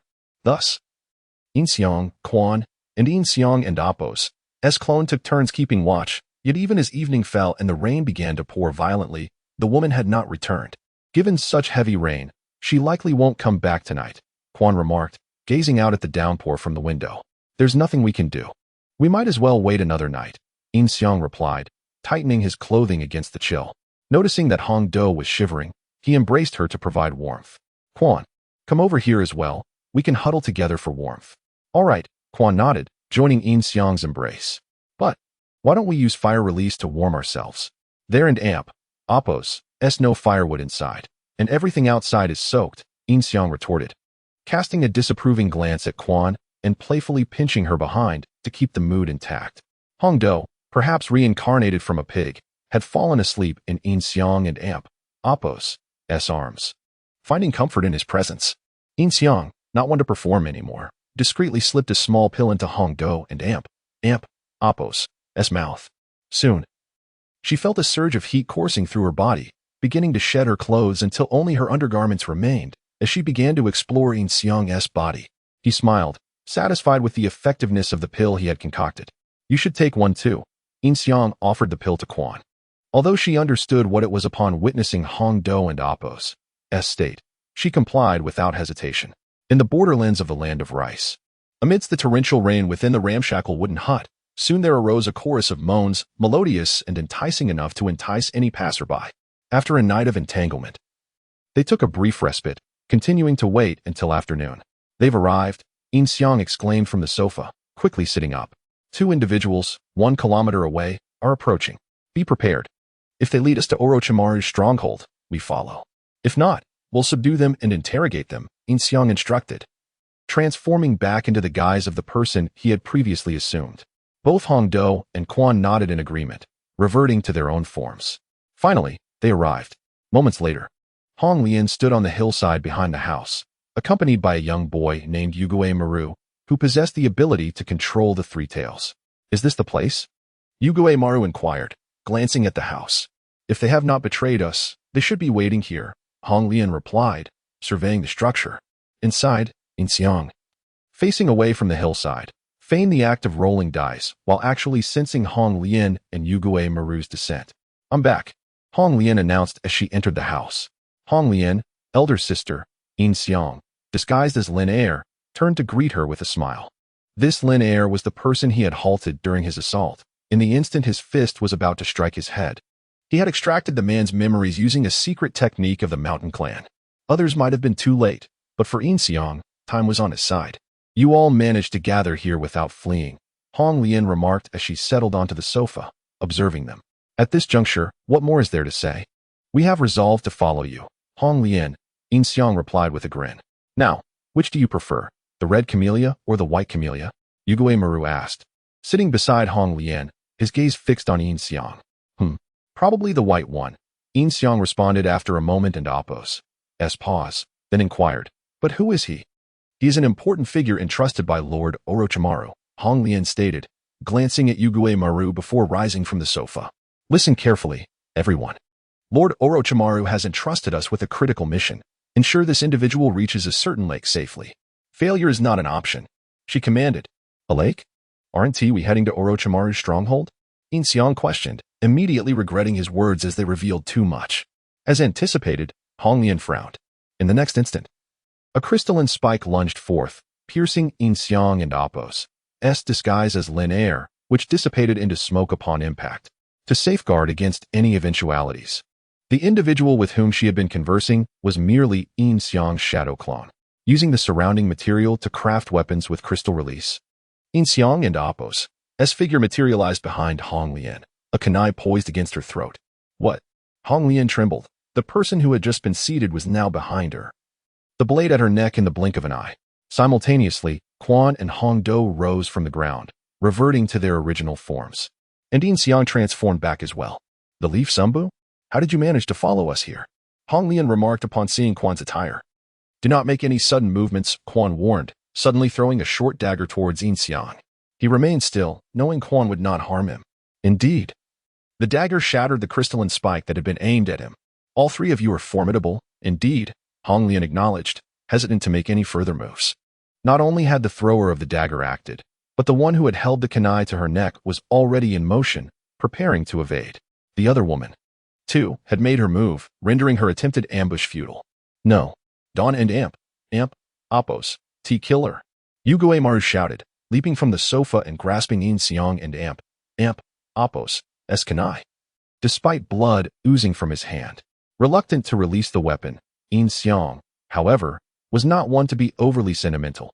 He ruthlessly kicked Yugue Maru away. I ask again, is the 3 tails truly here? Meanwhile, Deidara and Sasori soared above the lake on a bird crafted by Deidara, having searched fruitlessly for a day without spotting any sign of the 3 tails. Shall we blow it up? Sasori suggested. Are you sure? Deidara inquired, recalling how he had been reprimanded by Yashiro for previous reckless bombings. We have no other options, Sasori affirmed with a nod. Then let us blow it up. Deidara agreed, a smile gracing his face, for such endeavors were his forte. He retrieved some clay from his bag, chewing it before shaping it with chakra. Countless small spiders were cast into the sea, each within a kilometer radius surrounded by explosive clay. Now, Deidara formed a hand seal, and with a resounding explosion, the entire sea erupted in towering waves. Initially, dead fish were flung into the air, but soon a massive turtle surged from the depths, lumbering onto the shore. Roar! It was none other than the 3 tails, bellowing at Deidara and Sasori above. Here it comes. Leave it to me. Sasori, don't interfere. Understood, Deidara confirmed. producing more clay and molding several small flying creatures. Art is an explosion, he declared. 3 small flying creatures collided with the 3 tails, nearly toppling it. In response, the 3 tails began to gather tailed beast bomb. That doesn't look good, Deidara noted, hurling more flying creatures at it. His speed far outpaced that of the 3 tails, and the creatures dove into its mouth, exploding within its belly, disrupting the formation of the tailed beast bomb.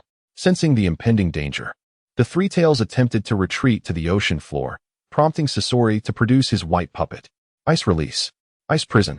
The scorpion controlled the white puppet, leaping down from the great bird and landing upon the sea, instantly freezing a significant portion of its surface, leaving the 3-tailed beast with no escape. Where is Orochimaru's hideout? Yin Xiang pressed a kunai against Hong Lian's neck, causing a trickle of blood to flow. Don't even think about it. I will never tell you, Hong Lian retorted defiantly, even in such dire circumstances. Even if you find Lord Orochimaru, you still stand no chance against him. Is that so? It seems you are of no further use. Yin Xiang then plunged the kunai into Hong Lian and Appo's throat, piercing through. Withdrawing the weapon, blood gushed from the wound. And as Yin Xiang released her, Hong Lian fell lifelessly to the ground. The location of the hideout had been discovered through ninjutsu. Crystal release had been learned. And with Hong Lian's unwavering loyalty to Orochimaru, there was no possibility of her being swayed. Given her lack of beauty, eliminating her would alleviate much trouble. No. Waikimaru cried out upon witnessing Hong Lian's murder, rushing towards Yin Xiang, launching a series of futile punches and kicks. Yin Xiang raised the bloodied kunai, aiming for Waikimaru's head. Yin Xiang, stop! Hong Do shouted in alarm, as Yin Xiang's kunai halted just 2 centimeters from Waikimaru's head, 1 second later. And he would have been a corpse. He is just a child, spare him. Hong Lian pleaded, gazing at Yin Xiang. But he is a child of the enemy country, and he shares a deep bond with this woman. We must eradicate all threats. Who knows when the spring breeze might bring forth vengeance upon Konoha? Yin Xiang responded, and with that, Waikimaru ceased his tears. As the kunai was thrust into his skull, thud, Waikimaru's body crumpled to the ground, collapsing atop Hong Lian's corpse. While Yin Xiang still held the kunai, Hong Do remained silent, acknowledging that Yin Xiang's reasoning was sound. Her pity for the child was merely a fleeting sentiment. I now know the location of Orochimaru and Appo's hideout. We must hurry. Yin Xiang crouched down, wiping the blood from the kunai with Hong Lian and Appo's clothing and stowing it away. A thought struck him. Orochimaru was currently in a weakened state, making it the perfect moment for Sasuke to strike. If he did not hurry, his mission would be doomed, though uncertain of the consequences of failure. Yin Xiang firmly resolved to avoid it at all costs. The 3 of them promptly departed the wooden cabin, with Hong Do and the others trailing behind as they hastened toward Orochimaru's stronghold. As they passed through a thicket of trees, Yin Xiang caught sight of Kabuto's trail. He was heading towards Hong Lian and the others' gathering place. There was no time to confront him, so Yin Xiang led the others on a detour toward Orochimaru's base, which was neither particularly close nor far from their current location, approximately the distance from Konoha to the Temple of Fire. It would take nearly a day to reach, and they might not make it in time. I will go ahead. Follow this direction for about a day, and you will see a half-buried earthen wall with a well beneath it. That is the entrance to the hideout. I fear we may not arrive in time. Yin Xiang instructed the 2. Understood, Hong Do nodded. Without delay, Yin Xiang accelerated, swiftly leaving them far behind. Once out of their sight, he employed lightning release to enhance his speed, affixing a flying thunder god seal onto his kunai. Utilizing all his might, he hurled it 2 kilometers away, teleporting to the kunai's location and repeating the process. In a matter of minutes, he reached the entrance of the hideout. With a flash of lightning, a kunai embedded itself beside the well cover, and a shadow swiftly appeared to retrieve it. What a place, like a rat and Appo's nest, Yin Xiang mused as he lifted the well cover and descended within.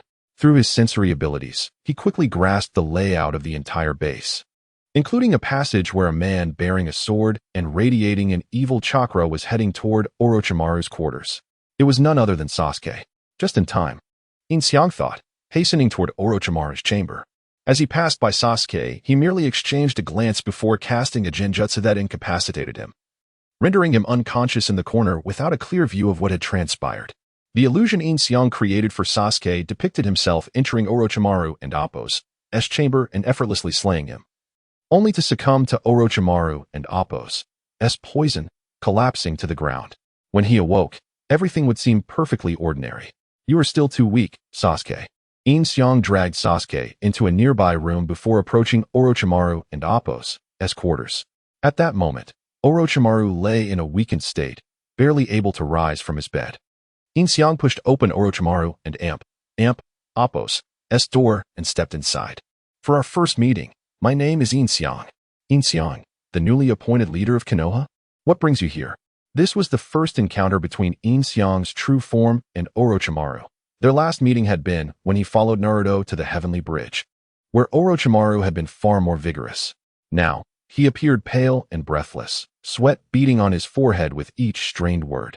Yet, true to his reputation as one of the legendary three of Konoha, Orochimaru maintained his composure even upon realizing Yin Xiang and Appo's lethal intentions. "What else could it be?" "Naturally, I have come to kill you."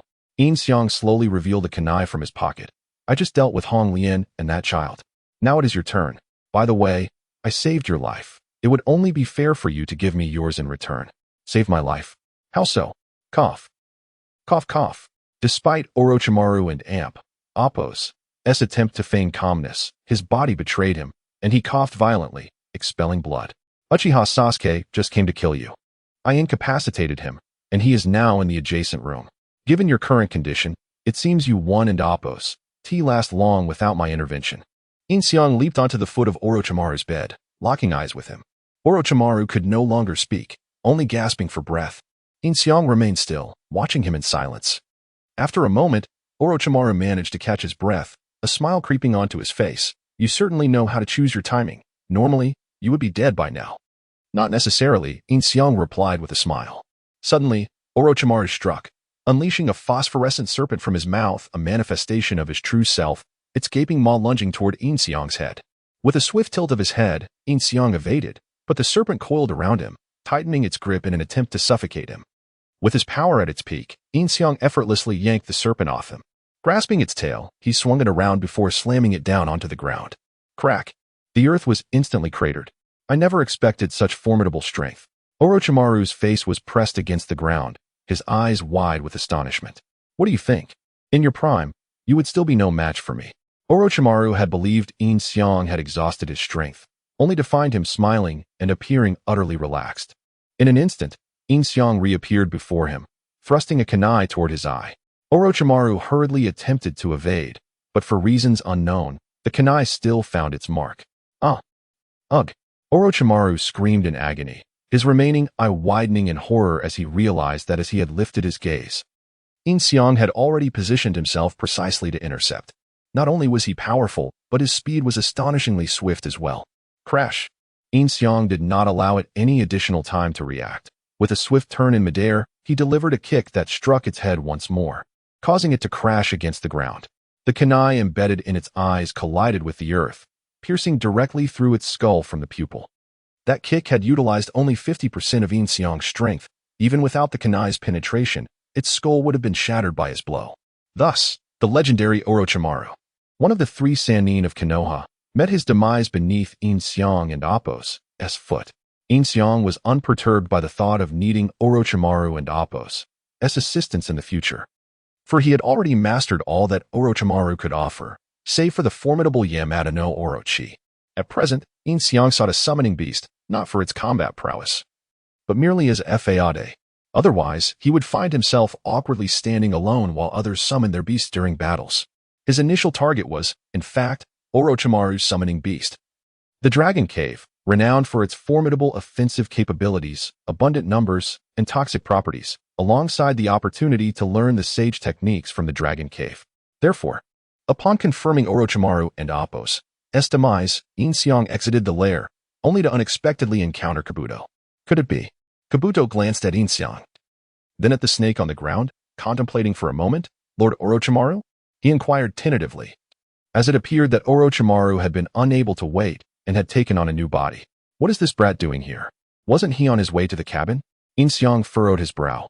It seemed that the previous trip to the cabin had either involved a shadow clone or a mere imposter.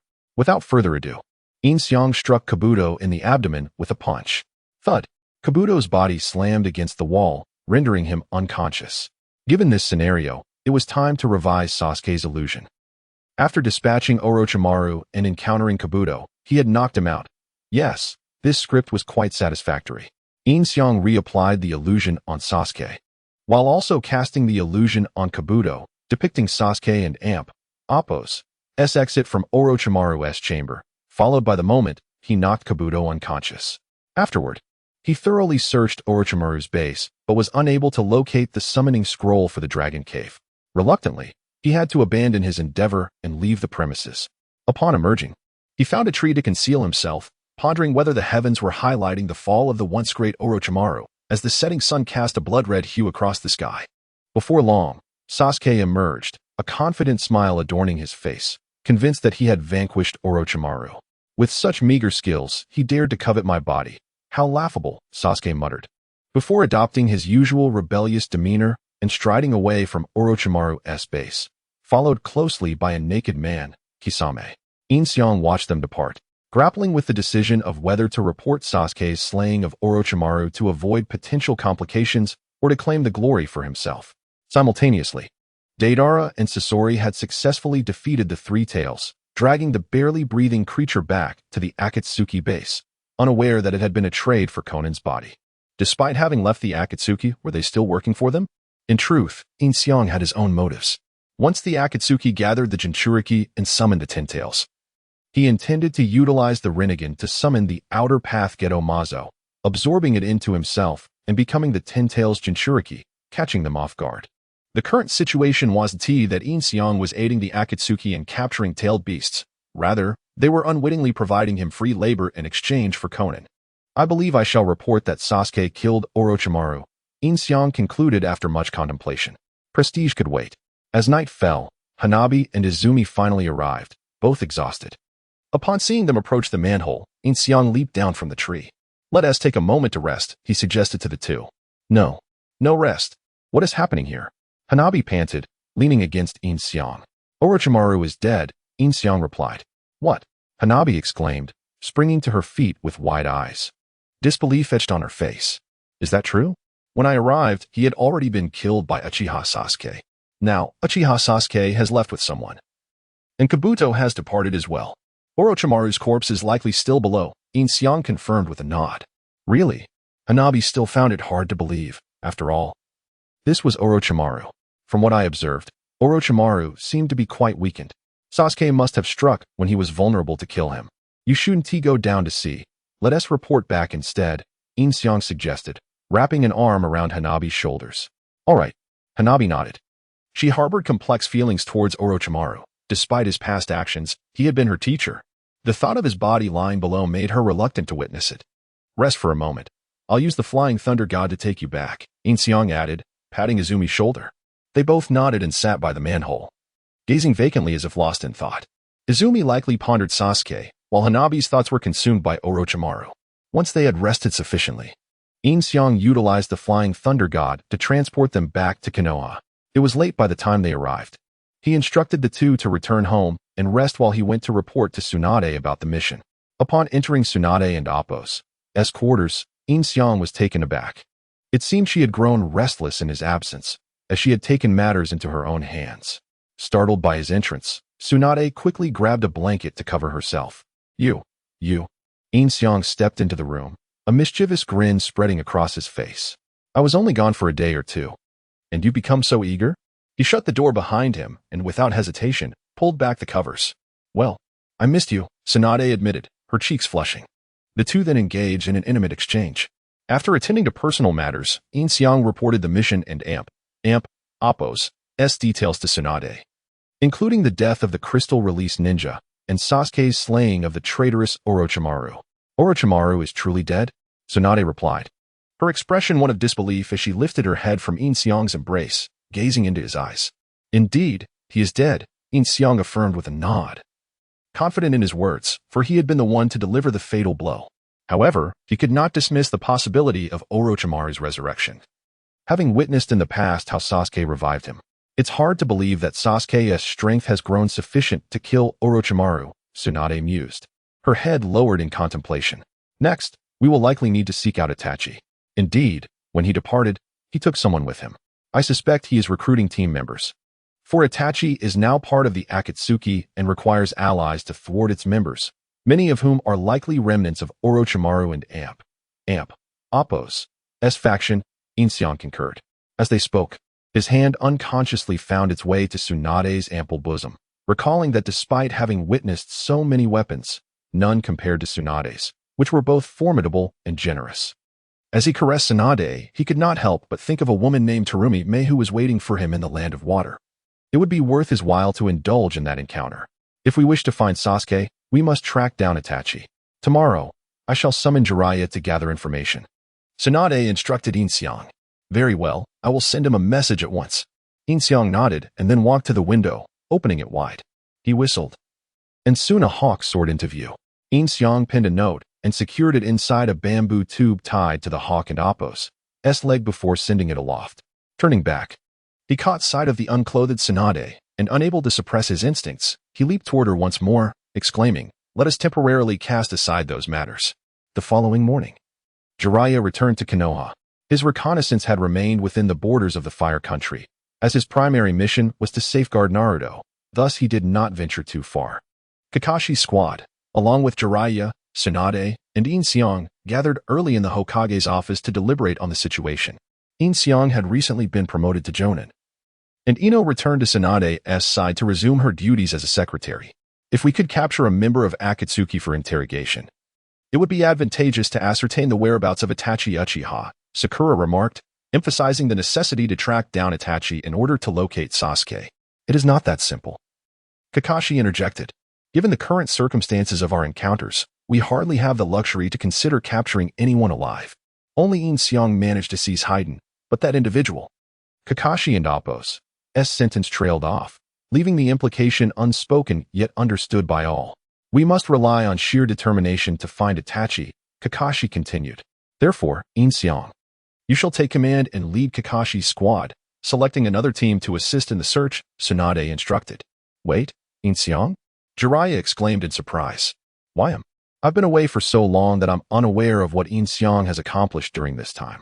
Did he truly capture a member of Akatsuki? You are unaware, Jiraiya? Yin Xiang is now the most formidable Jonin in Konoha. He is a natural-born ninja, capable of mastering all techniques with but a mere glance. Save for bloodline limits, Tsunade proclaimed with pride. Is that true? Jiraiya inquired skeptically, casting a glance at Yin Xiang. I had no idea the little brat I saved back then had become so powerful, especially considering he didn't even possess chakra at that time. Yin Xiang, feeling slightly embarrassed under Jiraiya's gaze, scratched his head and chuckled, realizing that Jiraiya had long harbored suspicions about him. Enough chatter, let us move swiftly. Naruto urged the group, his impatience evident.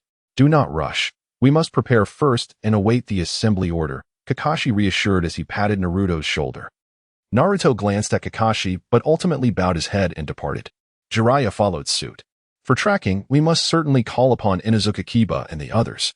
I will notify them to gather at the Konoha gate at 10 and Appo's clock this afternoon, Yin Xiang announced to Kakashi. Understood, Kakashi replied formally, acknowledging Yin Xiang as the team leader. Meanwhile, a torrential rain began to pour as Itachi and Kisame were in pursuit of the Four-Tails Jinchuriki, Old A. Kisame did most of the work, overpowering Old A until he lost consciousness, and they sought refuge from the rain. It seems the rain is intensifying, Kisame remarked, tossing Old A to the ground. It appears it is going to pour, Itachi noted, gazing upward at the darkening sky. Let us find shelter beneath the trees. We might catch a chill, Kisame suggested, hoisting Old A onto his shoulder. The leader is awaiting our report. Once we conclude this capture, we will immediately commence the sealing of both the Three Tails and Four Tails, Itachi said, looking at Kisame. It and Appo's no issue for them to wait a moment longer. Once the sealing begins, we will be occupied for quite some time, Kisame replied. As they walked, Itachi glanced at the barely conscious Old A. You must be cautious when dealing with the elderly. You misunderstand him, Kisame countered. The Four-Tails Jinchuriki is not so fragile, and unless you have faced him in battle, you cannot comprehend my struggles. After a brief silence, Kisame spoke again. However, it was I who insisted on going solo. Perhaps it would be wiser for me to incapacitate your target as well. Kisame referred to Naruto as his target. Enough fooling around, Kisame, Itachi chided, casting a sidelong glance at him. I am feeling somewhat fatigued. I wish to capture all the tailed beasts swiftly. They continued deeper into the forest, even in haste. We require more time, Itachi remarked, turning back to Kisame. Is that truly the case? There is not much time remaining. The 9 tails must be sealed last. This is a foregone conclusion, or else the balance will collapse, and the ceiling will shatter. The leader has stated that Jinchuriki must be captured alive. In simpler terms, we must find them quickly and bind them, Kisame said. They paused beneath 2 large trees, and Itachi sat against the trunk. That is feasible, even Deidara failed. We can always capture him later for the final sealing. Moreover, Akatsuki is currently too conspicuous. If we capture the 9 tails Jinchuriki too swiftly, Konoha will become more proactive. Itachi mused, resting in the shade. Indeed, Kisame chuckled lightly, then discarded old A to the ground. Konoha maintains close ties with other ninja villages. If we draw attention, our actions will become more complicated. We must be discreet until we capture the 8 tails, Itachi advised. I see, that makes sense. Huh. Kisame suddenly paused. Are we being summoned? Itachi sensed the same. Have we been caught slacking? Kisame lamented as both began to form their illusions to regroup. Too slow. Pain remarked as they arrived. We just completed the capture of the Jinchuriki to prevent his escape, which delayed us. What is it that you need from us? Kisame fabricated a small lie, knowing they had nearly defeated their target. There is urgent intelligence to share. Orochimaru has been slain, Pain informed his members. Humph, Kisame scoffed. After 10 years away from Akatsuki, does this spare us the trouble of killing him ourselves? I would love to see how he looked in death, along with Haiden's demise. The zombie partners he referred to were Haiden and Kakuzu. Haiden was our comrade. Do not speak so lightly. The real question is, where has Kakuzu gone? Pain inquired. Looking at Kisame. My apologies. It was indeed those Konoha individuals who took down Haiden and the others, Kisame began, but was cut off. It was the Konoha prodigy, the newly dubbed copy ninja, the Hokage's leader, Yin Xiang, Zetsu stated. Elucidate the situation, Pain commanded, directing his gaze at Zetsu. It is known that he appears to possess abilities on par with those of the Night God. He can master all ninjutsu with a single glance, excluding bloodline limits. And he demonstrated formidable leadership skills during his encounter with Haiden, capturing him alive with but one confrontation, Zetsu explained to the assembly. That Haiden, unable to showcase even his immortality, was captured, Kisame remarked upon hearing this. Indeed, Zetsu nodded. Moreover, Yin Xiang and Appo's methods are ruthless. When Haiden refused to divulge our secrets, he dismembered him and fed him to a snake. Even if one wished to save him, it would be impossible. Truly formidable, that individual, remarked Toby, who had replaced Sasori in the group. Pain sighed in resignation. However, the one who managed to eliminate Orochimaru certainly possesses remarkable skill. Who was responsible? Kisame pressed for further details. It was Uchiha Sasuke, Pain replied, glancing at Itachi, who remained impassive. The dissemination of news concerning Sasuke Uchiha's elimination of Orochimaru was, naturally, orchestrated by Yin Xiang. Remarkably efficient, as expected of Itachi and Appo's younger sibling, Kisame remarked with a grin. He is currently assembling a team, and they are all rather problematic individuals, stated Zetsu, the preeminent intelligence gatherer, who was promptly aware of Sasuke's activities. Such as? Pain inquired, glancing at Kisame. You should be well acquainted with this particular individual, a member of the Hozuki brothers from the Hidden Mist.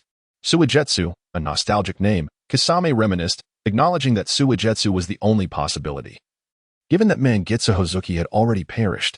Additionally, Yugo of the Scales is also present. Exercise caution, as Itachi and Kisame are likely being targeted. It is advisable for everyone to be wary of Sasuke Uchiha, who may attempt to extract information about Itachi and Kisame, potentially using Akatsuki as a conduit. Pain's admonitions to Itachi and Kisame were, undoubtedly, superfluous. Kisame, what kind of person is this Suigetsu? Toby queried, directing his inquiry towards Kisame. That was a decade ago. Back then, he was a child with an endearing face and a perpetual smile, a prodigy known as the demon incarnate of Zabuza, Kisame recounted. Enough about that. Itachi, Kisame, promptly retrieved the 4 tails. We must proceed with sealing it alongside the 3 tails. Operatives from the Shadow Organization are en route to deliver the 3 tails, Pain instructed Itachi. The Shadow Organization? Could it be Sasori and Deidara? Kisame questioned upon hearing this.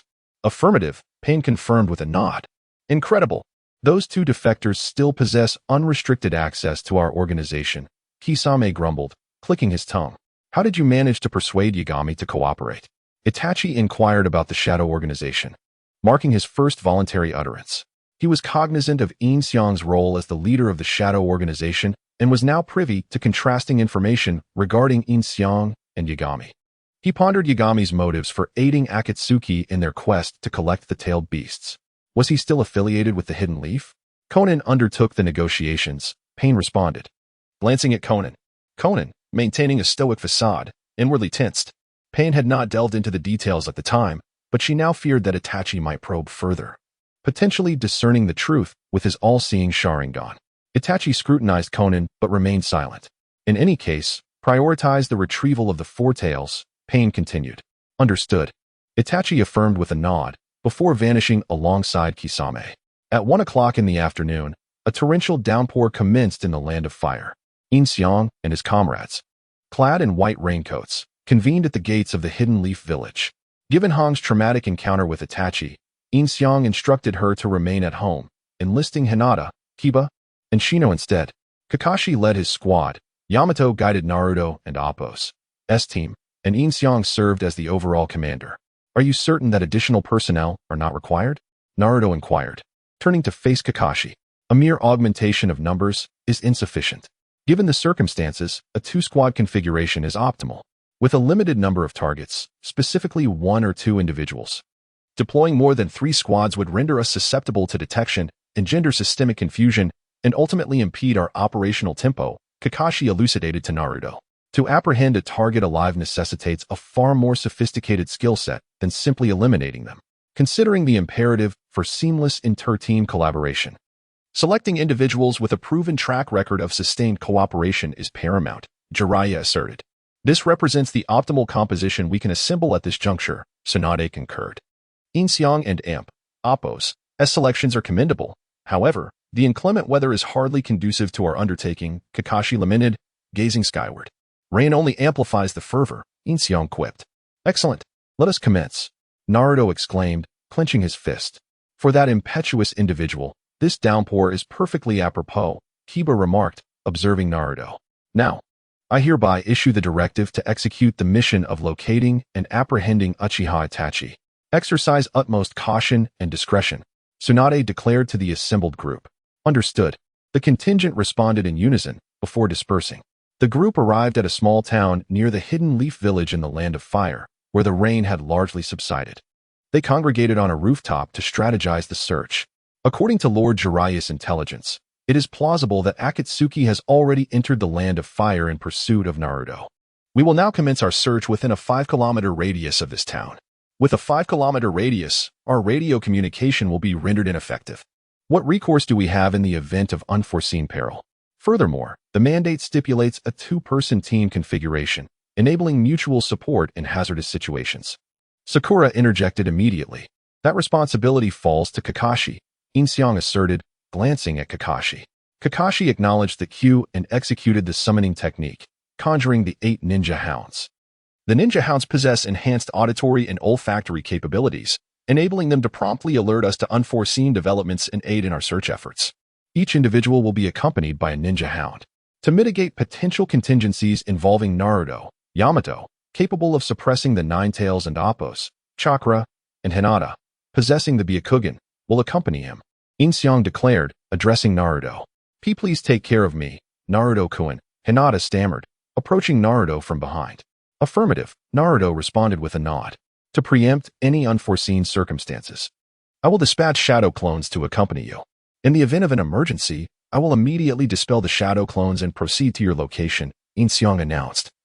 Before creating 8 shadow clones, will that not unduly deplete your chakra reserves? Kakashi inquired, observing Yin Xiang.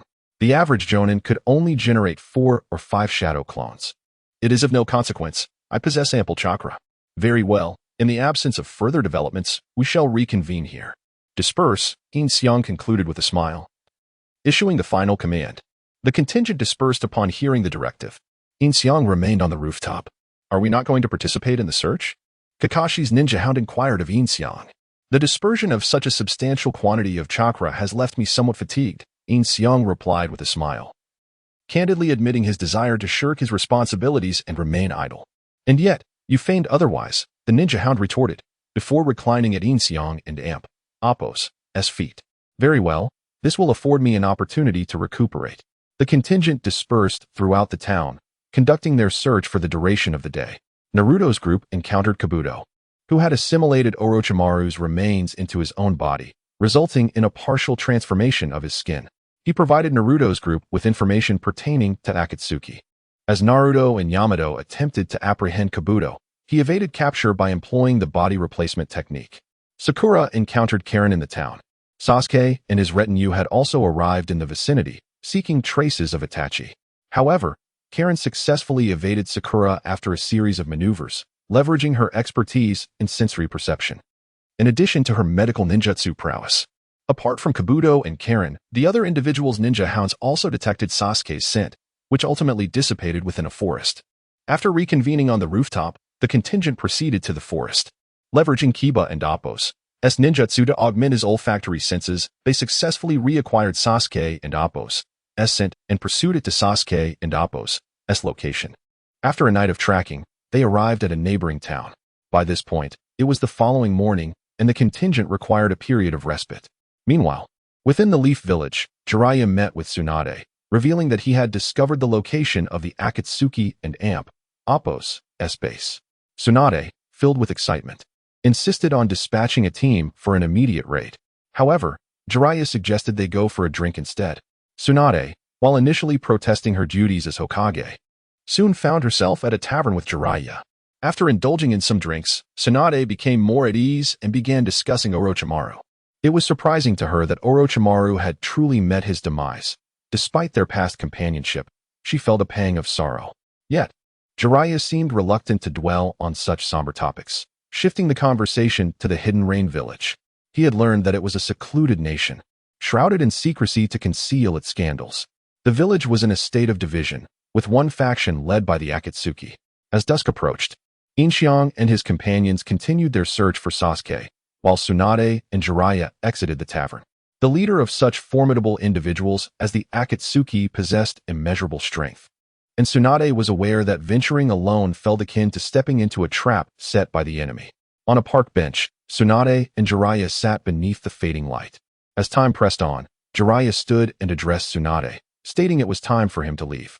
"Promise me you will return alive," Tsunade murmured, her gaze lowered. Jiraiya turned to face her.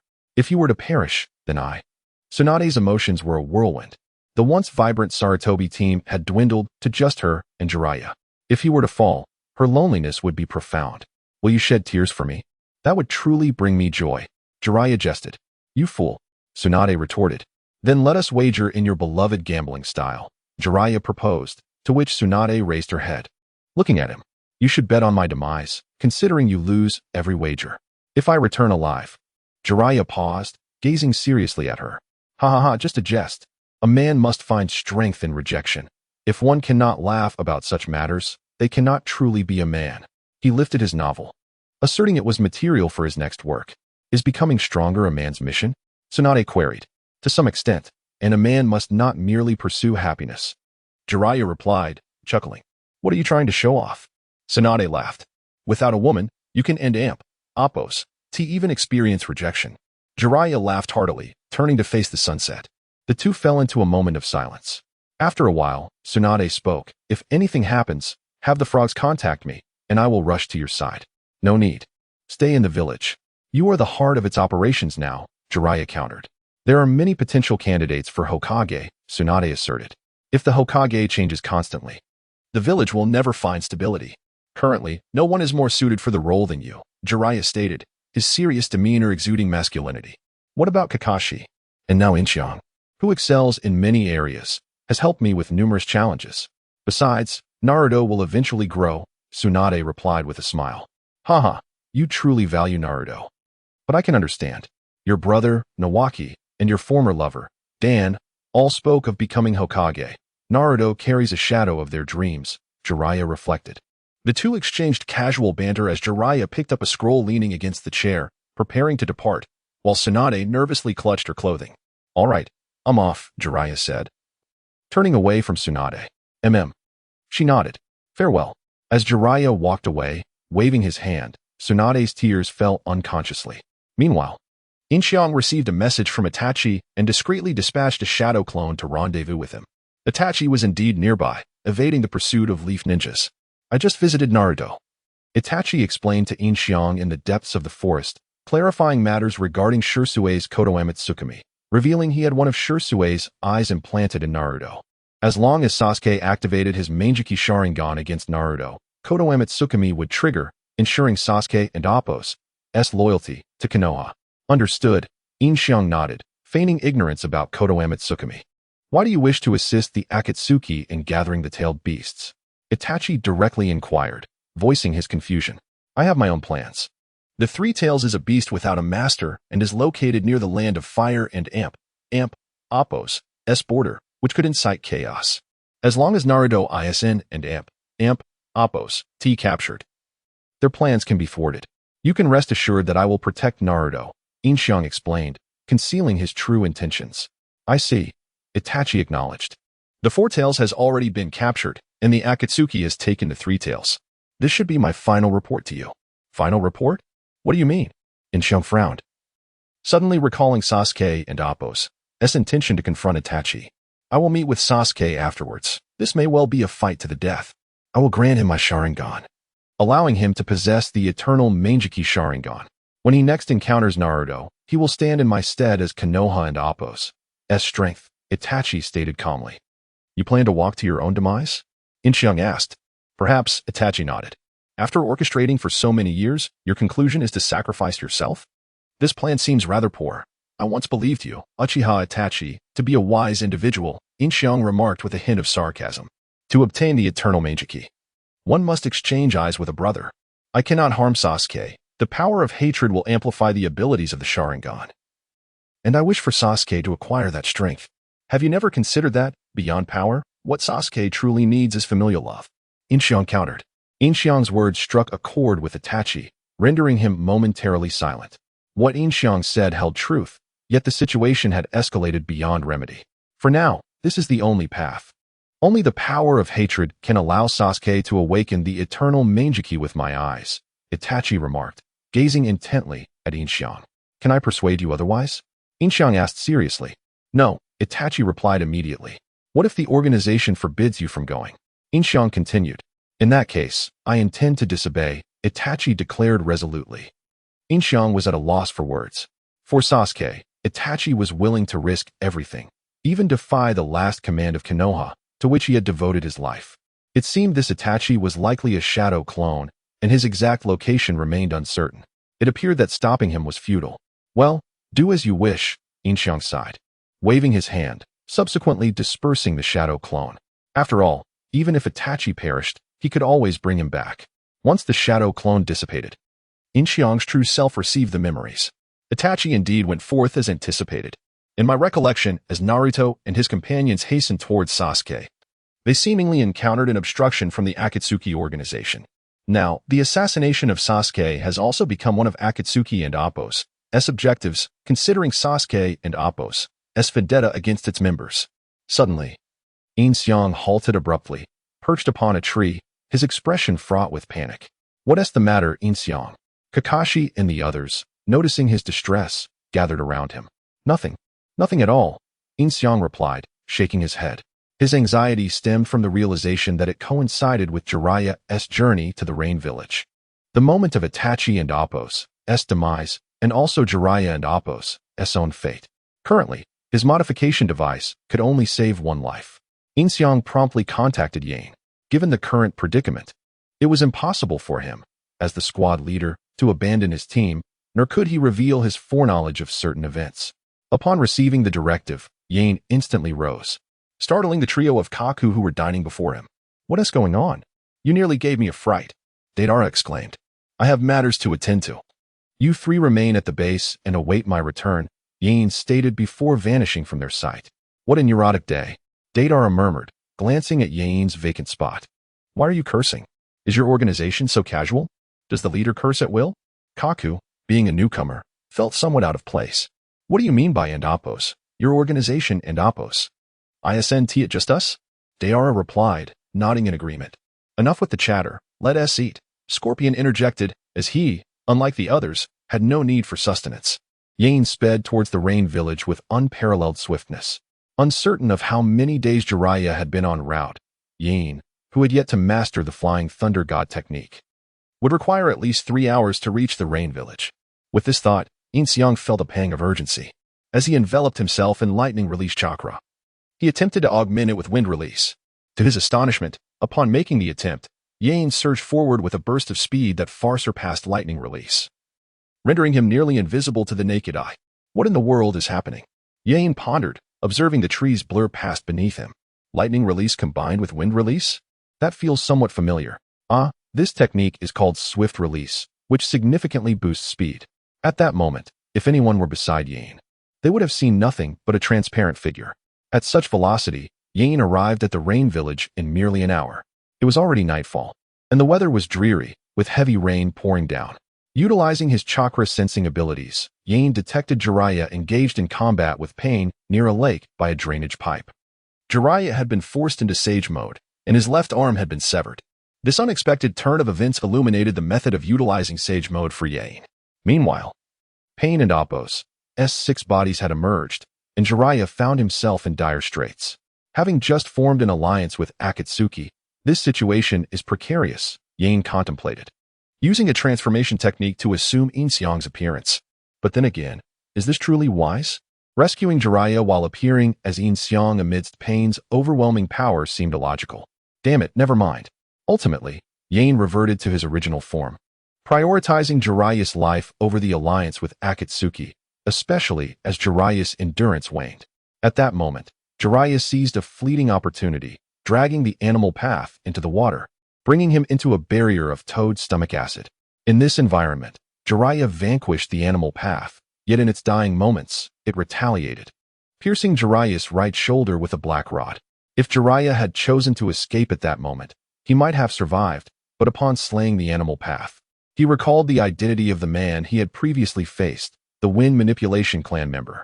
Realizing that Nagato was orchestrating everything from behind the scenes, Jiraiya was unwilling to flee. As a mentor to his own disciple, he felt it was his duty to conclude this matter. Ignoring the urgings of his 2 assisting toads, Jiraiya refused to abandon the opportunity to uncover Pain's true identity. If I run now, I may never have another chance to get this close to Pain again, he reasoned, gazing at the fallen animal path. Moreover, it is indeed the moment of decision that the great sage toad spoke of. Please, my esteemed comrades, take all the information gathered on Pain and his corpse back to Tsunade. The toads in question were, of course, Fukasaku and Shima, known as the Great Sage and the Great Lady respectively. This task is best suited for his mother, Fukasaku remarked. But Jiraiya cast a worried glance back, realizing he was effectively walking to his demise.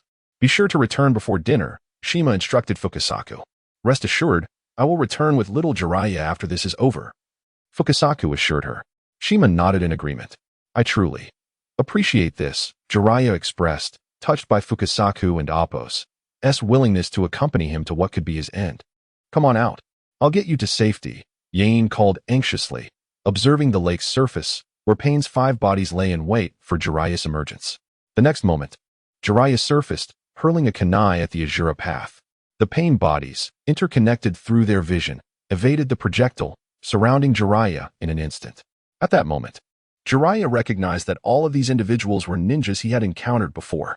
A sudden epiphany struck him regarding Pain and Appo's true identity.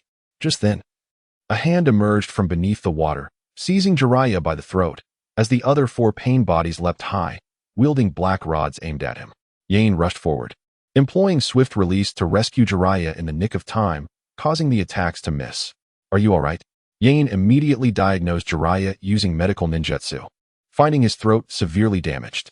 Fortunately, Yin and Appo's healing abilities preserved Jiraiya and Appo's life. You are. Jiraiya opened his eyes, gazing at Yin weakly. The appearance of Yin momentarily halted Pain's advance. What does this mean? The Devapath scrutinized Yin. He cannot perish yet, Yin stated, having concluded his treatment on Jiraiya's throat and now staunching the bleeding from his arm. This medical ninjutsu surpasses Tsunade's, Jiraiya marveled, sensing the rapid recovery of his throat. Who are you? Fukasaku, who had also fallen onto the water's surface, inquired.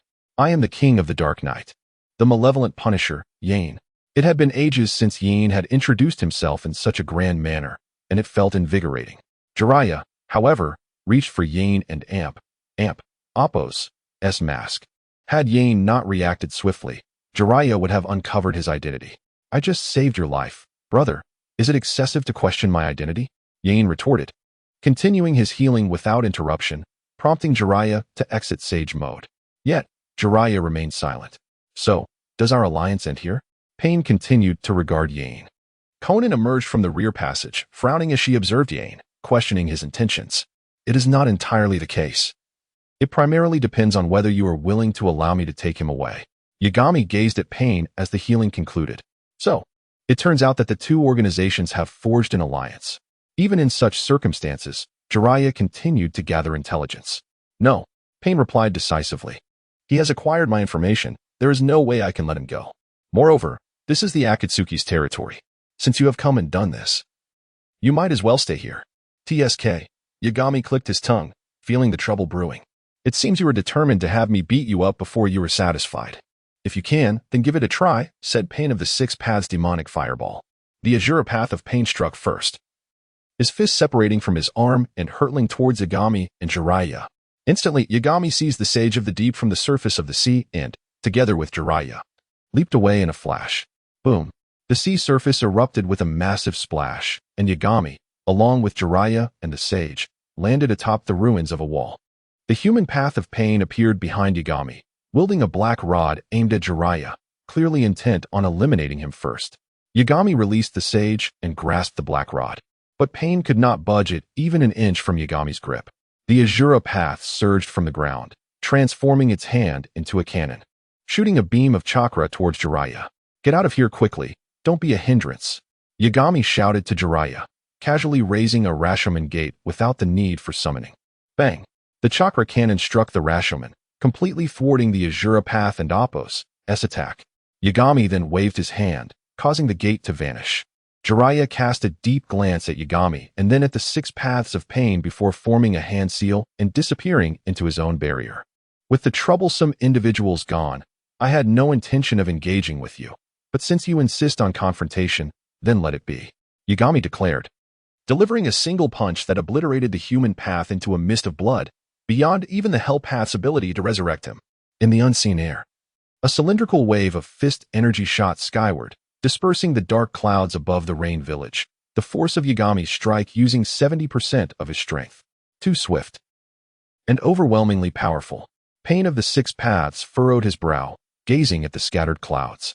The speed of Yagami's punch was truly astonishing. Even if he had seen it, there was no time to react. Swish. Without uttering a word, Pain unleashed a flash of light as the Azura Path sprouted a steel-tailed appendage, aiming to cleave Yagami in two. Clang.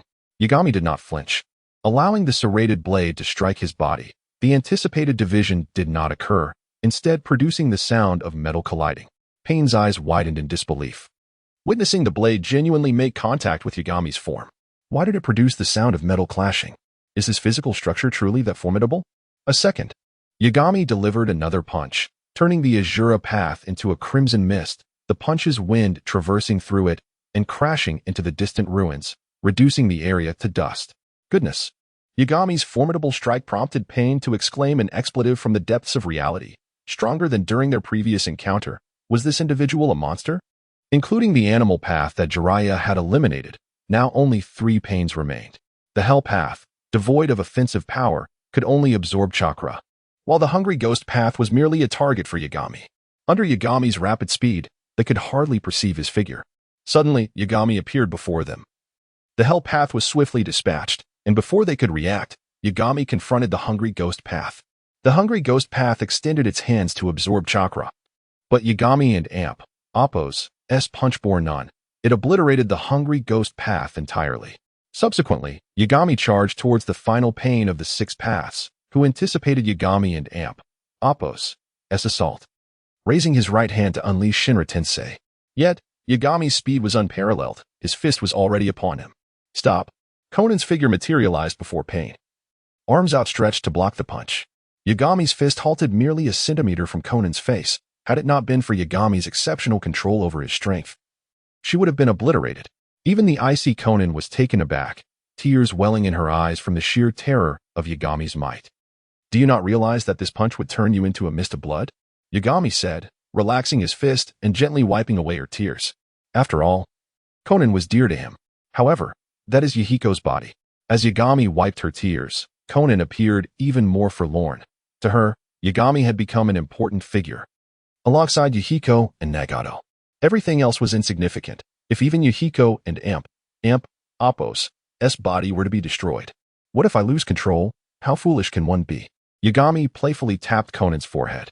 In that moment, Nagato seemed to grasp something, understanding why Yagami would assist the Akatsuki in capturing the Three Tails, and why he would agree to collaborate with them. It was evident that he and Konan, from a distance, Nagato was also shaken by Yagami's punch, fearing the destruction of Yahiko's body. That strike would be beyond salvation. For Konan's sake, I shall let this go, Yagami stated to Pain. Let it go? Pain was momentarily stunned. You come into my territory, rescue someone I intended to kill, and obliterate all my bodies, and you say let it go? Indeed, let it go. Yagami affirmed with conviction. Then, let it go. Pain, realizing he was outmatched, could only nod in resignation. Come back with me to the Shadow Organization. Yagami then addressed Konan. That is not feasible. Even in his fear, Pain positioned himself protectively in front of Konan. Nagato, it is all right. Konan gently tugged at Pain's sleeve. Did you not just reveal my identity? Pain faltered, glancing back at Konan. He knew she would only call him by name in the absence of outsiders, indicating that she no longer viewed Yagami as an outsider. Could it be? It is fine, Konan replied, shaking her head as she embraced Yagami's arm. At this point, I might as well tell you, we have. Before Konan could finish her sentence, the implication was clear. In that moment, even the usually stoic Pain wore a shocked expression, and Nagato and Appo's worldview shattered. After 2 decades with Konan, he had never succeeded, yet Yagami had achieved in a single meeting? This. Pain stammered, struggling to articulate his disbelief. But I cannot join you in the Shadow Organization. Nagato needs me more, Konan said to Yagami. Let us find a secluded place to talk, Yagami nodded, addressing Pain. Follow me, Pain relented, casting a wistful glance at the bloodstains on the surrounding walls. He led the way, and the three arrived at a dim chamber where Nagato awaited. Is this safe? Will we not be discovered by Zetsu? Upon entering the dark room, Yagami inquired. Not at all. The area is fortified with barriers specifically designed to thwart Zetsu. Nagato and Appo's true body responded. Then that is sufficient. Yagami nodded, subsequently leaping onto Nagato and Appo's wheelchair. What are you doing? Although aware of Yagami and Appo's benign intentions, Nagato felt flustered by his current actions. What is there to fear? If I were to kill you, would you even have the chance to react? Night God declared, as a green luminescence emanated from his hand and illuminated Nagato's back. Instantly, Nagato felt an overwhelming sense of comfort envelop him. As he treated Nagato, Night God deftly extracted the black rods embedded in his back.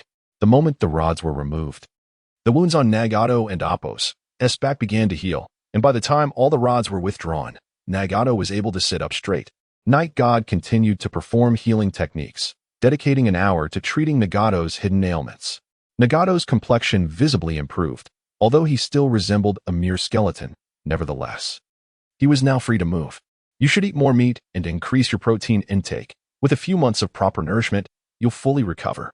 Consider it compensation for the destruction of your clone, Night God remarked as he leapt down from his wheelchair. Nagato raised his hand, astonished by the absence of pain, feeling remarkably light. In the past, even the slightest movement would have caused him agony. Is it truly possible for medical ninjutsu to achieve such results? Konan observed, noting Nagato and Appo's improved condition with a look of joyful surprise. Ordinary medical ninjutsu cannot accomplish this. I transferred a portion of my life essence to him, effectively trading 10 years of my life for his health, Night God explained. Of course, this was mere fabrication. He had not utilized any life essence. His medical ninjutsu was unparalleled, capable of revitalizing anyone as long as they still drew breath. The 10-year lifespan claim was merely a ruse to deceive Nagato, who was easily gullible. Hanzo the salamander had ensnared them into traps with casual words, while Obito had spun a web of lies that left them bewildered. Naruto's casual remarks had led to self-sacrifice. Now, it was Night God's turn to deceive Nagato. Upon hearing Night God claim he had sacrificed 10 years of his life, both Nagato and Conan wore expressions of shock. Even if he was with Conan, surely he wouldn't sacrifice 10 years of his life for Nagato? Why do you look at me like that? Night God discerned their astonishment and fanned the flames further. I am merely in my 20s, while Conan is over 30. If I sacrifice 10 years of my life, I can leave this world with her. Night God. Conan was genuinely moved, realizing his intentions. And she tightly embraced his arm, tears brimming in her eyes. Was this not love? Little did she know, Night God was speaking nonsense. He was merely 18 and had no plans to grow old with Conan. Thank you, Nagato said, his gaze on Night God filled with emotion. It seemed that being with Conan was indeed a good thing. All right, enough with the emotions. Try to see if you can walk, Night God instructed Nagato. Nodding, Nagato used his hands to support himself as he stood from the wheelchair. After years of inactivity, he found it quite unfamiliar. After taking a couple of steps, he attempted to move independently, discovering he could control his legs. He jumped down from the wheelchair, his face alight with happiness. He never expected to walk again in his lifetime.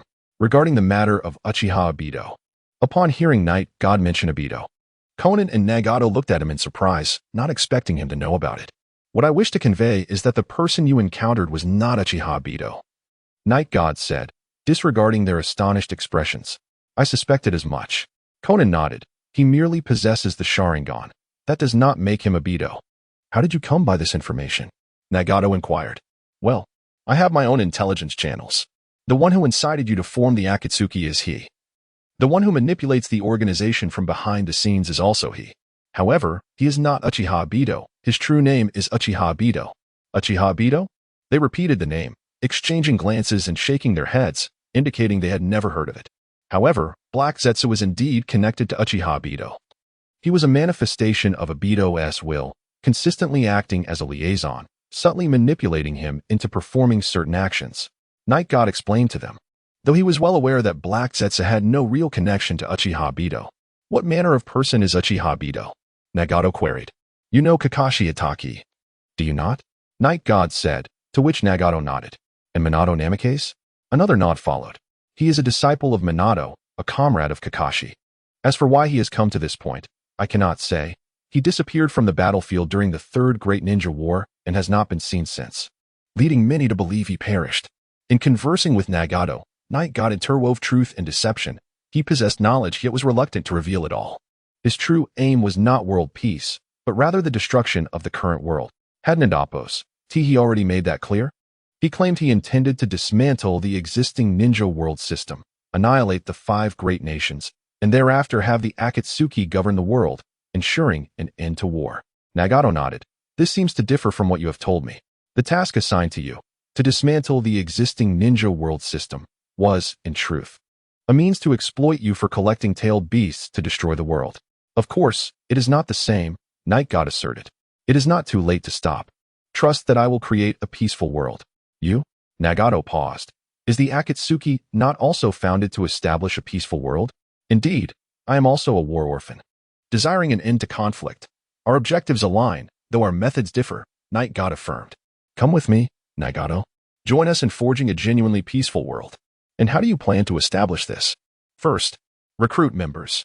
Conan and Nagato exchanged incredulous looks. While it was one thing to recruit from the Akatsuki, now he aimed to poach its leader, all while maintaining a pious facade.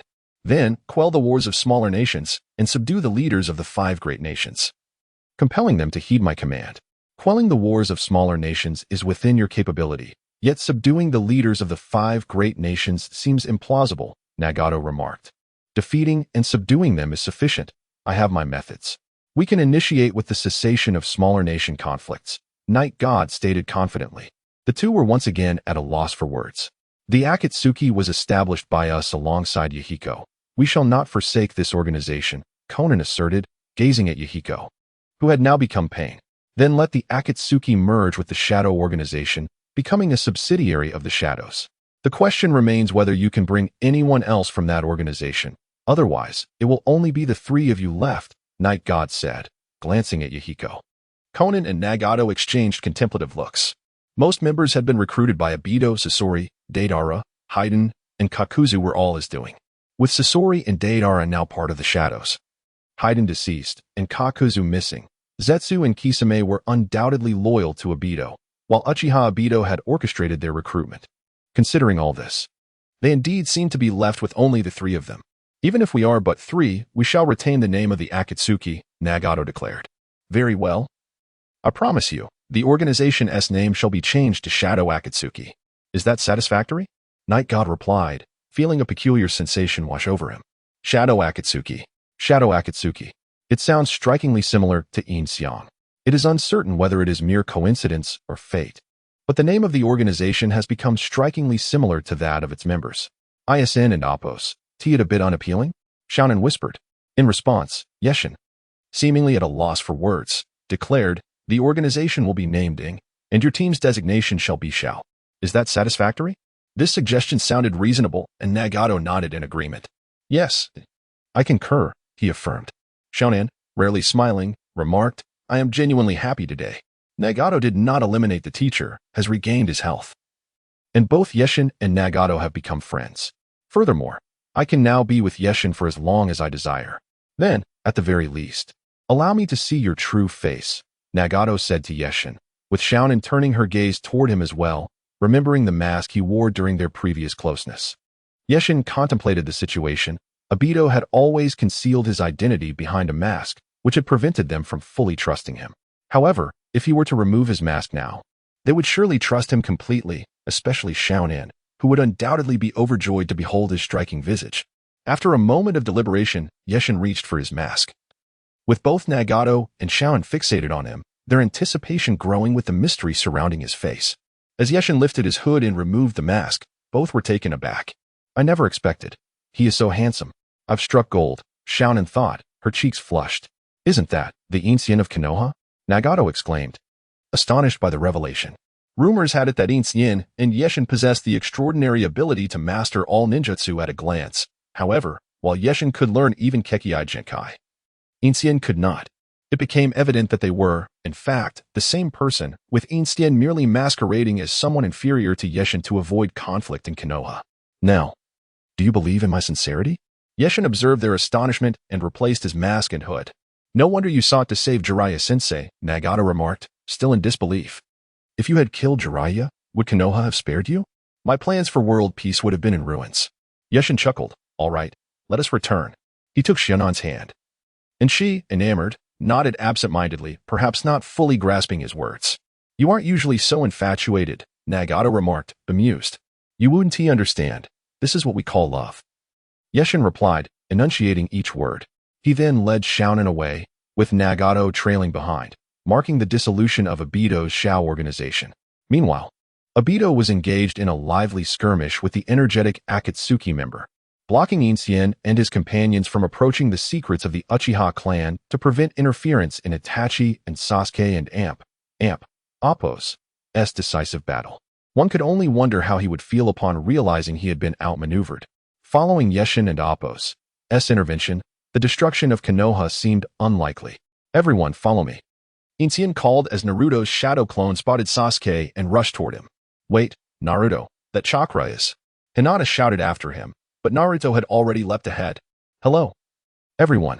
Akatsuki's sudden appearance startled Naruto, causing him to tumble from the tree. What is going on? He exclaimed, landing clumsily. Oh, what a coincidence to find all of you from Konoha here, and in such overwhelming numbers, 9 against 1. How unfortunate for me, ha ha ha. Akatsuki chuckled, observing the group surrounding Naruto. This individual is not mentioned in the data left by Orochimaru, Kakashi noted, eyeing Akatsuki warily. Yin Xiang felt a pang of concern. Without revealing his Rinnegan or Sharingan, he realized that merely showcasing his ninjutsu would not suffice to capture the elusive Akatsuki. I'm a newcomer. Please take care of me. Akatsuki responded nonchalantly. What woof? Akamaru barked at him. Spare me the idle chatter, Kiba retorted, though he felt emboldened by the number of allies surrounding him. Let us not act rashly. We need to assess the situation first, Yin Xiang advised the group. Indeed, we hold a significant numerical advantage, Kakashi agreed. Ah, are you underestimating me? Akatsuki retorted. Just then, Naruto and Appos, as shadow clones surged forward, exclaiming, Dawn and Appos, get in the way. The clone, armed with a Rasengan, charged at Akatsuki, who turned to face him. Naruto slipped past Akatsuki's form and landed on the ground, momentarily dazed. The enemy possesses a penetrating type of ninjutsu. Ordinary attacks will not land, Yin Xiang warned his comrades. Truly worthy of Konoha and Appo's leader, you discerned my technique in an instant. How terrifying. However, as a newcomer, I still have my merits, Akatsuki replied, feigning modesty. How infuriating. Naruto shouted as he readied his kunai for another assault. Stop, Naruto. Yin Xiang interjected, gripping him firmly. The clone charged forward, but Akatsuki retaliated, sending Naruto's shadow clone flying with a punch that detonated in midair. Let me go. Sasuke is just ahead. We must defeat this person quickly, Naruto protested, struggling against Yin Xiang's hold. Have you identified the enemy's abilities before charging in? Yin Xiang released Naruto, explaining, the enemy can bypass all physical attacks, including the earlier Sharingan. However, he must materialize to attack. Upon hearing this, Naruto fell silent. Next, we will have Shino deploy a swarm of insects to distract him, allowing us to break through. If he attempts to intervene, he must materialize, at which point we can strike, Yin Xiang strategized, focusing intently on Akatsuki. At this moment, Akatsuki sensed that Yin Xiang was no ordinary child. Has he seen through my ruse so easily? Who exactly is this kid? Akatsuki pondered. Shino, Yin Xiang called back, signaling Shino to unleash a torrent of insects for distraction. Everyone, scatter and advance from different directions, he commanded. Understood. The group promptly dispersed, moving toward Akatsuki and Appo's rear. This is so disgusting. So many bugs, Akatsuki exclaimed, panicking as the insects swarmed around him. Shino directed the insects to bite at Akatsuki, but clearly, their attacks were ineffectual. Ninjutsu, barrier technique. Akatsuki declared from his perch on a branch, then burrowed into the ground, leaping in various directions to disrupt the group and Appo's formation.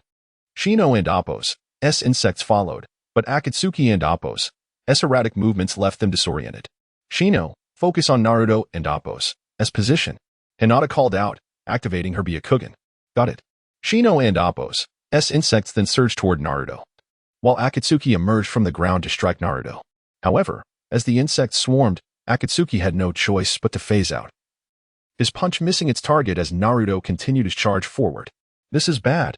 Afei clutched his head and shouted desperately, then unleashed his divine power to absorb the insects plaguing Shino, successfully intercepting the group once more. Raikiri. As it was Yin Xiang's turn, he executed a swift Raikiri, propelling himself forward. In that instant, Afei appeared directly in front of Yin Xiang, who reached out instinctively, prompting Afei to hastily dematerialize. Yin Xiang pressed on, suddenly turning back, only to find Afei and Appo's hand extending from behind him. The Raikiri clashed with Afei, who had materialized just in time, his Sharingan wide with surprise at Yin Xiang's unexpected move. The speed of the attack was too great for Afei to evade, and he quickly retreated. But the Raikiri severed one of his arms. Success. The onlookers rejoiced at the sight. Do not stop. Continue the pursuit. I will hold him off and catch up shortly, Yin Xiang urged, and the others nodded in agreement, rushing towards Sasuke and Appo's direction. It seems we cannot stop them, the figure of Kurizetsu remarked from a distance. And with Kisame around, Sasuke's companions will certainly hinder them, he added.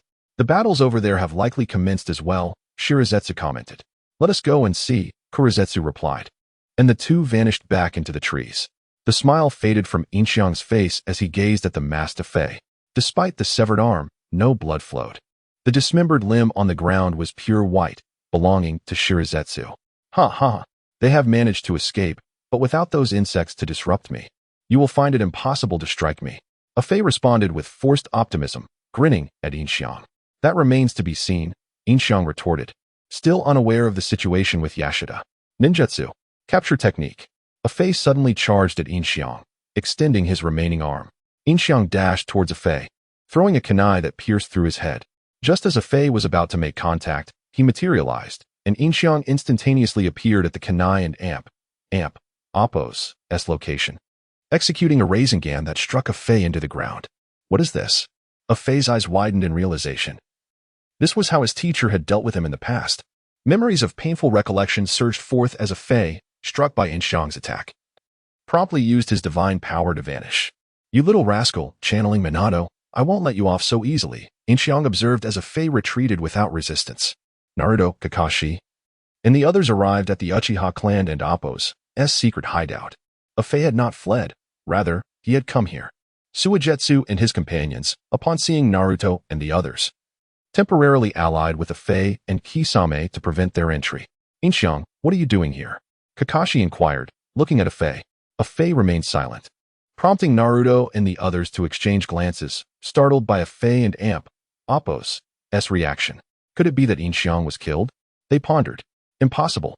Yin Xiang can use the flying thunder god technique. He could escape even if things went awry, Kakashi asserted, shaking his head, looking at his disheveled state. Perhaps he is the one who fled, Yamato added, acknowledging Afei's condition, with one arm severed and his clothing torn. Indeed, Yin Xiang is exceptionally strong, Sakura concurred. Quickly, let's resolve this, Kiba urged, understanding Yin Xiang's prowess from personal experience. Woof. Akamaru growled fiercely. You look like you've suffered a great loss, Kisame chuckled at Afei, who was not in a playful mood. What is happening inside? Afei inquired. A battle has erupted. The two combatants are evenly matched. Kurizetsu emerged from Afei and Appo's side. Evenly matched? Afei questioned, fully aware of the Uchiha clan's capabilities. How could the Sharingan possibly be rivaled by anything less than a Manjiki? It appears Itachi's body is hindering him, Kurizetsu explained, recognizing Afei's confusion. Everyone, step aside. Naruto, reassured by Yin Xiang's safety, dispatched shadow clones, preparing a Rasengan as he charged forward. Suigetsu swiftly intercepted, cleaving Naruto and Appo's clone in two with a single stroke. Truly, they have caught up to us, he remarked. Is that the decapitating sword? Kakashi frowned at Suigetsu's weapon, noting his adeptness with it. Could that be the blade of Zabuza? Naruto speculated upon seeing the sword. Indeed, he appears to have honed his skills through extensive practice, Kakashi acknowledged. That is the descendant of the Hozuki clan, Suigetsu. His brother, Mangetsu, was one of the 7 ninja swordsmen of the mist, proficient with all 7 swords. He is certainly a prodigy in swordsmanship, Yamato informed the group. The woman beside him is the one I encountered in town, possessing sensory abilities, Sakura noted, observing Karen. As for Jugo, they knew him only as Orochimaru and Appo's experiment. With little else to offer, each one of them poses a significant threat, Kakashi sighed, acknowledging the formidable 5 before them. One after another, this is truly vexing. Naruto exclaimed. 2 chakra signatures are engaged in combat. One of them belongs to Sasuke, Hinata declared, using her Byakugan to peer into the Uchiha clan and Appo's hideout. Sasuke is just ahead. We cannot linger here any longer, Kiba urged, hastily activating his ninjutsu to charge forward. Suddenly, Yin Xiang's figure materialized next to Naruto. Having preemptively marked him with the flying thunder god seal, he quickly grasped Kiba's advance to halt him. Kiba came to an abrupt stop, anxiety evident in his expression. Hey, are you all right? He asked, inspecting Yin Xiang and Appo's hand, which bore no marks. You charging like that, and you and Appo's, just asking for trouble, Yin Xiang admonished, noting Kisame and Appo's raised weapon poised to strike. Boom. At that moment, a tremendous noise erupted from the Uchiha clan and Appo's hideout as the roof was breached. Itachi leaped from a cloud of smoke, forming hand seals with remarkable speed before unleashing a great fireball technique towards the gaping hole. Emerging from the flames was Sasuke, now in cursed seal form. Fire style, great fireball. The 2 brothers unleashed their fireballs, colliding midair. Realizing they were evenly matched, Itachi activated Amaterasu upon the fireball, sending black flames towards Sasuke. As their fireballs were consumed, just before reaching Sasuke, Itachi closed his right eye, ceasing the flames. Startled by the black fire, Sasuke stumbled back, momentarily frozen in place. Once he regained his composure, he dashed across the rooftop, prompting Itachi to pursue with Amaterasu. If this was not a deliberate act of leniency. The black flames chased after Sasuke, soon engulfing his wings, causing him to roll on the ground in agony as the surrounding forest ignited from the inferno of Itachi and Appo's Amaterasu. The onlookers, including Yin Xiang and his companions, stood in astonishment, unable to fathom the terrifying confrontation between the 2 brothers. Sasuke, Naruto called out anxiously upon witnessing his friend's peril. Just then, Sasuke transformed into a puddle of mud, vanishing from sight, while Itachi, seemingly weakened by his eyesight and physical condition, collapsed to the ground, coughing. Itachi, Are you attempting to assist him in dispelling the cursed seal? Yin Xiang pondered as he gazed at Itachi. He yearned to rush forward and rescue him. Yet the multitude of onlookers rendered it too late. How intense it is over there with Mr. Itachi, Kisame remarked with a grin, refraining from engaging directly. For his objective was merely to obstruct them. If conflict could be avoided, it was preferable. Sasuke. Sakura's eyes were fixed on Sasuke, who lay on the ground, tears threatening to spill. At that moment, Sasuke transformed into a puddle of mud, a result of Orochimaru and Appo's substitution technique, revealing a narrow fissure beneath him. Fire style, Great Dragon Fire technique. Sasuke formed hand seals below, and a massive conflagration resembling a dragon surged forth from the ground, creating a larger opening. Itachi immediately leapt away as the fire dragon ascended into the sky. Soon after, more fire dragons erupted from below, all narrowly evaded by Itachi, singeing only a sleeve before the entire roof caved in. He's still alive. Sakura exclaimed with delight upon witnessing this. Could you refrain from disturbing them and allow them to settle their duel properly? Kisame addressed the crowd. Might you remove your head and let me play with it for a while? Yin Xiang challenged Kisame. The young rascal. Kisame chuckled at the audacity of the boy, promptly brandishing his samahata, preparing to strike, only to be halted by Kakuzu. He and Appo's formidable, Appo's unwise to act recklessly, Kakuzu advised Kisame in a hushed tone. That little brat? Kisame questioned, perplexed. The injuries I bear is doing, and he is the commander of this group, Kakuzu replied with a nod. I never expected that. Could he be the one named Yin Xiang? Kisame mused, eyeing the youth devoid of a forehead protector, clad in a black kimono, resembling a casual shopper. Indeed, Kakuzu affirmed. What are you muttering about? Are we still fighting? Yin Xiang shouted at the two, his intent to provoke them into action, hoping to seize the opportunity to rescue Itachi amidst the chaos. You can endure that. If I were you, I would have charged at him already, Suigetsu taunted Kisame. The tension within their temporary alliance palpable. Boom, boom. At that moment, dark clouds gathered in the sky, thunder rumbling ominously, and the next instant, torrential rain began to pour. Sasuke leapt from the ground onto the wall of the rooftop, securing a vantage point, as the sound of Chidori resonated in his hand. This technique is called Kirin, Sasuke declared, raising the Chidori above his head, drawing the lightning from the heavens into his palm. Come forth. The lightning coalesced in the air, ultimately transforming into the shape of a Kirin. The onlookers, including Kakashi and the others, widened their eyes at the sight of the mighty creature. It was an S-class ninjutsu at the very least, as Yamada remarked. Such immense power. Naruto stared in awe at Sasuke, having believed that mastering the Rasen Shuriken would enable him to contend with Sasuke, only to find that Sasuke wielded such formidable ninjutsu.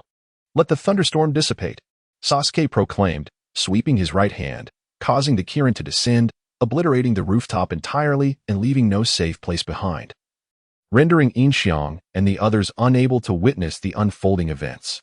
Kirin, I shall claim you, Yin Xiang thought as he observed the sky. With the stronghold collapsing, Itachi lay sprawled on the ground, his outer garment gone, motionless, seemingly bereft of breath. At that moment, Itachi had succumbed to a state of apparent death. And in Yin Xiang and Appo's perception, Itachi and Appo's chakra had vanished. But suddenly, Itachi and Appo's aura surged as if unfinished business lingered. Is it over? Sasuke observed Itachi's stillness and sighed with relief, collapsing onto the ground. Has Sasuke triumphed? Sakura anxiously inquired, her gaze fixed on the scene. It appears so. Another chakra has vanished. Wait. It's back. Hinata exclaimed, peering through her Byakugan. Is this the death you wish to recreate? Just as Sasuke teetered on the brink of unconsciousness, Itachi's voice echoed once more, startling Sasuke into raising his head. He witnessed Itachi, once breathless, slowly rising from the ground. Damn it! Sasuke roared, re-entering the cursed seal state, albeit without wings. Itachi stood, blood trickling from his lips, enveloped in crimson chakra, gradually towering as he activated Susanoo. Without this, I would have truly perished. You've grown stronger, Sasuke, Itachi remarked quietly, lowering his gaze. What is that? The towering Susanoo was visible even to Yin Xiang and the others, though they could only see its head. Susanoo. The ultimate power bestowed upon the Uchiha clan upon awakening the Manjiki Sharingan, Yin Xiang explained to the group, who had yet to encounter the Manjiki Sharingan. In my previous battle with Deidara, had it not been for the interference of the night god, Kakashi had intended to activate his Manjiki, but after the disruption, It became unnecessary. Whose is it? Sakura turned to Yin Xiang, inquiring. If all goes as expected, it belongs to Uchiha Itachi, Yin Xiang replied. Sasuke-kun's chakra is nearly depleted. If that is the case, Hinata expressed her concerns, glancing at Naruto. If something happens to Sasuke, Naruto will surely be devastated. Damn it, Naruto shouted, leaping towards Sasuke, only to be swiftly repelled by Kisame and Appo's blade. We must hasten to save Sasuke. At this rate, he will die. Karen urged anxiously. Let him die. He commanded us to wait here, Sujetsu retorted indifferently, showing no concern for Sasuke and Appo's fate, as his primary motivation for following Sasuke was to acquire the 7 ninja swords. Thus, for Suigetsu, Sasuke, and Appo's life paled in comparison to the allure of Samehada. Yin Xiang refrained from commanding the group to force their way through, as he did not wish for Naruto and the others to disrupt Itachi's plan. This was the last thing he could do for Itachi while he still lived, imparting to Sasuke the knowledge of wielding Susanoo. Prepare to witness my final trump card, Susanoo, Itachi declared to Sasuke. Susanoo? Sasuke inquired, perplexed. When acquiring the abilities of Amaterasu and Tsukuyomi, another technique resides within these eyes. Sasuke, have you exhausted your ninjutsu? If you possess any hidden strength, do not hold back. Now is when the true performance begins, Itachi encouraged Sasuke. Simultaneously, the dark clouds dispersed, revealing clear skies. In the course of battle, Itachi discerned that Sasuke bore Orochimaru and Appo's power, meaning that Orochimaru must still inhabit Sasuke's body, alive yet dormant. This was an unexpected turn for Yin Xiang, who had not anticipated that Sasuke would venture to absorb Orochimaru's power after his departure, granting a vessel for the seemingly deceased Orochimaru, essentially leading to Sasuke's own demise. It seems that technique could only be employed once, Jaibai remarked, gazing skyward. At that moment, Susanoo expanded even further, enveloped in flesh and blood, subsequently donning armor. Advancing to the 3rd stage of Susanoo. What is the matter? Have you exhausted your chakra, left with no recourse? Itachi observed Sasuke and Appo's retreat with keen interest. After a tumultuous encounter with Itachi, Sasuke found that the chakra he had used to suppress Orochimaru had been depleted. As expected, the next moment, Orochimaru emerged from Sasuke and Appo's body, taking the form of the monstrous Yamada no Orochi. Is that really Orochimaru? Yin Xiang gazed at the 8-headed serpent in astonishment, marveling at its tenacity to survive. He understood that killing Orochimaru was an impossible feat. No one could slay him. He was akin to a glitch in the ninja world. As long as there existed even a fragment of his cursed seal and chakra, he could resurrect. The crowd was startled by the sight of the 2 titans. In the midst of it all, Itachi wielded his Tatsuka blade, severing one serpent head after another until only the final head remained, from which Orochimaru emerged. Orochimaru? The onlookers gasped. Wasn't Appo's he dead? Naruto turned to Yin Xiang, who had been the one to report the mission. Indeed, he was dead, but I suspect he found a way to inhabit Sasuke's body. When Sasuke is weakened, he seizes the opportunity to take control, Yin Xiang explained to Naruto. Well, if it's Orochimaru, it wouldn't be surprising for him to have returned, Kakashi added. He truly is remarkable. Yamato remarked. I shall claim Sasuke and Appo's body now. I must thank you for exhausting his chakra, which has given me this chance to emerge. Orochimaru said with a smirk as he spat out the Kusanagi sword. Itachi, however, had no intention of engaging in dialogue. He had neither the energy nor the need to waste words, and promptly pierced Orochimaru with the Tatsuka blade. Do you think such feeble power could slay me? I am the immortal Orochi. Orochimaru's excitement transformed into sheer terror as he recognized the Tatsuka blade. So, you've concealed it. Orochimaru, along with the massive Yamada no Orochi, was reduced to a puddle of flesh, absorbed into the gourd that released the Tatsuka blade. In the end, a small white snake slithered out and disappeared into a crevice in the wall. What was that? It looked formidable, White Zetsu inquired. The Tatsuka blade is a sealing sword, said to imprison the struck individual eternally within a dream world. It is one of the Kusanagi blades, which Orochimaru has long sought, Black Zetsu clarified. It was evident that White Zetsu and Black Zetsu were not the same entity, though no one seemed to notice. It seems Itachi is indeed extraordinary, White Zetsu mused. This must come to an end, Sasuke. With this, your eyes will be mine. As Itachi approached Sasuke, he suddenly began to cough violently, blood spewing forth as he collapsed to the ground, his Susanoo diminishing from its 3rd stage to the 1st. Witnessing this, Sasuke hurled a kunai laced with an explosive tag, only for it to reveal a shield, Itachi and Amp, Appo's other artifact, the Yata Mirror. With the Yata Mirror and Amp, Appo's protection, Itachi rose once more, albeit with great difficulty, and staggered towards Sasuke. The overwhelming presence of Susanoo prompted Sasuke to retreat several steps, ultimately inciting his fury as he unleashed a barrage of kunai and explosive tags at Itachi. Predictably, they were deflected by the Yata Mirror. There is no doubt that is also a spiritual artifact known as the Yata Mirror, capable of reflecting all attacks, including the Totsuka blade. Truly invincible, Black Zetsu remarked with trepidation, wishing to rush forward and eliminate Itachi, as his capabilities could jeopardize his plans. No. Sasuke, feeling cornered, charged at Itachi with the Kusanagi sword, only to be rebuffed by the Susanoo and sent tumbling to the ground. Perhaps it was only when he encountered someone like Danzo, who could pierce through Susanoo with a kunai, that he would grasp the folly of his actions. Sasuke rose from the ground, retreating in desperation. Feeling utterly helpless, I'm going to die. If this continues, I will die, he cried within, until he backed against a crumbling wall, with nowhere left to flee. Is this the end? Despair filled Sasuke's heart. Itachi stood before him, extending 2 fingers of his right hand. What has happened? What is going on? The crowd, unable to see what transpired behind the obscured barrier, anxiously awaited answers. No, Sasuke-kun has no chakra left, Hinata exclaimed, glancing towards the scene. Yin Xiang, think of something. Is this how you lead the team, being obstructed by mere individuals? Naruto urged Yin Xiang in distress. Even if you say so, I cannot jeopardize the lives of my team members for a rogue ninja, and my chakra has already been severely depleted, Yin Xiang responded with resignation.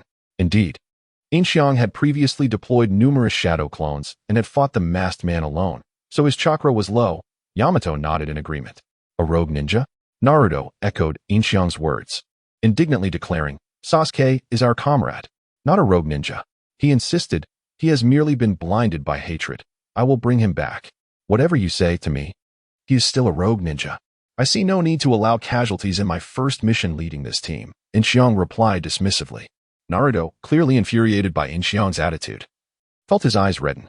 This is bad, Kakashi thought to himself, observing Naruto's transformation. Yamato, Kakashi called out urgently. Yes, I see it. Yamato nodded. It's over. Black Zetsu had earlier burrowed underground for a better view, discovering Itachi collapsed beside Sasuke. It seemed Sasuke had emerged victorious. Where is Sasuke? Kyuka asked anxiously. He has been moved to a safe location. We should leave quickly, Black Zetsu replied. It seems you have encountered trouble. I shall entertain you another time. Obito and Appo's tone was no longer flippant but grave, as if he were a different person. In that instant, Kakashi glimpsed the Sharingan in his eyes. After uttering those words, Obito demonstrated his space-time ninjutsu, whisking away Mizuki and others with him. The group had no time to concern themselves with their departure. Naruto was already enveloped in the cloak of the 9 tails. You damn it! Yin Xiang cursed upon witnessing the scene. Sasuke was indeed a rogue ninja. And just as he had voiced his thoughts, Naruto had erupted in anger. Yamato, take action, Kakashi commanded. Everyone, disperse. The crowd quickly scattered, encircling Naruto as Yamato activated would release. Don't move. I must teach this brat a lesson today. Yin Xiang was not pleased, rolling up his sleeves to confront Naruto. Hey, now is not the time to throw a tantrum. Kakashi quickly intervened, restraining Yin Xiang to prevent him from advancing. While Yamato encased Naruto in a wooden prison, Yin Xiang was merely frustrated. The death of Itachi had already dampened his spirits, and Naruto and Appo's antics only added to his irritation. Anyone with eyes could see that Itachi had clearly held back. With Kakashi standing in his way, Yin Xiang relented and refrained from pursuing. Naruto-kun. Hinata gazed at Naruto with concern. Under the skilled manipulation of Yamato, Naruto's tailed beast chakra was finally contained. Once he regained his composure, Naruto feigned ignorance, exclaiming, Huh? What happened? Where and Appo's Sasuke? What about those Akatsuki guys? He shouted around him. You little brat. I will make you pay for this. Yin Xiang, furious at Naruto and Appo's obliviousness, gritted his teeth and shouted back. Hey, don't engage him, Kakashi said, firmly restraining Yin Xiang with a resigned tone. They have already departed. It was Sasuke who triumphed. Hinata, blushing, stepped closer to Naruto and informed him. The opponent utilized space-time ninjutsu, making them an untraceable target. At this moment, Kakashi released Yin Xiang, who immediately charged at Naruto, delivering a punch to his head. Is this how you treat the master who taught you the Rasengan? What the heck? Why did you suddenly hit me? Naruto protested, bewildered by the unexpected assault. Enough with the chatter, Sakura interjected, covering Naruto and Appo's mouth. So what should we do now? Kakashi-sensei? Yamato inquired, looking towards Kakashi. That, of course, is for the captain to decide, Kakashi replied, glancing at Yin Xiang. This mission is deemed a failure, Yin Xiang lamented. My first time leading a team, and it ends in failure, such misfortune. Given the current circumstances, we can only return and report what we have witnessed, including that individual skilled in space-time ninjutsu. And what about Sasuke? Naruto asked. There is nothing we can do. Space-time ninjutsu cannot be tracked. I doubt Kiba can sense anything either, Yin Xiang remarked, turning to Kiba, who nodded in agreement. Hinata, you can't sense anything either, right? Yin Xiang then turned to Hinata, who also nodded. What about Shino? Did the insects provide any information? Yin Xiang asked Shino. How would you know? Shino's face, hidden behind his collar, revealed a hint of confusion. If I were in your shoes, I would have discreetly placed insects on them, Yin Xiang smiled. You are the first who hasn't forgotten my existence. Shino expressed his gratitude before continuing, but the insects are too far away to sense anything now. Well, as you can see, we cannot pursue them, so we must wait for the next opportunity, Yin Xiang stated, directing his gaze at Naruto. Almost as if he were the captain. How frustrating. Naruto muttered, feeling dejected. There will be other chances. Let us head back for now. Sakura reassured him, patting his shoulder. Afterward, the group engaged in a series of persuasive conversations, but ultimately, it was Yin Xiang who led the team back to Konoha. Meanwhile, in the lair of the Akatsuki, a heavy silence enveloped the room. Nagato, Konan, Kakuzu, Scorpion, and Deidara sat around a table with Yagami in the main seat, exchanging awkward glances. Hey, this isn't still the Akatsuki, is it? Deidara whispered to Scorpion, his head lowered. It's too quiet. Everyone can hear what you're saying. You fool, Scorpion shot back, casting a glance at Deidara. Who would have thought, Kakuzu, that you would also be here? Konan addressed Kakuzu. I had no choice. The rewards were too great. Kakuzu, an elderly man in his 90s, felt somewhat awkward in the situation. This isn't the establishment of a new organization. It's merely a renaming of the Akatsuki, Nagato remarked, looking at Yagami. Haha, isn't that fine. We're all familiar faces here. Yagami laughed, albeit with a hint of discomfort. Let us discuss serious matters. From today onward, our organization's primary objective is to infiltrate, persuade small nations to join us. The Rain Village, being a former stronghold of the Akatsuki, should be our first target, especially with Nagato present. Yagami explained, introducing Nagato's situation to the group. And they finally realized they had previously been unaware of their leader's appearance. To take control of the Rain Village, we must first expel your old teammates, JZ, Kisame, and Obito. This task will be assigned to Nagato and Konan. Understood. Both Nagato and Konan nodded in agreement. Next is the Land of Honey. Located on an island between the fire and water nations. We need to quietly control this country to manage the trade nexus between the two nations. As this requires covert action, Kakuzu will handle this task due to his assassination experience. Understood, Kakuzu nodded. Now, regarding the Land of Rice, which was formerly Orochimaru's base. With Orochimaru now deceased, it requires someone to take control. Given the need to reorganize the Land of Rice, Scorpion, this responsibility falls to you. Scorpion, known for having numerous spies under his command, was deemed a capable manager, particularly since he possessed some knowledge of the complex situation in the Land of Rice. Understood. Scorpion affirmed. What about me? What about me? Deidara immediately jumped up, eager for his assignment. Hold on. Since you have flying capabilities, your assignment will be a bit distant. Here, Yagami pointed to a remote corner on the map. This area is far from the 5 great nations, with unclear island conditions, but it is ideally suited for establishing a base. So, I'll need to scout it out? Deidara inquired. Yes. Being far from the 5 great nations allows you greater freedom for action. Detonate as necessary. Yagami nodded. Alright, I like this task. Yes. Deidara exclaimed, visibly excited. Complete all of these within 3 days. Failure results in death. Now go. Yagami commanded, more stringent than the Akatsuki. Kakuzu sighed in resignation as he stood up, followed by the others who quickly departed, aware of the urgency. Meanwhile, Obito had returned to the Akatsuki's eastern secret base. Upon his return, he began brainwashing Sasuke, persuading him to recruit JZ and his companions into the Akatsuki. Shortly after, Zetsu approached Obito. I cannot reach Pain, nor can I contact Konan. And Pain's original body is also missing. Zetsu emerged from underground, looking at Obito. What is going on? Obito felt a rush of anxiety at this revelation. I don't know. The intel from the Rain Village indicates that an invasion occurred, resulting in a conflict with Pain, who was subsequently rescued by Yagami. Beyond that, I have no further information, Zetsu replied, shaking his head. Could it be?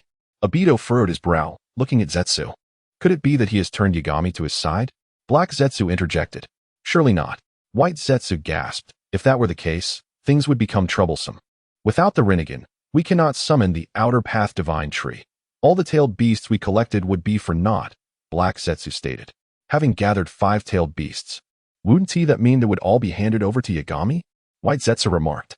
Obito felt increasingly uneasy, his mind buzzing. He had never anticipated that Yagami could possess the ability to sway Nagato. We must immediately verify this at the Shadow Organization's base. Understood. Zetsu nodded and then vanished underground. Encountering troublesome matters? JZ emerged from the shadows. Yes, it appears that the Akatsuki may be left with only you, Obito acknowledged. Not concealing the truth from JZ. Is that so? In that case, collecting the tailed beasts will be exceedingly difficult. JZ smiled wryly. Though he would not betray Obito, the task of retrieving 5 tailed beasts alone, while also gathering others, was indeed a formidable challenge. Let us wait for Zetsu's return to discuss further. Have Sasuke and the others already departed? Indeed.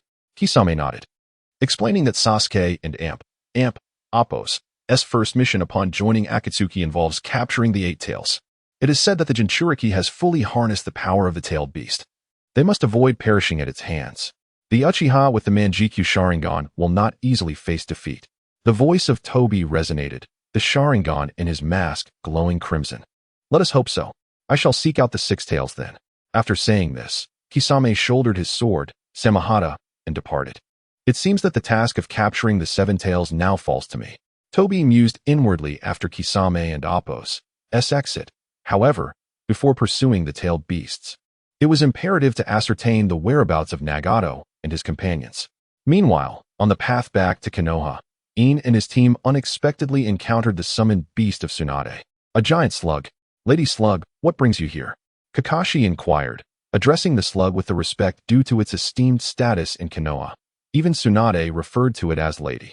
Is Lady Slug here to greet us? Kiba asked.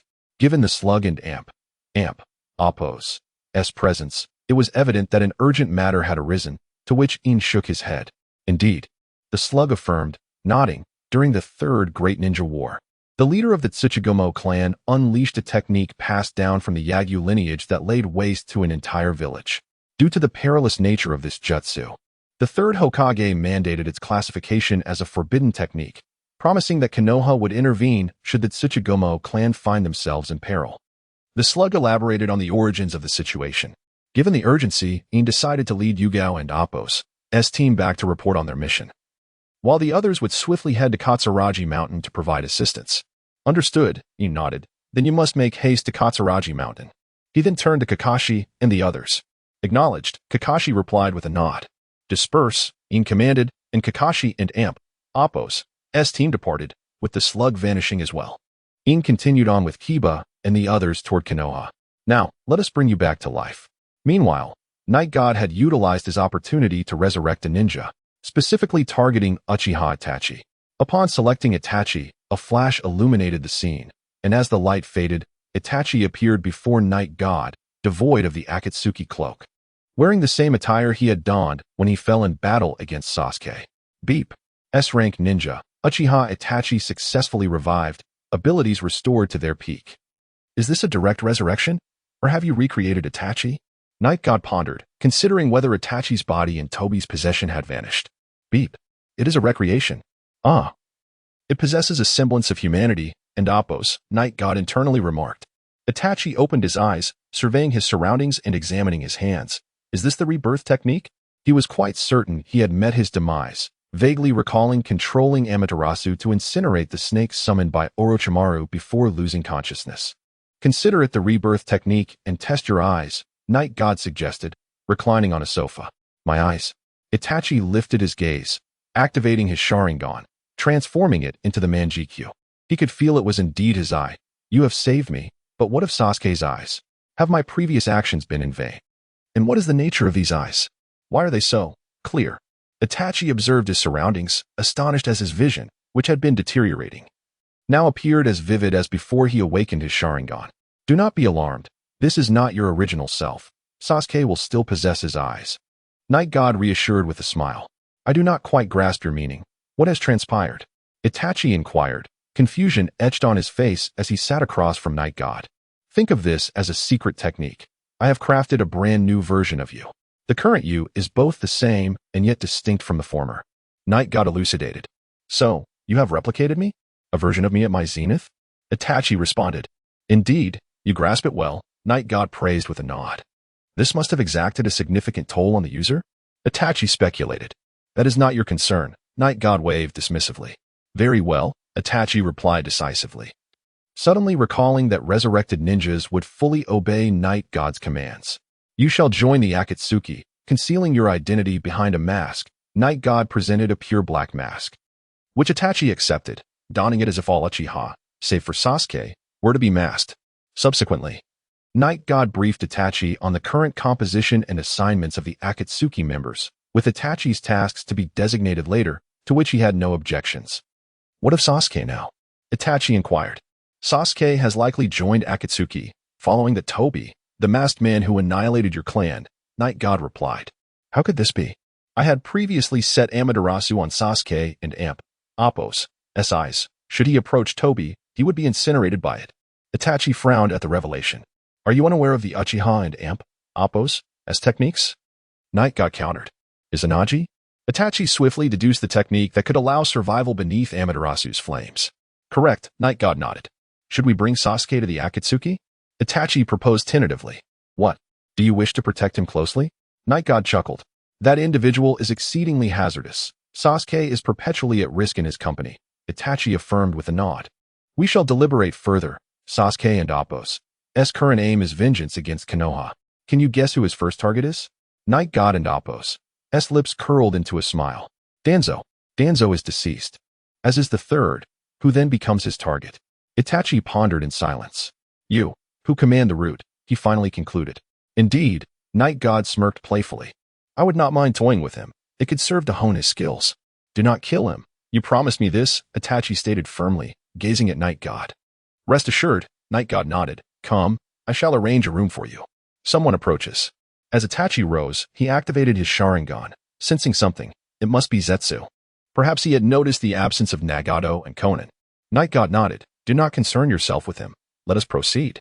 Night God directed Itachi to a room to acclimate, while he stepped outside the Akatsuki's stronghold. No need to look. It is just me. Discovered? White Zetsu gasped before vanishing into the ground, for Night God remained a figure not to be trifled with. There are two individuals inside.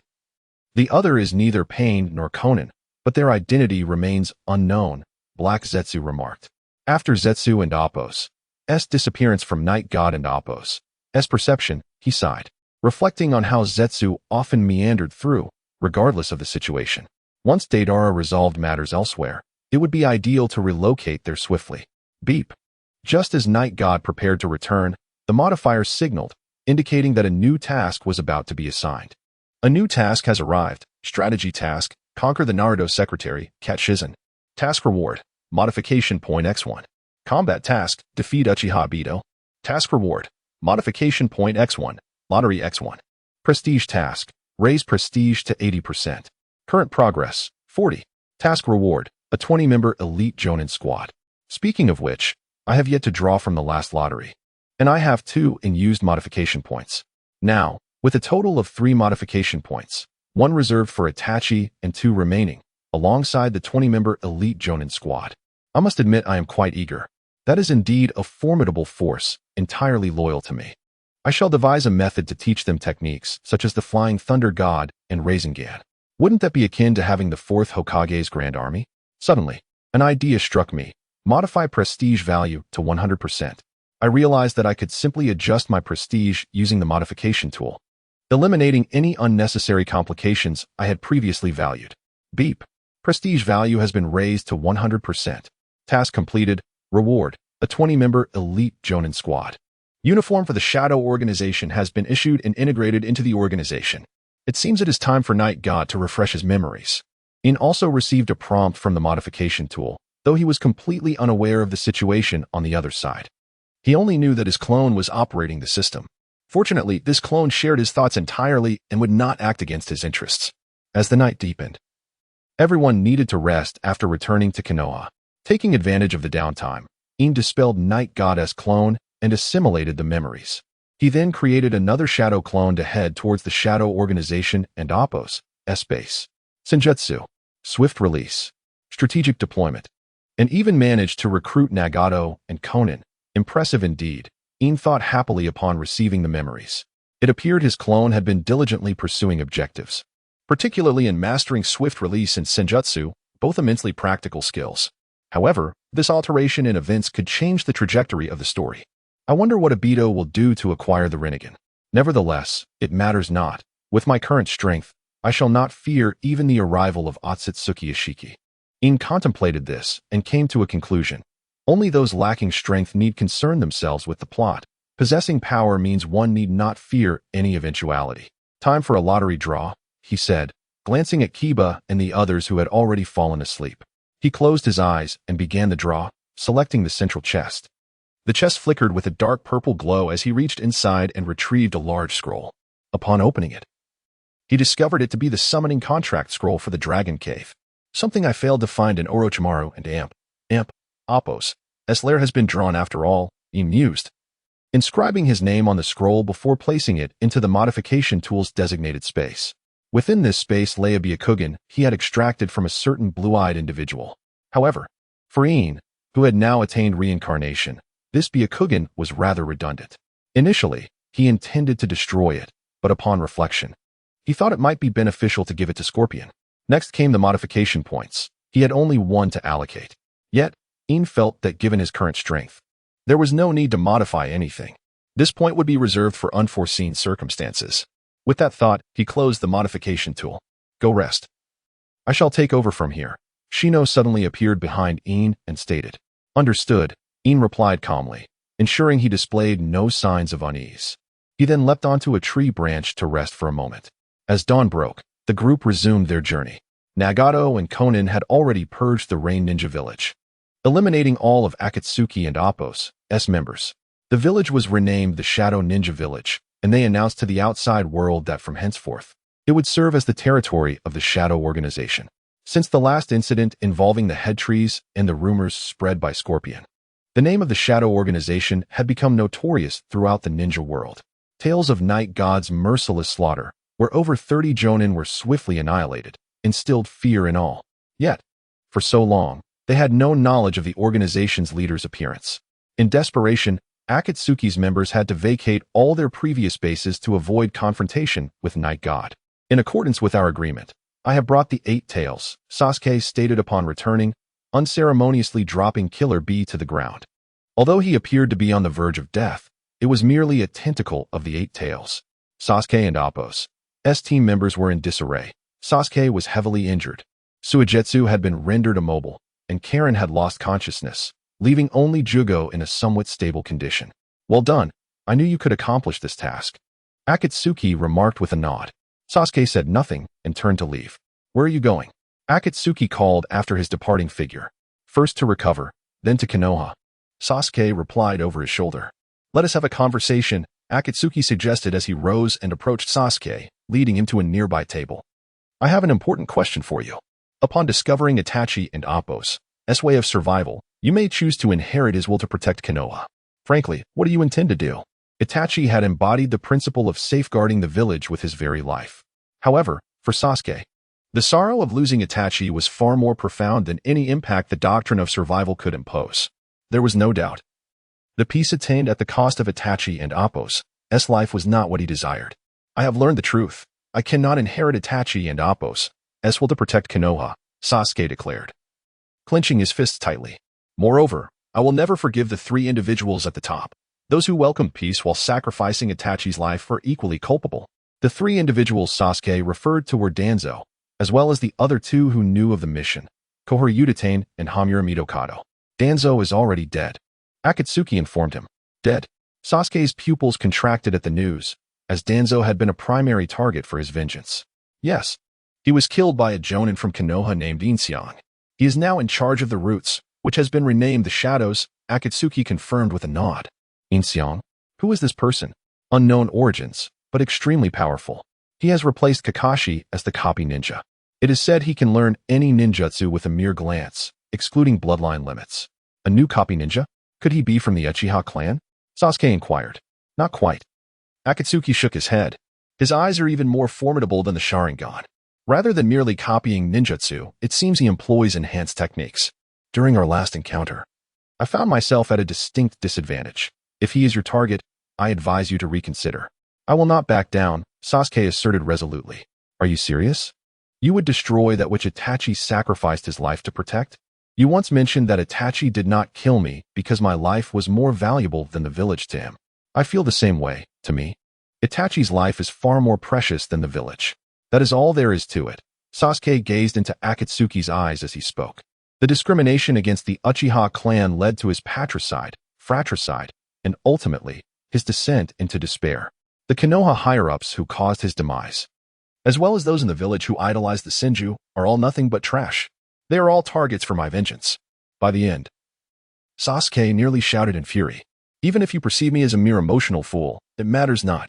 To inherit Itachi and Appos, was merely a hollow phrase, uttered by those who fail to grasp the depths of hatred. Should anyone dare to challenge my existence, I shall obliterate all that they hold dear. Perhaps then they would gain a sliver of understanding regarding the hatred I bear. Meanwhile, Yin Xiang and the others returned to Konoha to report to Tsunade. Itachi Uchiha is dead?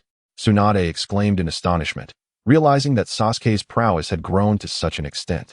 I, however, harbor doubts. Itachi may have intentionally restrained himself during their encounter, Yin Xiang remarked, reclining on the sofa.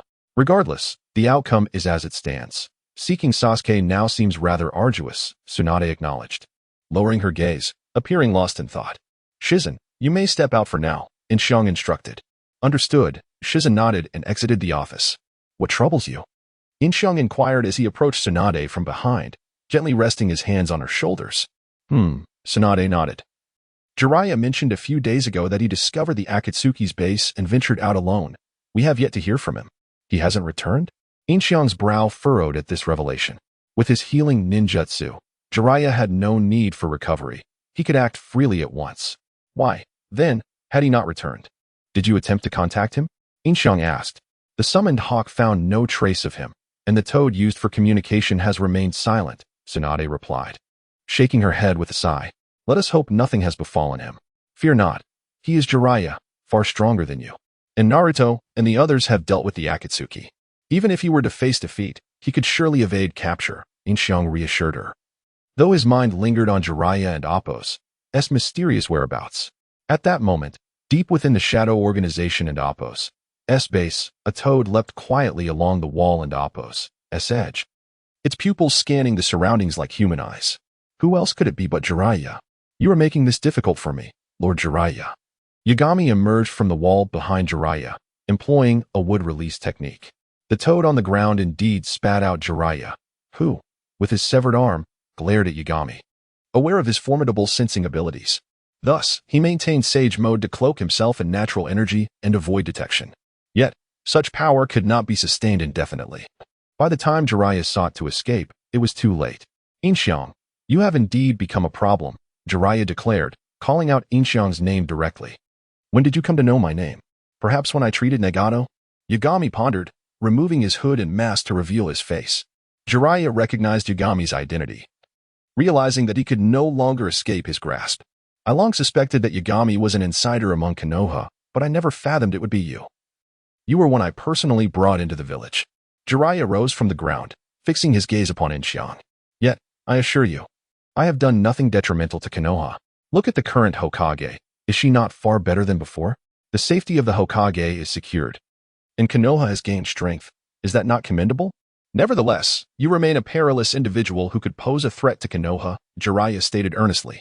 Do not jest with me. My friend, I have arranged matters in Konoha meticulously. I shall confront, capture, and eliminate the Akatsuki, and I have safeguarded Naruto impeccably. I have even managed Tsunade's affairs flawlessly. And I saved your life. What more do you desire from me? Yagami replied, frustration evident in his tone. He was genuinely vexed. He had rescued Jiraiya. Yet the latter was now trailing him to gather intelligence, a behavior entirely befitting Jiraiya's nature. Yet, he faced the dilemma of exposing his identity if he did not eliminate Jiraiya. Yin Xiang was not particularly concerned about his identity being revealed. Rather, he feared that, should it be exposed, his cherished companions in Konoha might flee. There was no guarantee that their unwavering loyalty would not evaporate entirely. Jiraiya remained silent, forming hand seals to prepare for his escape. Fully aware that defeating Pain had been arduous, it would be folly to confront the far more formidable Yin Xiang. It is futile. Do not struggle. Before I entered, I established a barrier that seals your chakra, Yin Xiang stated, observing Jiraiya. When Jiraiya unleashed a punch towards Yin Xiang, the latter effortlessly deflected it with his left hand, gripping Jiraiya's fist tightly.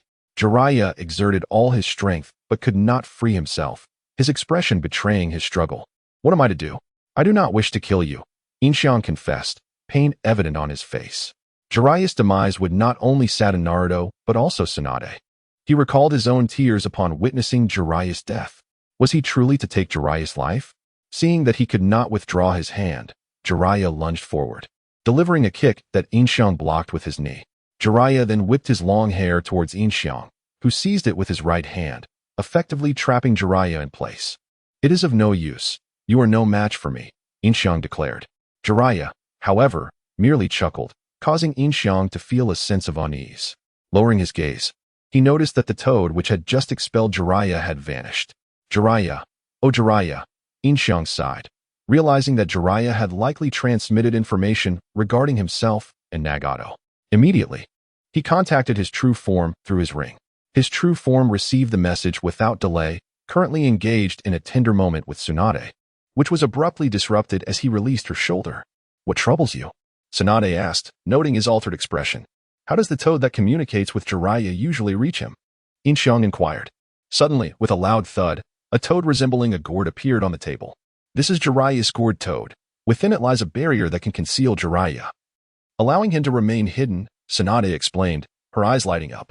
It seems Jiraiya has, she began, but before she could finish, Yin Xiang swiftly struck Tsunade unconscious, seizing the gourd toad and crushing it in his grasp.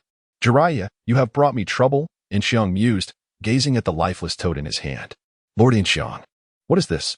Hurin and Kazekage, stationed outside, rushed in upon witnessing Yin Xiang incapacitate Tsunade and kill the toad used for communication with Jiraiya. They concealed their reactions, but their hands instinctively hovered over their weapons. It is nothing, Yin Xiang replied, raising his gaze. His right eye transformed into a cross-shaped Manjiki Sharingan, and as he locked eyes with Hurin and Kazekage, they disintegrated into ash before him. This was the unique ability of Yin Xiang's Manjiki. Any foe he beheld would instantly turn to dust, provided his chakra had first made contact with them. Subsequently, Yin Xiang utilized his left eye and Appo's Rinnegan to peer within the gourd toad, discovering a corpse, the very pain that Jiraiya had dispatched. Yin Xiang and Appo's eyes reverted to their original form, while his right eye's Rinnegan morphed into a Manjiki. The shape was also that of a cross, yet the abilities were distinct. Yin Xiang employed medical ninjutsu to awaken Tsunade. The moment Tsunade opened her eyes, she locked gazes with Yin Xiang, during which he cast an illusion on her. Although it was termed an illusion, it could not entirely be classified as such. Yin Xiang's eye had the power to alter a person's memory of established facts. In simpler terms, it could replace a person and Appo's memories, and that individual would never doubt the authenticity of these memories, which would feel as real as if they had genuinely experienced them. Yin Xiang referred to the power of his left eye as judgment and the illusion of his right eye as memory severance.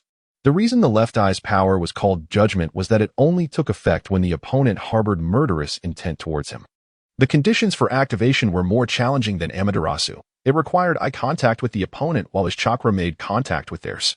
Following their gaze, there was a chance of survival, thus earning the name Judgment. Jiraiya is dead? After regaining her composure, Tsunade's eyes widened, and tears streamed down her face. Just moments ago, Yin Xiang had replaced her memory with the false narrative that Jiraiya had infiltrated Amigakure and was killed by Pain, sacrificing himself to return with Pain and Apos as corpse, while also providing the intelligence that the six were merely clones. After delivering this information, the toad had met its demise. Jiraiya is dead? Tsunade's eyes brimmed with tears, completely devoid of doubt regarding the veracity of this information. Yin Xiang nodded gravely. Truth be told, he felt a pang of sadness, never expecting that he would be the one to end Jiraiya's life. He could only blame Jiraiya for his obsessive pursuit of information, having heard things he should not have and seen things he should not have. Meanwhile, Yagami had refrained from killing Jiraiya. He attempted to use his Manjiki Sharingan to alter Jiraiya's perceived reality but ultimately failed. It appeared that such abilities were not without cooldowns, and he could only temporarily confine Jiraiya in that room.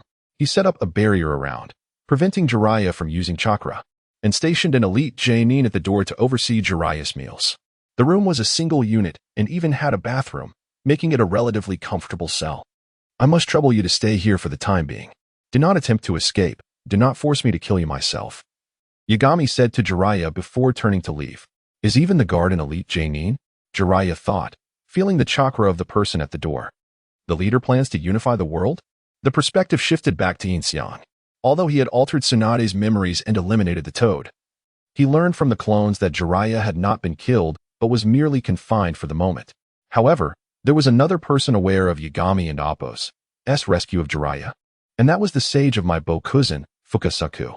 Should Fukasaku notice anything amiss, he would promptly contact Tsunade, which would not only reveal Jiraiya and Appo's rescue but also expose Yin Xiang and Appo's alteration of Tsunade and Appo's memories. Thus, Yin Xiang had no choice but to infiltrate my Bokuzen and eliminate Fukasaku. After a brief moment of tears, Tsunade wiped her eyes and clenched her fists. This fool. Shizen. Tsunade called out to the outside, and Shizen immediately rushed in. What is it, Lady Tsunade? Quickly retrieve the body from the toad and conduct an examination, Tsunade commanded Shizen. Understood, Shizen nodded. Taking the toad and Appo's body from Yin Xiang and hurriedly exiting. Jiraiya died for Konoha, for the shinobi world. Do not grieve too deeply, Yin Xiang said, patting Tsunade's shoulder. Rest assured, I understand, Tsunade replied, her eyes filled with determination. She had endured too many partings to succumb to despair. What I can do now is take revenge based on Jiraiya and Appo's intelligence. Yet, the toad had already perished, and all they knew was that the six were clones. There was no clear path forward. Perhaps the other toads might know? She suggested tentatively. Yin Xiang, aware that Jiraiya's role prevented him from knowing Jiraiya's abilities, could not directly mention Fukasaku's name. He could only guide Tsunade to utter it so that he could locate Fukasaku. By the way, I have a scroll here that can take you directly to my Bokuzen. Please help me find a toad named Fukasaku. He is Jiraiya's teacher, Tsunade said, her mind racing with ideas as she produced a scroll from her drawer. Very well, Yin Xiang nodded, a smile inadvertently spreading across his lips. Tsunade believed he was pleased to obtain information, unaware that he was actually elated to find my Bokuzen. Make haste and return swiftly, Tsunade instructed as she handed the scroll to Yin Xiang. Understood. Yin Xiang took the scroll, seated himself on the sofa, unfurled it, and employed reverse summoning technique. Arriving directly at my Bokuzen. It must be said, the scenery of my Bokuzen was truly splendid. Countless toads were visible upon entry. As soon as Yin Xiang arrived, a massive toad leaped before him. Who are you? The toad inquired, lowering its head to regard Yin Xiang. I hail from Konoha, Yin Xiang replied, producing the Konoha forehead protector. I urgently seek Fukasaku. I see. Fukasaku is in that small hut over there. Just walk in that direction, and you will find him.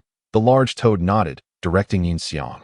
After all, he was a Konoha ninja who had arrived via reverse summoning, thus trustworthy. Thank you. Yin Xiang nodded, stowing away the forehead protector and proceeding in the indicated direction.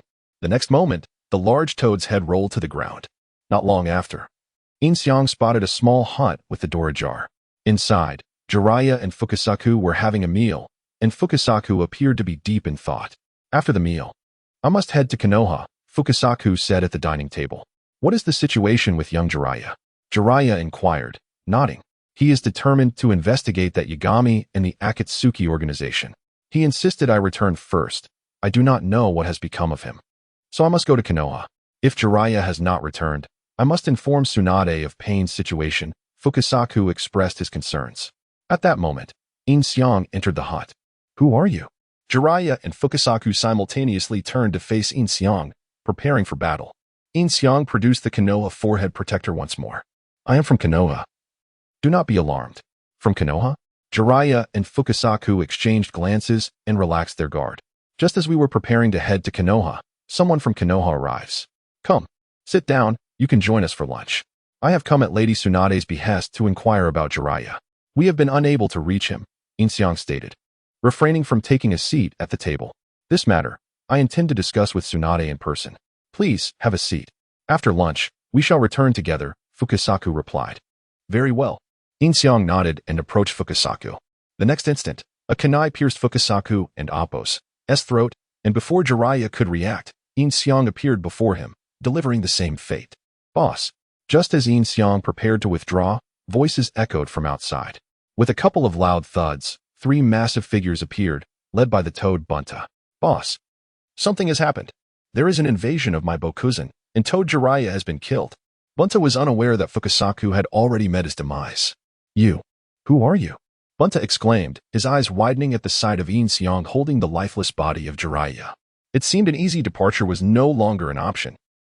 Yin Xiang sighed at the sight of the figures outside. Super. Shinra Tensei. Yin Xiang extended his right hand, and an invisible wave of energy emanated from beneath his feet, enveloping the entire Myamu Mountain in an instant, culminating in a cataclysmic explosion. Upon emerging from the ruins of Myamu Mountain, he unleashed the power of the Earth Explosion Stars, hurling a dark orb that drew the debris and remnants of the frogs towards it, forming a colossal stone sphere in the air. The violet-eyed man, responsible for the destruction of Myamu Mountain, made his appearance. From the rubble, a massive, aged frog emerged, having been struck by the earlier shockwave, causing it to spit out a mouthful of old blood. However, it quickly regained its stance, utilizing its mystical powers to restore its form. Observing the surroundings, it realized that all the other frogs had been sucked into the Earth Explosion Stars, leaving it as the sole survivor. Could it be the Great Frog Sage? Yin Xiang pondered, recognizing that this creature seemed to have survived since the era of the Six Paths, possibly once the familiar of the Six Paths Sage. Its power was undoubtedly formidable. Ninjutsu, Iron Cannonball. The Great Frog Sage's belly swelled as it launched a rapid and potent iron projectile towards Yin Xiang. He swiftly evaded using his speed, appearing before the Great Frog Sage, with a kunai aimed at its throat. Just then, a hand seized his wrist. Yin Xiang looked up, eyes wide in disbelief. The Six Paths Sage? He never anticipated encountering the Six Paths Sage here. The peculiar eyes. How could you possess such eyes? The Rinnegan within you, E and Amp, Appo's pupils fixed upon Yin Xiang and Amp, Appo's Rinnegan, noting that he should not involve himself in such matters. However, he could not bear to see his companion, the Great Frog Sage, suffer a tragic fate, so he drew upon the residual chakra from Myamu Mountain to manifest himself, to protect the Great Frog Sage. Yui. The Great Frog Sage was astonished, recalling a prophetic dream that foretold the arrival of a violet-eyed youth who would destroy Myamu Mountain, yet the outcome remained uncertain. He never expected Yui to appear here. Yin Xiang attempted to retract his hand, but Yui did not resist, allowing him to pull away. Do you recognize me? Yui inquired, having heard Yin Xiang's earlier utterance of the Six Paths Sage. Of course, Akatsuki Yui. I did not expect you to be here, Yin Xiang replied, retracting his kunai and nodding. After all, what threat could a mere kunai pose to the Six Paths Sage? To think you know my name, Yui remarked, his expression remaining calm despite his surprise. You possess the powers of Ashura and Indra, yet you do not appear to be their successor. May I eliminate it? Yui glanced at the Great Frog Sage, who was now panting heavily, having exhausted his strength with a single water cannon. Spare it for my sake. It has but a few years left, Yui implored Yin Xiang. I cannot grant that request, Yin Xiang replied decisively. Yui was taken aback, not expecting this young man to oppose him despite knowing his identity. Yin Xiang felt somewhat vexed. Whether he could rival Akatsuki Yui was uncertain. But the Great Frog Sage had to perish today. In Yin Xiang's perception, there were no other surviving frogs in the vicinity. Having come this far, retreat was no longer an option. Seeing the situation unfold, the Six Paths Sage refrained from further dialogue, unleashing a shockwave of energy around him. Shinra Tensei. Yin Xiang's Shinra Tensei was still cooling down, forcing him to retreat momentarily to a distant location. With style, Birth of the Trees, Yin Xiang clasped his hands together, summoning countless trees towards the great frog sage. Observing this, the six-paths sage did not intervene. Instead, he conjured a multitude of trees behind him, replicating the Birth of the Trees technique. The two techniques collided, and Yin Xiang's figure vanished from sight, propelling himself towards the great frog sage at a speed imperceptible to the naked eye.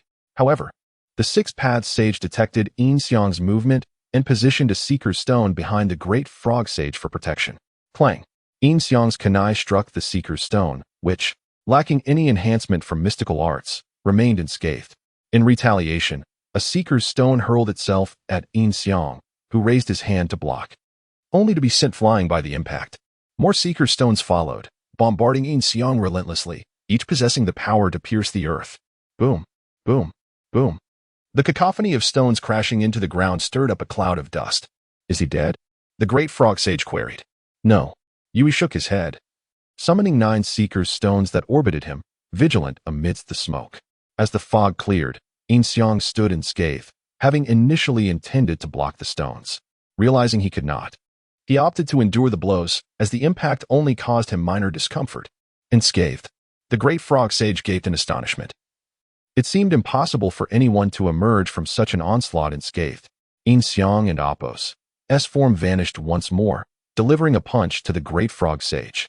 Yuyi's 2 seeker stones expanded to shield the great frog sage, but this time, unlike before, Yin Xiang obliterated the seeker's stone with a single punch, penetrating the great frog sage's abdomen. What? Yui frowned, suddenly realizing that Yin Xiang's eyes had transformed into slits. He had entered sage mode in an instant. Yin Xiang withdrew his hand, now stained with blood. I'll need to wash up before heading back, he remarked, glancing at the blood splatters on his garments. Witnessing his old companion's demise before him ignited a fury within the six-paths sage. The trees behind him surged toward Yin Xiang with remarkable speed, while branches sprouted from the ground to ensnare his legs, immobilizing him. The branches transformed into sharp spikes, aiming to pierce Yin Xiang like a porcupine. Fire style, great fire destruction. Yin Xiang ignited a ferocious blaze around him without hand seals, incinerating the surrounding trees in an instant. He leaped from the flames, executing a backflip and molding a large bird from clay to soar through the air. In the next moment, however, Yui appeared behind Yin Xiang, his sage staff morphing into a large black blade aimed at Yin Xiang's waist. Without hesitation, Yin Xiang grasped the six-paths sage's blade, simultaneously employing shadow clone jutsu, his main body leaping from the clay bird.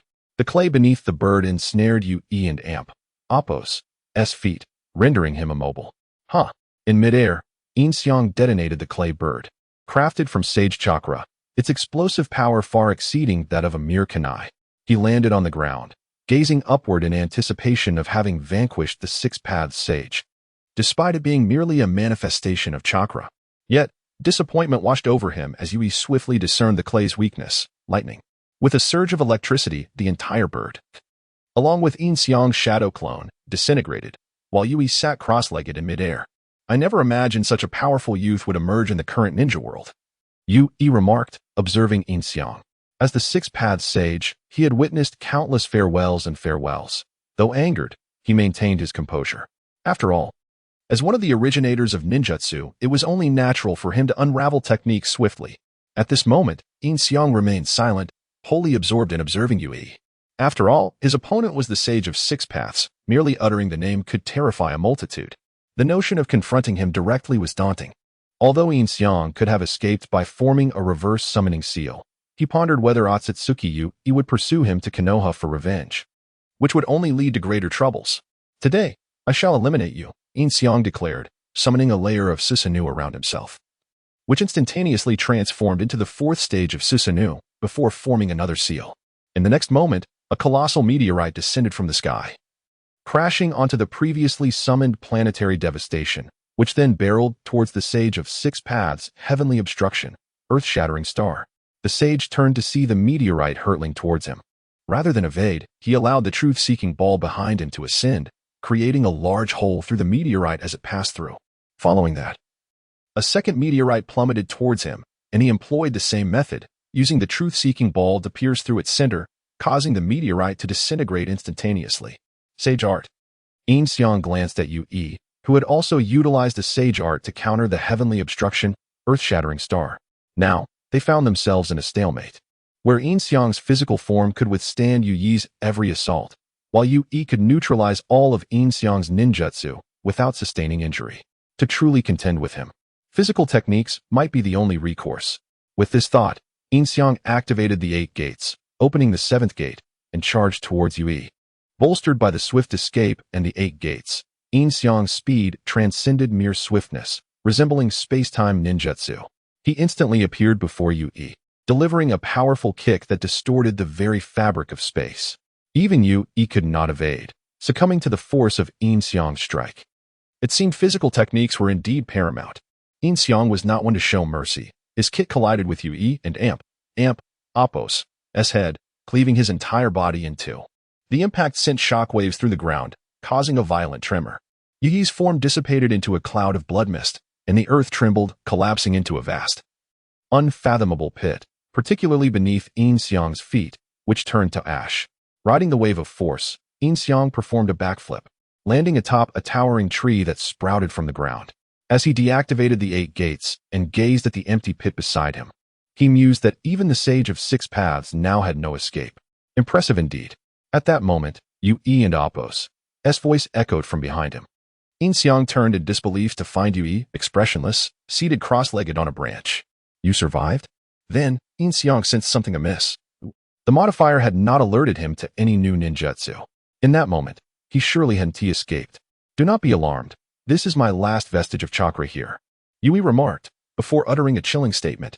Your abilities do not belong to this world, regardless of the might of any physical technique. No individual could create a pit of such enormity with a mere kick. Having witnessed my power firsthand, what is there to doubt? Yin Xiang retorted. Ha. Your strength is entirely alien to this realm. In that fleeting moment, I sensed no chakra from you. It was purely your own power. What kind of person can achieve such results through sheer force? Yue laughed heartily. What is so amusing? Yin Xiang furrowed his brow, perplexed. He believed that even his most potent attack would pulverize anyone present, let alone a mere clone. What cataclysmic changes might this world undergo due to your arrival? What are you talking about? What world? What arrival? Yin Xiang understood the implications of Yue's words. Yet he could not believe that a fictional character could grasp the reality of their existence. Allow me to divulge a name that may pique your interest, Akatsuki in Zoroyuan. This is a name not recorded in the annals of the Naruto world. One day, you shall meet him, and he alone may be your match. After stating this, Yue vanished without a trace. Akatsuki and Zoroyuan? Yin Xiang and Apos' brow furrowed deeply. Who was this individual? In all his knowledge of the manga, this name had never surfaced. Yue's eldest son was Ashura, and his second son was Indra. Who then was Inzaro? Was there a connection?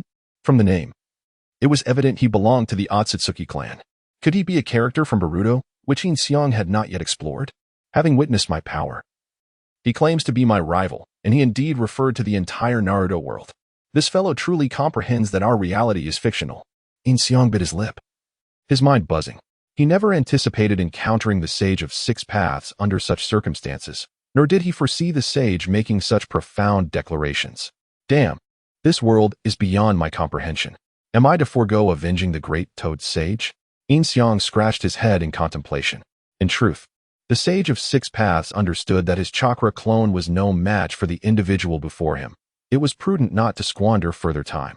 After some reflection, Yin Xiang ceased to clean the blood from his body and promptly reverse summoned back to Konoha. Upon collapsing onto the couch, he gasped for breath as though he had just experienced a fright. Yin Xiang, what happened to you? Tsunade rushed over, alarmed at his blood-soaked state. Are you okay? Please don't leave me too. Tsunade's anxious gaze swept over him, as he was the last man left in her life. I'm fine. It's nothing. The blood isn't mine. Mayuboka Mountain has been attacked.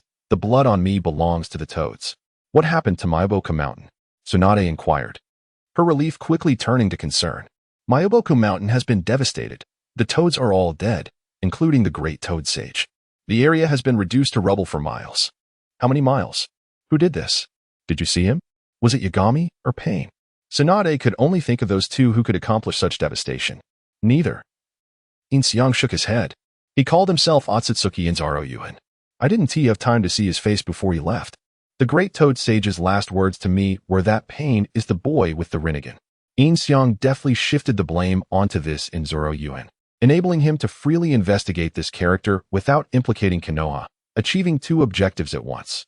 The Rinnegan? Akatsuki in Zoro Yuan? Tsunade exclaimed in astonishment.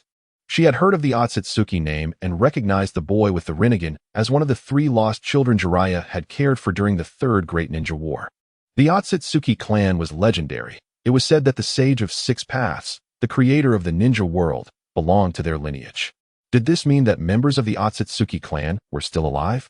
Why would he target Mayuboka Mountain? Wasn't he the child with the Rinnegan one of Jiraiya and Appo's disciples? Why would he want to kill him? Tsunade was overwhelmed. Nothing made sense anymore. Since Jiraiya and Appo's departure to Amigay Cure. No, since Sasuke had slain Orochimaru. Events had spiraled out of control. The Akatsuki, Pain, the Shadow Organization, and now the Tsutsuki, each more absurd and formidable than the last. What has become of the shinobi world? Lady Tsunade, urgent report. An Umbu appeared beside Tsunade, presenting a letter. Tsunade received the letter, nearly collapsing. What an Appo's wrong. Iori quickly approached, supporting Tsunade. See for yourself. I can and Appo's bear to stay in this shinobi world for even a day longer. Tsunade handed the letter to Iori.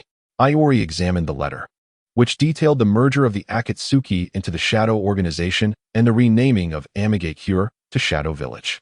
Furthermore, the daimyo of the land of rice fields had been assassinated, with the culprit unknown. Additionally, Sasuke Uchiha had captured the 8 Tails Jinchuriki. This ISN and Appo's just chaos. It and Appo's the shinobi world about to explode. With the Akatsuki and Shadow Organization combined, one and Appo's we be defenseless? Tsunade lamented. Actually, it's just the Akatsuki with the addition of Yagami. The members are still mostly the same, with a few missing, Iori remarked. One Yagami is already a major headache. Now that we know Pain killed Jiraiya and they've joined the Shadow Organization, and with Yagami being an opponent that even the 5 Kage together can't defeat. How can we avenge Jiraiya? Tsunade sank back into her chair, overwhelmed. My fault. I'm growing too slowly. If I were stronger, these people wouldn't be a threat, Iori said. Standing beside Tsunade. How can this be your fault? It has nothing to do with you. If you say that, then I and Appo's am unfit to be Hokage. Tsunade shook her head. Simultaneously, Iori and Appo's compliance rate reached 95, his comforting words serving this purpose. Now that Jiraiya has fallen, all intelligence on the Akatsuki and Shadow Organization is lost. We need to start gathering it again. Relying solely on the Umbu won't suffice. Deploy the Shadow members as well, Tsunade instructed Iori. If the Shadow members are deployed, what about your safety? The village still needs someone to guard it, Iori countered. With Yagami's inclusion, they'll likely target Konoha soon. We just need to lie in wait and prepare our response. Indeed. Without you, I and Appo's be completely disoriented. Tsunade nodded. Naruto. We need to tell Naruto about Jiraiya. He's still with the Tsuchigumo clan. Expected back tomorrow or tonight, Iori confirmed. I'll tell him personally when he returns. Given Naruto's personality, he'll likely struggle to accept it. That's unavoidable. A shinobi's duty involves sacrifice. If you wish, I can take over from Jiraiya and continue investigating the Akatsuki and Shadow Organization. No. Tsunade immediately retorted, extremely sensitive about the matter. She didn't want to see those close to her leave one by one, as if she were cursed. With loved ones constantly departing. All right. Don and Appo's get worked up. I and Appo's Senno and Fu, is that okay? Iori offered, knowing both had already turned to ash. He could conveniently claim they died on a mission later, and no one would suspect anything. Tsunade nodded in agreement. Go wash off the blood and change your clothes first. Okay, I'll be right back. Iori nodded and left Tsunade's office. After leaving, Iori returned home, took a bath, changed clothes, and created new Shadow clones. With the Byakugan, he headed to the Shadow Organization's base, replacing the original Shadow clone as Yagami. By the time he finished, it was around 1 in the afternoon. Iori prepared a meal and brought it to Tsunade and Appo's office, but she had little appetite. He had to coax her to eat a small bite at a time. Even in grief, you must eat. Your health is paramount, Iori said as he fed her. And Tsunade nodded, though appetite couldn't and Appo's be forced. Iori, I can hardly bear it anymore, Tsunade said, looking out the window after the meal. What an Appo's wrong? Iori asked. The events of today have overwhelmed me. I Don and Appo's Do you think I can handle the Hokage position? I want you to become Konoha and Amp, Appos, as Hokage. That, I and Appos, LL pass. I haven't and Appos, T even completed a tracking mission. No one would accept me, and I and Appos, am still an outsider, Iori replied. Though his plan was to subdue the 5 great nations, which would be easier with him as Hokage, the advisors will agree. And the daimyo doesn't and Amp, Appos, T care much about who the Hokage is. The Konoha Jonin also recognize your strength. You and Amp, Appos, LL be fine, Tsunade assured him. Let and Appos, S wait until after we and Appos, VE dealt with Jiraiya and Appos, S matter. At least you need to. Wait, are you suggesting I become Hokage so you can do what Jiraiya couldn't and Appos, T? Iori suddenly realized. Tsunade nodded. I knew you'd figure it out. If that's the case, there's no way I'm taking over as Hokage. You stay securely in that position. And I and Appos, LL handle everything else. Letting Tsunade investigate would be disastrous. What if she discovered the truth about the Shadow Organization? Would he kill her or not? Tsunade fell silent. When Naruto returns, let and Appos, S tell him about Jiraiya first. He needs to know. Tsunade nodded. That night, Naruto and his team returned. While they were with the Tsuchigumo clan, they encountered Utakata, the Six-Tails Jinchuriki. Soon after they left, Utakata was captured by Kisame. The next morning, Tsunade summoned Kakashi, Yamato, Sakura, and Sai, telling them the news so they could comfort Naruto when he became emotional. Then, Kakashi brought the newly awakened Naruto to the Hokage's office. Seeing so many people, Naruto was confused. Naruto, Tsunade said sternly, looking up at him. What's wrong? Everyone looks so serious. Did something happen? Or is there news about Sasuke? Naruto asked. Jiraiya has fallen in battle, Iori said, knowing Tsunade couldn't bring herself to say those words. The office fell into dead silence. Naruto's pupils dilated, his eyes widened. And he stood there in shock. After a moment, he asked, what did you say? Jiraiya was killed by pain while infiltrating Amigakure to gather intelligence on the Akatsuki. Tsunade said. Pain? Who's that? Naruto asked, his voice trembling. According to the last intelligence Jiraiya sent back, he's the leader of the Akatsuki, a person with the Rinnegan. Tsunade explained. What did you say? Rinnegan? Kakashi and Yamato exclaimed in surprise. Rinnegan? Sakura asked, puzzled. The Rinnegan is believed to be the dojutsu possessed by the Sage of Six Paths, the founder of ninjutsu. I thought it was just a legend. Shizune briefly explained the Rinnegan and Appos' significance. Did you send him? Naruto asked, disregarding the Rinnegan and turning to Tsunade. Everyone was silent. After a moment, Tsunade nodded. Yes. Why did you let him do something so reckless? You know Erosenen's personality. Why did you let him go alone to such a dangerous place? Naruto shouted at Tsunade.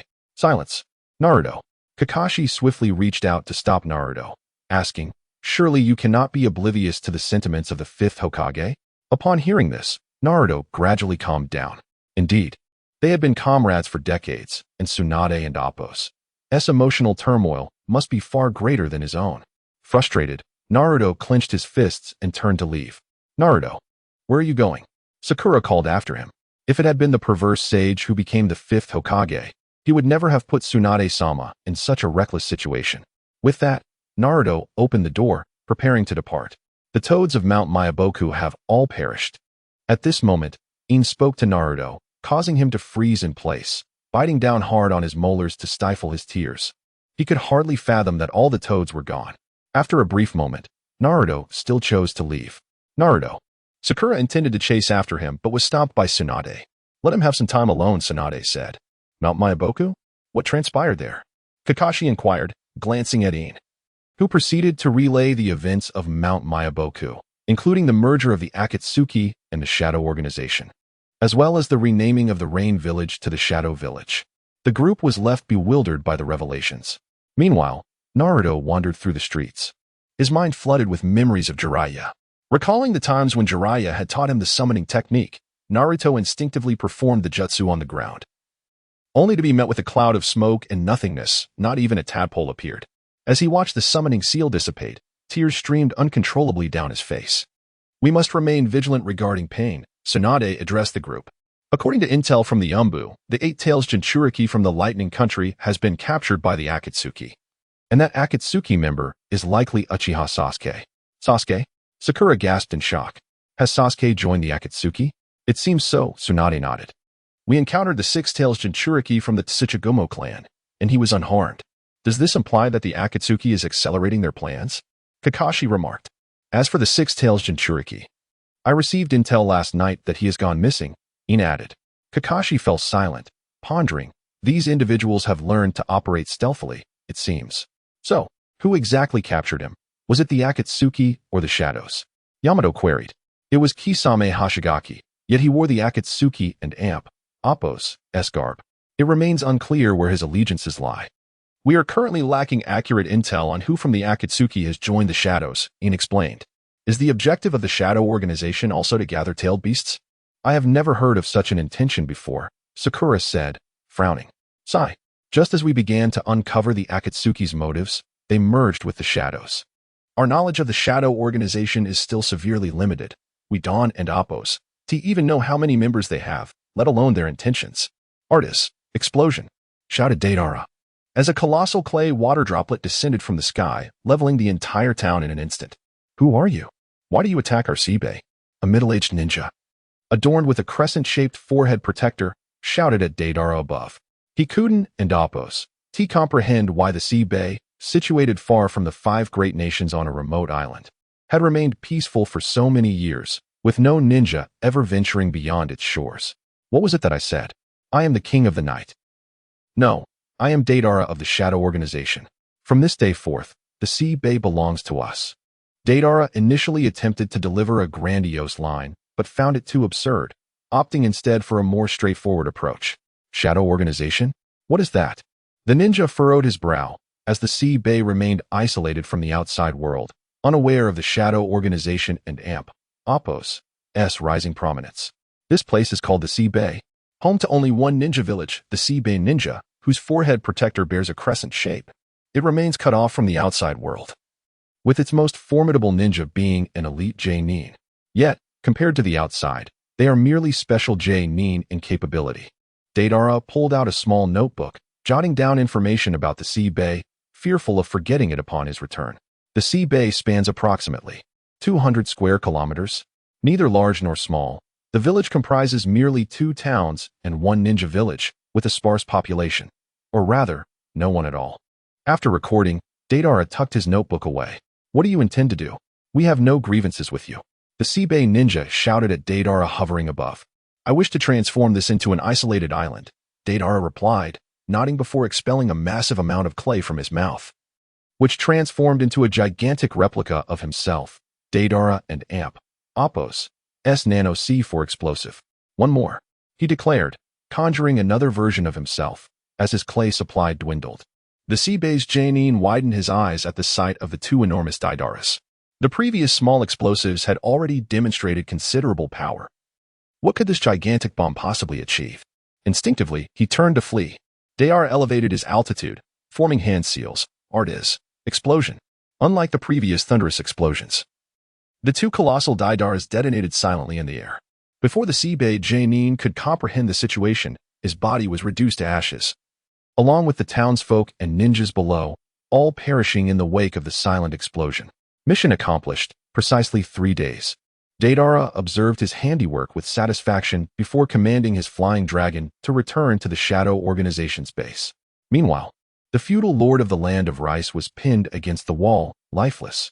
Before him stood Sasori, methodically processing the Lord and Appo's finances, sealing them within scrolls to take back to the organization, but the sum was inconsequential to Yin. The reason why significant decisions made by the village's shadows require the feudal lord's consent is due to the fact that the lord controls the ninja village's finances. Only with their approval can the village access funds. After all, the sustenance of numerous ninjas and the village's development necessitates substantial financial resources. Relying solely on the meager salaries from completed missions is insufficient. Thus, the feudal lord, who wields economic power, effectively governs the ninja village, holding the shadow of the village in check. To subdue a ninja village, one must first eliminate the feudal lord. Lord Sasori, what shall we do next? A cloaked ninja knelt behind Sasori. Spread the word.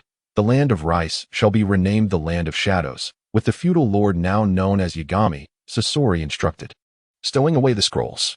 Understood, the ninja nodded before departing. Sasori then left the premises, returning to the Shadow Organization's base. Let us return with Daidara's prowess. That island should be secured, Nagato observed from a high vantage point overlooking the newly established Shadow Village, which had shed its former identity as the Rain Village. It now embraced openness, initiating connections with other nations, thereby significantly boosting the country's economy. The sixth great nation of the ninja world was in the making. Indeed, the headquarters of the Shadow Organization may soon relocate to that island. Conan concurred, and together they returned to the base. The task assigned to Kakuzu proved to be rather troublesome. He needed to discreetly seize control of the land of honey without drawing the attention of its inhabitants. His only option was to intimidate the feudal lord, transforming him into a mere puppet. Originally, this mission would have been more suitable for Sasori. Yet Kakuzu found himself equally in the dark upon venturing into the land of rice. Lacking the ability to cast restrictive seals or similar jutsu, he sought the assistance of Yagami, who promptly dispatched Itachi to the land of honey. Itachi ensnared the feudal lord in an illusion, rendering him a puppet. However, Itachi's genjutsu could not compare to Kodo Amatsukami. Thus, he needed to remain in the land of honey for an extended period, manipulating the feudal lord from behind the scenes. Concealing his identity with a mask, Itachi went unnoticed by Kakuzu, who, recognizing him as Yagami and Appo's envoy, refrained from inquiring further and departed the land of honey. That evening, the members of the Akatsuki organization convened at their base. Let us prepare to relocate to the Bay of Seas, Yagami instructed. After receiving reports from everyone, he nodded in acknowledgement. Although the Bay of Seas is modest in size, it suffices as a base for the organization's upper echelons. We no longer need to linger in this cave. Kakuzu queried, where did those extra ninjas come from? They appear to be quite formidable. Upon returning, Deidara noticed 2 guards stationed at the cave entrance. Though concealed, they could not escape his keen perception. There are 20 of them, all elite jonin. Just heed my orders. As for their origin, that is irrelevant, Yagami replied with a smile. All the funds obtained from the feudal lord of the land of rice should be given to Kakuzu. Tomorrow morning, we shall commence our move. Everyone nodded in agreement.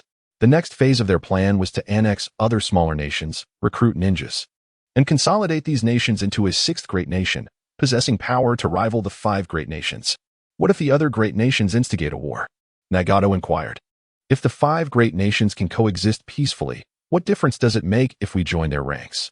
As long as we demonstrate a power that instills fear, they will think twice before acting against us, Yagami asserted. The following morning, the Akatsuki organization collectively relocated.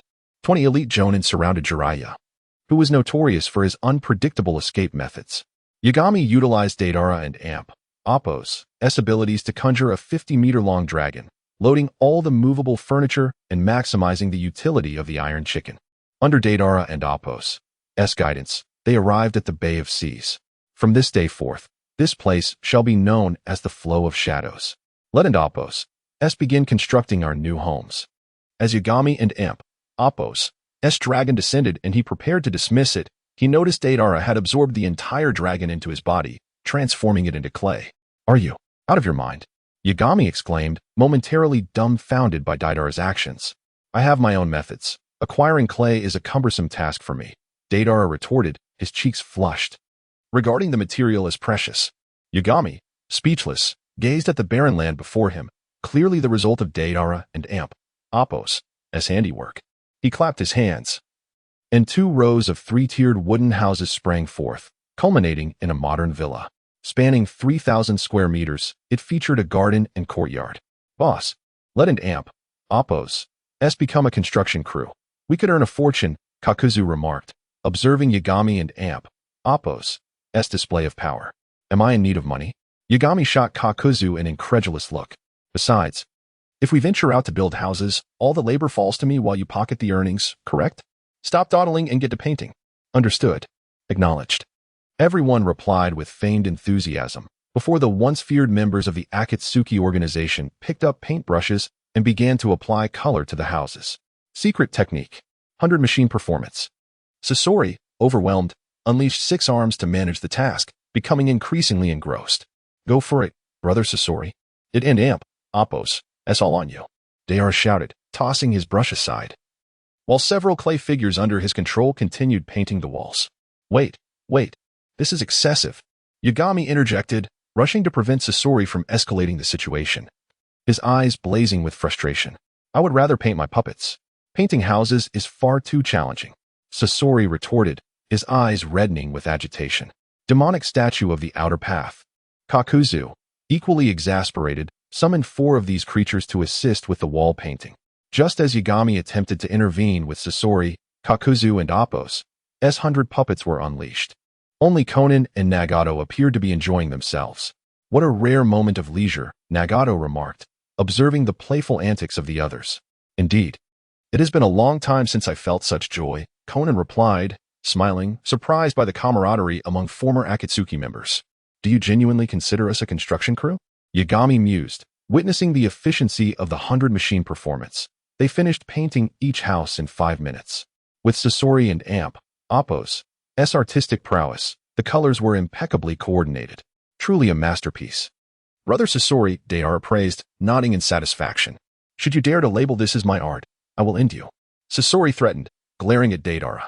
Art is constructing houses, indeed. Deidara affirmed. I will kill you. Sasori and Appos, 100 puppets surged towards Deidara, who swiftly conjured a large bird and soared away, laughing, ha ha ha. Brother Sasori, please don't be angry. Jiraiya observed the joyful expressions on the faces of the Akatsuki members, momentarily taken aback. Why are they so happy? Is this truly a rebellious organization? He pondered, contemplating the innocence reflected in their smiles. Nagato, Conan, they seemed genuinely content, he noted, recognizing the sincerity in their expressions, reminiscent of the times he had guided them. Untouched by bitterness. Surprising, ISN and Appos, Tiet?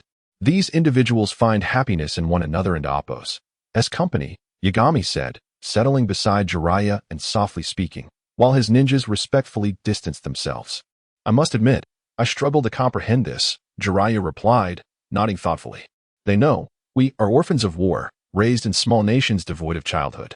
Consequently, as we matured, we retained a lingering innocence alongside our thirst for vengeance, power, recognition, and peace.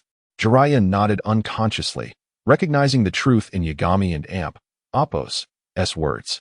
While your sentiment rings true, I cannot condone your choices. I, too, am a war orphan, yet I did not choose to destroy this world as you have. Who claims we seek to obliterate the world? Our aim is to dismantle the system. If there were no ninjas, no 5 great nations, and no feudal lords, would that not lead to a unified world devoid of war, oppression, and orphans? Who would govern this world if not us, the Akatsuki? Wherever there are people, there will be rulers. Where there are rulers, there will be oppression, and with oppression comes war. Such is the nature of existence, Jiraiya countered. At the very least, we can offer the world a fleeting peace. Do you truly believe the 5 great nations will acquiesce without resistance? It will inevitably lead to more warfare and greater casualties. I shall wield my power to silence them all. Yeshin rose and spoke, then walked away from Jiraiya. The 20 ninjas immediately surrounded him. As for Yeshin's decision, it stemmed from a new mission assigned by the modifiers, to unify the 5 great ninja countries, with a reward of a mysterious gift. The more enigmatic the gift, the more it ignited curiosity. Yeshin was eager to discover what this mysterious offering entailed. Should this mission prove unfeasible, it would merely serve as a diversion. Let us all reside in the villa. The top floor will be mine, and the rest can choose as they please, Yeshin declared, pointing towards the villa. You may each select a house to occupy and take him to the one in front of the villa. Yeshin then addressed the 20 ninjas. Yes, they responded in unison. You will share the top floor with me, Yeshin whispered softly to Conan, who blushed and nodded in agreement.